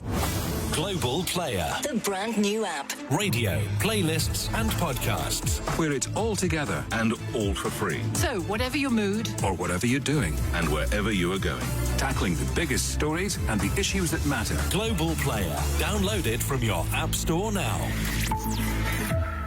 When it comes to cruising, you don't want to feel like just another number. Thankfully, the new boutique cruise ships by Saga offer a more personal service. Hello, Mr. Goodman. Oh, hello. Giving you flexibility. Lovely. Thanks to the new Explorer Shore Concierge, no ask is too big. And the smaller ships dock closer to port, meaning more time ashore rather than getting a It's a boutique cruise experience personal to you. Saga, for your spirit of discovery. Save up to 35% on our all-inclusive cruises. Search Spirit of Discovery to find out more. Over 50s only. Steve Allen. Tweet at LBC. Morning, everybody. Welcome to Wednesday, 31st of July. So did it rain yesterday? Because I didn't see very much rain. A lot of it. I did water the but it was yesterday. Windy. God, it was windy. I'd take the umbrella down on the patio. It was very windy. I thought, oh dear, we're going to have another disaster. But luckily we didn't have, which is great news. Anyway, it's nice to have your company. I love the story of the bent learner driver. How can you learn a driver? Well, this is somebody who went to take their test. Okay, wait a minute. I'm going to find her because you need to know who she is, just in case. She hardly spoke any English. Okay, which is fair enough, but they think so. She hardly speaks any English, and that was why we're drawn to her. Dear, she's bent. She's 41. She's a crook. And she went in there to register to take the driving test, and then she goes later. The difference is, this time, she's wearing a specially and under the hijab, believe it or not, this old crook is set. And so a person sitting in a car outside the test centre was listening to the question and fed her the answer. And she came back with the answers. She's a bit thick as well as being a crook. And consequently, English was so bad, she can't have known any of these answers anyway. But because she came back with the answers very, very quickly, she's a mum of 3, so she's bent and stupid at the same time, because, why would you want to put your kid's life at risk? English. Hardly any English at all. And when she finished with speed for somebody with language difficulties, the prosecutor, Rajesh Pabari, said when she attended the centre she was wearing a big headscarf. She was recognised by a member of staff from 2 weeks before when she wasn't wearing a scarf. Little English aroused suspicion. She admitted that she paid pounds when she included the headscarf designed to hide the device, and then refused to identify her accomplice. What an old crook. Remember the name? Hatis Sadia. OK, as long as she doesn't appear on a road anytime soon, we'll all be very happy. So she got sentenced to prison for 20 weeks. Suspended. What's a waste of time suspending it? Send the old bag. You don't want somebody like that. Can you imagine if she'd got away with it? Driving on the road without a clue of what she's doing. Definitely not. Thank you very much indeed.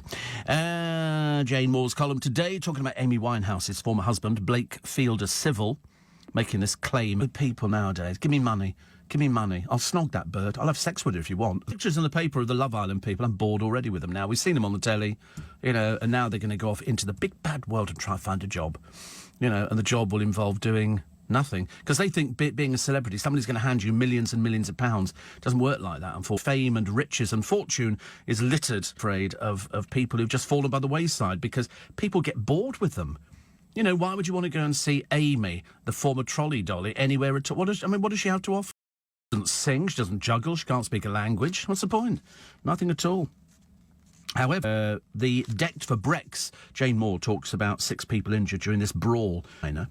She says GMB reporter Richard Gaisford was on board P&O's Britannia for the trip around the Norwegian fjords and says the fight broke out after an afternoon of partying. Pure conjecture, of course, but it could have been a dreadful Brexit out of hand. I've never seen such a thing in my life. Never seen... apparently, Irish firecracker. One way to describe her, isn't it, really? That'll be the polite terminology. For poor Maura Higgins. What a shame being blessed with that surname. She says she felt horny the entire time. You can wipe that smile off your away.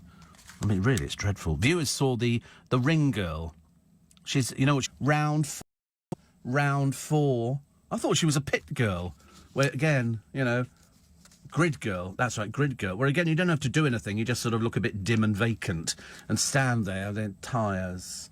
Hello, I'll pose on the top. And there's me. Yes, your kind of girl. I would tell you, the fantastic pleasure would be buying him a DVD of pit girls or girls walking around. Seriously, I mean, that would, he could be happy for days. Months, even. Months. But she says, I don't see a problem with women talking about sex. Well, it's not so much talking about sex. When you start throwing yourself at people, nobody has a problem with people talking about sex. Curtis ignored her flutters to keep his clean-cut image. I mean, you would be a big, big mistake, Curtis, to hang around with her. She'll drag you down to her level. And you can do so much better. So much better. Lovely to see the Love Island. You can imagine them going, OK, can the Love Island winners... Could you... We don't know that one. Kiss? No, tongues, obviously. You're supposed to be in love. No, you can tell it's fake. Together at Christmas... Not much likelihood, I think, of them going beyond Christmas. They also think, in fact, actually, with Maura and Curtis, she moaned at him for failing to give her an orgasm. Together at Christmas, no chance. No chance. He's in pantomime. He wouldn't want her turning up. Imagine. He's in pantomime. So I can't remember where he's in pantomime, but he's doing pantomime. And it'll be very, very successful. Apparently, you can now get a mobility... And, Steve, you should go to Lidl on a Thursday morning here in sunny Cyprus. They have bouncers on mamas taking no prisoners. Sounds fantastic, Dean. I'm all in favour of that. Bouncers on the door of a supermarket. How brilliant is that? That's like Black Friday. What's Black Friday? What's that? Is Black Friday... Oh, this is where they do all the discount and people start fighting over a cheap television. I know, peasants. You go into somewhere now and there was an extra one, you get a discount. You go, I don't want an extra one. I really don't. I don't want any more of it. Buy 3, only pay for 2. What do you want 3 of them for God's sake? How long is a thing of Marmite going to last you? Answer, years. But they always say that, buy 2, get 1 free. Or if you take out a Boots cuff, not interested. Not remotely interested. And yet all these people get, I can get a discount off it. They think... free or something. You've got to pay for it. Definitely going to pay. What's the disc on your arm called? A disc. James, no, it's not a type 1 person. Definitely not. I think you can have an implant. I think this is. I know it's high this morning. It was low when I woke up. 3. It's going down now. It peaked about an hour ago. Now it's on the way down. See, it was low this morning. We were doing 3s. Yeah, 3s. I'll start again. Sorry. Really, I should be doing 9s. 9. In fact, actually, the average I was doing the other day, I was quite pleased. It actually came out much better. Wait a minute. Oops. Review this. It's very technical, these things. How they manage them. 5. That's the average over the past 2 weeks. which I think is very... I'm very pleased with that. Let's hope they will be at the hospital tomorrow. That'd be nice, wouldn't it? The weak pound, and there's some bad news for those people who are going to the airport today and you need to change your money. It's really bad. Not very good at all. So I'll tell you about that one. For over 40s, cut the risk of a heart attack or It's good news. That's good news. We don't like that, do we? At all. And there's somebody here, Curvy Camilla Cabello. She's with her boyfriend, who's called Sean. Is he a singer? Shawn Mendes. Oh, right, OK, I hadn't heard of him. But he's quite good, is he? Oh, right. Has he had hits since? You're well up on these sort of things, aren't you? Honestly, you're hanging around with the youngsters nowadays. Dear me. There's a picture of poor old Harry Styles in the paper. He's let himself go. And here he is. He used to have loads of style. He's sort of wearing these camel corduroy footed, dear. So dated. But the funniest thing is, he says he topped off his look with a Baker Boy hat. And we all know those haven't been cool since David Beckham started wearing... Poor old David Beckham. That's to cover up that funny thing that they stuck on his head. In America recently, where he's auditioned for the role of Prince Eric in The Little Mermaid. But here we have. Anybody heard about Prince Eric? Me neither. I thought, basically, judging by the look of him, he could have actually auditioned for the part of The Little Mermaid. Far more entertaining. Or swim your way out of that one, pal. LBC News Time. Boris Johnson is to hold talks with Northern Ireland's police to push efforts to restore power sharing. The Prime Minister will hold bilateral meetings with the 5 main parties at Stormont this morning. South Korea says the North has fired several unidentified projectiles. East Coast. The US government says it's aware of reported missile launches.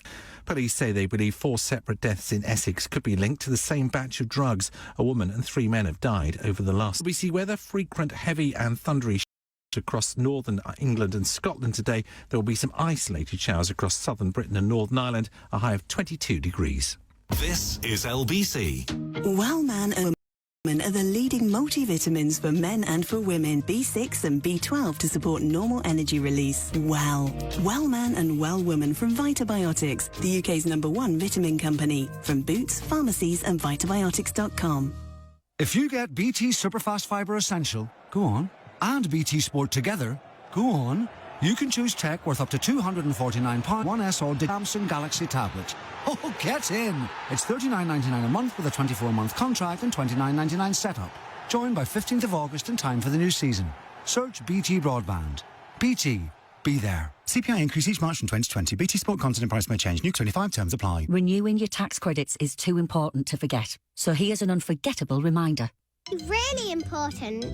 Time is running out. Renew your tax credits by the 31st of July or your payments will stop. Go to gov.uk/manage your tax credits. Renew now! We've created unlimited data plans for your business. Hello, how can I help? The logistics manager. OK, lift at your end. That's it. The new business consultant. Will do. I'll pop over and give you a quote. And you've still got to make the tea. Your business doesn't have limits, so why should your data allowance? New unlimited data plans from Vodafone Business. The future is exciting. Ready? Max download upload speed applied to may vary. Terms at vodafone.co.uk/terms. Conversation. LBC with Steve Allen. It's like laughing at other people's misery, isn't it, on Love Island? You look at them and you think to yourself, oh, my God, I tell you. Apparently, somebody came off Love Island and said it takes them 2 hours to get ready for the evening sessions, you know, with all the girls putting on all their slap and everything else. Who goes on? But unfortunately, it's a bit of a competition to see who can look blokes who look like they'd sleep with just about anything. I don't think they're that fussy. I really don't. Steve, these Love Islanders do my head in. Absolute Neanderthals, just thick people with a quick fame for doing nothing. And then they're being played on the show. Some beings. It's true, actually. You know, I still sort of look at poor Amy. Her life is just one big disaster. But apparently she was having panic attacks in Love Island. Nobody else was having panic attacks, only because some bloke called Curtis, who's about the best-looking one in there, and the most talented, and the one with her. Why? Because she spends all the time blooming well crying. Lucy was bad enough. I was saying the other... It must be something with the name Lucy. Lucy Meckley. She was on Towie in the beginning. She spent all of her time crying because she thought her boyfriend was cheating. I mean, the fact he was neither here nor there. We all thought it was hilarious. But remember, it's all fake. It's fake. Everything on Towie. The people are real. Sad. Brentwood. You won't see anybody who looks like these old people. They're just ordinary people down there. Go to the Essex shows. I go to the Essex show every year. You won't find anybody who looks like these people. They're just ordinary people in Essex. These old made-up to the boys. Goodness only knows what the girls look like. And we're on Love Island, didn't provide her with millions. She's now squirting ketchup on herself to advertise surf on a TV advert. Yeah. I mean, it is actually quite embarrassing. I mean, I could tell you the story of somebody who did pantomime a couple of years ago. Somebody from a reality 2 shows to do in the day. I think it was 2 shows. Because I knew the show as well. And they were drunk. They were completely off their face. Apparently they have alcohol. And so they drank so much they couldn't do the second show. In fact, they could barely get through the first show. I'd love to tell you who it was, but modesty forbids me from telling you. Keep it as a secret for my book. Can you ask Siri what the weather is going to be like today? Ari says, it's wet. It's wet. What are you, cloth? I've told you it's wet outside. All this week, wet. Wet. Wet. What is it that you're not... Siri, what's the weather like today? It's currently cloudy on 17, mostly clear skies. Noon. His high will be 23 degrees. The low will be 17. Why don't you... You're getting on my nerves. Chance of rain, 10%. Oh, let's try it one more time. Going to be like tomorrow. Tomorrow. Up to 25. It's almost like working on the NetCASE. Really, you push the button and the wrong thing comes up. So, chance tomorrow, 10%. Yeah. Whatever, I don't care. It doesn't make any difference. It doesn't say wet. No. We don't do wet, do we? So that's what. So in other words, it's going to be a lovely day today. You can go sunbathing. All right.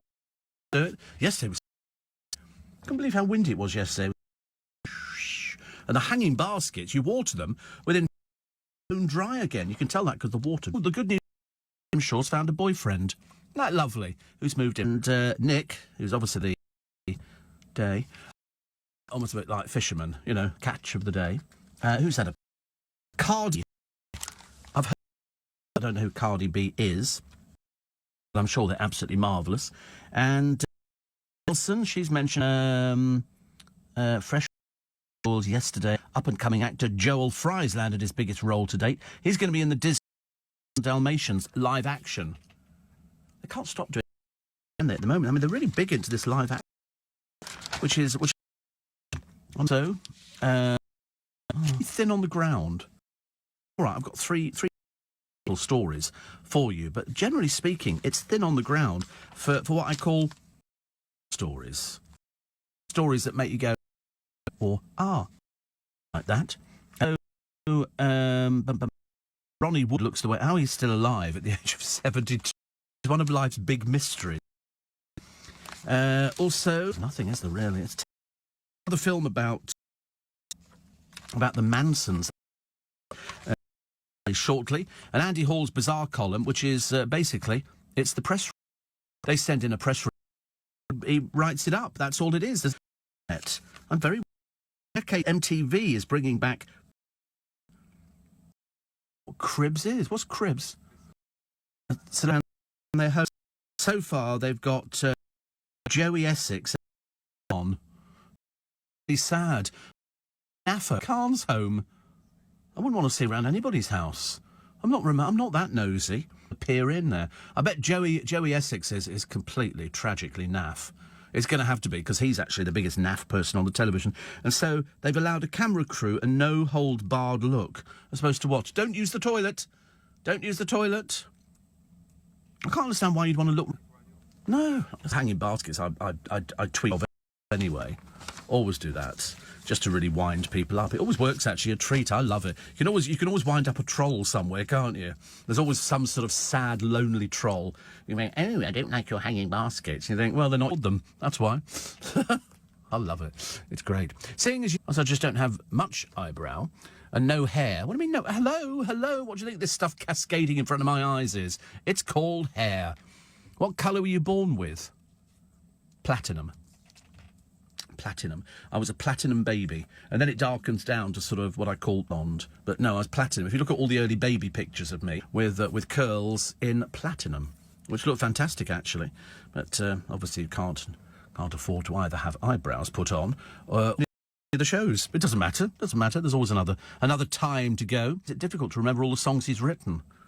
I would. Yeah. I mean, somebody's got a favourite album track, and he goes, I can't remember. How does it go? Michael Schumacher. I mean, 6 years on from his skiing accident, he's apparently up and watching Grand Prix racing. In what state, dear? And Strictly's new pro dance. There's lots of pictures in the... Say that immediately. Used to be a magazine.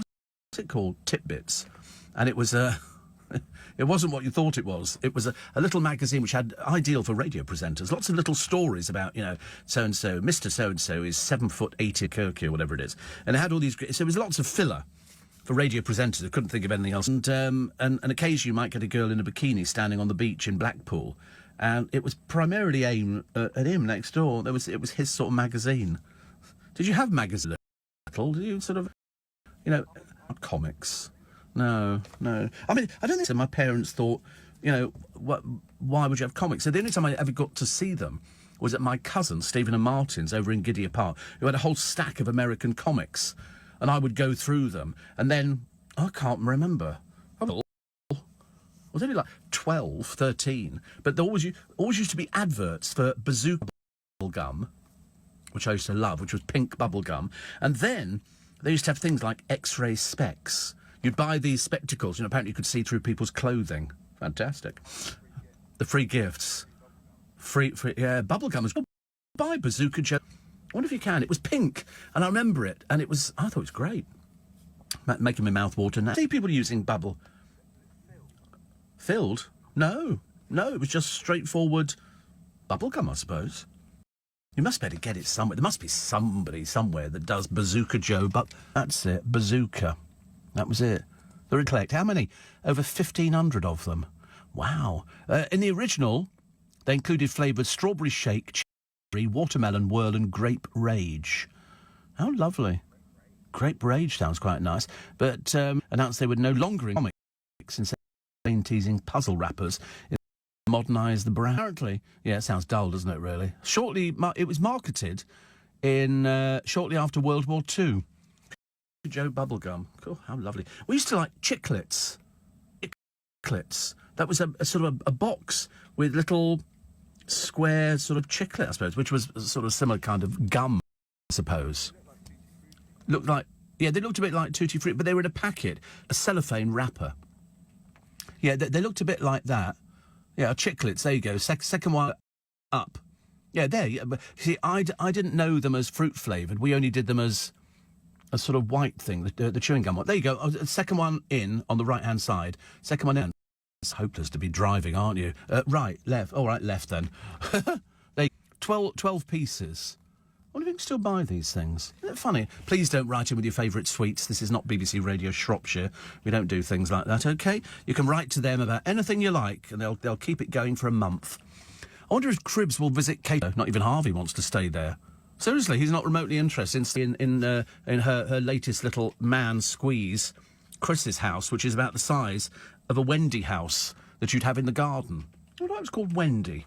Everybody knew what a Wendy house was. There was nothing for boys at all. A Wendy house was pulled out, then you put the covering over the top of it, and you could sit in there in the summer. There were some balmy things that we did. James says, I had my eyebrows done last year. It went wrong. They look like a baby cat. Really, you shouldn't ever have them dyed or anything like that. Wendy house, here we go. Ah, but it's from Peter Pan.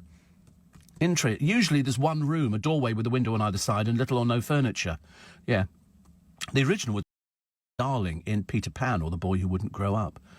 I wish I had a darling house, the littlest ever seen, with funny little red walls and roof of mossy green. John's hat was used as a chimney, and a slipper was used as a door knocker.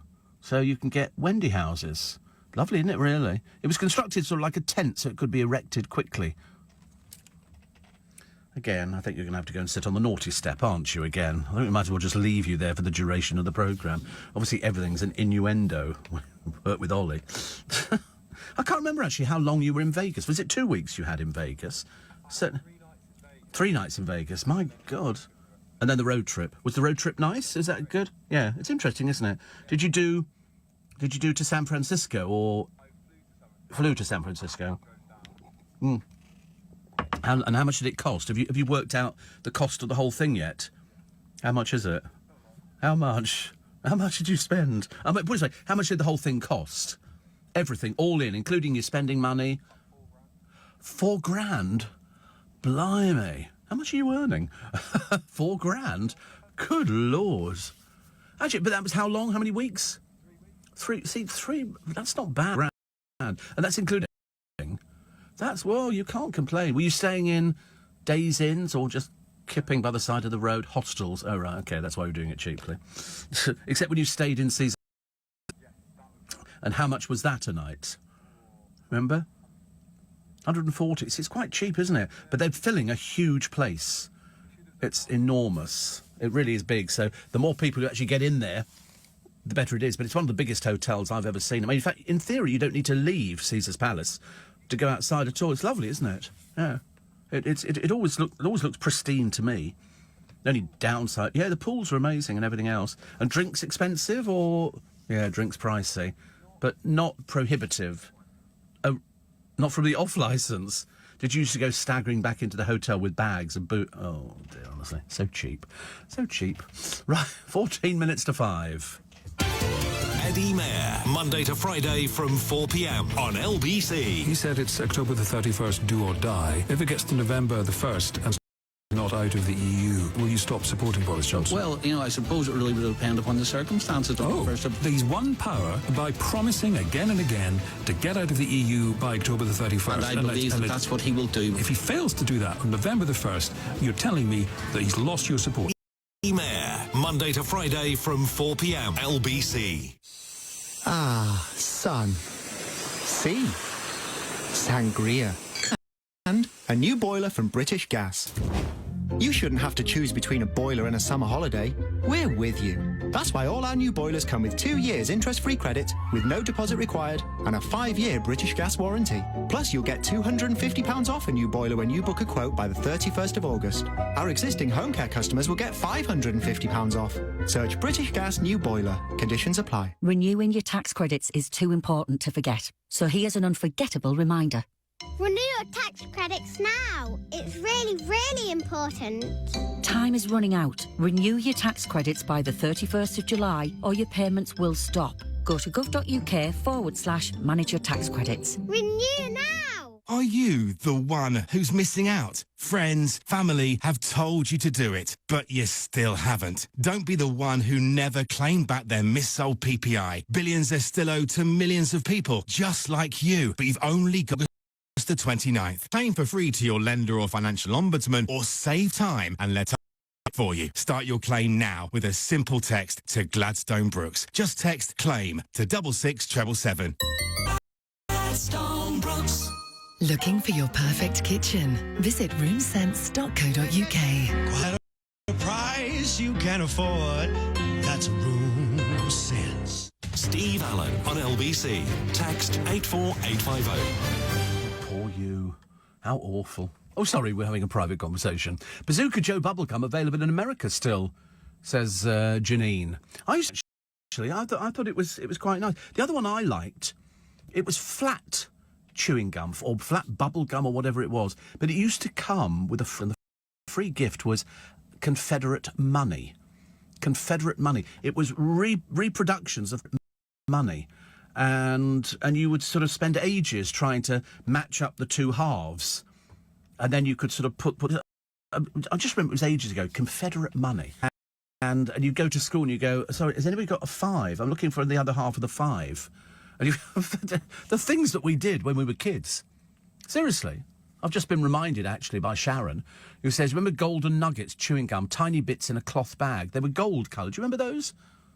Please don't write in with your favourite sweets. It gets a bit tedious for the team next door. They always go, oh, don't do the sweets again, Steve. It's not BBC Radio Shropshire. Nobody listening. Da-da-da-da-da-da. Yeah, checklist of Confederate currency. Yeah, this was... They said trading cards. Well, this wasn't trading cards. This actually was the money. This actually was... So, trying to find it. Tops...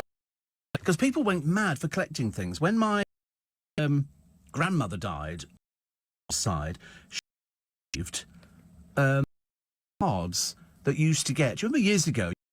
Now, you should get a card inside PG Tips. There'd be a pic, or probably in the tea bags. Card. Well, in the early cigarettes, you got. Nowadays, you see them in framed up. They're generally reproductions, not the which is shape. And so just finished fishing. He's fishing, so I'm off to. What is the appeal of night? I don't. What, my brother? Well, I don't know. What else? He goes out night fishing. He's just got. See the your worm in the water work like that. You sort of stop it. The naughty. You sort of do. I mean, I don't understand it, but apparently, very boring people. By the side of a riverbank, I know because I've enjoy. You cannot get into years school down in Essex. My aunt used to come and pick me up from school, and would go fishing with her because like my Uncle Bill into it, and they go, all right, pick a river, and so you'd all stinging else, and there's your fishing. Thank you. What, Stephen? Okay, and here's your maggots. Tackle shop, shovel to put in this tin. Of course, if you left them there long, flies. So really careful. Sort of maggots. You'd sort of pick. But now it makes me cringe. Through the maggot. The maggot didn't. Ow! We're really. And then you throw the thing in there. Look, and this is the most boring of my entire life. And I think night fishermen, you can get little under the water. It rings a bell or lights up or does. Well, we were doing daytime studies, and so I do it. I used to fish, dread it. Go, there you go.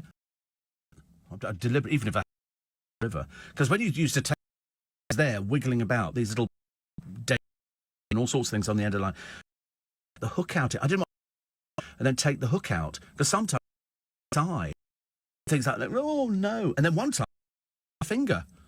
It was like So I used to have to wait. If fish on the end, wait till somebody down the.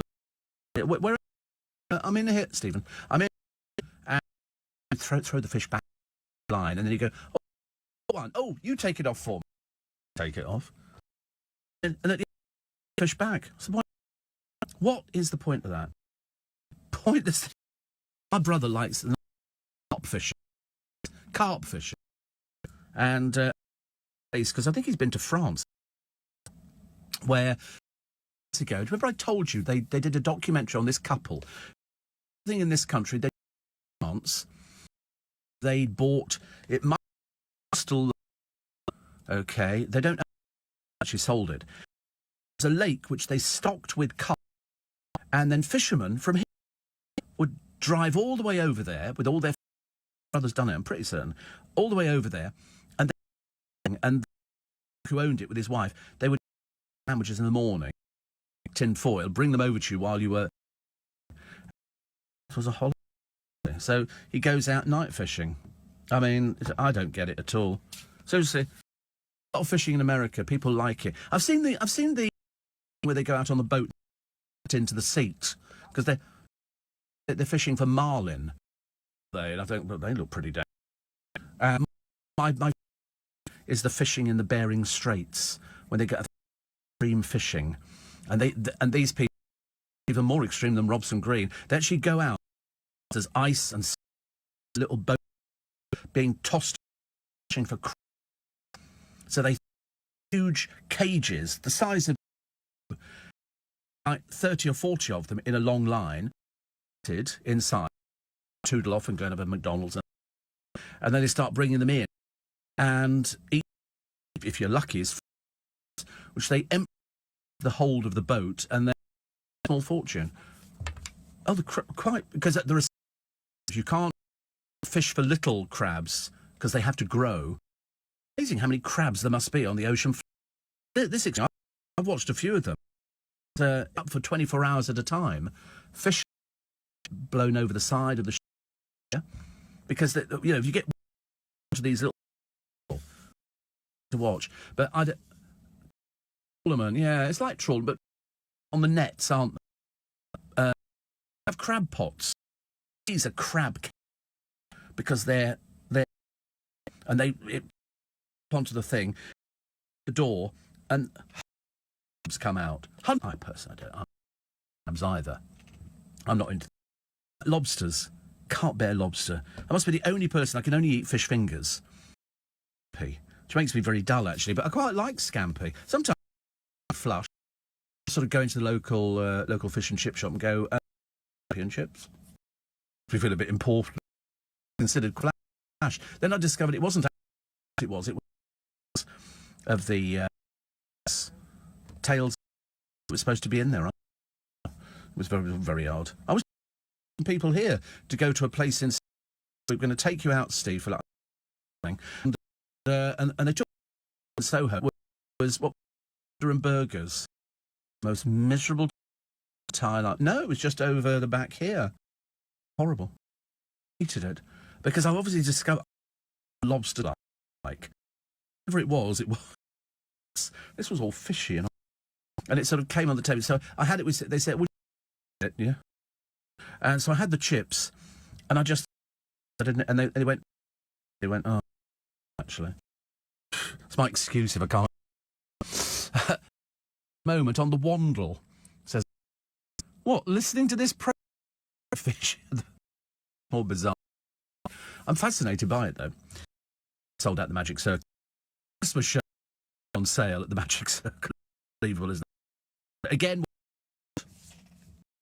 which is great. It takes as long as it sells out, which they all. Right, we've got 2 minutes to 5. Doesn't matter if you're not having to get up to. Don't bother with. That's catch. Says, thank you. The dead. Good, isn't it? But who'd want? But sometimes these boats come back and they go, oh, they sold it on, and it's all weighed out and everything. You know, 50,000 quid or whatever else, and they all get paid out a percentage. It's worth watching.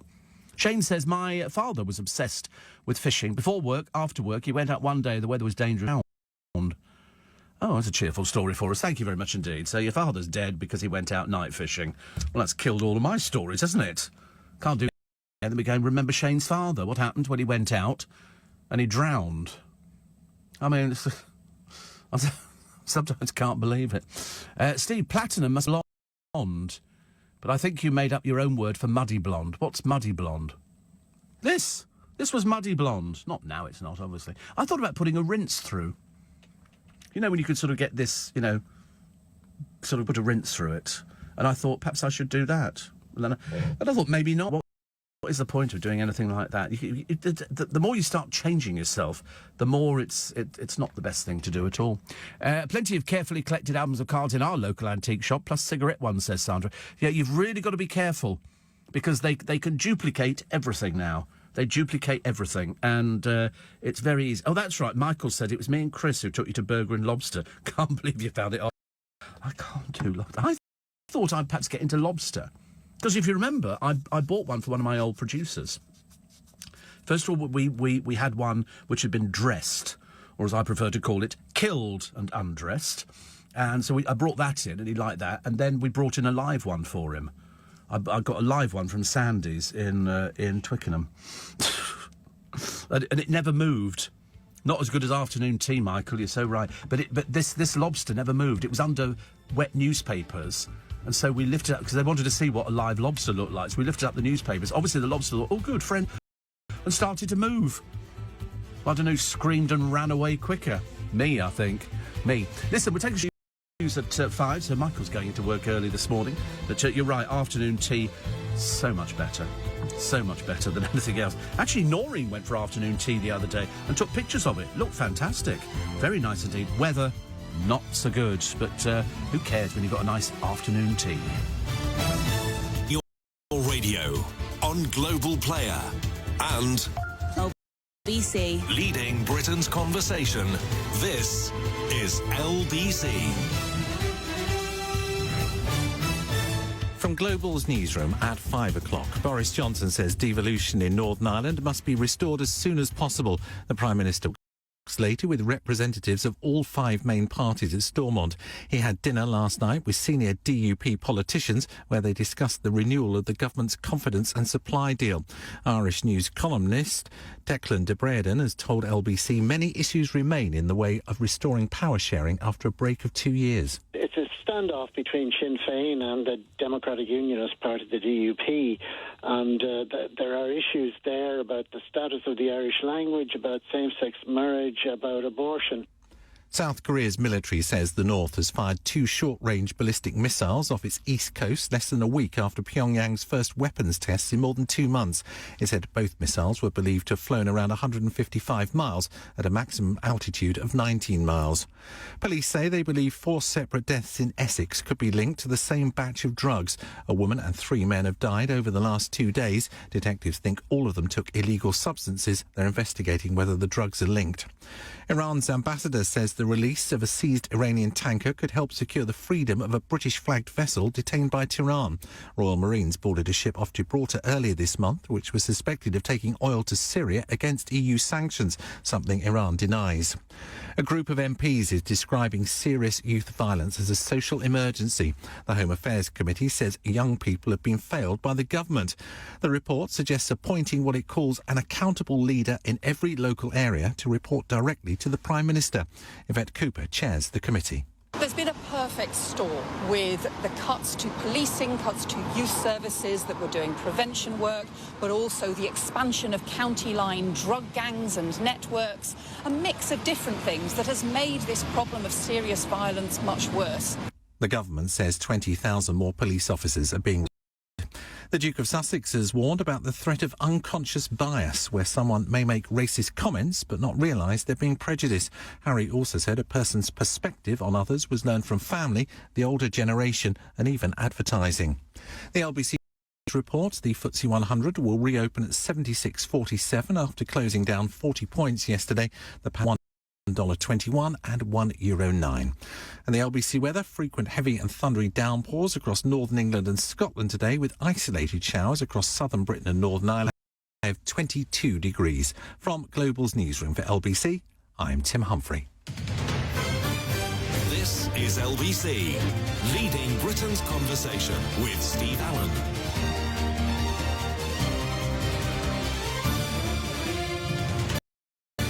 Every time I hear the weather forecast, it changes, doesn't it? We're now not sure if Siri's telling fibs or if somebody else has got the weather from somewhere else. So the way they make it sound is like we're all going to sort of disappear in a tsunami.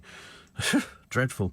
Alistair Campbell, I think on the other day, he doesn't want to vote. In fact, the last time he voted Lib Dem, I believe. That's Alistair Campbell.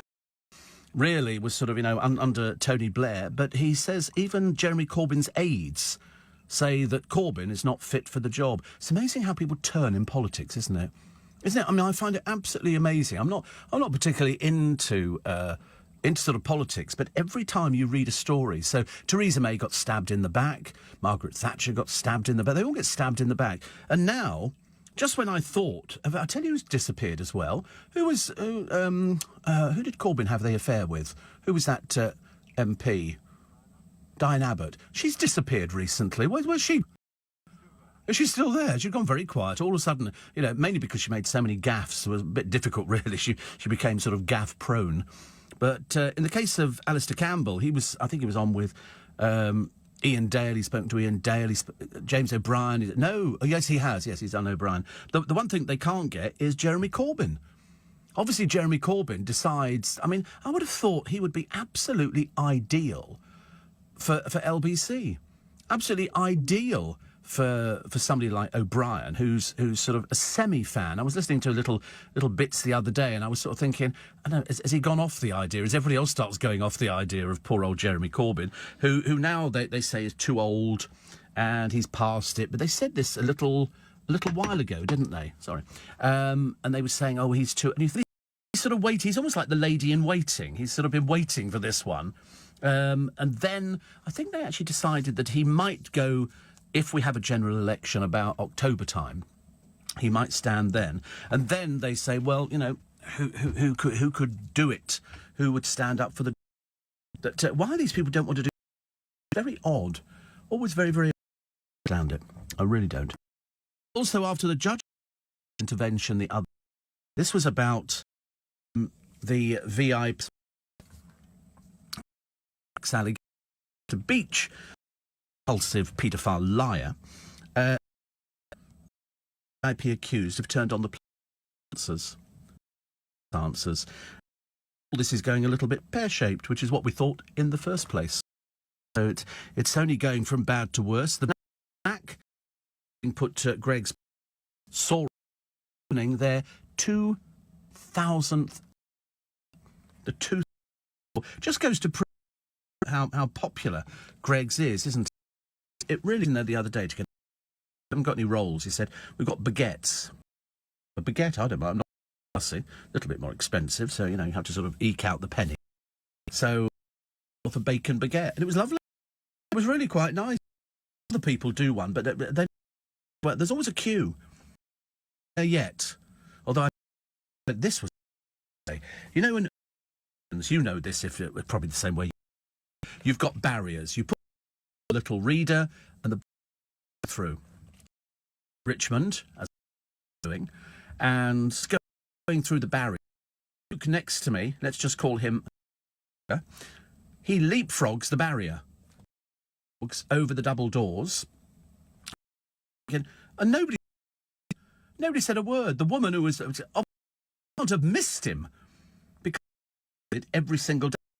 People who cheat the railway system. I wanted a policeman to grab and go. Oh! What did they do next? To Sainsbury's, the station lifted. They picked up sandwiches straight out the front door. Not challenged, nothing. Rife. But I would have thought that somebody at the station, they must work them for making sure that people don't leapfrog the barrier. At Twickenham, and Brian and I used to be angry. In the place, workers tickets, they were barrier. Do because the doors enough. I think they should be stunned, prod, like that. That make them. But it's people who are going to work. I should have found out where they were working. Would have made it entertaining. Do Greg still do sausage rolls? Says Ian. They do. You can buy a pack of. I think it's you buy 4, or something like that. They're not very expensive. And they do Cornish pasties and everything. The day, are opening up mini Gregs on the railway stations. Because some are on sale on the railway stations. I mean, it really is. I've had a sausage. Let's just call it one of the places. Well, no idea. I wanted to see somebody saying, "Oh, by the way, this is sausage meat. It tastes like sausage. Look like sausage meat. They're cheap, absolutely horrible. So I don't buy." Steve in his cab says, "Are you trying to tell us you're?" That's the second time somebody's asked ginger. I don't know how many ginger people we've got. I don't have a problem with ginger. I love ginger. I think ginger's great, actually. Yeah, Stadland's ginger. Darren ginger? Funny, I don't even think about it. Oh, right. It was. I had a friend like that. He was ginger, and he said, you're definitely ginger. Strawberry blonde. No, you're ginger. Come on. At least step up. Shane Goody's in today. What do they call them? Those round things with the jam in the middle. Donuts. 2. Was it? Are there any left? Oh, you've had the last one. Oh, that's terrible round here, honestly. There we are. It's only because they came in here, and normally, Darren likes to see if there's any sort of food hanging around, bless him. I shouldn't imagine he keeps tall. I just don't know. But he doesn't cook, does he? He's never used the oven. So he eats him. Good Lord. I could do with that. I could do that. My dad, Steve, great car albums, which I still have, Hollywood Stars, etc. Very nice. If you original ones, they're worth having, but because I went to a toy fair at Sandown Park, just out of curiosity. I wanted to collect the Chipperfield Circus. Have you seen the prices these things go for? It is unreal.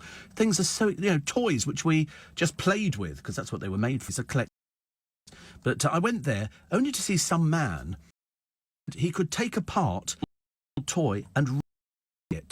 He had a little tiny, the tiniest thing, and he was like new, make the original for these things. So if you're not, what you're basically taking a poke, you bought something which is tarted up. Them go for really for money. Phil in Melbourne says somebody needs to tell these lovers. If anybody has to ask you if you're famous, you're probably not. Probably right, actually, I would think. Best way to get fit, says walking upstairs, is to Big Ben. Family did that. You'd be amazed when you see how many stairs there are leading to the bells. Never mind, we enjoyed it. You'd be interested. I've been offered it. And the offer, it turns out that the person who looks after them is a listener to this programme. But I've walked up St Paul's Cathedral. I've done all the, not just to the first level, but to the next level. A little bit at the top. Push yourself against the wall. I can't imagine. But the one thing you will love with the St Paul is you will see all the graffiti from Wren's builders. Graffiti on the little staircase going up. They put their chisel, really, because you think all these still there. The one thing they pass at the well, you directly above the circular bit. You know, they've had a few sort of throwing them wasn't particularly good, but it's interesting to when you get to the top. I have to tell you, the monument. Yeah, the monument was fairly easy. Yes, we did actually certificate to me because they'd certificate. Walked up the. Excuse me. Got well, that's nice, isn't it? Changed the tea bags. We've changed tea bags, but at the moment they are particularly good, which is very nice. Next time you get the sausage, cheese, and beans. I tell you, now wait a minute. I might call the sausage. Where do I get that one? I have had a bean slice, which has got sausages. The Dickens I bought it from. Greggs. I tell you where it was that thing that they have at the service stations, the Yellow Bean Cafe or whatever it is, and they do a puff pastry thing with beans and little sausages in it. £1.85. That's quite nice. Sorry, the Wild Bean Cafe. Well, I couldn't remember what it was. It's always got a mark attached to it as well. But I had two of them last week, and she goes, yes. I go, 2 sausage and bean. And then I stand there eating it, thinking, this is on a Sunday morning. Kind of perks me up for the day. Steve, your movie posters would be worth a fortune now. I've got loads of things I've collected over the years. Loads of things. Silly things. You know, like Paddington Bears and stuff like that, and Pooh and Piglet and Tigger and all the rest of them in Stife. And they're all sitting there in boxes, which will be inherited by my brother, no doubt, I should imagine. And he'll go, right, we'll sell these. Because they're all worth money. You know, whatever you paid for them, they're going to be worth more money now. Steve, pink or blue rinse in the hair? I used to love that. There used to be a woman on Coronation Street. Percy, she used to say. She had a blue rinse. Blue rinses were very popular. I don't know why ladies wanted blue rinse. I never quite got to grips with that. They go, you know, should we do your roots again today? And a friend of mine, I've fact, known quite a few hairdressers over the years, and one particular lady specialised in old ladies. And so you'd get like 3 rollers, little tiny rollers, and then it'd be teased out into something that looked like a football helmet. So it was clever, really clever. Jessie Nelson, she was the one in, is the one in Little Mix. She says fronting a show about body images has helped her with her own self-esteem. Sort of walked out of Love Island, and then immediately she hasn't had any anxiety attacks at all. She's been perfectly fine about the whole thing. Makes you wonder if it's fake. But as I say, whether there's a career there, I doubt it very much indeed. Because I think now the public are getting wise to this kind of thing. And see some old biddy who's been on the television. Who cares? Who cares? I mean, what, do they come on and do magic or something? Or they sing a song or play a guitar? No, don't do anything at all. The 10 hottest years have all happened this century. And stole a Christian rap song and made it her own. So she's got into... bit naughty. And so much for the privacy of Meghan Markle and Harry. In fact, yesterday, I think it was Piers Morgan in his column, was lambasting her right royally. Oh, we want privacy, we don't want this, we're not going to tell you that. And then all of a sudden, OK, I'm doing Vogue. It's already been done, dear. already been done, and now she wants a range of clothing in Marks and Spencer's, so it can help different people. And you think to yourself, is that the best you can manage? That's the best you can manage. The answer is yes. So much for the privacy angle. I mean, of course, you probably won't be allowed to talk to them because she's far too grand for anything like that. But whether or not it's them or whether it's the courtiers, I've got no idea. 5:15 is the time, and what we do every morning is we have a check on the road and the rail. The LBC Travels with Joanne Ware. Thanks, Steve. Good morning. On the M23 North, junctions 9 at Gatwick Airport and 8 at the M25. A car's broken down within the roadwork, so one lane is closed. There's been an accident on the A2 eastbound at the toll services, so one lane is closed for recovery. On the North Circular Road, on the northbound exit Slip Road to Ilford Hill, one lane's been closed because of an accident. On the trains, there was a delay of about 20 minutes on Great Western Railway services coming into London to Slough, and that's because of a track problem. And on the Underground line, Kentish Town Station stays closed. This is LBC. In 1972, Swale Heating was born. Since then, we have sold thousands of boilers from top manufacturers like Worcester Bosch. This year, we will sell our 250,000th boiler for free.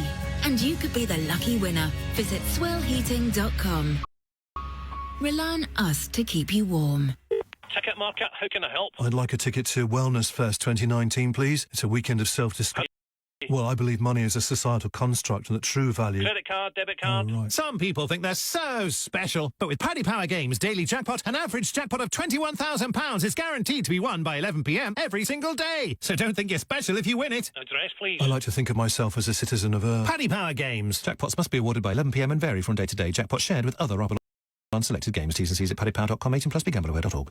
Radio, playlists and podcasts. We're it all together and all for free. Global Player. Download it from your App Store now. Oh, yeah. High quality, affordable kitchens designed in your own home. That's Room Sense. That's Room Sense. Book your free Room Sense home design visit. Measure up, show you samples, create a stunning kitchen design, and give you a quote, all before we leave. Quality at a price you can afford. That's Room Sense. Book today at roomsense.co.uk. Leading Britain's conversation. LBC with Steve Allen. I do sometimes worry about families spouting about things that we've obviously never heard before, like climate warming. And so you've got Harry in all the papers today, and he's told how change has left him worried for the future of the planet and warned it needs to be tackled urgently. Do you think they sit down with a sort of a pin and they stick it in a story and they go, oh, do that one, that'll be the one that does it. So he's pledged to do his bit to help the environment by only having 2 children with Meghan. That's it. That's it. That's what his idea is. He's done it with Jane Goodall, very much indeed. You know, I hate it when people patronise us, because I don't like that. I always think we can make up our own minds. We're not really stupid. But he's in September's Vogue. Well, quelle surprise. Quelle surprise. Good luck. I still don't know anybody who's ever bought it or read it. Oh, fascinating, isn't it? Big word she can do. Theresa May. Yeah, really?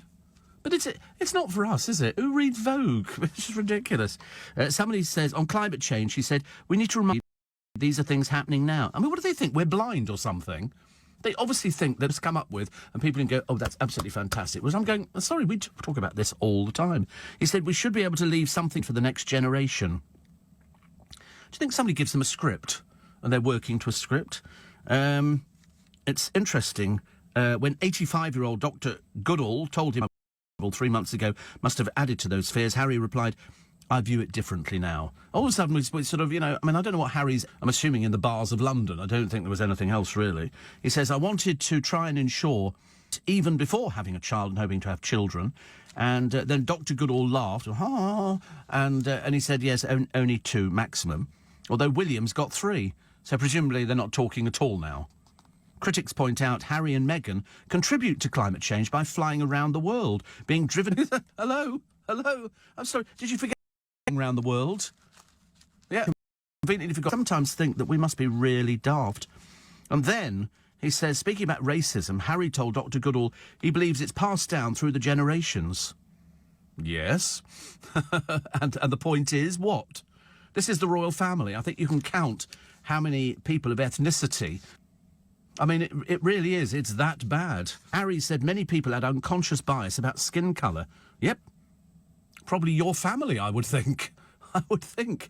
I mean, how many people... I remember when Prince Charles had a person of colour working for him, and they made a big deal about it. Oh, yes, they really go ahead and I'm thinking, no, they're not. It's black people have been just a surprise. And he says, despite the fact that if you go up to someone and say, I'm not a... Perhaps he's not aware of things that he's done. Perhaps he's not aware of it. It's very odd, very strange, isn't it? But anyway, she's a primate expert, is Dr. Goodall. And on his battle against climate change, Harry says, we are the frog in the water, and it's already been brought to the boil. Fascinating. Hold me back. Hold me back. What else we got? Jane, very well, but we've got, I think, a new Gavin and Stacey script, which they're recording for the Christmas special, so that'd be good. I never saw it. Saw Gavin and Stacey. I sort of kind of missed out on it. Also, the Mirror investigates the seedy side of Spain. It's basically hookers. Well, hello. Seedy side of King's Cross, hookers. Seedy side of Mayfair, hookers. Go around anywhere in London, there's hookers. Go around Vienna, hookers. Everywhere. And so this prostitute tells of the resort's sex trade. It goes. I mean, I walked past. I told you I went through Soho the other day, and near the Hippodrome. There was a woman standing, I thought she worked in the shop, and she was a hooker. She was a hooker in broad daylight. You know, like, oh, I shouldn't be surprised, should I, really? But she stood there and she went, I don't think so. I seriously thought she worked in the shop there. Shows how naive. And somebody said there were a couple of hookers operating there, and they have a room upstairs, and it's quite blatant. Quite blatant. If I see it, why don't the police see it? I mean, yesterday the police were called, obviously, because we've got Skinham, or just rough, and they were before. The shop wanted them moved. So they did. They moved precisely 3 feet, just around the corner from where they were. It's unbelievable. Police, totally useless. Totally useless.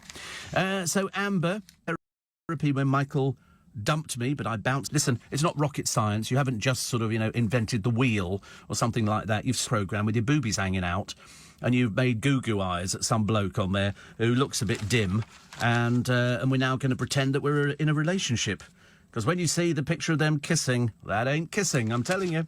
I know what kissy-kissy looks like. Kissy-kissy, kiss from an old movie from years ago. So perhaps they're not the close relationship.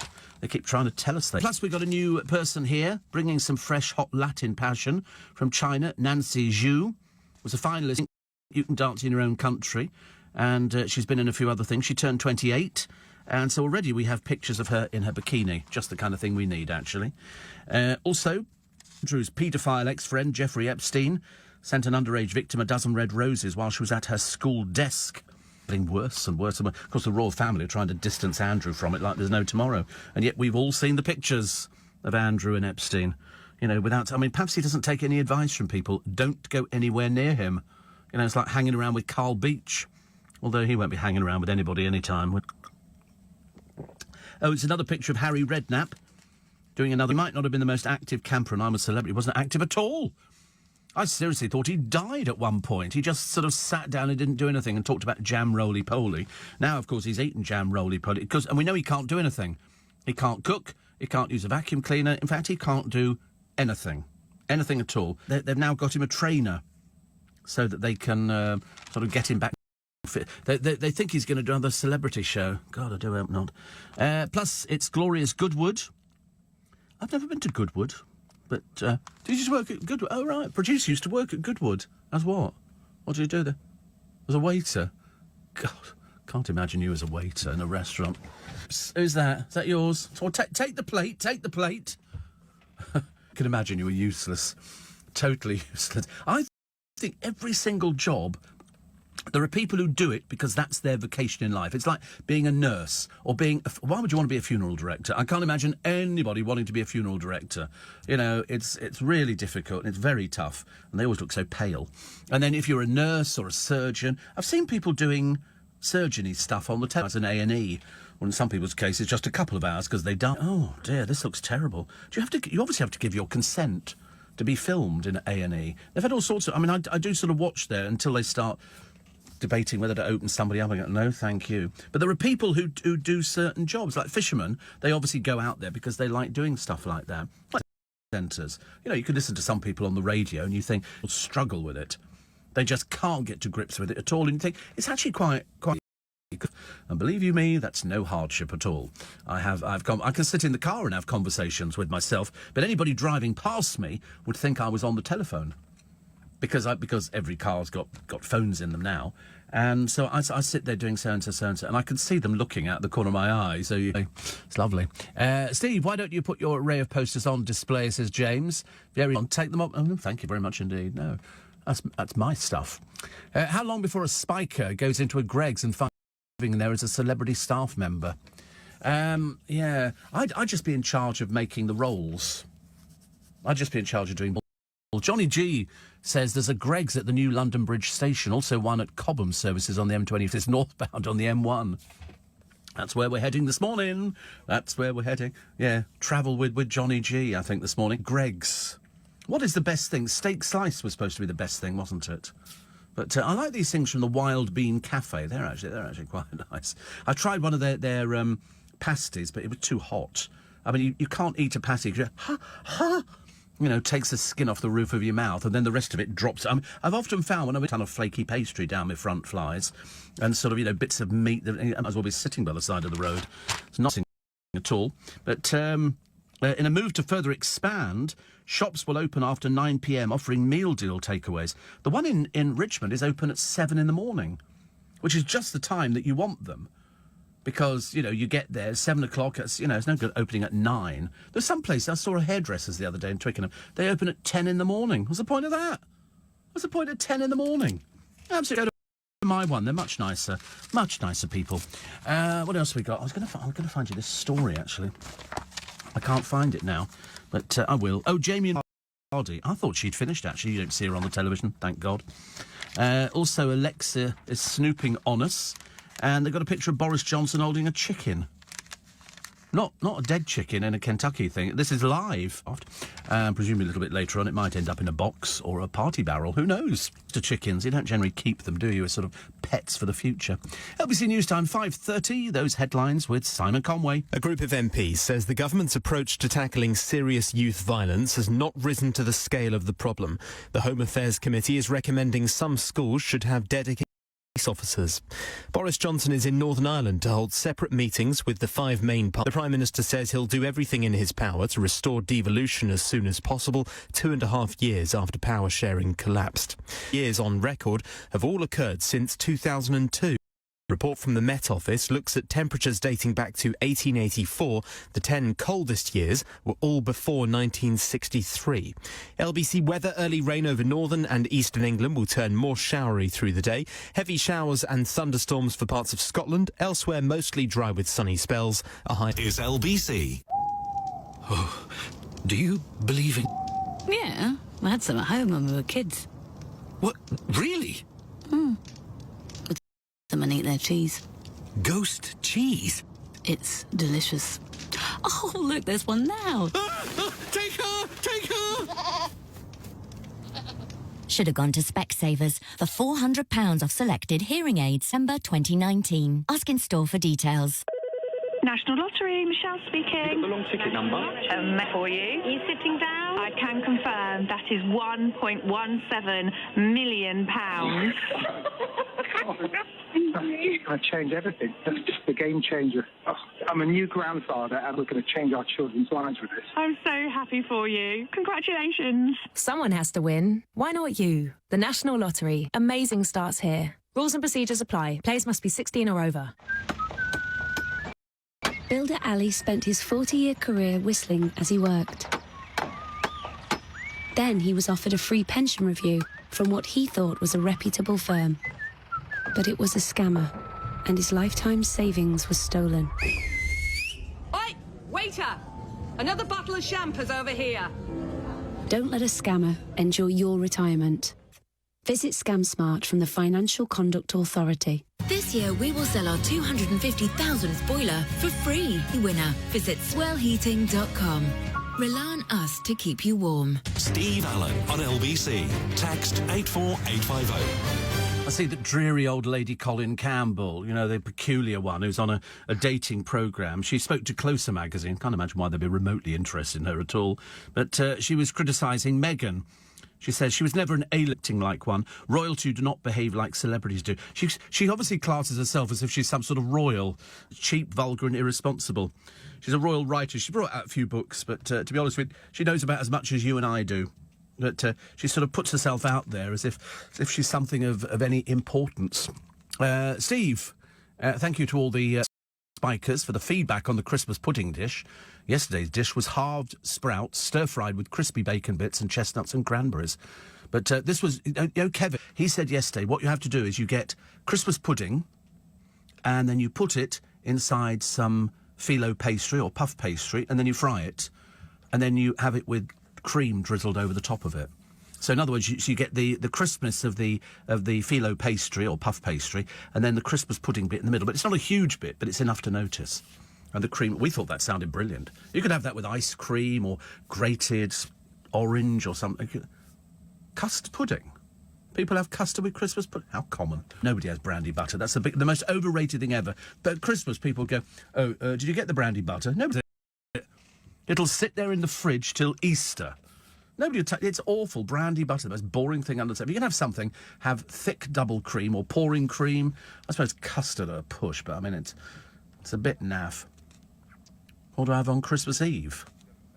Nothing. Christmas Eve? No, I have Christmas dinner on Christmas Day and Christmas dinner on Boxing Day.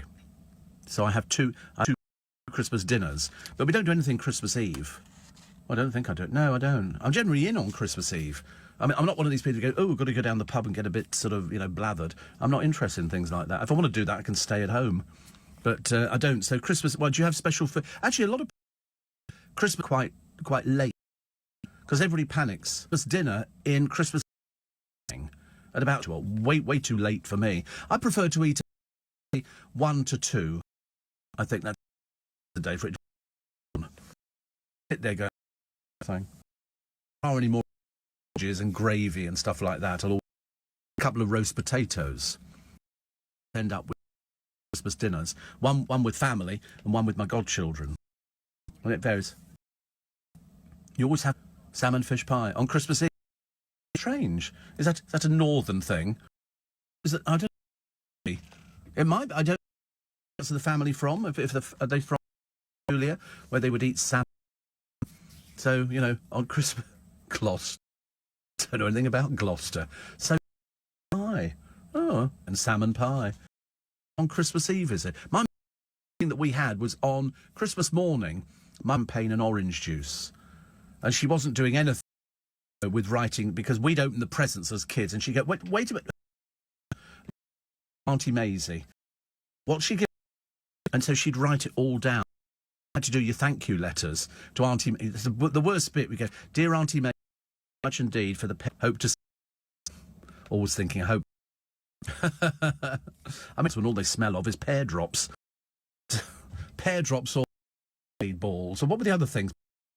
I sat behind somebody on the bus. I remember thinking, it was mothballs. I smelt of mothballs. Me in the theatre, and all I could.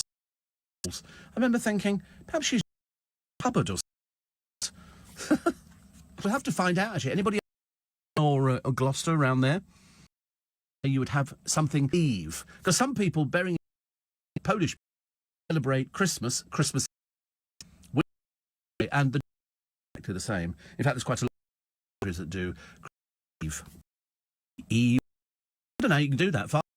You delivered the present by that time. You have to wait till the when he gets round everybody.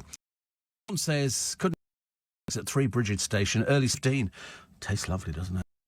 Cold, far away from wind, with a load of other bacon roll can really upset people. So I bus sit there eating on the bus. I'm just waiting for about it, because I would. What do we got? We got 20 minutes to 6. Kiki D is in and I heard they're packed out, says Shane. It would always sell out, I would have thought. She gave on his only number one. Heart, that was the... He's never had a number one since. 4. With Kiko. My heart, I tried. Oh, Elton John. No, never number one. Pretty certain I'm right. I don't like to be... So, yeah, you can have a look. Somebody will beat you to it. About. Island. She says perhaps the new one in the winter could be in chunky knits and furry boots huddled around a fire pit, and it could be called Glove Island. Nope, it's going to be filmed in South Africa. She said you didn't think they'd forego the ratings attracting sight of all those body beautifuls in bikinis and trunks. I know, that's what it's all about, isn't it? But actually, it's not even about that. New that comes. Oh, here we go. Was I wrong? Am I wrong? Is that another number one, has he? UK number one hits from Oh, right. Oh, Candle in the Wind. I'd forgotten about that one. Forgotten about Candle in the Wind, because that was the Diana... See, that was a record, wasn't it? Don't Go Breaking My Heart. Are you ready? It only had 1 week at number one. Are you ready for love? Not really number one, is it? And Sacrifice. That was number one, was it? I'm very surprised. Very surprised. Sacrifice and Don't Let the Sun Go Down on Me. Oh, that was the duet with George Michael, wasn't it? 2 weeks. Something About the Way You Look Tonight and Candle in the Wind. 30 weeks in total, but not at number one. Sorry seems to be that... No, I wish you'd not shown me this. It's now completely ruined my day. I'm now going to have a very, very bad day. I might have to have 2 bacon rolls with ketchup. But the Diana thing, I think, was more priority record, wasn't it? You know, Goodbye England's Rose. Word. I would say sorry, he says. And then Ghetto Gospel. That was number one. I've never even heard of it. Ghetto Gospel. Really? You've never heard of it, you fibber. You've never heard of it. You have? Oh, it's with Tupac. Oh, riveting. Don't care now. I don't care. I'm not going to say anything more on the programme. I've decided I'm going to go into direct hibernation and deep, deep depression, I think. The tirelessly Sussex has edited the iconic September issue of British Vogue. Jane Moore was writing. Editor Edward Enifel asked her to be on the cover. She reportedly declined on the basis that it would be boastful. Was this not a very subtle dig at her sister-in-law, Kate, who graced the cover in June 2016? Whatever Meghan has opted to feature, 15 trailblazing women on the front instead, including campaigners on disability and mental health. Inside, she describes it as an issue of and levity, a noble aim for more, but History and best-selling magazine lists tell us that a cover model or celebrity wearing pretty clothes always outsell. One suspects that when magazine's loyal band of readers buy it because it's the fashion Bible. Time and sales will tell if it proves to be a bigger turkey than the free at Balmoral. Yeah, I mean, it's all this baloney that they give us. Oh, you know, I don't want to be boastful. Yes, none of us want to be boastful. I have to do this because it's so funny. Dozy eco-warriors. And there's a picture of them all sitting there. Every one of them's got the word bozo written over their head, I'm afraid. And this is... they thought the offices in Moorgate belonged to the gas supplier Drax, but they left more than a year ago. Nobody told them. They're so dim. The building now houses a company, Statkraft, Europe's largest generator of renewable energy. The staff were blocked, and as the demo began, Reclaim the Power went on Twitter to declare Drax's headquarters and tell them we won't stand for climate-wrecking new gas projects. One joker posted below the statement, ah ha ha ha ha ha, bunch of absolute idiots protesting outside a green energy company, no longer Drax. The group later moved to the current office about half a mile away. Last night, Reclaim couldn't be reached for comment. I bet they couldn't. How thick do you have? You feel like standing around and going, I'm sorry, they haven't been here for years. This is a green company. Dear. No idea at all. I will do that thing about you might be flying off today.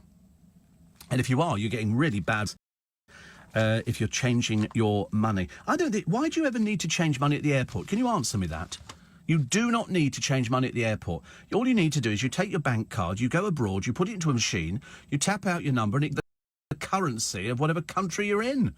Who's stupid enough to stand there at the bureau going, 20 quid, have you, what sort of... Most of it's the same. Ridiculous, you don't need to do it. It hurts. We used to have a bureau de change in Twickenham. It's turned into a kebab shop. because nobody goes to change money anymore. It's ridiculous. You don't need to do... You know, if you're going to America, save a few dollars from the last time you went, and then when you go over there, just use your card. You know, I need $50. You put your card in the machine, you tap in $50, and just tell your bank you're going there, so they don't have a bit of a surprise where they go, oh, somebody's using your card in Sarasota or, you know, Seattle or something. So tell them, and then it works perfect. You don't need to take any money. What do you do with it? Oh, we have to buy an ice cream at airport. You know, kids, they were just had a long flight, hour and a half, and little Kylie and Jason here, 7 and 5 respectively, they like an ice cream when we get one. They want crushed nuts. Like a definite. Other things in the paper today is... Oh, no, I can't do that. That's a very depressing story. And we found a boy called Finley Spinks. Now, there is a really unusual name, isn't it? I'd love to know the origin of that one. Finley Spinks has joined his father's business and he's now become, at the age of 16, Britain's youngest chimney sweep. Chimney sweep. And I know years ago they have it so that somebody... It's all done... I saw them do Worth, I think. They drop the thing down and then they pull it all the way up and then all the soot falls out. Sounds ghastly, doesn't it? Very messy. Apparently it's very lucky if you have a chimney sweep to your wedding. As long as he didn't go anywhere near the bride and touch people. But he started working for his dad, Nigel, every Saturday at 12, and now he's the youngest to qualify on this... It's called Chimney. Chimney, chimney, a sweep is... Also attends... There you go, he attends weddings, where chimney sweeps are seen as good luck. Well, they're quite clearly not, are they? They're very dirty, grubby people, and, what? Well, it's supposed to be lucky. I can't imagine... I don't know why chimney sweeps are lucky. I suppose because they're... I don't know. I can't think of any... It's just one of those things, isn't it? It's like, you know, tomorrow people will be doing pinch and punch for the first day and all that kind of stuff. Or don't walk under ladders. All these strange things. And I don't know why chimney sweeps were seen as lucky. In fact, some people get a picture. You can rent a chimney sweep for your wedding, and you have the picture taken. The chimney sweep's there with a big smile on his face, covered in soot. What's clever about that? But it's supposed to be lucky. I don't know the answer to these things. I just merely point section. Google. What do we got? We got 5:45. Let's have a check on the road, shall we? And the rail. Circular Road is now closed northbound between the Barking flyover because of an accident, so the queues on the approach. In East Dulwich, Lordship Lane is closed southbound because of a burst water main, and there's been an accident on the A2 eastbound at the tollgate services. Lane is closed. Recovery problems on the underground. The district line's not running eastbound between Earls Court and Ealing Broadway and between Earls Court and Richmond because the overnight engineering works are still taking place, which also means the Piccadilly line is suspended between Hammersmith and Heathrow Rayners Lane. This is LBC. Greater joys in life than a sumptuous hot bath. The stresses of the day just melt away. Unless your plum recipe for a meltdown. Trusted Trader are always on hand to help. TrustedTrader.com have lots of really lovely tradespeople who are vetted, reviewed and reliable. So if you need a plumber or other professionals in their trade, just relax. Trusted Trade, click away. Is 2019 the most confusing year ever? Fake lips speaking, put it to a vote. After vote, after vote. But are we being listened to by our home devices? No. They don't have the answer. Get past the confusion. Your renewal quote guarantee. If you can't beat your renewal quote, you get the difference plus £20. BeConfused.com. T's and C's online, single annual policies only. And there's nothing like Zoom to make that happen. Zoom lets you connect and do business across town or around the world. Zoom ties together all of your communication needs into one easy platform for video conferencing, phone calls, group chat, webinars, and your conference rooms. Connect easily from anywhere, your mobile phone, your laptop, or conference room. Zoom is how business gets done. Get your at zoom.com today. Meet happy with Zoom. Leading Britain's BC with Steve Allen. Why do we have rates of exchange all over the country? To the banks, you'll get one rate. Go to a bureau de change, another rate. Go to another bureau, completely different rate. Go to Austria, the bank sets the rate in the morning, and every single bank and bureau de change are over here. The rip-off airport rates. As I say, why are you changing your money up? You the money out of cash points. I think it's one of these old things, isn't it? but he stands in queue. And you look at the thing here, worst of the worst, the Money Corps Bureau de Change at Stansted in Essex. And I can tell you here, £500 in euros gets you 392. I mean, it's really appalling. They're offering 0.7847. Well, I mean, what's that, for goodness sake? What's that? Walk-up rate for US dollars, £100 gets you $449. Don't do it. Don't need it at all. And it varies. They've done Luton. So the worst one, Stansted in Essex. They've always got the same thing, you know, it says on their money exchange experts.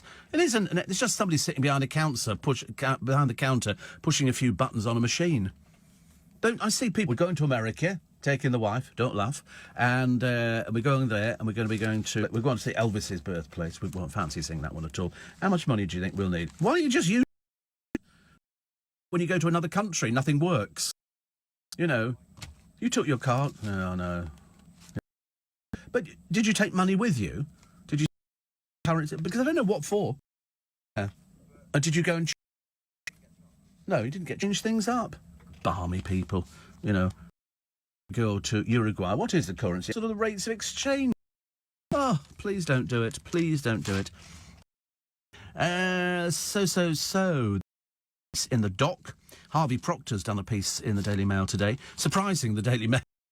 Harvey Proctor, but there you go. I was ruined on a... We must have an inquiry. And also, Leon Britton's mob-handed, 6 died. I mean, that's how bad this was. 2 vans and 2 cars to his weekend. Former Home Secretary. A district judge has granted them a search warrant after being supplied with... This was the out beach convicted paedophile. And the police went, oh, right, we'll go and raid that, shall we? As if it ever sounded... I don't believe that they...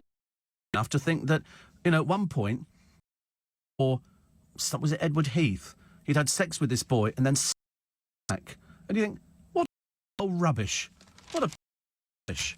Never heard anything like it. I mean, you know, there are questions, and they've got 10 questions in the... for example, did House, the Met Deputy Assistant Operation Midland, in the decision to raid the homes of Lord and Harvey Proctor. Sources say it's vital there is transparency at Scotland. I mean, nobody said that the police were ever God, I mean, this one is just a complete cock-up from documentation by the Met during his review at Midland. How on earth, they say, could the Met spend $2.5 million beaches murder, include ludicrous claims as a human dartboard by the heads of MI5 and MI6, had his horse shot by the VIP paedophile gang, suffered snake and wasp torture and was forced his own vomit by Lord Bramall. I mean, this person... Sick. Damning question of operation. 1 year to investigate the 3 officers accused of misleading a district judge over the application of the search warrant. Why did a lowly constable, not a high-ranking officer, interview Lord Bramall under minutes? If I'd been Lord Bramall, I'd told him to... Really, they can't be that... Surely. Ridiculous. Steve, nationwide banks do free withdrawals worldwide. Aim. Keynes, poor soul from there, says, how about Love Island for the over 50s? That'd be dreadful. You don't want old people... Even I don't want to see that. Would you want to... You know, the very idea they go... Fat's got up today. Oh, look, he's stuffing... No. In France, they have toasts of beef, smoked salmon or foie gras, and we have oyster... I don't know. What is it? I don't even know what it is. On Christmas, it says, I think it's a... Oh. What is it? Is it... Not salmon, is it? Cheen. Stuffed cheen. It's a traditional salt pork filled with herbs associated with other ingredients that kept... Think... pot, marjoram, mint, and a little thyme. Oh. Sounds disgusting, doesn't it? That's why they're in Lincolnshire. What do you have at Christmas? I don't do anything at all, actually. Do different things. Viv says, lovely, and says, I still write thank you cards for Christmas presents. Picture my dear mum telling me to make a gifts. I know the worst thing is after you've opened them all downstairs, my rubbish sack, we put all the old paper. We always have tree presents. The tree gave us a present. Toothbrush to a screwdriver set or something. But then you do all your presents upstairs and you suddenly realise they look so much in the pretty paper with the ribbons and the rest of it. And then you sit there looking at them on your bed. My brother and I did. I'm not complaining. I never knew. I mean, people used to say... I mean, nowadays, I give money, apart from to my youngest goddaughter. She's always been through the Argos catalogue. I mean, she's ticked off pay centre. She's hoping to get a few sophisticated, so it's makeup, whatever she wants. But it's money. Except for the children. They always want something for the house. So what they do is they see something they want, I give them the money. Saves me having anything else. And wraps in and go, oh, that's nice. Because I never know these things. It's always entertaining, isn't it? Sometimes I buy Christmas presents well in advance. I did that one year, wrapped them all up, and it was beautiful, and I put them all in a sack in the bedroom. So it was all... I thought, I'm so organised. And about a week later, I went, oh, no, I didn't label any of them. What was in any of these parcels? I didn't know who they were for. I think them all and start all over again, which made me a very unhappy person. But I've got a little machine on your wrist. It's got a bit of elastic round it, and you get little, about 3 inches of... when you pull one out... It comes out sort of moist toilet paper. It's a bit like that. And pull it out, and then it's just a little tiny bit of sellotape. So you don't have to fiddle about trying to cut the thing and do all the rest of it. And I've got a few of them. And you just by putting them in there, which lasts for ages, and it's good, isn't it? And then you just pick it out and cut. Brilliant. And I forget who it's made by. Sellotape, probably. Am I good? Oh, yes. Oh, yeah. I did them all in one of the papers about how to wrap Christmas presents being cheap. Wrap them in newspaper. And you can use the Financial Times, so it varies it. But the thing that separates them is big ribbons around. But what? Ribbons around them. I bet you're rubbish at wrapping presents. I bet you're absolute rubbish. I'm good. I also cheat and use bags for putting bottles in and things like that. But no, I can do fold them in and, oh yeah, very neat. Very neat, but it was too neat. But I did use newspaper one year and then big red ribbons wrapped round it, either in a big bow in the middle. I can do bows and anything. I'm very good. We used to have a woman come into a shop where I used to work, and she was a present wrapper. You can get them done in Harrods or Selfridges, which reminds Selfridges' Christmas shop is open. And, what do you mean already? Yeah. So it's July. It's August tomorrow. How many months to go out and buy trinkets? I think it's a good idea, don't you? No, against having something open that early. I think you don't need it any earlier than November, do you?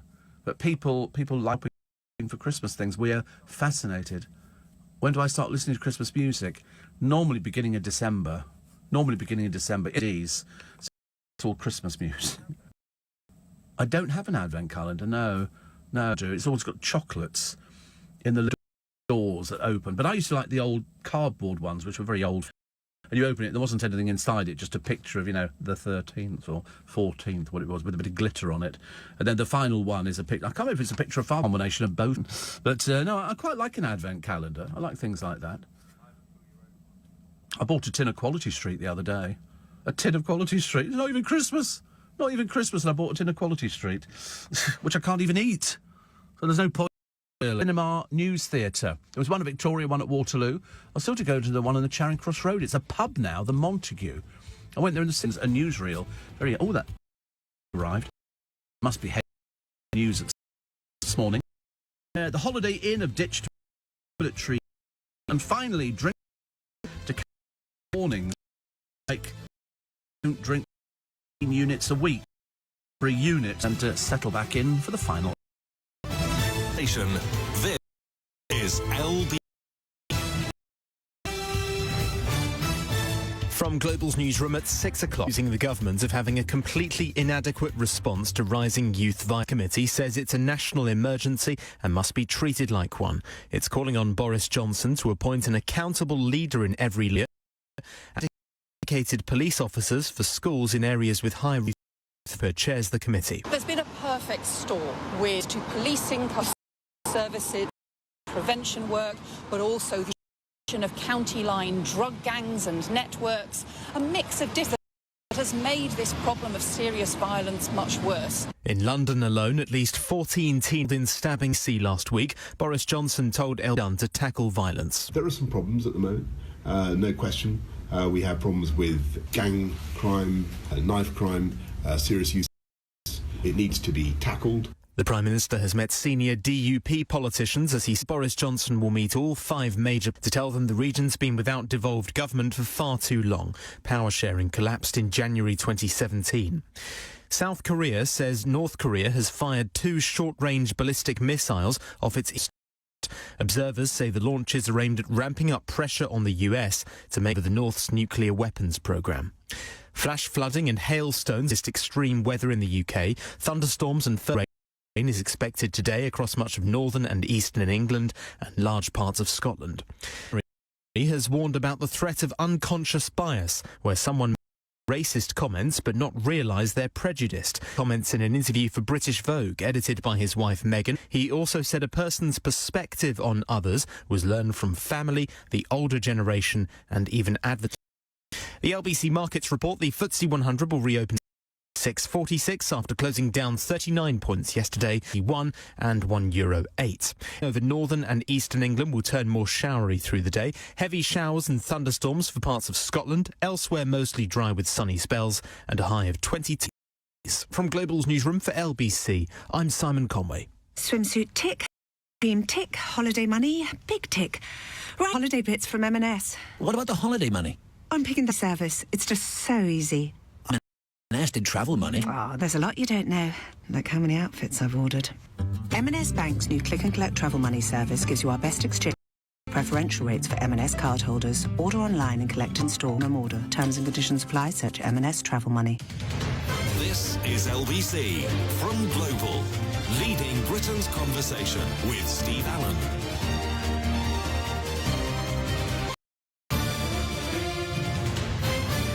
Every 3.5 minutes past 6. Not that we care. Could be 4 minutes past 6. Who cares? Money into HMRC. Horrible letters with you haven't filed on time, you haven't paid the money, and you're in trouble. you get a fixed penalty, I think. I don't know how it works actually, whether it's a percentage or whether it's just a standard thing.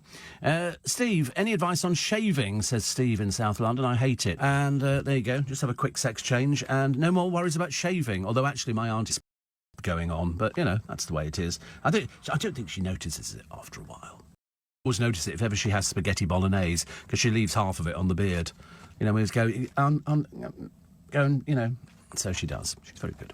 My Christmas shopping's all day, Mr. Misery. The things, haven't you? I mean, I thought it was. It was rather bizarre that I bought it in Equality Street. Even I think that's a bit odd. But there again, I buy lots of chocolate money. I think I'm in a parallel world, says Shell. It's ended July, and all I've heard of talk is Christmas sprouts. Love it. Well, have you watched television recently? QVC themed programmes. Ideal World have been doing Christmas themed programmes for the last month. Selfridges have just opened their Christmas shop. Where have you been? You better come into the real world. This is the future. The future is deck the halls with boughs of holly. Déjà vu thing the other day. I turned the television on and watching The Sound of Music on my television. I thought, this is very odd. And it turns out I'd left the DVD in the machine. I've got one of those big televisions that you put the DVD into it. And I'm watching it. I thought, what on earth? Which channel is this on? Suddenly realised it's too early for The Sound of Music. Bought a new movie. Haven't watched it yet. More Meghan, Harry, Meghan's World, on on all sorts of things, actually. And Spencer, she gets her own clothes. To be honest, Marks and Spencer's customers are going to be too bothered about something like here. Marks and Spencer, John Lewis and Jigsaw, and her design, Mishu Nonu, to create a collection of women's workwear which will benefit Smart Works, a charity. Each time an item is bought from one of the retailers, a like-for-like item will be donated to the charity. I think that's the role of the royal family. I'm sorry, the role of somebody who's, you know, everybody. The role of the royal family is they go abroad and they promote. But, you know, as Harry has become eco-friendly, And then people point out, well, wait a minute, the amount of times you jet off around the world, what do you think your carbon footprint is? Answer, very, very bad. That house done, very, very bad. You live in mansions. You know, they spent 2.4 million. That's not helping the planet. Don't do what I do. It's called do what I say. And it's all to do with the next generation. And you think, I mean, you know, it's not like he's 50 or something like that. He's getting on a bit now, Harry, isn't he? In fact, we know how old he is. They don't put that down anymore. There does seem to be gigs at his brother, which is not so good. A picture of Theresa May. And here she goes. She's shopping. Garda. I think she's been there before, actually. Pretty certain she's been to Lake Garda. Also, to hell with jingle bells, says Sarah Vine, columnist of the year, or at least for visitors to self. She says, Wizard have got their wish. It is now Christmas. What with that crazy golf pulling in punters to the nave at Rochester Cathedral, seems to be for a sense of a spiritual dimension. Well, I don't think Christmas has anything to do with Christianity. Nothing at all. It's a commercial venture. The Church of Hijack Christ was born. It was July. Wasn't, you know, did you see a Christmas table? Was there a Christmas tree? No. Were there any baubles? Did Mary nip round the corner to get the Christmas pudding and the turkey? No. Because it was July. That's why it was there. So it's a Christian... And well, it's not really. Not if you look at it. Not if you look at it properly. Also, what have we got? Oh, the beauty treatment, really raised eyebrows. You can always find somebody, can't you? This is a mother of 3. Why that difference to having your eyebrows done, I've got no idea. But she was left looking like Angry Bird from the popular video. C-O-L-L-I-N-E. Colline? Reese. She paid £3,000 from break to Tenerife with her husband Julian and their 3 boys, Bailey, Morgan and Ashton. Stop it, don't make me. They set off. Mrs. Reese decided to get her eyebrows... Say it. Don't make me say it. They're very popular. Which she regularly visits in her hometown of Llanelli in South Wales. Her regular beautician was busy, and so a young trainee did them. It's not turned out well. Anyway, to her horror, most of the waxing.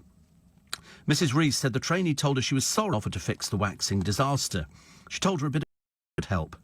But when Mrs. Reese, it looked like 2 black slugs had been drawn above her eyes. She said, I look like something out of the Angry Birds game, which is true. She does. Her unsightly eyebrows meant she was too embarrassed to pose in holiday snaps and was unable to swim because she couldn't get the makeup used to correct them wet. I'll never go to a salon to get my eyebrows done again. Oh, of course, dear. Don't be silly. Of course you will. People just... it's quite funny, actually. Quite funny. Get Nailed has not commented at the moment. That's the trouble, though. You have somebody who's never done it before. You could end up with all sorts of terrible disasters. For her at all, she was very unhappy. The zealots red face. Boo, boo. They're not here, dear. Sorry? They're not here. Yeah, they are. Boo, boo. No, they're not here. And they locked themselves to the doors. I mean, they're really dim. Really dim. Unfortunately, the building is home to Statcraft, a specialist in... So funny, actually. So funny. And Keedby are the first in a possible new generation of dirty mega projects built to pollute for decades. But they all sit there on the ground. You feel like saying, I'm sorry, you're really stupid, aren't you? Checked. Nobody checked. Did you treat yourself to chips, says Gareth? I didn't, no. Camille Sanders has called her new baby girl Dusty. What a sad name for a child. Oh, well, Dusty. Usual name, isn't it? Well, it beats some of the names we see in the newspapers. Sir Neil says, I booked my tickets to Austria's Christmas market. Yeah, but where? Where are you going? You going to Salzburg? You're going to Vienna? They've all got them. Germany has. Sellotape is made from plants and derives its name from cellulose. It's the same with... He says, I visited a very smelly factory that made cellophane, where they made huge sheets of all colours. Think of that next time you eat some Quality Street. I don't eat Quality Street, actually. I do occasionally, but I haven't had it for... It's not the sort of thing I would eat on a daily, a weekly, or even a monthly basis. Peter, why do some women have eyebrows now that look like car windscreen wipers? Oh, the funniest ones are in Gemporia television. You want to see some of the makeup on there? It's an absolute killer. I promise you, one of them, she looks like she's got 2 dead spiders. Her eyes, it looks ridiculous. Absolutely ridiculous. And one of them, she's an old woman on there. And they're all a bit overacting. Look at this. Oh, this is so rare. You're so lucky to have this. You know, it's the kind of thing that Van Cleef and Arpels would do. No, they wouldn't. No, they wouldn't. And they have to move their hand to make sure it glints under the 5,000 watt spotlights that they've got on there. And then she goes, how much? No. And I think, two. She's obviously talking to the gallery. And then she goes, I've got collectors all over. One of them, she lists all her collectors. Why you'd want to collect this stuff, I've got no idea. You must be living in Christmas crackers and take the little plastic ring out of there and collect that. But anyway, how much is this? $69.99. Get on the phone now, she goes. And she does the whole thing of the vote. I'm going, $69.99. That's called rubbish. It's not called anything class. And then you see a price up. They used to be very bad at putting up a price like £3,600. Now, $9.99. And I used to sit there and disbelief and stuff. It's the lies, though, that they tell. It's the lies of going, this is the rarest thing in the world, $12.99. You know, we're taking it all under 30 pence. And you sit there, believe that people buy this stuff, but they do. They must do. I'd love to know what the company turnover, probably loads. Helen says, my son Greg wraps all his presents in silver foil and then puts a lovely bow on. That's a bit difficult to wrap silver foil, isn't it? Quite easily. So, brilliant idea for any shape. I use bags and boxes. I bought boxes from... I've got to go and buy something today. I've got to go to Richmond. I want to buy a bubble machine. They've got a bubble in there. You know, you've got bubbles and all the rest of it. But this is one that's got different things. So as it turns around, it blows them through it. And so you get a constant stream of bubbles. And I've got a thing about bubbles. And if it's battery, I'm even more excited. I don't want anything that's mains, because I quite like the idea of having a bubble machine in the studio. Make us feel sort of Christmassy, I think. There's an atheist laid to rest in a churchyard. George Orwell was an atheist. Before his death, he left written instructions. His body was to be buried according to the rites of the Church of England. Well, that's a bit naff, isn't it? Go and dig him up. But there's also the grandson who's won the fight to dig up relatives to stop them being trampled by pilgrims visiting Orwell. Isn't it funny, the things that people want to do now? I want to go to a graveyard. Also, is it true that Waitrose lovers fear that as Lidl moves in, house prices will drop?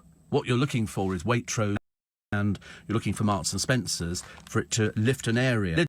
Lidl, it's like we have in Twickenham, much to our deep embarrassment, a pound shop. I mean, but I go in there all the time. You can buy picture hooks, glue, you can buy all sorts of things. I mean, a lot of it is not my sort of thing at all. But I mean, they've got all sorts of useful things in there. My friend Graham, he wouldn't even go in Iceland. Seriously, have I been? No, I'm always in disguise. Got this old lady wig, you know, got a pushing frame and all the rest of it. 6:15 is the time. The LBC News with Simon Conway. A report by MPs is criticising the government's approach serious youth violence and says some schools should have dedicated police officers.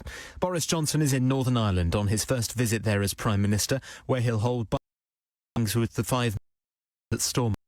New analysis has found the UK hottest record of all occurred since 2000. Further rain or showers, which will be heavy and 2 degrees. It'll be time to where better. There are severe delays now on the district, but at least the lines are back up. It's because overnight engineering works have only just finished. There are delays of about 20 minutes on Great Western Railway from Reading to Slough of a track problem. On the roads, there's been an accident on the 88 service is closed. The Lordship southbound a burst water. Is LBC. Nothing face to face, and there's nothing like that happen. Zoom lets you connect and do business across town, world. Zoom ties together communication needs. Easy platform, conferencing, phone, group chat, and your connect easily.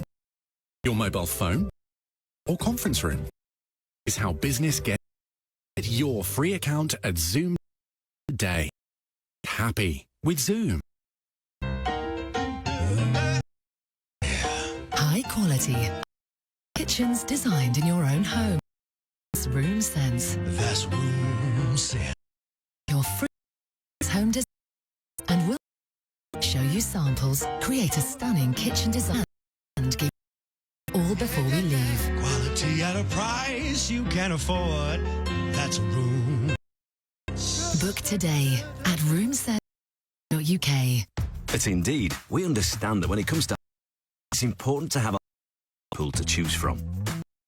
Too many good options can be overwhelming. That's why Indeed doesn't just give you access to job seekers. We also offer screener tools that let you instantly narrow down your search.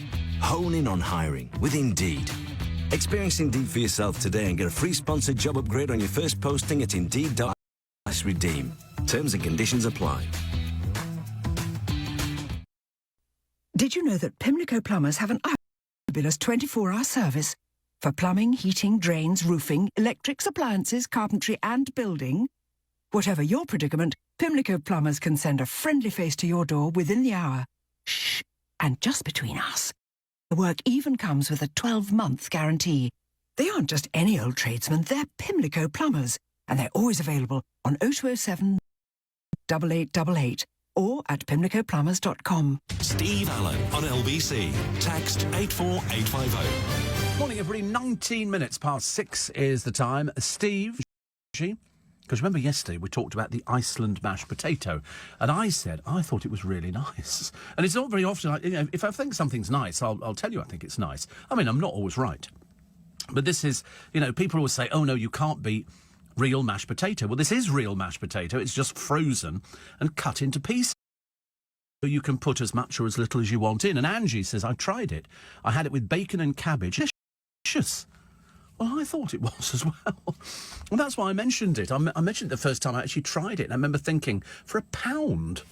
And so I might go and get some today, because I'm getting a bit bored with the... I did vegetables. I did vegetables yesterday, but I'm getting a bit bored with rice and vegetables. I need to vary it. So I might do vegetables and mashed potato. That's, doesn't it, really? Steve, George Orwell was just hedging his bets being buried in a churchyard. Let's face it, he's sing St. Peter. It's a bit hard to say. Heaven does exist. Can I come in? Thank you, Kevin. True, isn't it? Because you never know, do you? I mean, I don't think I'm going to be buried. In fact, I'm pretty certain I'm not going to be buried. Other people might have a different idea. No, I think I'm just going to go standard, I think cremation. There's no point. Nobody's going to come and visit a grave. Your mum wants to be buried at sea. Oh, right. There's too much problem there, is there really? You do that? Well, I say you can do that. I don't know. I don't know what the law... Oh, why does she want to be buried at sea? Because I think if you're buried at sea, they don't have a coffin. They don't. They just slide down the thing, sort of wrapped up, looking a bit like a mummy. And it must be weighted, so it must take you to the bottom. You imagine you swimming around in the ocean, and suddenly go, I think I've just seen a body over there, because that would be the thing that worried me, that you'd be sort of seeing all these things. But you're right. I don't use a coffin. They just have a thing, and you just slide out gracefully into the water, which is quite nice. Naval thing. Yes, I wonder whether or not you could. I don't know how that would work, actually. I really don't know. That's an interesting one, isn't it? I was watching somebody... We had a horse-drawn funeral through Twickenham a couple of days ago, and you still look at them because it looks... You've got a glass, lorry thing, hearse, pulled by the horses, which were black with... I can't remember what it was called, actually. Place where you put the coffin. And it all looked very pretty. And I remember thinking, that's a nice send-off. Costs an arm and a leg, though.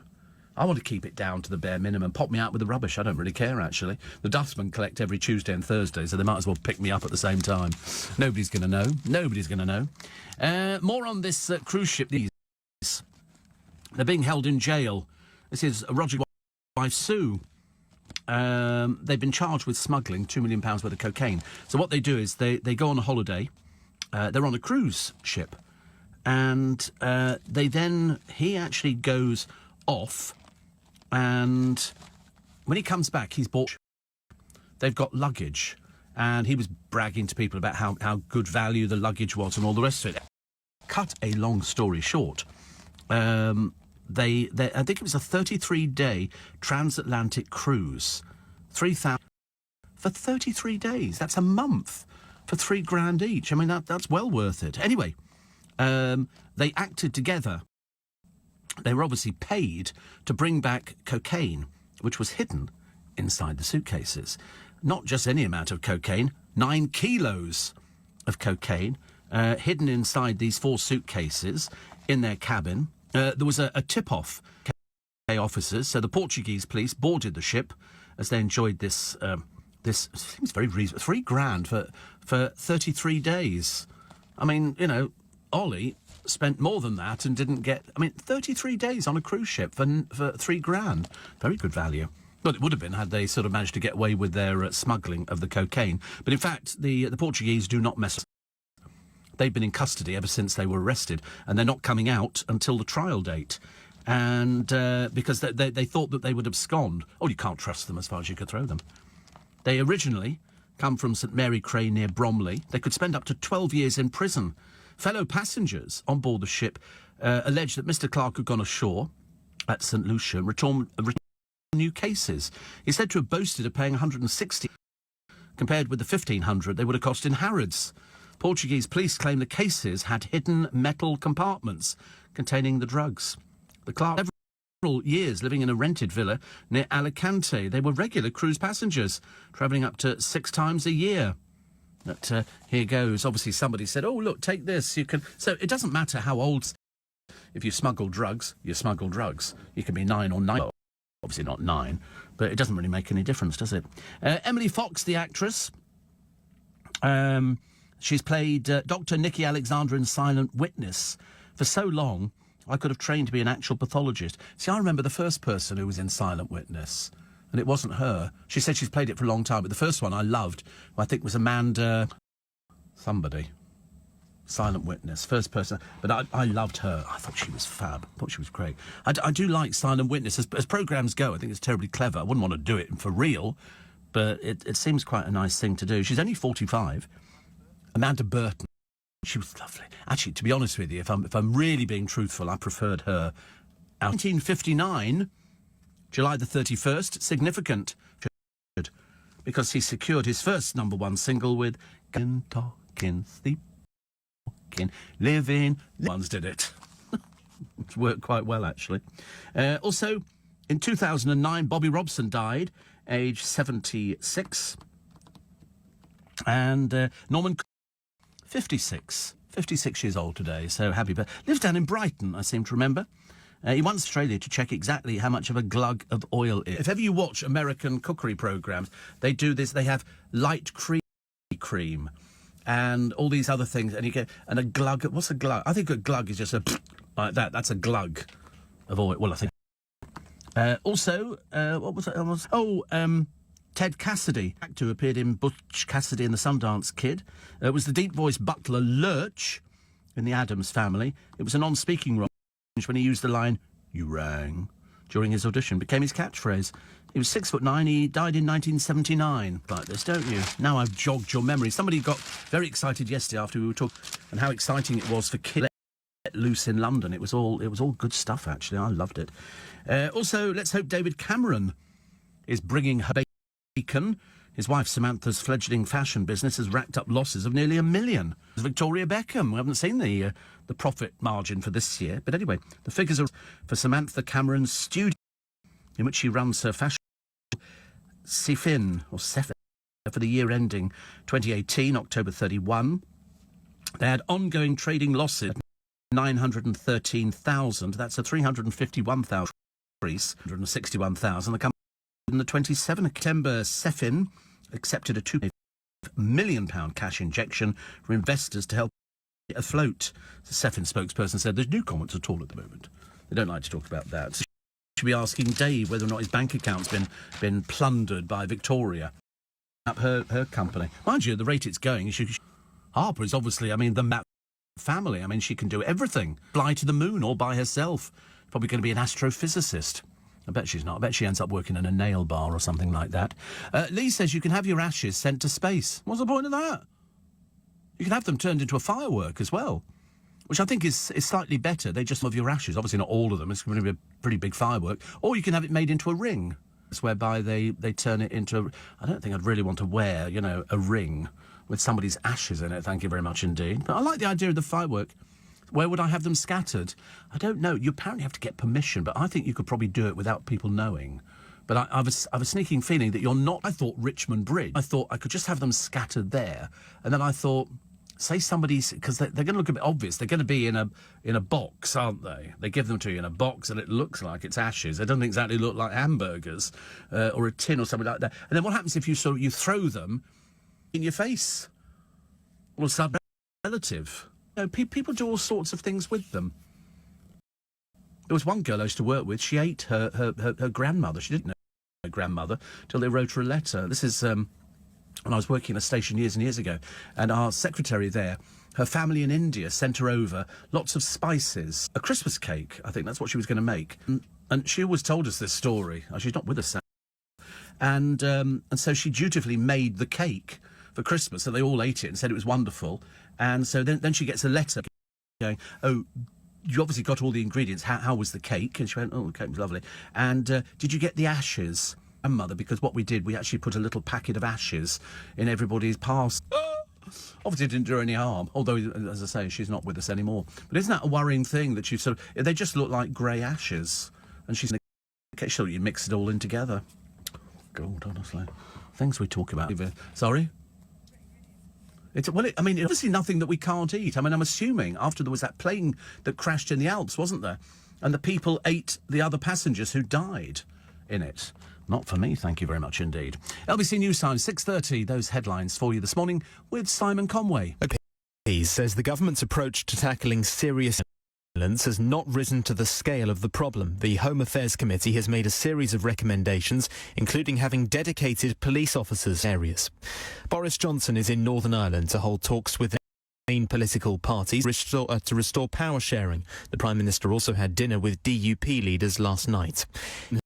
Has caused a landslip on the railway line between Crewe and Chester, causing trains to be suspended. The Met Office is warning parts of Britain persistent and heavy rains. In business, profits at Apple fell by 13% between April. Phone sales continue to go down, but the firm still made $10 billion. The company's been looking at other ways to generate revenue from services linked to its devices, including music subscriptions. In the city, the FTSE 100 will reopen at 76.46 after closing down 39 points yesterday, 21 and €1.08. The business update. Soldo. Pay for businesses. Capture receipts on the go. LBC weather, early rain over northern and eastern and more showery through the day. Heavy showers and thunderstorms for parts of Scotland. Elsewhere, mostly dry with sunny 2 degrees.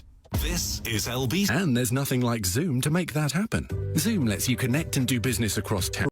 Around the world. Zoom ties together all of your communication needs into one easy platform for video conferencing, phone calls, group chat, webinars, and your conference rooms. Connect either mobile phone, your laptop, or conference room. Zoom is how business gets done. Get your free account at Meet Happy with Zoom. It was this when I jumped on the tube And decided to pop down to Greenwich via a large indoor jungle. And when I got there, captivated by a sparkling scary dinosaur just standing there right in front of me. So off we went to Wembley Park. Tap into the wonderful world of Off-Peak London. Travel in zones 2 to 6 for £1.50. To the Mayor of London and TF Ernie Matters. £1.50 is an adult off-peak pay-as-you-go fare for a journey not going via Zone 1 on Tube, DLR and most London Overground services. Always touch in and out with the same card or device to pay the right fare. Joining an exclusive golf club costs a small fortune. You could wait decades to join a cricket club. And fee vetting and more about Sorrel's Bet and Get Club and get a free £5 bet every Sunday. Sign up to a total of £25 or more between Saturday. The smart money's on Coral. 18 plus online and mobile opt-in 01 to 2. Token cash out excluded. Free bet valid for 7 days. Stake not returned. T's and C's. Stops. Stop. With Rapid Insurance on Vodafone Business, we'll get a replacement. Oh, no. Just get in touch and we'll... Your replacement phone, sir? Your phone in 4 with our Rapid Insurance. Available on our new and limited data plans. The future is exciting. Ready? Vodafone Business. Max down coverage may vary. Unlimited and rapid... Steve Allen at LBC. I was thinking mentally out loud, thinking, I must do this story because if you are with a bank in this country, I've got some very, very important news for you, and you're going to need to know this, because I've already encountered it. This might confuse a lot of breakfast this morning with Ian Payne. Again, Mr. Swarbrick's still not 100%. So, Ian, this morning, a major report on serious youth violence is to failing to protect young people from the wave of violence blighting communities across the country. It gets worse and worse. Ian will be joined by to address how the government plans to deal with the rise in serious youth violence. Years ago now, you know, if somebody said police are going to come round, you go, no, no. Now they couldn't give whole families couldn't care less. Prince Harry says an unconscious bias. That's all with Nick Ferrari at breakfast with Ian Page. Michael Dennis, the Black Cab poet, says with regards to mothballs, he said, sometimes a woman gets in my cab wearing scent that evokes memories of my nan's cupboard under the stairs where she kept the household polish. You should have the vacuum cleaner in there, all the different... That's very important. Now you keep them in the kitchen, don't you? Under the sink is. In a few weeks' time, new anti-fraud rules mean that shoppers, that's all of us, will need a security code to buy online. We tried to access one of my accounts the other day and it wouldn't let us in. So what you need to phone them up, and they've left it quite late. This is an EU directive which is coming in to make sure... I mean, what happens is they're making... Nobody can abuse your account.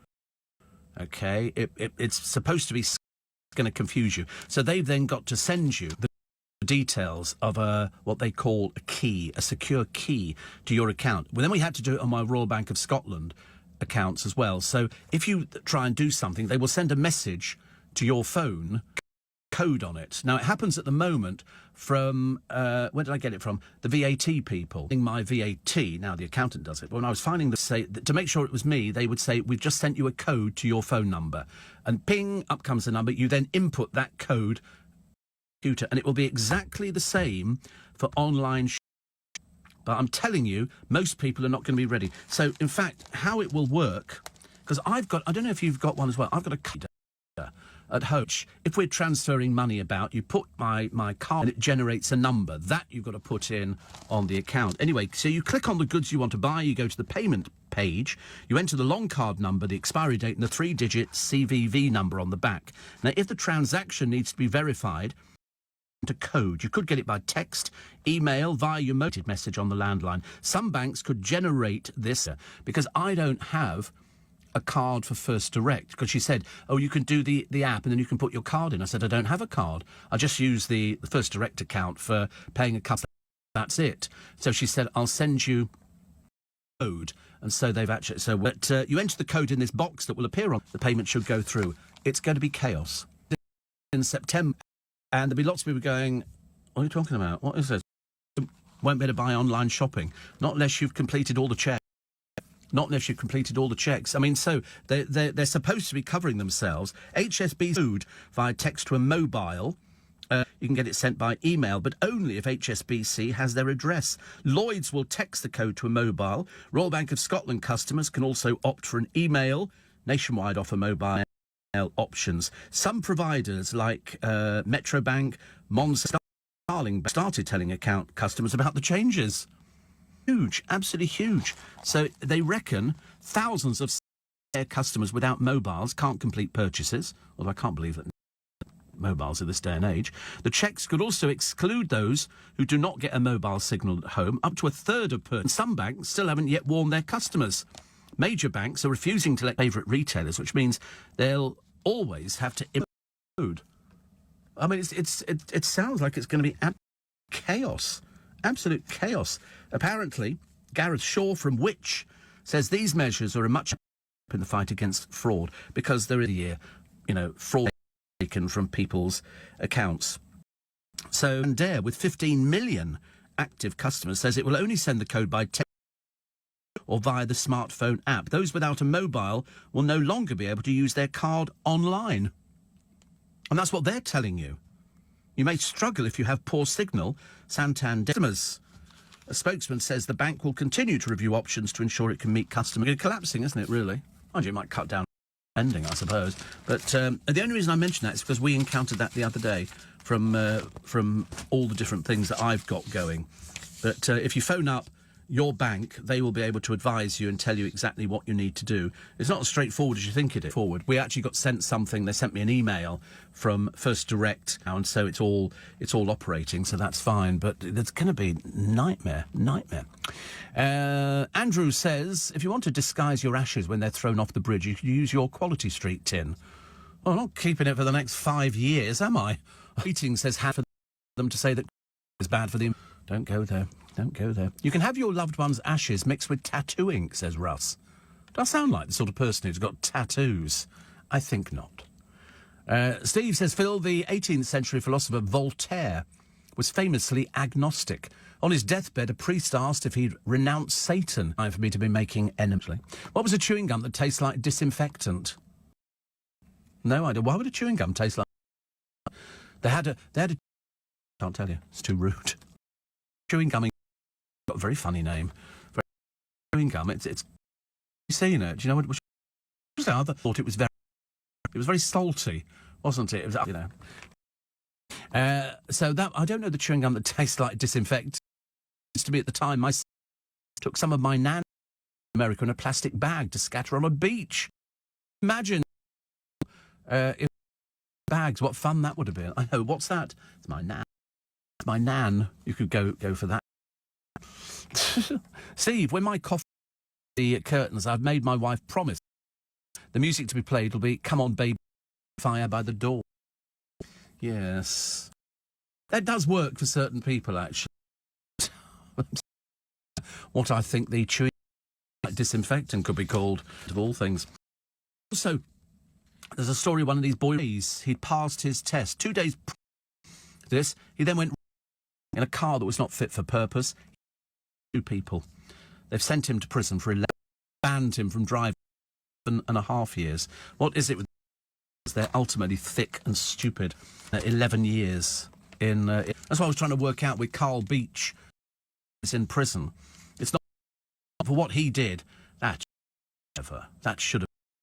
But I'm sure he'll be finding it fair in prison, which is something I suppose we can be only grateful for. Chewing gum, says Peter. Oh, right. Dentine chewing gum. That tastes like disinfectant, does it? Burials are really, really expensive. Heaps of red tape, even ashes placed in the sea require a permit. Well, it's not ashes. This is the body. It's the body. Oh, I see ashes as well. You can get... Yeah, see, but ashes in the sea, you'd scatter. And a lot of ages go on what we call the funeral boat. It's a normal little boat, but it takes, 12, 15... And they always go around the back of the island to scatter ashes.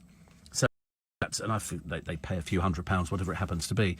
But that's that. But I don't think anybody's ever sort of said, oh, you can't scatter water. So I'm assuming if you go out on the sea, I suppose... I've really thought about it, actually. But if you're going to be buried at sea, got to be all sorts of horrendous complications. I mean, really complicated things to go through, like hoops. Garage says Chief Aid at number 10 can't be trusted. James O'Brien, I love reading that one. Also, the 10 hottest years have occurred since 2002. It's been terrible, it really has. I'm hoping it's sorted now. We don't want any more of those potentially awful temperatures. Unless you're going away to Vegas or the Caribbean or somewhere where you know it's going to be lovely, but not in this country. No. I mean, everything's so crowded in London. No, it's Lee's daughter hits out at Tarantino's racist script. Has criticised Quentin Tarantino for father as an arrogant and a rude word. She accused the director of treating her Asian-American father just like white Hollywood did when he was alive by depicting him as a caricature. Stars Leonardo DiCaprio as a fading star and Brad Pitt as his friend and stunt double. Oh, so it's based on that? Films. Lots of blood. That's all I can tell you. So, jousting. I do remember jousting from years ago. Have you seen jousting? And why did you see jousting? Did you go to a castle where they had jousting in Leeds?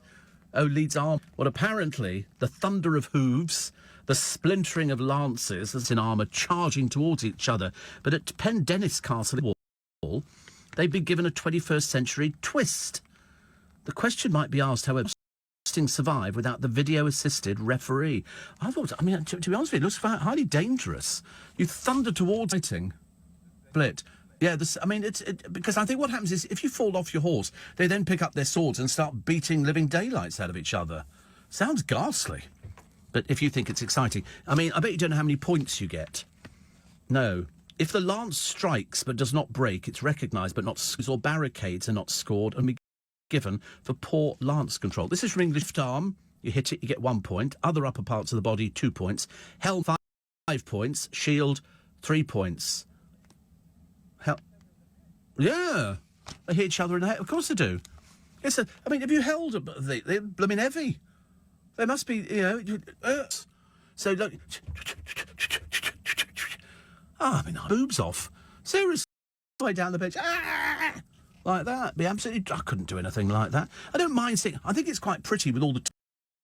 And the colours, and apparently if the lady gives a favour, she sort of, gives you a handkerchief. That lot of use that's going to be when your head's on one side of the jousting thing and you're on the other. Handkerchief, thanks. That just mop up the blood. I've never seen it. And I have to go and see it, actually. Oh, I probably do, actually. I probably do. Yeah.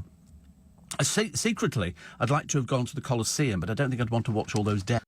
Because they occurred on a minute-by-minute basis. They were killing thousands. I mean, getting rid of them. No, we'll put them in the Colosseum. And that way we could just then feed them to the lions afterwards. And now you got Love Island, roughly the same kind of thing. People knocking 6 bells out of each other, pretending to have relationships. Yeah, whatever. Steve. Oh, sorry, I'll drop one. What else do we have this morning? The feathers fly over Finland. They've got a Boris Johnson holding a chicken. I haven't quite got to grips with. And Council Unite a Community, says George. Program coming up on the television about council estates and how some of them are just horrible boxes. They used to have, going into Reading, high-rises, and they looked dreadful. They really did look. And Glorious Goodwood, I've not been, but as you know, the producer has waited table. Can't imagine what you would like. Excuse me, waiter. Can't see you. Excuse me, hello, over here. Can't see you still. I'm looking at the floor. That's it. You get that. You stand there, and in the end, you have to hold the £20 note and sort of wave it in their direction to see a bit of action. It's like going and... You got no tips at all, I can well imagine. I used to get angry when I used to go into shops, and you stand there, and you're waiting, and nobody comes there, chatting away, gassing away like good ones at the back, and then eventually somebody comes over. She did it in Marks and Spencer's in Kingston a short while ago, and eventually said, "Oh, do you need any help? Go back to your chat." Left her looking. 12:07, bit late, I'm afraid, actually. The latest news headlines were some report by MPs is a completely inadequate response to rising serious youth violence. Boris Johnson is in Northern Ireland time as Prime Minister, where he's calling for the urgent restoration of devolved government. Have described seeing hailstones the size which will be heavy and thundery in Scotland, 2 degrees. LBC. If you get BT Super Essential, go on. Heather, go on. You can choose tech worth up to $249 all digital edition or a Samsung Galaxy tablet. Oh, get in. It's $39.99 a month with a 24-month contract and $29.99 setup. Join by 15th of August in time for the new season. BT Broadband. Be there. CPI March 2025 terms apply. This is Morning from 7. What way forward? Who should be in charge? I think it comes down to this for me. If you don't somehow deal for all with the issue of leaving, then Nigel Farage in a general election will hoover up Brexit.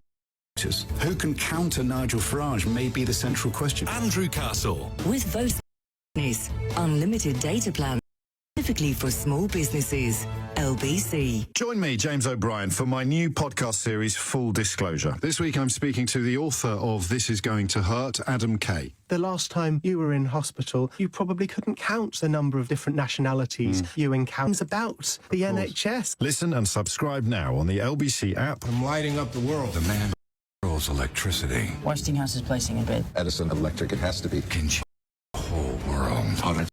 Transportation, communication, the future. Benedict Cumberbatch. Vultures in every venture. Nicholas Hoult. Nikola Tesla. I fix programs. And Tom Holland. His current kills people. Only because you said it would.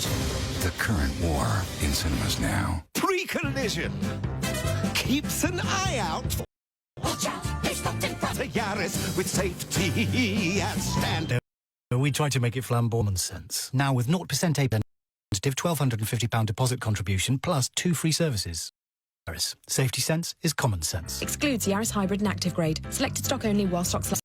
APR representative, £1,250 finance deposit allowance and 2 free services on new retail sales of Yaris if financed through Access Toyota by 31st of August payment, subject to status to over 18s. Indemnities may be required. Exclude. See toyota.co.uk. Toyota Financial Services. Steve Allen on LBC. Text 84850. Morning, everybody. Nice to have your company. 9 minutes.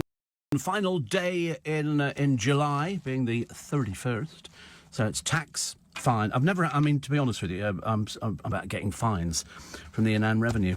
The Daily Mail today, after the judge's bombshell intervention the other day, victims of the VIP abuse fantasist have the one who was called Nick originally, and now we know exactly who he is. He now turned the full force of the law on the Nick police. Cockers. I mean, literally. Absolutely terrible. There was no secrecy for the true victims of lies. Now there should be none for the officers who trashed their... I mean, one wasn't even a senior officer and was taking Lord Bramwell to task over something. He couldn't believe it. Couldn't believe it. And you can well understand it. That Carl beat... But there's a very good chance he could be out in 9. Or not. That's Margot takes plunge at Tino premiere. I don't know if that was in Leicester Square or not, the premiere. Was it? I can't remember, actually. I don't know where it was. They haven't... Wait a minute. Page 3... We get all the best premieres here. Seriously. I mean, in fact, sometimes you can watch out, they'll completely there. You know, it'll be a scene or Transformers, robots in disguise, the things. We've had stormtroopers out there. Loads of stormtroopers. It was all very exciting. Then we had One Direction. Sorry? It is a longer walk, I know. No, it's not good. It's not good. Well, I mean, you couldn't manage walking 21 wait. What hope for you? What hope? Gloria's Goodwood. I don't know why they're gambling, isn't it, really? This is Margot, so page 9. They all seem to have the same picture here. I'm not sort of wild about the picture. It's the same one. Brad Pitt looks amazing, actually. Tarantino was there, Leonardo DiCaprio. They all seem quite good. Margot Pum, did she really? Or Clam, as you call it. Joseph used to live up at Clam as well. She was up at Clam, yeah. I've been up. I haven't been up there for ages. Actually, I used to go up there quite a lot, but I haven't been up there for. I don't know. Actually, there's no reason for it. Probably lost.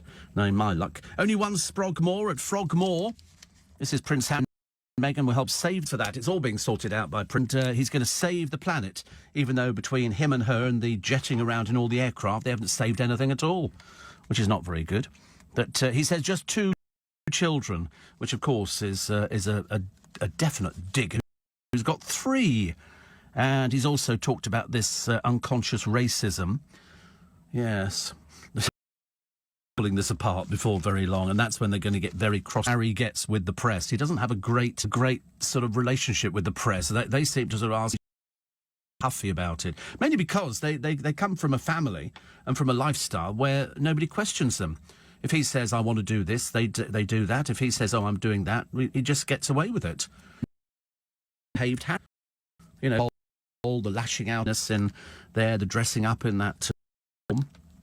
And so an columnist the other day said every time you see him, he's got less hair. Perhaps that's why he's grown the beard. I think people do it because they're losing their hair.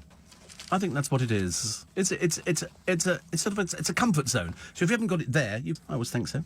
But I don't think only having to be honest with you. But let him go down the. Keeps him happy. He also gets front page of the Mirror. He's vowed to help fight the climate change crisis by having no more than 2 children with Meghan. Well, why didn't you actually sort of go the whole hog and not have any children? And that way, at least it would make sense. Don't tell Jamie. He's got... The Times, the statement T-shirt is back. Oh, don't you just hate T-shirts with a slogan? Dear, I really help it. What is it about the word no you don't understand? And other words we've had, Frankie says yes. We had with Frankie Howard, titter ye not. Anybody who walks around with a logo on a T-shirt, tell you, I've had quite enough of it. Ridiculous. Why can't people just dress normally? The ministers accused of duty over the youth crime emergency. I mean, it is bad. You've only got to watch the police programmes on the telly to realise what a state we're getting ourselves into. Haya bint al-Hussein, 23. All we don't think he cares about the planet at all, to be honest with you. Can't wait for the oil. Things are going to change dramatically. She bought as part of a legal battle over their marriage breakdown. The money, I don't think, is the issue here. I think it's the children and stuff like that. Why it's played out in this country, out in Dubai? Why is it played out here? Hollywood comes to town. We always London. Facebook hinder the police, says Priti Patel. Shopping stopping raises and bankruptcy rises tenfold. I know. Look at Kerry Katona. Look at Joe Swash. Businesswoman, never a businesswoman. Jordan, living on a knife edge. Also, the arrest warrant issued years ago. And stay calm, stay vigilant. This yet. And the other thing is, if I can only advise people, currency the country you're going to, take your card, which works in your diddly dip machine here. You know, it'll work in any other country. Just tell your bank, I'm going to America. Okay, that's fine. They just put a thing on the card, and you just it's normal. You don't need to change at exorbitant rates. I promise you, you really don't. I haven't taken. I don't think I've been to in about 35 years, mind you. You know, if I got out a bit more, perhaps I might be doing. But I don't. So there you go. So my advice is don't. Papers are so abysmal. Anyway, that's for this morning. So there's no rain, is there? We thought, well, up north there is. So commiseration. So I've looked at some horrendous footage on Sky, you know, rivers that have burst their banks, and I'm thinking, oh my God, fathers. Anyway, before I go, up on the Steve Allen Free podcast today, extra, you'll hear about the new Love Island winners and their official relationship. Victoria Beckham out with genius child Harper. Trust me, that girl can do anything. She is so talented. And you'll hear about Paul McCartney and his inability to remember all the lyrics to the wonderful songs he wrote. But there were so many, not surprised at all. Available very shortly on the LBC app, Global Player, or wherever else you get your podcasts, as well as listening live to LBC and other LBC programmes on the LBC range of podcasts. I mean, I promise you, everybody's got loads of podcasts, and you keep them, and they're yours. Piece. Just go to the LBC website, lbc.co.uk. Little Julie has just booked for the Christmas Magic Show. Now that's having foresight. Coming up at 10, James O'Brien. I will be back. I wish you a very, very pleasant day. At least we're not going to get here in London. But coming up for Nick Ferrari, it's Ian Payne with breakfast. Thank you very much, Steve. Good morning. Last day of July. This is Ian Payne with Ferrari. On today's show, buried by Brexit. The government is so consumed. Our kids on our street are dying. Gay was stabbed to death in 2012. She believes that violent crime is. Also, the Metropolitan Police were warned by officers within the Metropolitan Police Force, and they ignored them. Former Tory MP Harvey Proctor wants the Met to be criminally investigated over the false VIP child abuse scandal. More details on the way. And healthcare is a not a privilege. I believe that. I will fight for that. Our problem in Washington is corruption. Bernie and Elizabeth Warren go head-to-head. On your radio, on Global Player. Play LBC. Leading conversation. This is LBC. Global's newsroom at 7 o'clock. MP to tackling serious youth violence has not risen to the scale of the problem. A damning report Affairs Committee says while teenagers are dying on our streets, the response is completely inadequate. It's made a number of recommendations, including having dedicated officers for schools in areas with high youth violence. Carrie was stabbed to death in 2012. She's told LBC she feels that the issue is ignored. This Brexit. Nothing else matters. Our kids are dying on the streets, but Brexit, they're just consumed by it. And that's all they're working on.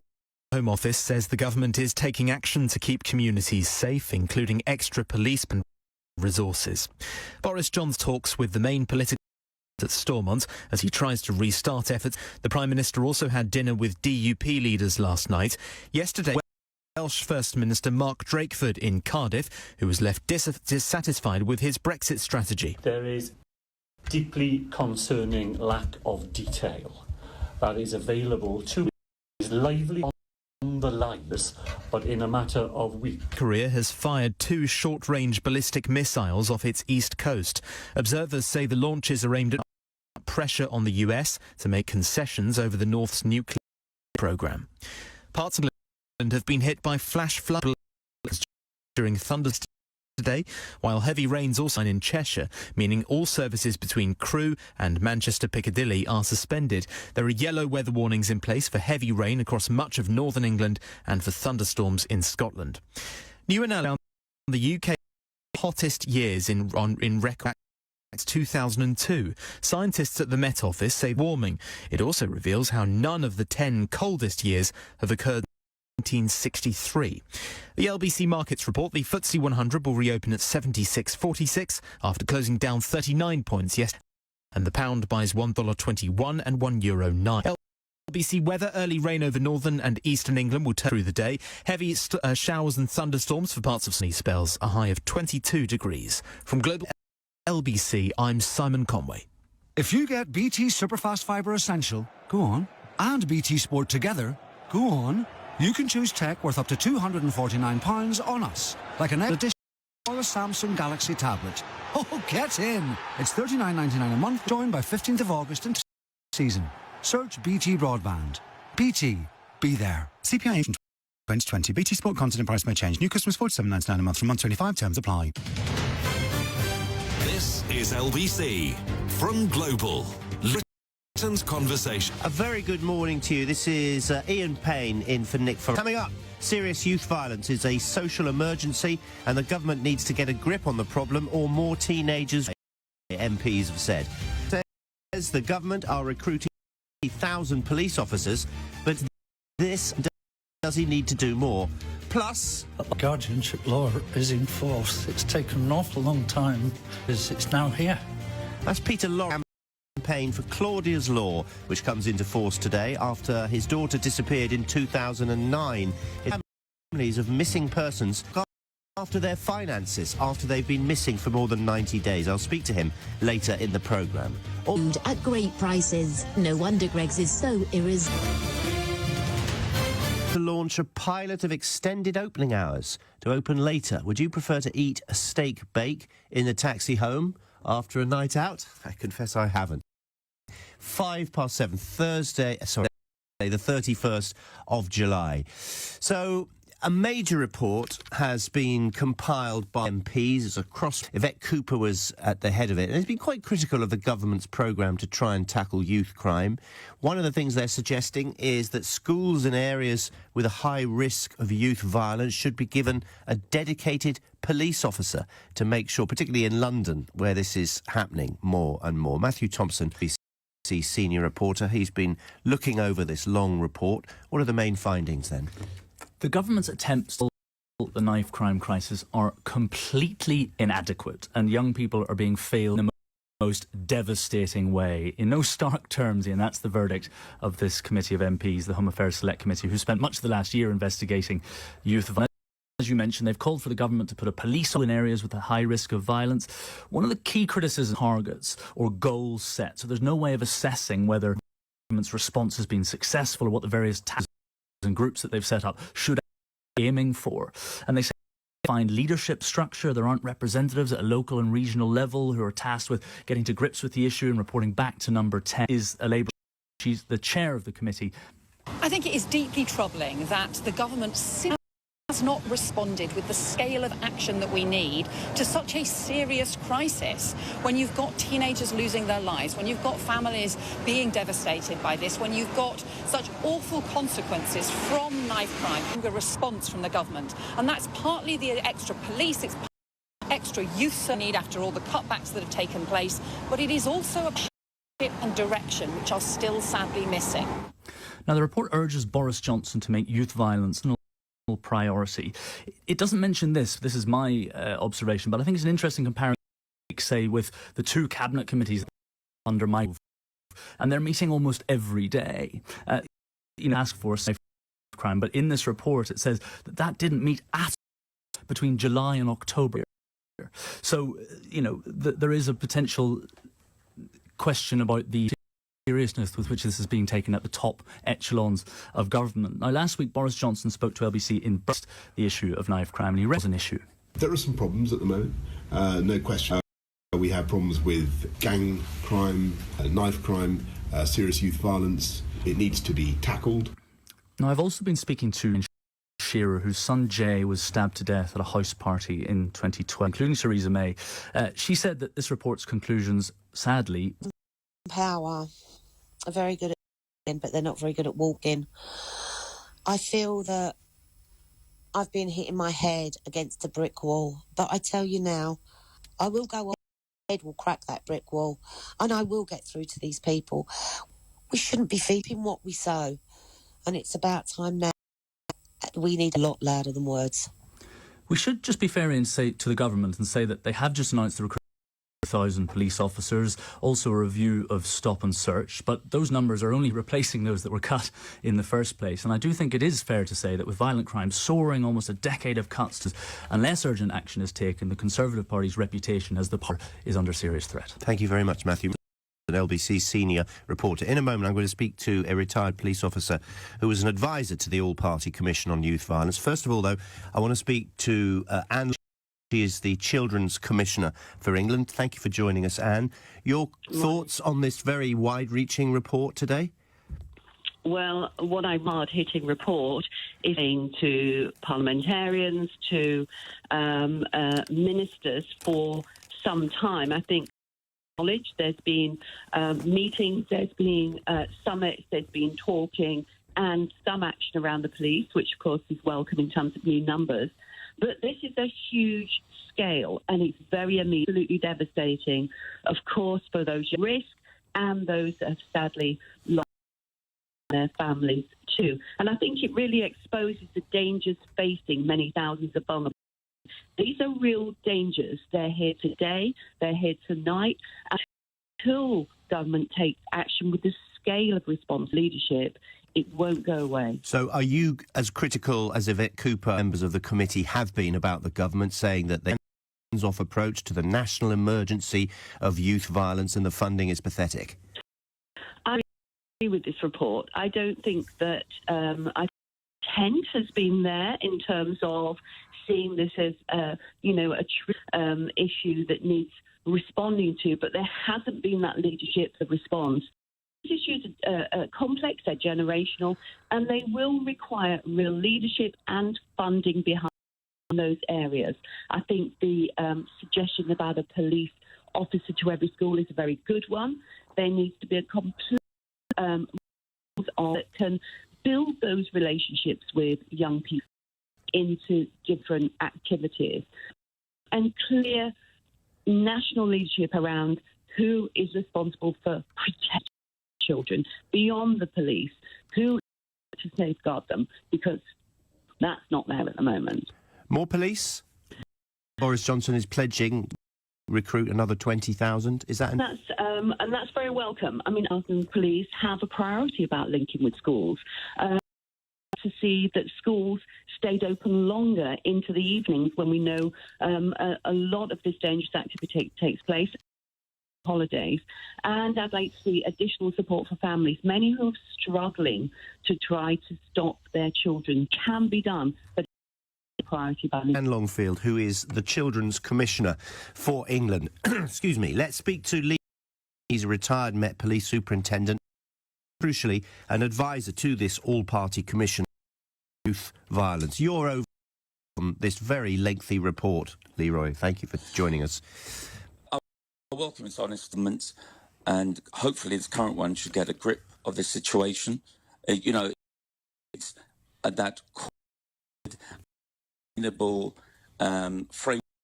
All ministries come together, and one of the ways of doing that is the Cabinet Office for Briefing Room A looks at all the national implications, terrorism, foot and mouth and flooding. Why can't they do it for knife crime? And because it's hitting every town in the country. Don't have that. You won't get the sustainable need. Now, the guys, as not being announced last April, committed £11 million early intervention youth at risk of getting involved in violence. Is it just too little? Well, of course. I mean, to be quite honest, the infrastructure for, that is throwing at these things. But if you look at police numbers have been other safeguarding agencies, the logistics, the police stations have been closed. and this is where you sort of say keep these assets and other safeguarding agencies. All those things have been run into the ground. So even if you throw a lot of money at these things and build them back up, it will take so much time. And, you know, these sort of issues, we've been talking about it for years. We've been saying it needs a real central government, and it hasn't done, and they haven't acknowledged the normalisation of violence and recognised that most not gang-related, most violence is not gang-related. And, you know, they had this false narrative, especially after 2011, that violence meant gang, created an emphasis. Now they're realising it's not, and they're trying assets to bear which are not existing, should at the moment. OK, and a final on stop and search. In 2009-10, there were 1.4 million searches. Last year, there were just under 400,000. Do we need more of that? It has to be targeted, especially stop and search, because you can't stop and search away at this problem. You can't arrest away. You need to have a holistic approach. You need prevention and prevention programs. You need to have an acknowledgement of adverse childhood experiences, toxic stress, wider community trauma, and working with the target group of young people. As I said, committee few weeks ago, and if you don't start looking at it in that way and exclusions, we're going to be talking about this in 10, 15 years' time. Thanks for your time. Leroy Logan, retired Met Police Superintendent and an advisor to that All-Party Commission on Youth Violence. So it's over to you. Do you think that the government's response has been weak? The committee's very critical of them. And where are the key areas to drive knife crime and violent young offenders crimes down? Coming up after the news and travel. The Metropolitan Police were warned by officers with Metropolitan Police Force, and they ignored them. Former Conservative MP Harvey Proctor, one of the most high-profile names, falsely accused by a man who just invented of a paedophile ring, has said the Met should now be criminally investigated. Is he right? Should the Met face investigation? More details on that on the way. This is Ian Payne standing in at breakfast. The time is 16 almost. LBC News headlines now with Simon Conway. A damning report by MPs says while teenagers are dying on our streets, the government's response to serious youth violence is completely inadequate. Boris Johnson is in Northern Ireland to hold bilateral talks with the nation's main political parties, saying must be restored as soon as possible. Heavy rain has caused a landslip on a railway line in Cheshire, causing trains to be suspended. Weather, further rain or showers, which will be heavy and thundery in Scotland, a high of 20 degrees. LBC to web, couple of problems on the M25. Firstly, clockwise delays onto the bridge from junction 30 at the A13, and that was after a car broke down. And then also on the M25, there are clockwise queues to the Clackett Lane services, and that's because a van has broken down. The Woolwich Ferry is not running, and that's because of an technical problem. Ground. Severe delays on the Piccadilly line and minor delays on the District line, and on the Northern line, Kentish Town Station remains closed. This is LBC. I'll never be alone. I gotta be me. I gotta be me. This summer, there's even more to sing about with the Skoda SUV event, because now you can buy an SUV with £1,000 off on finance offers. Search Skoda SUV event for more details. Available on new Karoq and Kodiaq models excluding SE technology. Ordered between the 25th of July and the 7th of August and 31st of December 2019. Customers who on the road price on retail invoice. Retail customers, UK residents and 18 plus only. Channel Islands and Isle of Man. While stocks are available with contract hire. This is C. Names. Now, find out who they are. Listen to Full Disclosure with James O'Brien, an insightful podcast featuring rare, candid conversations with the biggest names in politics and sport. James gives you a look into their lives. Keep an eye on yours with Blink. Wireless home security cameras you can monitor on your smartphone. Full Disclosure with James O'Brien. Notes every Monday. Thanks to Blink Home Security Cameras. In 1972, Swale Heating was born. Since then, we have sold thousands of boilers from top manufacturers like Worcester Bosch. This year, we will sell our 250,000th boiler for free. And you could be the lucky winner. Visit swaleheating.com. Rely on us to keep you warm. 2019, the most confusing year ever? Fake lips, speaking fake news, eating fake meat. Let's put it to a vote. After vote. But are we being listened to by our home devices? No. They don't have the answer. That's the confusion with the beat your renewal quote guarantee. If you can't beat your renewal quote, you get the difference plus £20. Don't be confused. BeConfused.com. T's and C's online, single annual policies only. Football is Sky Sports. With our total football offer, you get all our football for just £18 extra a month. Absolutely amazing. Sky Sports has more live games than ever before and more of the biggest fixtures. That means more passion, more drama, more glory. All for just £18 extra a month.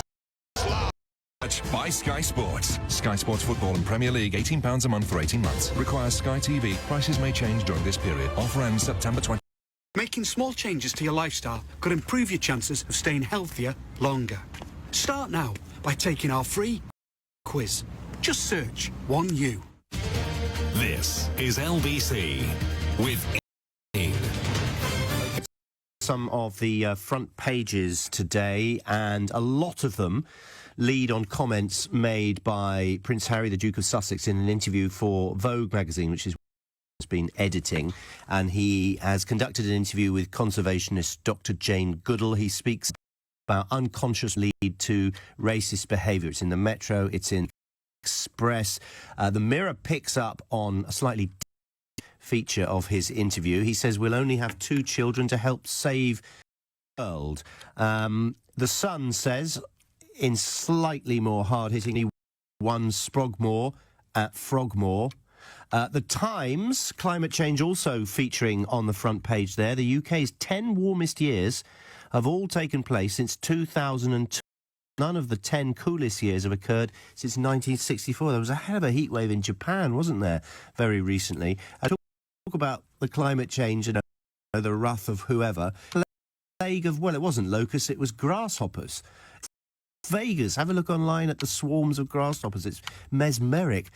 The new Home Secretary, Priti Patel, has written in the Daily Telegraph that Facebook's plans to boost encryption on Messenger could be easier for criminals such as terrorists or child abuse to communicate without being caught.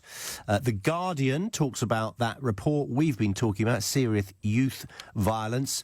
The Star says the world motor racing champion Michael Schumacher has been watching Formula One on TV with his friends. And in the Daily Mail, this is following up in that extraordinary article that was written by a senior judge. The Daily Mail splash follows up on from yesterday about the police investigation into the alleged VIP paedophile ring that was sparked by lies invented by fantasist Carl Beach.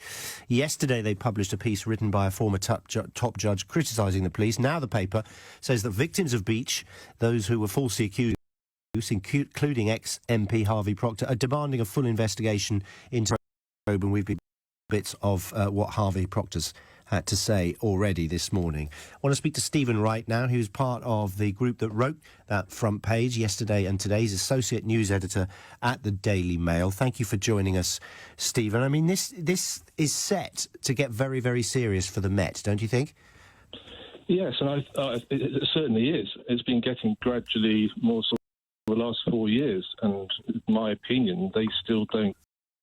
They think, in my opinion, that this story is going to go away, but it's as evidenced by the extraordinary intervention of Sir Richard Henriquez yesterday, that no one in the world of criminal justice or police work can recall anything like this. And it shows how strongly he feels about it, about the lack of rigour, the lack of, justice for those who were falsely accused, and the lamentable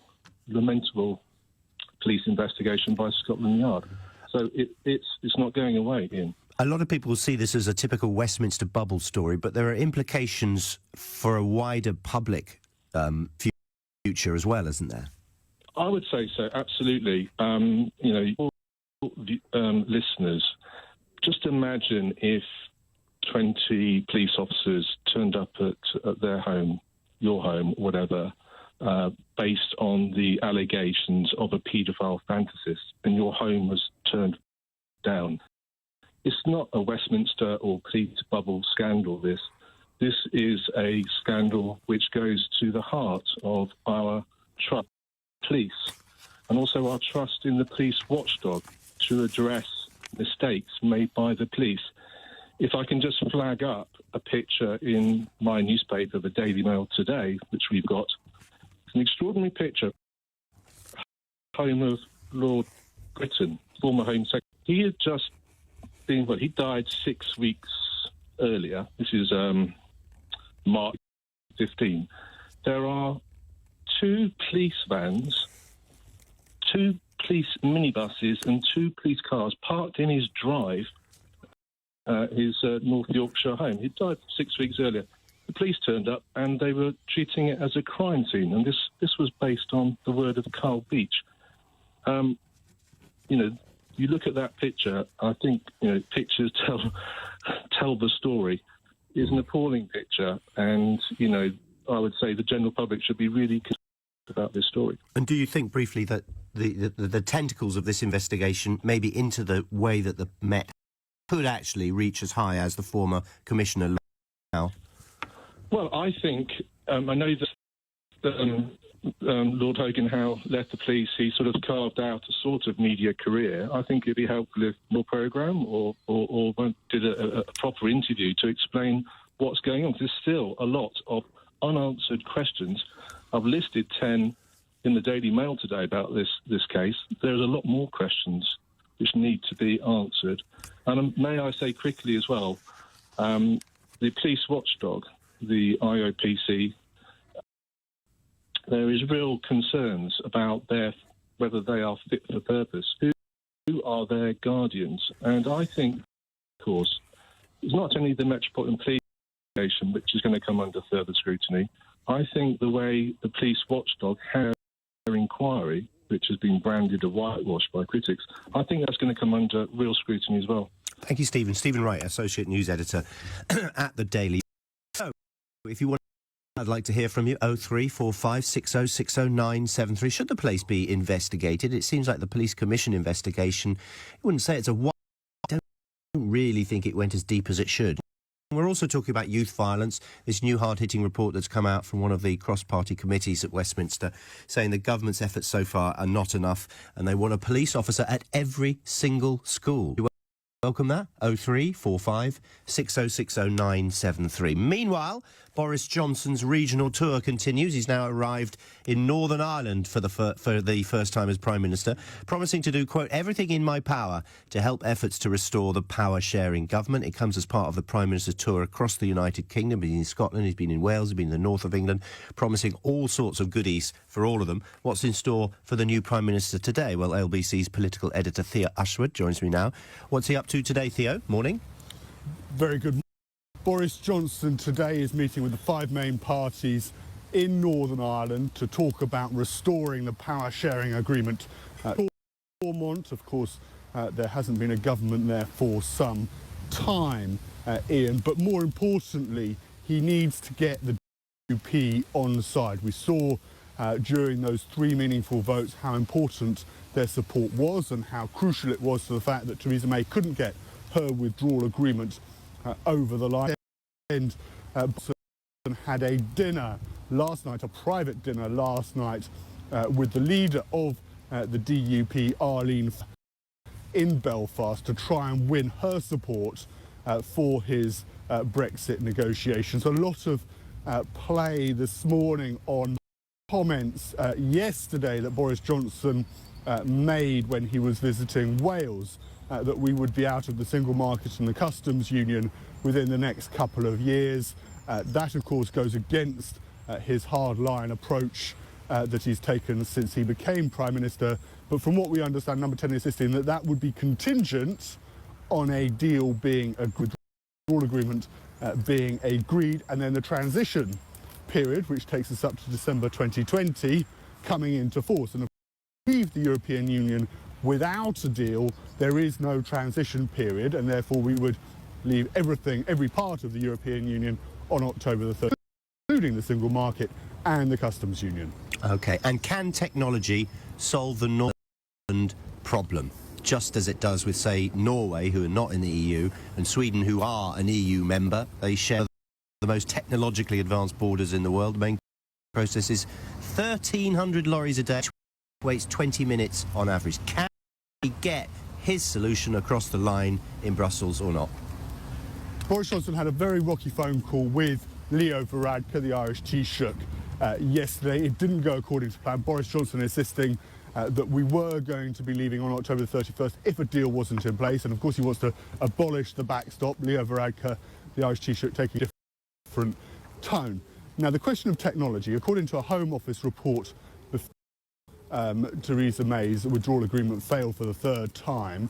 That wouldn't become available until 2030.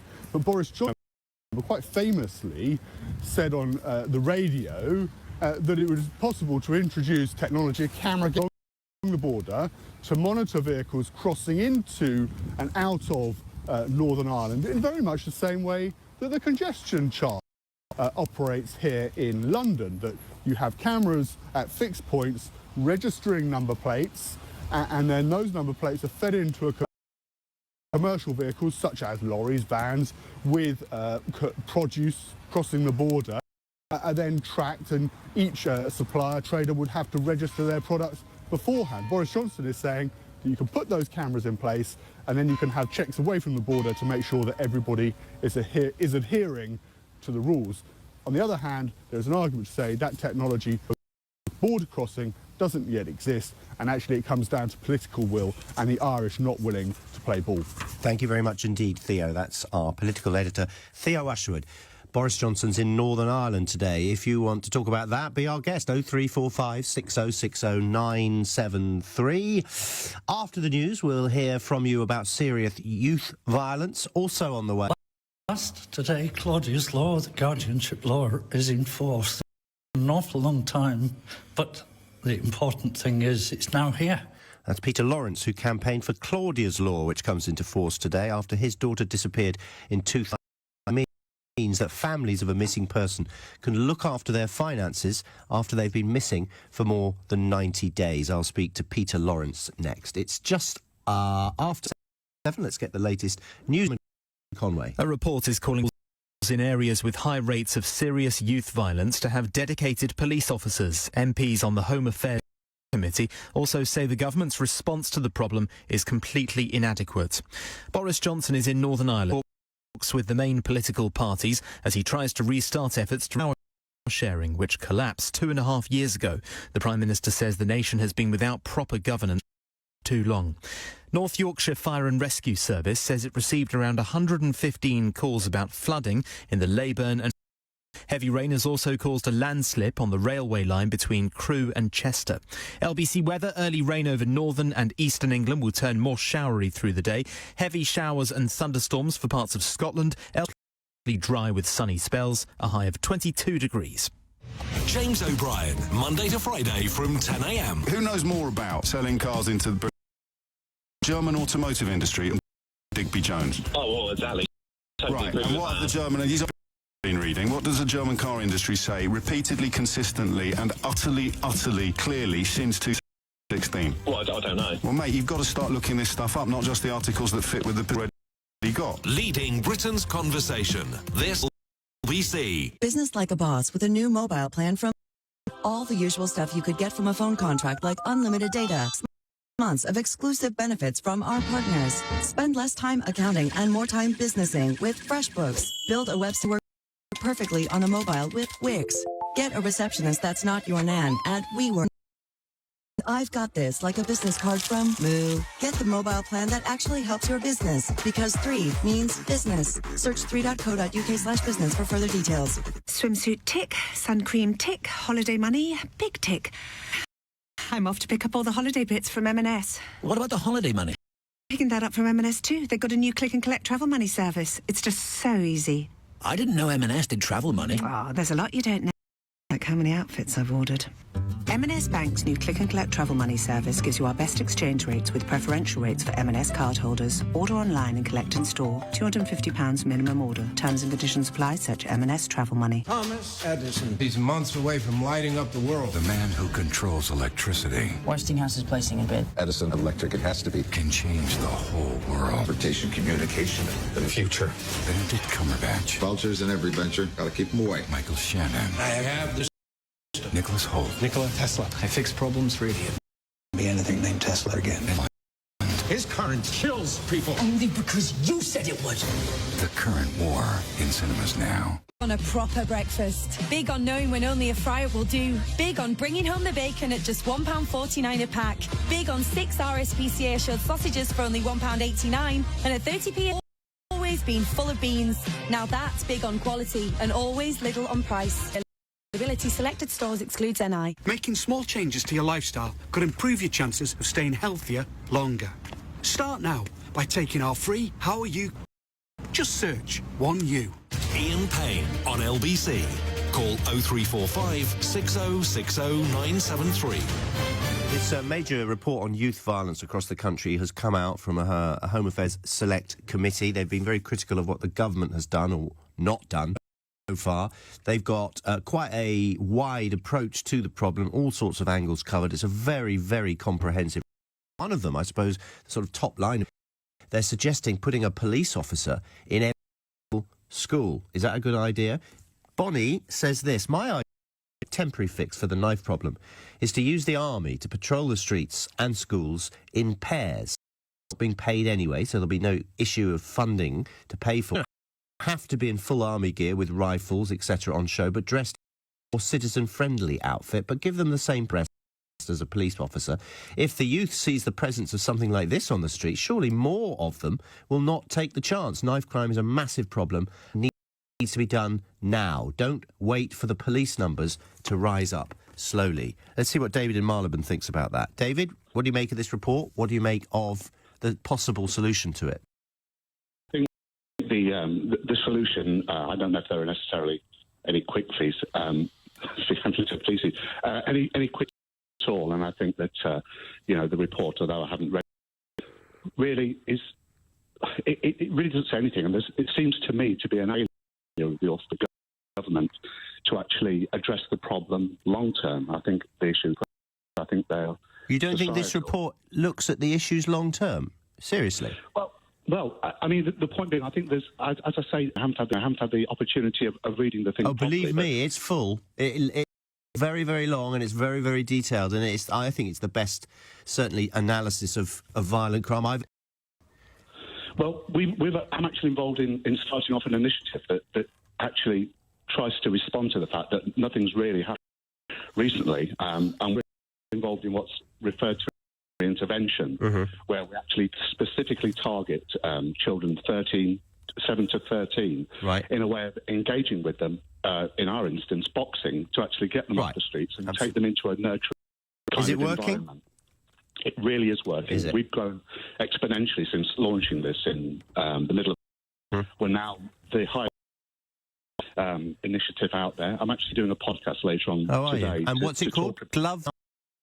Yes? It's called Gloves Up, Knives Down. All right. And as I say, to look at our website and clicks on Instagram, they can see the backing of the boxing for high-profile people such as David Hay, Tyson Fury, with female boxers. We've really been embraced by them, and the work that we've done so far has had astonishing results in terms of the way children are supposed to, spending time on the devices or even going out. Well done, David. That's David in Marylebone, and that initiative is called Gloves Up, Knives Down.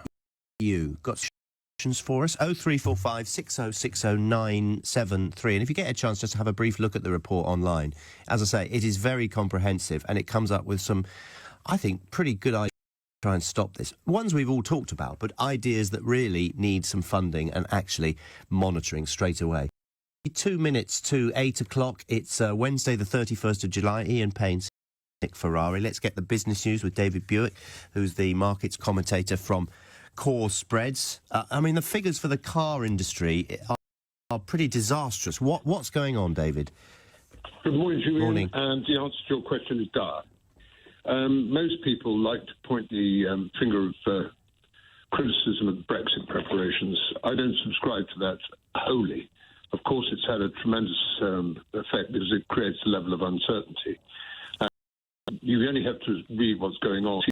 All these German car makers seeing their demand for their cars fall off the face of the earth. Same very much for the French. The Chinese mode to import cars agree that they would do. Then we've got this conundrum: is shall I buy an electric car? Ooh, shall I wait? Shall I deal with what am I going to happen to my diesel car? What shall I do petrol? So all these things have created really the fact that investors have said, "Well, we've had enough of this," and it's appalling to say that only £90 million of new investment was committed to the automotive industry in Britain in the first half of the year. Normal annual contribution, $2.7 billion. Oh. So that is literally falling off the face of the earth. We do know that shut its in Swindon. We do know that Ford is closing down its factory in Bridgend in Wales.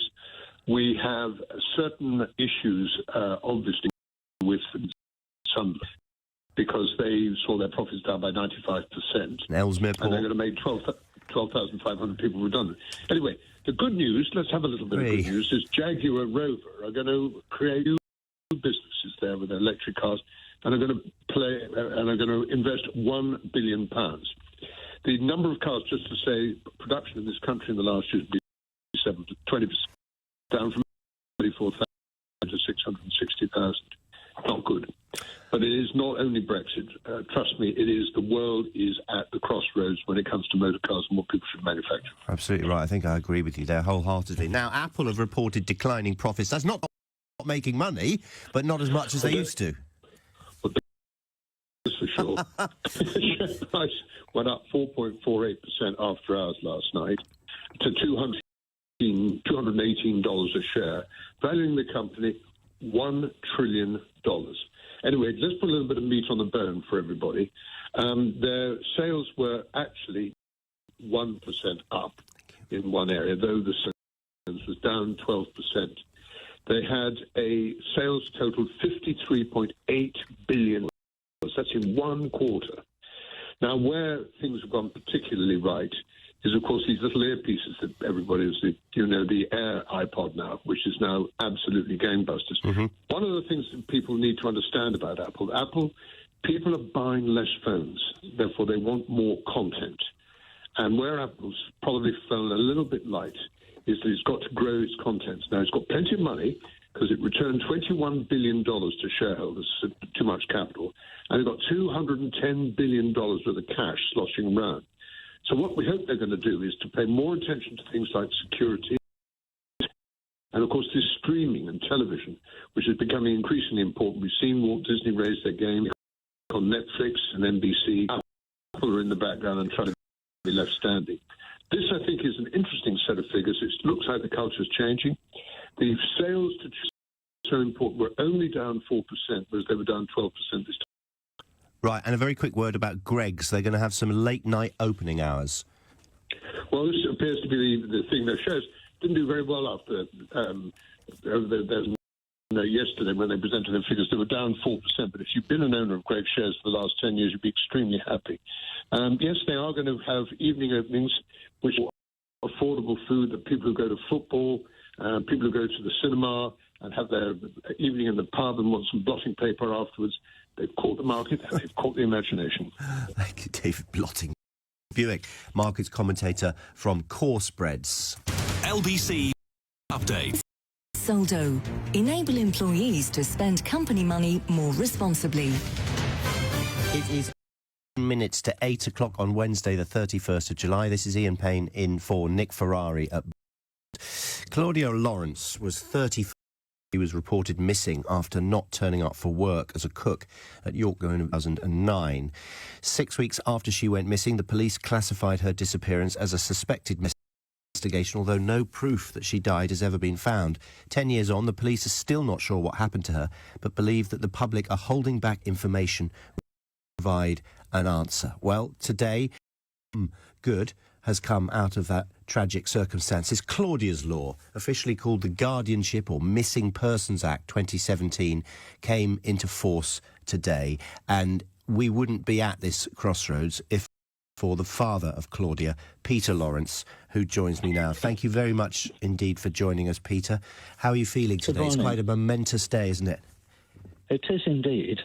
At last we've got there. It's taken 8 years of campaigning and parliamentary work, but today is obviously a very good day. Tell us what Claudia's law means.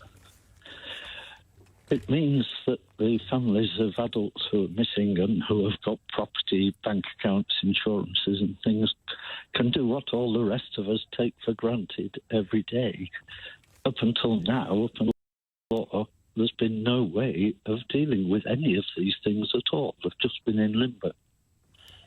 So hundreds of families will benefit from this because it will allow them to take control of their missing loved one's financial affairs, yes? That's right. There are hundreds of families have been waiting for this law to come in. How difficult has it been trying to get this into law for you? Initially, it was a matter of persuading the government that it was that should happen. Taken its time since. Obviously, it's a 2017 Act, and it's only coming into force today. And is it? I've spoken to other people who've lost loved ones, and they've got a campaign going as a result. Is some alleviate the pain of losing your daughter or not? Just a little bit. Something worthwhile for a lot of people, but it doesn't alter the fact that Claudia is still missing, nor the worst part of it all, what happened. Listen, it's a sad day, but it's a good... Congratulations on all the hard work that you've done, Pete. Thank you so much for talking to us. That's Peter Lawrence, the father of Claudia Lawrence. Coming up, I'm going to speak to Kit Malthouse. He's the Minister of State for Policing. He's a Conservative MP for North West Hampshire. I want to talk about that rather hard-hitting Commons Committee report that says the government's not done enough so far. If you've got a comment on it, 0345 6060 973. I'll speak to Kit after the news with Simon Conway. Damning reports by MPs says the government's approach to tackling serious youth violence has been completely inadequate. Boris Johnson is due to hold bilateral talks on Ireland with the 5 main political parties as he tries to restore power sharing, and heavy caused flash flooding in parts of Yorkshire and a landslip on a railway line in Cheshire. LBC weather, further rain or showers which will be heavy and thundery in Scotland, a high of 22 degrees. LBC Travel, I'm Joanne Webb. There's just been an accident on the M23 southbound. It's just after the M25 junction. One lane is closed and it's very slow on the approach. Slightly better news on the M25 clockwise at the Clackett Lane services. That van's now been recovered. All the lanes are back open, but it's still very slow. And a similar situation on the clockwise stretch onto the QE2 bridge. All the lanes are open now, but it's still slow back towards junction 29 at the A127. And there's been another accident on the M25. This one's anti-clockwise at junction 25 at the A10. And there are delays on the underground. There are minor delays on the Northern, the Piccadilly and the District lines. This is LBC.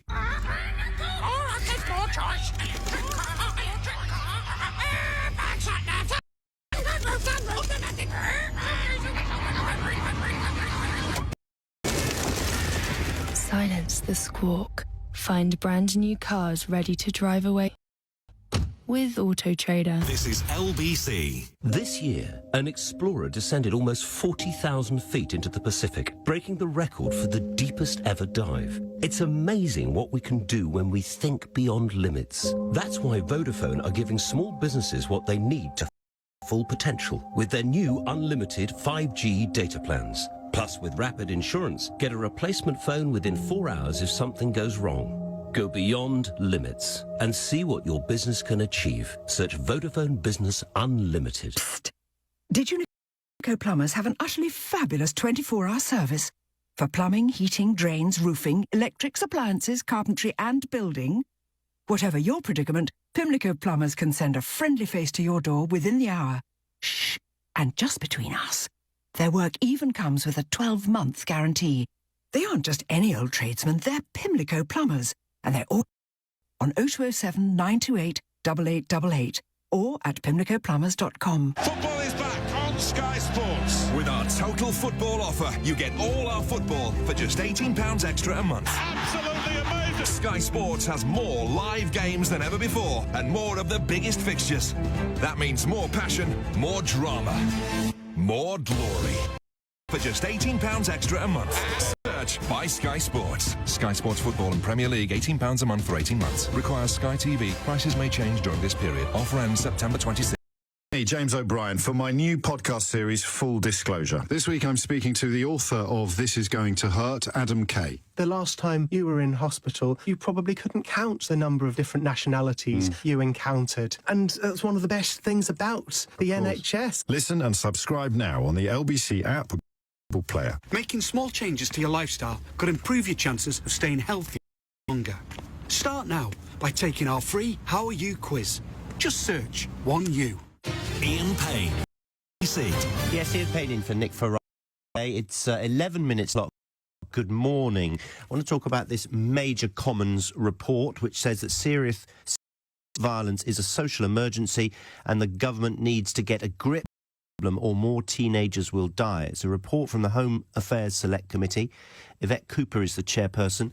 She said there was a serious mismatch between the government's diagnosis of and its solutions, and its serious violence strategy has leadership and focus and funds. Boris Johnson has promised 20,000 police officers, recruit them, and he's appointed Home Secretary Priti Patel to deliver his vision for law and order. And one of the interesting suggestions from this committee is that in areas with a higher risk of youth violence should actually have a dedicated police officer at that school. Is that a goer? Will this happen? One man, hopefully, who can answer that question is Kit Malthouse. He's Minister of State for Policing and the Conservative MP for North West Hampshire. Thank you for joining us, Kit.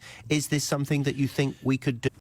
Morning, yes, absolutely. I mean, where appropriate, already there should be police officers in schools that need it. And I saw, in fact, the value of, police officers familiarising themselves with local young people in City yesterday, where I visited the force and met some long-standers who work in the town centre who have been working with schools, in one case, 14 years. And so they've seen young people grow from effectively toddlers to teenagers, and so have a relationship with them that allows them to monitor and deal with conduct in the town centre in a respectful and intelligent way. And that's exactly where we want to the country, where young people are vulnerable in particular schools. The police familiarising themselves with those young people, there being a good relationship between the two, will be a key part of the challenge. Is that a government commitment then?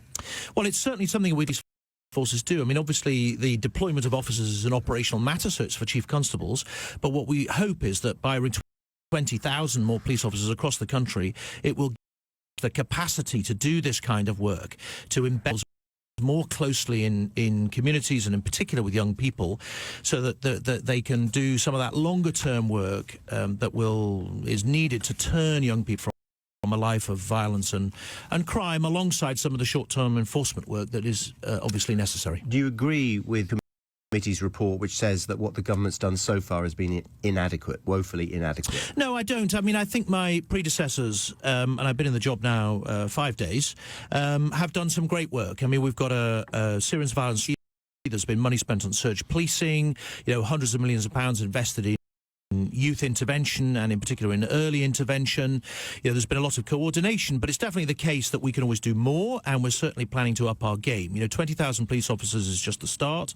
Today we also see the meeting of the National Policing Board, together the Prime Minister, the Home Secretary, police leaders and others to talk about what we can do to address this kind of national situation in a more assertive way. So we're building on great work in the past, but there's always more to do. And I will never be in this job is complacent. Crime is something that plagues many parts of our society constantly. And, I have a history of grappling with crime in the capital, 4 years as Deputy Mayor for Policing, and I learnt then that the battle against crime is always 2 steps forward, 1 step back, and you can never take your foot off the gas. OK, and when you're talking about your sort of previous experience tackling this with Boris Johnson of London, I saw an article that you wrote the other day in which you said the knife crime figure way down. Could you just give us a little how you did that and what the figures were? Yeah, 2008 when Boris City Hall, we were dealing with another upsurge in knife crime, not dissimilar to this one. In the first year that we were elected, 29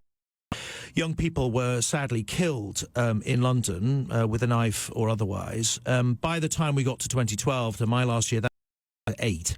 And we managed to do it, frankly, by a combination of two things. First of all, there was heavy enforcement. We recognised that there was an emergency in the capital, and the use of Section 60 stop and search in a high-profile way, signalling to young people that if they were carrying a knife, they were highly likely to get caught and punished for it, was a critical part of it. We also had to sell that across London, because obviously it was a change in tactic and was more assertive and in many ways.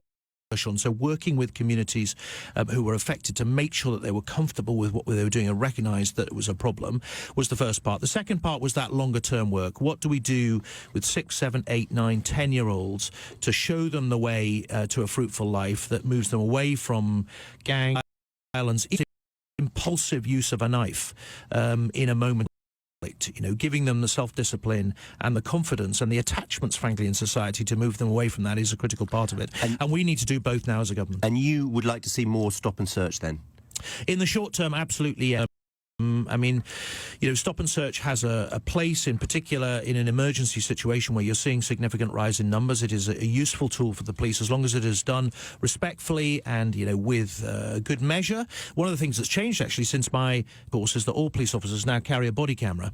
So interactions with the public from a uniformed police officer, which helps. You know, I was talking to some frontline officers in Hertfordshire yesterday, and they said that it's really helped from a point of view of the way the interaction takes place between them and the public. The public so do others, so you get a much more civilised and fruitful interaction than you might otherwise do. And so that will be a big difference. And so the use of stop and search judiciously across areas like London, Manchester, Liverpool, where we're seeing a rise in violence, we do think will be part of the solution. And a final, your boss, Boris Johnson, is in Northern Ireland hoping to get of agreement about his future plans for the border. Do you think he's got any chance of convincing them? I hope so. I mean, there are two objectives. I mean, first of all, he's there to try and give some impetus to the talks to get Stormont up and running. It's very important that we have a devolved administration in Northern Ireland as part of the general peace process, but also as part of the solution to the Brexit impasse. I mean, happily, there was a call between him and the Taoiseach yesterday, which sounded like it was constructive. They want to stay in touch and talk about what solutions there might be for the border in Ireland, because there needs to be a joint commitment that there will be no hard border on the island of Ireland as part of our overwhelming commitment to the Belfast Agreement. Good luck with the new job. Thank you for Kit Malthouse, who's the Minister of State for Policing and Conservative MP West Hampshire. So some interesting thoughts there, very positive about the report from the Select Home Affairs Committee. He's in favour of having police officers at schools designated for particularly high-risk schools. And also, he wants to see more stop and search. Well, it's a beginning, isn't it? 0345 6060 973 is the number to ring if you want to comment on this very comprehensive and wide report. Kathy's in Southampton. She's texted 84850 is the text number. I agree with policemen back on our streets to bring proper punishment back as well. If they catch any of these evildoers, then they should be in prison for a very long time. The problem is, Kathy, we've got the highest prison population already in the whole of Europe. Let's go to Colchester. What do you think, Tony? I've heard so much different stories and so much different ideas. But when I was younger, we had a thing called white, where if you didn't have that many qualifications, compulsory for you to go to these places. You learn bricklaying, you learn painting and decorating, you learn electronics. It taught you something so that you, when you went into the employment world, you had some knowledge of something. It was music, you know, and there was so many different things, Where have they all gone, Tony? Music studios, like things that kids want to do. If you work with them, tackle the problem, but if you work against them, then they're going to rebel, isn't it? Yeah. I mean, you make a good point, and you know, I think a lot of problems with certainly youth in London sounds a little bit facile, but I honestly think that's got something to do with it. David's in Enfield. What do you think, David? Good morning. I've got a solution for Kit Malthouse. Have you? Go on. I ran a private school company in South Africa in the inner city of Johannesburg for a number of years. Wow. Which was a relatively high crime area. Relatively? And, Joburg? Yeah, relatively. It's a murder capital of the world, isn't it? Safety and security of our students and providing a good disciplined learning environment was the key to. Who had a brilliant scheme called the Doctor Cop, providing successful education. So we worked with them, police and a full-time police sergeant assigned to the 20 schools in the education district. And we ran primary and high schools, and they used to come into the schools to counsel the students on the dangers of carrying weapons and drugs. Yeah. They used to come into the high school, do random bag and do random searches for drugs. And it worked. Kept everybody on their toes. Absolutely. Brilliant. And attending school dances, sports events. They used to take students out during the holidays, and had a couple of students to join the police service. Ah, David, you're a star. That's a great idea. That's David, who used to own a school in a very violent area, Johannesburg in South Africa. I think we've got problems. Ever been there? Should we just get 30 seconds, Bermondsey? I'm sorry it's so brief, my friend. What would you like to say? That's right. Listen, all I want to say is there's no deterrent. Where is the deterrent for carrying a knife? If you was deterrent, the government turned around and said, get caught carrying a knife, we're going to give you 15 years, not a day left, and that's it. You know, it will change. If you go to somewhere like Dubai, there's no crime in Dubai because it's so harsh for anything that, you know, forget all sorts of crime, not just only knife crime. Kissing your partner on the board, having a glass of wine. Thank you very much indeed, Tony. Sorry it was so brief. This is Ian Payne on Breakfast. Coming up in the next hour... Appropriate. Already there should be police officers in schools that need it. In parts of the country where, you know, young people are vulnerable in particular schools. That was the Policing Minister, Kit Malthouse. I've just finished speaking to him. MPs... dedicated police for violent schools. Would this work? Also, cases of Lyme disease have, quote, increased rapidly in the UK and maybe 3 times more annual estimate. This is a study of GP records suggesting this. It is a human right, not a privilege. I believe that. I will fight for that. Our biggest problem in Washington is corruption. Progressive Democratic candidates Bernie Sanders and Elizabeth Warren go head-to-head. On your radio, on Global Player, and LBC. Leading Britain's conversation. This. From Global's newsroom at 8 o'clock, a report is high rates of serious youth violence to be given dedicated police officers. MPs on the Home Affairs Committee say the government's response to the problem on our streets is completely inadequate. They're urging Boris Johnson to make tackling the issue a priority. Children's Commissioner for England, Anne Longfield, has told LBC urgent action is needed. These are real dangers. They're here today. They're here until government takes action with the response needed and that leadership. It won't go away. Has increased by years in England and Wales. Policing Minister Kit Malthouse has told LBC he agrees with the call for police to be assigned and says it already happens in some areas. I saw, in fact, the value of police officers familiarising themselves with local young people in Welwyn Garden City yesterday, where I visited the force and met some long-standing officers who work in the town centre who have been working with case 14 years. Boris Johnson is making his first visit to Northern Ireland as Prime Minister. There must be restored as soon as possible. This morning he's meeting the 5 main parties at Stormont. Power sharing between the DUP and Sinn Féin collapsed 2.5 years. North Yorkshire Fire and Rescue Service says it received around 115 calls last night. Across the Dales, roads are underwater with many cars stranded. Heavy rains also caused 2 landslips on the railways with lines blocked. And Cumbria. Warnings in place for heavy rain across much of northern England and Scotland. The commander of the Royal Navy ship to British vessels in the Gulf has told LBC there have been 85 different robust interactions with forces in the last month. Tensions have been rising. Iran seized a British-flagged tanker in a move that the UK government says was illegal. Commander William King of HMS Montrose says he's confident that he now has what it takes to protect British... The legal and the military ability to defend all that you would expect, and we feel fully empowered to do that. Prince Harry has warned about the threat of unconscious bias, where someone may make racist comment, realise nudist. The Duke of Sussex made the comments in an interview with September's issue of British Vogue, which has been edited by his wife Meghan, who is mixed race. The LBC Markets report the FTSE 100 is reopening at 76.40 and €1.09. Over northern England and eastern England will turn more showery through the day. Heavy showers and thunderstorms for parts of Scotland. Elsewhere mostly dry with sunny spells. A high of 22 degrees. From Global's newsroom for LBC, I'm Simon Conway. Ugh, this floor's an absolute Ready to get that flooring sorted? Get to B&Q. We've a massive range, including Good Home Mossley Oak Effect laminate for just £10 per square metre. It's easable for 1 hour click and collect. You can when you be. Pack price £17.27. Apply. This is LBC from Global, leading Britain's conversation.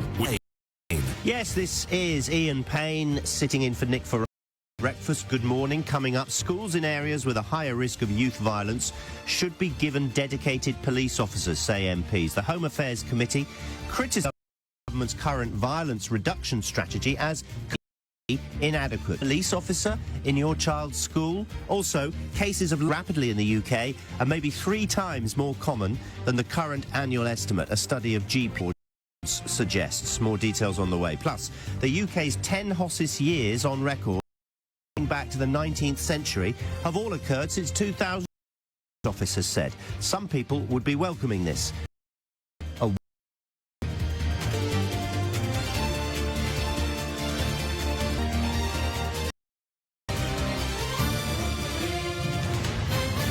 So, as we've been mentioning, and it's talking because getting in touch about violence, or indeed violence school children. Let's start with that. A huge been public affairs select committee. It's been very critical of what the government's done, says it's totally inadequate. They're suggesting that schools of youth violence should be given dedicated police officers. Actually having a police... The Home Affairs Committee criticised current violence reduction strategy. They said it completely... Would you welcome police in your schools? Would you welcome more and search? And speak to... who's heavily invested in this sort of thing and trying to stop it. I'm going to speak to John Apter, chair of the Police Federation in England. Read any of the report yet, John, but what do you make of its main finding? Good morning. I have, and I welcome it. It doesn't tell me anything that I buy. It's frustrating that yet another government report has highlighted the problems that we've been facing for a number of years, but I do welcome it. And I listened to the police minister, and it's so refreshing that we have ministers now that we do have. That's also so. Yes, I do welcome it, but we've got to put that report into exercising the previous prime minister for failing policing, failing the public. We now have a prime minister and a home secretary who, if they are to be believed in, then absolutely law and order policing is a priority. So when we look at schools, for example, and it is devastating, some of the violence that goes on in schools. And Kit Malthouse, the policing minister, is absolutely right. Already police forces in this. There are some dedicated officers who are working on a permanent basis. There used to be, but it was about priority. I was a school liaison officer many years in Hampshire, but I roll alongside my normal beats. But my concern is this: it's right and proper that officers in schools where there's with violence, but I believe it should go further, because my concern is only time some of these youngsters have when they're stopped and searched, or of interaction with police officers may not be a good one. Police officers work in schools as it used to be, because only will police officers be able to work effectively with schools, with the local communities. And it is already happening in many places, but we need to do more. And that's why we need more investment in police and also in youth community groups and much wider. And finally, your thoughts on stop and search. Should there be more of this? Should, and it's and I know it's a contentious issue, and again I find myself agreeing with the police minister. Stop and search, if it's done professionally, with courteous, and sometimes police officers not welcome in doing stop and search, and they have to deal with very hot situations. But we do have body-worn cameras now, or the vast majority. Stop and search absolutely saves lives. It's what the police have to do, what we have to do. We have to demonstrate the effectiveness of stop and search and explain ourselves to community. But it goes further, Ian, and I've heard some of your callers talk about better deterrence. I'm a big believer that if people flout the law, especially when it comes to violence, extreme acts of violence, they should go to prison, and they should go to prison for a long time. John, pleasure. Thank you as always. John, the National Chair of the Police Federation of England and Wales, basically the Police Officers Union. In a moment, I'm going to speak to a teacher who's heavily involved in this in just a moment. But in the previous hour, I spoke to Kit Malthouse, the policing minister. John Apter was referring to it, saying it was a refreshing hearing his positivity about what they can do after this report. This is what Kit told me when I asked him about his views on police in schools. I mean, where appropriate, already there should be police officers in schools that need it. And I saw, in fact, the value of, police officers familiarising themselves with local young people in Welwyn Garden City yesterday, where I and met some long-standing officers who work in the town centre who have been working with schools for, in one case, 15 years. And so they've seen young, effectively toddlers, the teen, and so have a relationship with them that allows them to monitor and deal with conduct in the town centre in a respectful, intelligent way. And that's exactly where we want to be. In parts of the country where, young vulnerable, in particular schools, the police familiarising themselves people, there being a good relationship between the two will be a key part of the challenge. And Kit Malthouse also said in that interview that he wants to see more search. So maybe we have a consensus with those at the front line and those at Whitehall. I'm going to speak to Ben Turner now. He's the head of music at a North London school. He runs a rap club, a group that engages young people through music. Good morning, Ben. I don't know if you've had a chance to see any of this report, but what do you make of its main findings? Good morning. Morning. From my perspective, the report is not something I've read properly, but the suggestions coming from seem to be overall, it's in the right direction, but a lot of reports are in the right direction. Police officers in your school, would that work? Well, we do actually have an officer in-house, actually, at my current school. And it is something which, in many ways, it is a positive because it is by the familiarity that a lot of our more at-risk young people could benefit from in just seeing a police as a other. But, of course, there are risks. It makes certain behaviours that perhaps should school, it could make them police matters. So it's something that should be handled carefully, but I think there can be positives to it. How does your... I think there are... Sorry. I think there are other initiatives which perhaps should take more of a focus. Like what? Well, from my perspective, a lot of the issues for young people when they're getting involved in negative action are part of the community. They're not part of something which they feel is safe, but it's them. So doing more of those, like providing more space, especially in school, but also outside of school, that can have a much greater effect than making them feel a little bit more positive about the police. Okay, brilliant. Are you a rapper yourself, by the way? I am not a rapper. I tend to be in front of the kids. I normally prepare and then they realise. Teacher can't do it. Ben Turner, well done. Head of music in North London at a school there, running a rap club. Already has a police officer in attendance. I didn't know when he already had. Let's go to another Ben. This is Ben who's in Orpington. What have you made of today, Ben? Good morning. Sustainability is the critical point that I want to talk about. What do you mean? How is it going to be funded? I think principally we need to look at America and look at the journey that they've been through with children committing crime. In their schools, they have metal detectors. This should be a first line of defence. In every school? In every school. A metal detector, really? Or it's not just really. You know, what you've got to hear is this, is that we need to be firm on deterrence. You know, so let's say, for example, we start on those schools that have been highlighted as high risk. But there's loads of schools that had a knife problem. So let's focus on the ones that have. Yeah, absolutely. Yeah. So let's focus on the ones that have, and we build from there. These schools also that are high schools should have security officers that can search the rucksacks, that can identify those children drugs in and joining. Mm-hmm. So it can be referred to the police. Sustainability is what's key. It's all very well talking about 20,000 new officers. How is this being funded?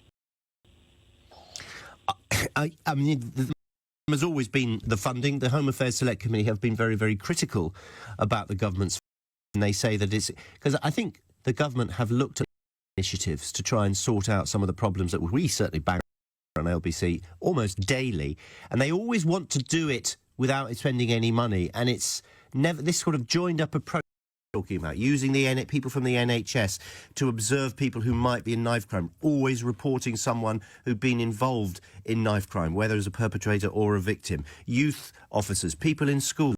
It's all very well saying that, but people are looking out for kids already, aren't they? You need someone else, and you need a bit of money spent, and unfortunately that's not what. Is Ian Payne in for Nick Ferrari at breakfast? And travel? The main thing is that they make you sensitive, which means you are then susceptible to the sunlight, so you can burn very easily. So for the next 3 weeks or so, I'm just going to have to stay indoors. That's a lady called Jen. She is currently suffering a second bout of Lyme disease. Why is this condition on the rise? It is, apparently. Do you even know what it is? More details coming up. This is Ian Payne sitting in for Nick Ferrari at breakfast. It's just after 8:15. Let's get the LB lines with Simon Conway. A report by MPs is calling for areas with high rates of serious youth violence to be dedicated police officers. Boris Johnson is making his first visit to Northern Ireland as Prime Minister, saying devolved government there must be restored as soon as possible. And we're just hearing 3 people have been injured after a suspected gas explosion in Earlsfield in southwest London this morning. LBC weather, further rain or showers, which will be heavy and thundery in Scotland, a high of 22 degrees. LBC Travel, I'm Joanne Webb. There's been an accident on the M23 southbound just after the M25 junction. Queues now of about 2 miles on the approach. There were delays anti-clockwise to junction 25 at the A10, and that's following an accident. Long delays in Earlsfield. Lane is closed in both directions because of a minor delays on the Northern and Piccadilly lines. On the Northern, British Town Station remains closed. On the trains, there are still delays of about 20 minutes on Great Western Railway services from Reading to Slough. LBC.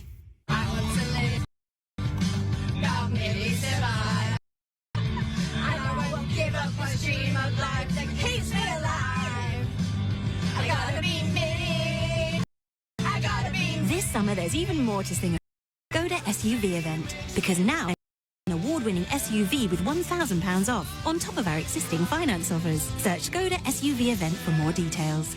Available on new Karoq and Kodiaq models excluding SE technology. Ordered between the 25th of July and the 7th of August and registered by the 31st of December 2019. Customer savings applied to on the road price on retail invoice. Retail residents and 18 plus only. Excludes Channel Islands and Isle of Man. While stocks last. Offer not available with contract hire. This is LBC. In 1972, Swell Heating was born. Since then, we have sold thousands of boilers from top manufacturers like Worcester Bosch. This year, we will sell our 250,000th boiler for free. And you win at swellheating.com. Rely on us to keep you warm. Football is back. Sports. With our total football offer, you get all our football for just £18 extra a month. Absolutely amazing. Sky Sports has more live games than ever before and more of the biggest fixtures. That means more drama, more glory, all for just £18 extra a month. And it's live. Search by Sky Sports. Sky Sports Football and Premier League, £18 a month for 18 months. Requires Sky TV. Prices may change during offer. Ends September 26th. At Lidl, we're big on a proper breakfast. Big on knowing when only a fryer will do. Big on bringing home the bacon at just £1.49 a pack. Big RSPCA assured sausages for only £1.89. 30p a tin, always been full of beans. Now that's big on quality and always Lidl on price. Subject to availability, selected stores, excludes NI. My reversing camera guides me into the smallest of gaps. Can he park? Will he park? It's my Toyota Yaris with safety as Yeah, we try to make it flamboyant, but it's really just common sense. Now with 0% APR representative, £1,250 deposit contribution, plus 2 free services. Toyota Yaris. Safety sense is confident. Includes Yaris Hybrid and Active Grade. Selected stock only while stocks last. 0% APR representative, £1,250 finance deposit allowance and 2 free services on new retail sales of Yaris if financed through Access Toyota by 31st 2019. Optional final payment. Subject to status to over 18s. Indemnities may be required. Exclusions and conditions apply. See toyota.co.uk. Toyota Financial Services. Making to your lifestyle could improve your chances of staying healthier longer. Start now. A free How Are You quiz. Just search 1U. Ian Payne on LBC. Call 0345 6060 973. So, he managed it while he was Mayor of London. Can the new Prime Minister bring knife crime down nationally? Kit Malthouse is the Policing Secretary of State Minister, and we were speaking to him a few moments ago, and he was saying he's fully behind this new report from a cross-party committee of MPs, saying not only should we be tackling knife crime head-on, we should have police officers at certain schools so they can liaise and find out problems at source, and also he's in favour of more stop and search. Let's speak to Tom. He's a new caller from Braintree. What's made you ring, Tom? We're glad you have. Oh, yeah, it was just ringing. I'm from quite violent, is something like that, but it was in the 90s. And we had a police officer that was at our school. He was based there quite a bit and talked to us. What did he do? Sorry? What did he do all day? Sometimes he used to go around the classes. He used to walk around at lunchtime, a single day. And sometimes he'd be there. We would get into school and I'd have a go at you for riding your bike on the path. I'd be there after school as we was leaving sometimes, but like I said, not every single day. Mm-hmm. But I wasn't told not to say his name, but 20-odd years later... Of course. But he actually patrolled the estates that we lived on as well. Ah. So he would come up to us as a group, who and he'd have a bit of a laugh at us and things like that. Do you think it works, this system? It did with me. I actually got arrested for shoplifting at our local shop. He was the police officer that turned up, and he actually got me off of it. He had a word with the shopkeeper. I had to apologise and stuff like that. That was only a can of Coke and a pack of crisps. It was nothing serious, but yeah. And this was the 90s, so he sort of took around the back of the shop, gave me a bit of a thick ear roll, believe it or not. And when I got to school, I didn't know, and to me, he actually had a word with my PE teacher, who absolutely beasted me training, because I was in the at the time. And after the session, that was why the police officer actually... Did it teach you? I'm an angel, but I'm scared of him. It gave him to be scared of. And if you saw him walking those nights in our estates... There you go. It does sound like you have a testimony that does say this is a goer. It's 22 minutes. It's Wednesday, the 31st of July. Goodness me, is July almost over already? It's been lovely, sunny parts of the country. I know you're getting down, certainly in North Yorkshire and Wales yesterday morning. But imagine when the sun comes out, you have a disease that means you can't actually go out in the sun. That's what happens to people who suffer from a thing called Lyme disease, and cases of this have increased rapidly in the UK and may be 3 times more common than the current annual estimate. This is from a study of GP records. Lyme disease is a single region of the UK, with Scotland having the highest, followed by the west and south of England. It is given to people through bites. The UK and Germany looked at a database holding anonymised records of almost 8.5 million registered with GP practices between 2001 and 2012, about 8% of the population. They found the annual total number of cases recorded almost tenfold over that period. Let's speak to Sally Jane Cutler, who is a professor in medical biology. Could you first of all tell us a little bit more about this disease, Sally, and how you get it? Good morning. Morning. Yes, I think that's the disease is by an arthropod, which is that you're in the countryside. So if you're going out for a nice picnic or going to the woods or out walking your dogs, anything like that, will be in the undergrowth. And they actually during the warmer time, so for about Easter, right autumn, and they can actually attach themselves to you for sometimes up to 2 weeks, and they feed on blood. And so you quite often will get used to seeing them attached to your pet dog and things like that, but they will also feed from people.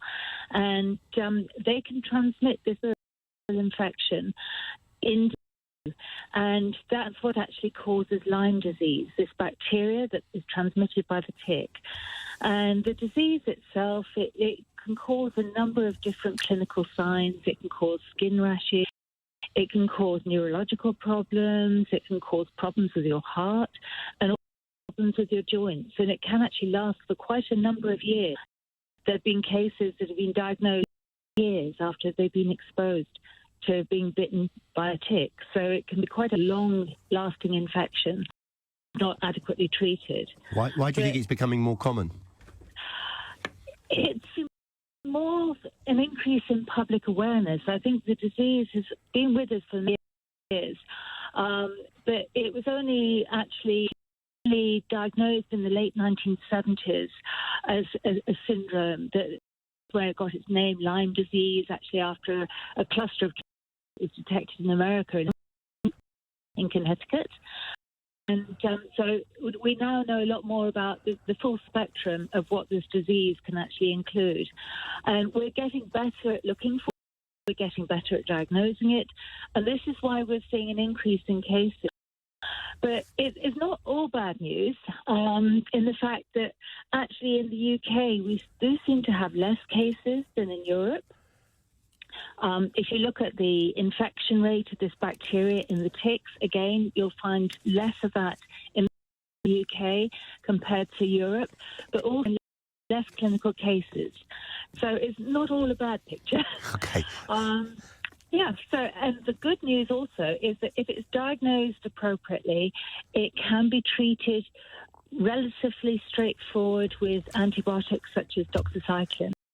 The GPs, if they can diagnose it effectively, will actually be able to treat and manage the infection. Excellent. Some good news. Thank you, Sally.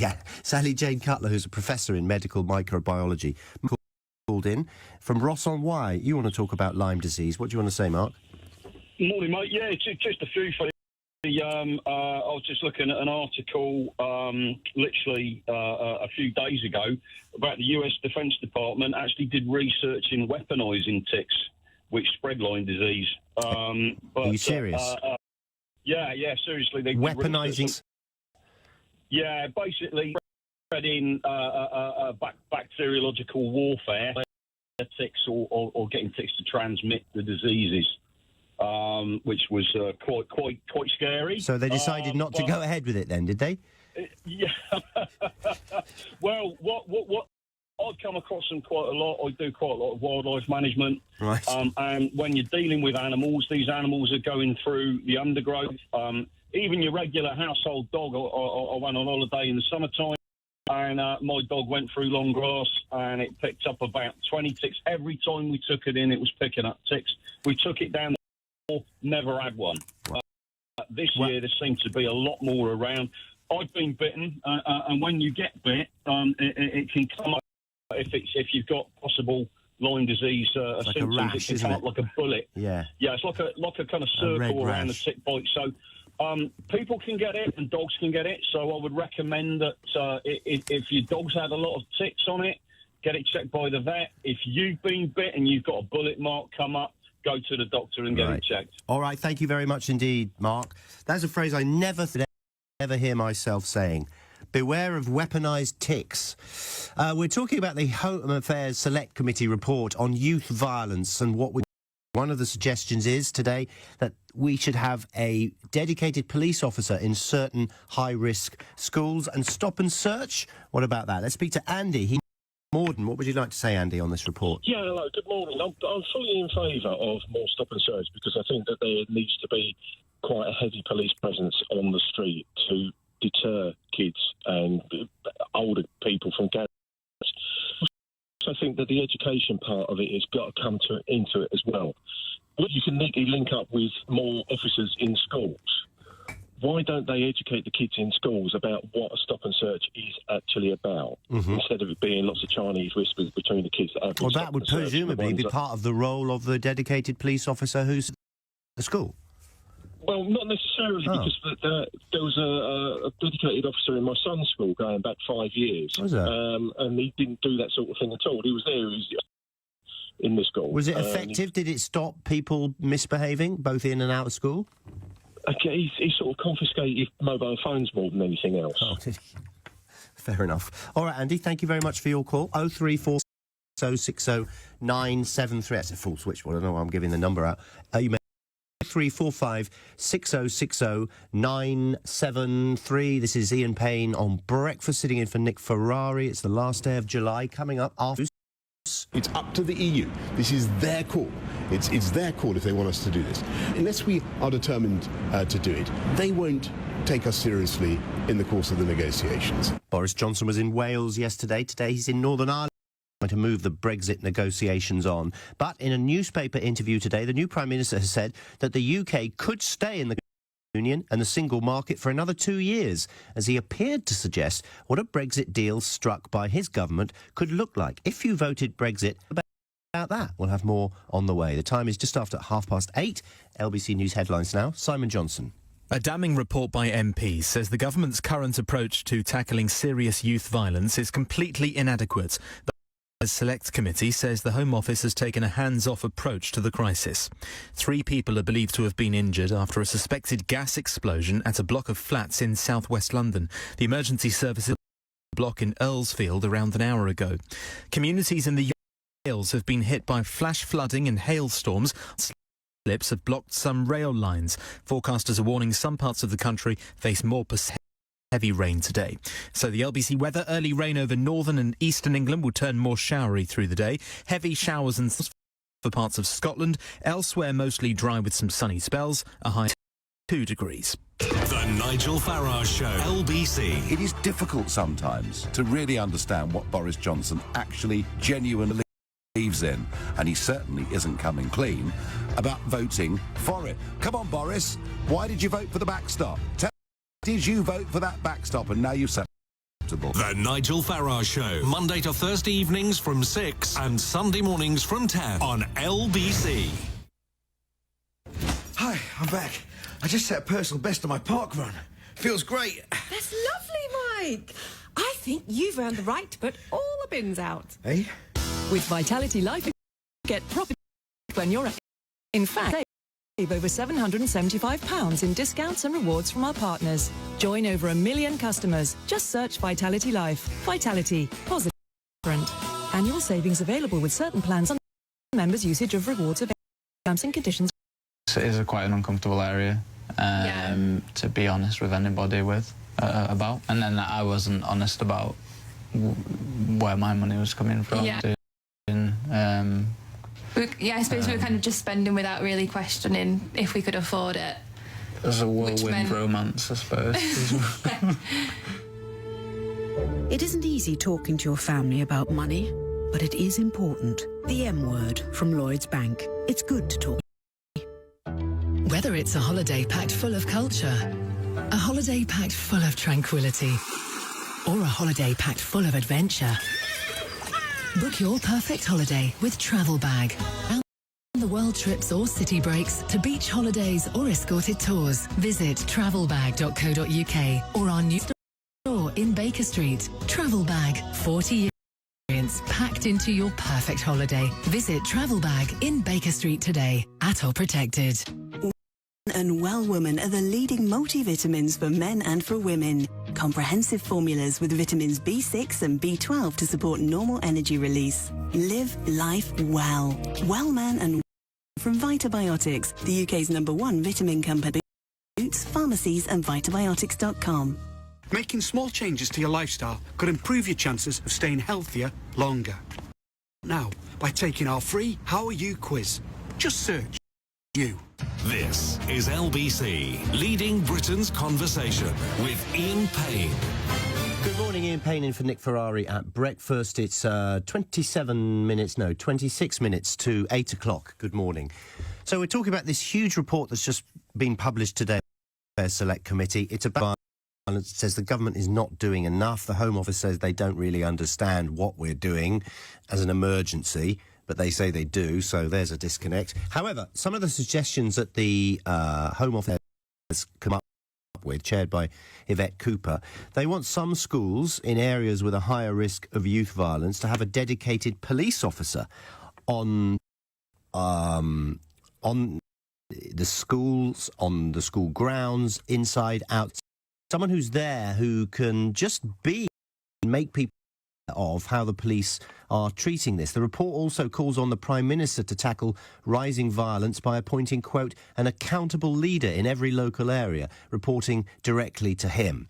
Let's take a call on this. We've been to people's opinions, because it's what's so pleasing about this is that our listeners really do have a handle on this, because a lot of them have and a lot of them have ideas. Let's go to John. John's in Epsom. What do you think, John? Oh, good morning. I think that my niece is a headmistress, and she tells me that the boys and girls have to stay at school till they're 16. A lot of them are not at at all, and they're bored with it. They don't seem to have any purpose. Now, my idea, I left school at 40 and into a trade. I was a joiner and chippy and worked for myself for 48 years. Now, why don't we, at 14, say, these people, guys and girls, give them the chance to go into all different trades, to learn a trade, at the trade schools, give them a little bit so they can run their own business, loss, etc. It'll give them a purpose. And there's such a calling now, lack of tradesmen. They go 1,000 plus a week, and I think that would give them what's going on, give them a purpose in life. Great idea. Thank you, John. See? Another one. 0345 6060 97. Maybe the government should just listen to LBC for an hour. Speaking of the government, Boris Johnson has said that the UK could stay in the customs union and the single market for another 2 years, as he appeared to suggest what a Brexit deal his government like. It was a newspaper interview. The Prime Minister described the no-deal Brexit as vanishingly small, as he visited farmers on his tour of the UK yesterday. He's in Northern Ireland today. However, the cost of no-deal preparation, building new customs facilities, will not be a wasted effort, even if the UK does manage to agree a deal with the European Union. He said this, quote, some of the changes and adjustments necessary in the run-up to October the 31st, and a lot we have already done, will be crucial if we're going to come out of the customs union, come out of the single market, as we must in the next couple of years. Let's speak to Lord Peter Lilly. He's a former Secretary of State, of course, for Trade and Industry, a Brexiter. What do you make of what the Prime Minister's had to say there, Peter? Good morning. Well, it was very sensible. A lot of the preparations that are billed as being preparations for no deal would be necessary even if we have a free trade deal, or if we manage to strip the offensive elements of May's deal out, and we remained in that for the original 20 months or so, which much of which already passed. So I think that's what he was referring to. One way or another, we're going to have left the customs union and the single market within less than 2 years, and probably less than 3 months. So all that will be necessary, and it won't be wasted. What's your view of how to the borders? What's your how to solve the in-border question? The border with the Irish on the island of Ireland, yeah. Border. Well, we already have different tax rates outside of the border. If you're exporting something, you have different VAT procedures. If you're exporting from Belfast to Dublin than you do if you're just exporting within the United Kingdom or selling within the United Kingdom. We deal with all that without any border patrols and border posts. I was customs and responsible for customs during the Troubles. Went out to sea. So we, there's a lot of unnecessary bluffing by the Irish Republic that we should not take it too seriously. If we won't set up any border posts, declarations will be made electronically elsewhere. Any checks that are carried out, and very few checks are necessary, will be carried out away from the border. You have to send that certificate through the EU traces system. As far as animals are concerned, to send animals from Britain to Ireland now when we leave, that goes to abattoir or another farmer's order. and that has to be picked up there. So there's already a complex system, hugely different. The one thing the EU will insist is that we have to route animals and animal posts, but they can be a border, only be. The EU insists on them.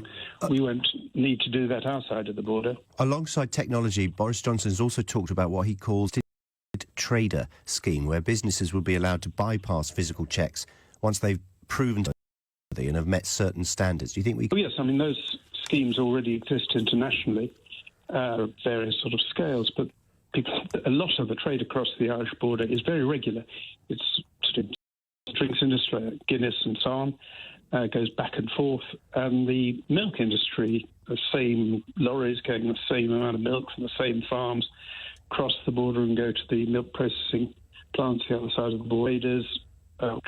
Track records that show that, and normally there are agreements between the EU and third countries to recognise each other's trusted trader arrangements.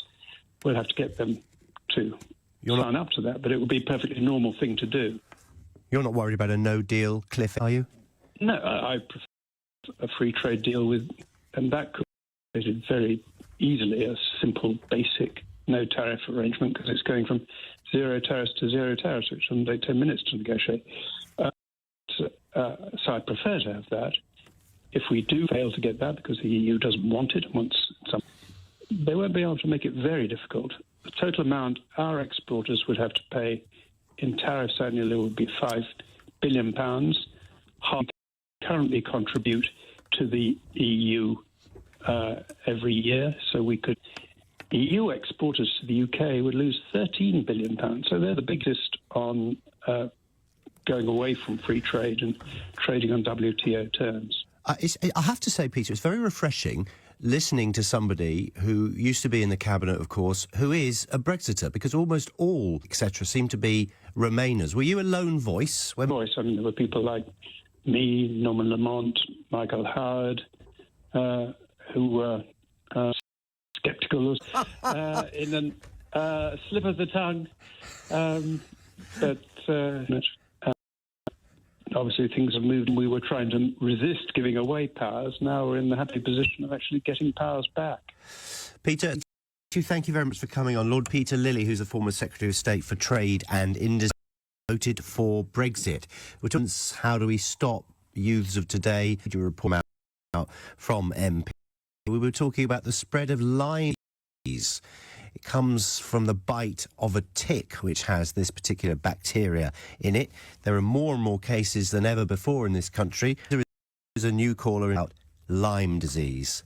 Hi, yes. I wanted to let you know, because what was said before just seemed little compared to what can actually happen when you do get Lyme disease. My son... Remember, it's 8:45 in the morning, just in case it gets a little bit indelicate with some of the details. No, it won't get... Okay. I just want to make sure that I'm really pleased you're talking about it. My son, at the end of last summer, he went from a healthy, active, sporty young man. He'd qualified as a skiing instructor early on in the year, so he had actually a job specialising, used to go running, and at the end of the summer he started to complain about a backache, a neck ache, started to get headache. He had blurred vision.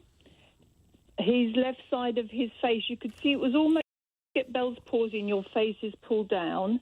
It was a very of that. Well, we went to the GP, did the chiro for the back, nothing.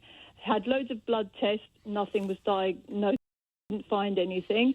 And slowly deteriorated even more about his heart not being right, headache, blurred vision, if he had flu symptoms.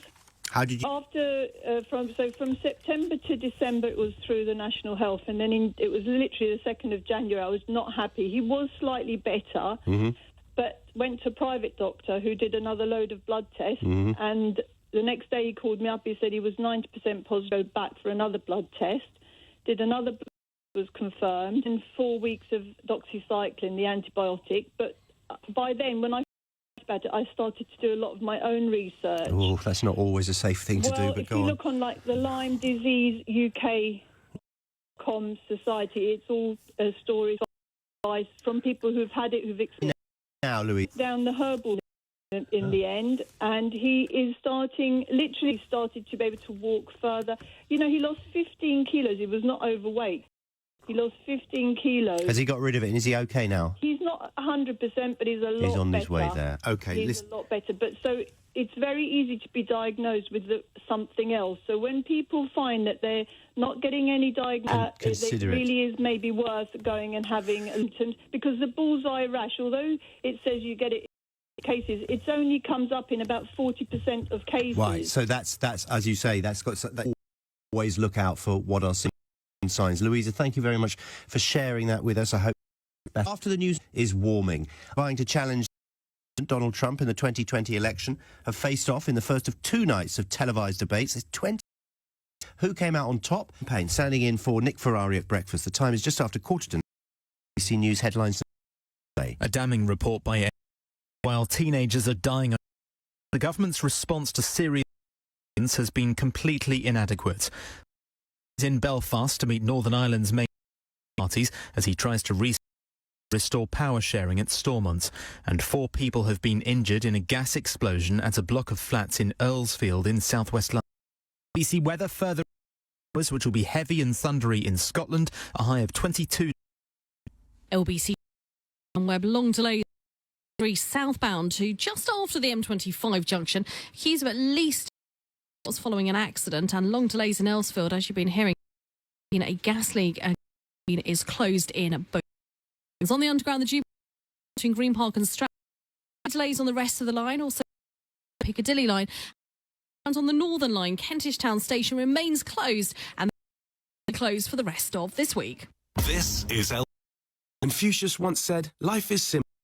Insist on making it complicated. We're no philosophers, but at SEAT we believe cars should be simple too. So we're with the FR for £100 a month, including 7 wheels, full LED, your choice of colour at no extra cost. Why make life complicated? Because them, us, SEAT. £597. Price based on FR1 litre MPI 48-month contract hire. Status not in conjunction with any other. Just may apply. SEAT Financial Services. This is LBC. Radio, playlists and podcasts. Queer it. And all for free. Global Player. Download it. Store now. Whether it's a holiday packed full of tranquility, or a holiday packed full of book your with Travel Bag.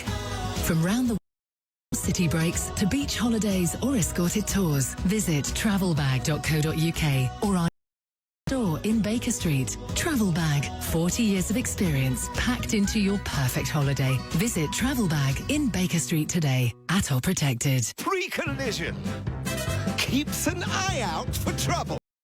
It's my Toyota Yaris. Safety at standard. Yeah, make it flamboyant, but it's really sense. Now with 0% APR representative, £1,250 plus 2 free services. Toyota Yaris. Safety sense is common sense. Excludes Yaris Hybrid and Active Grade.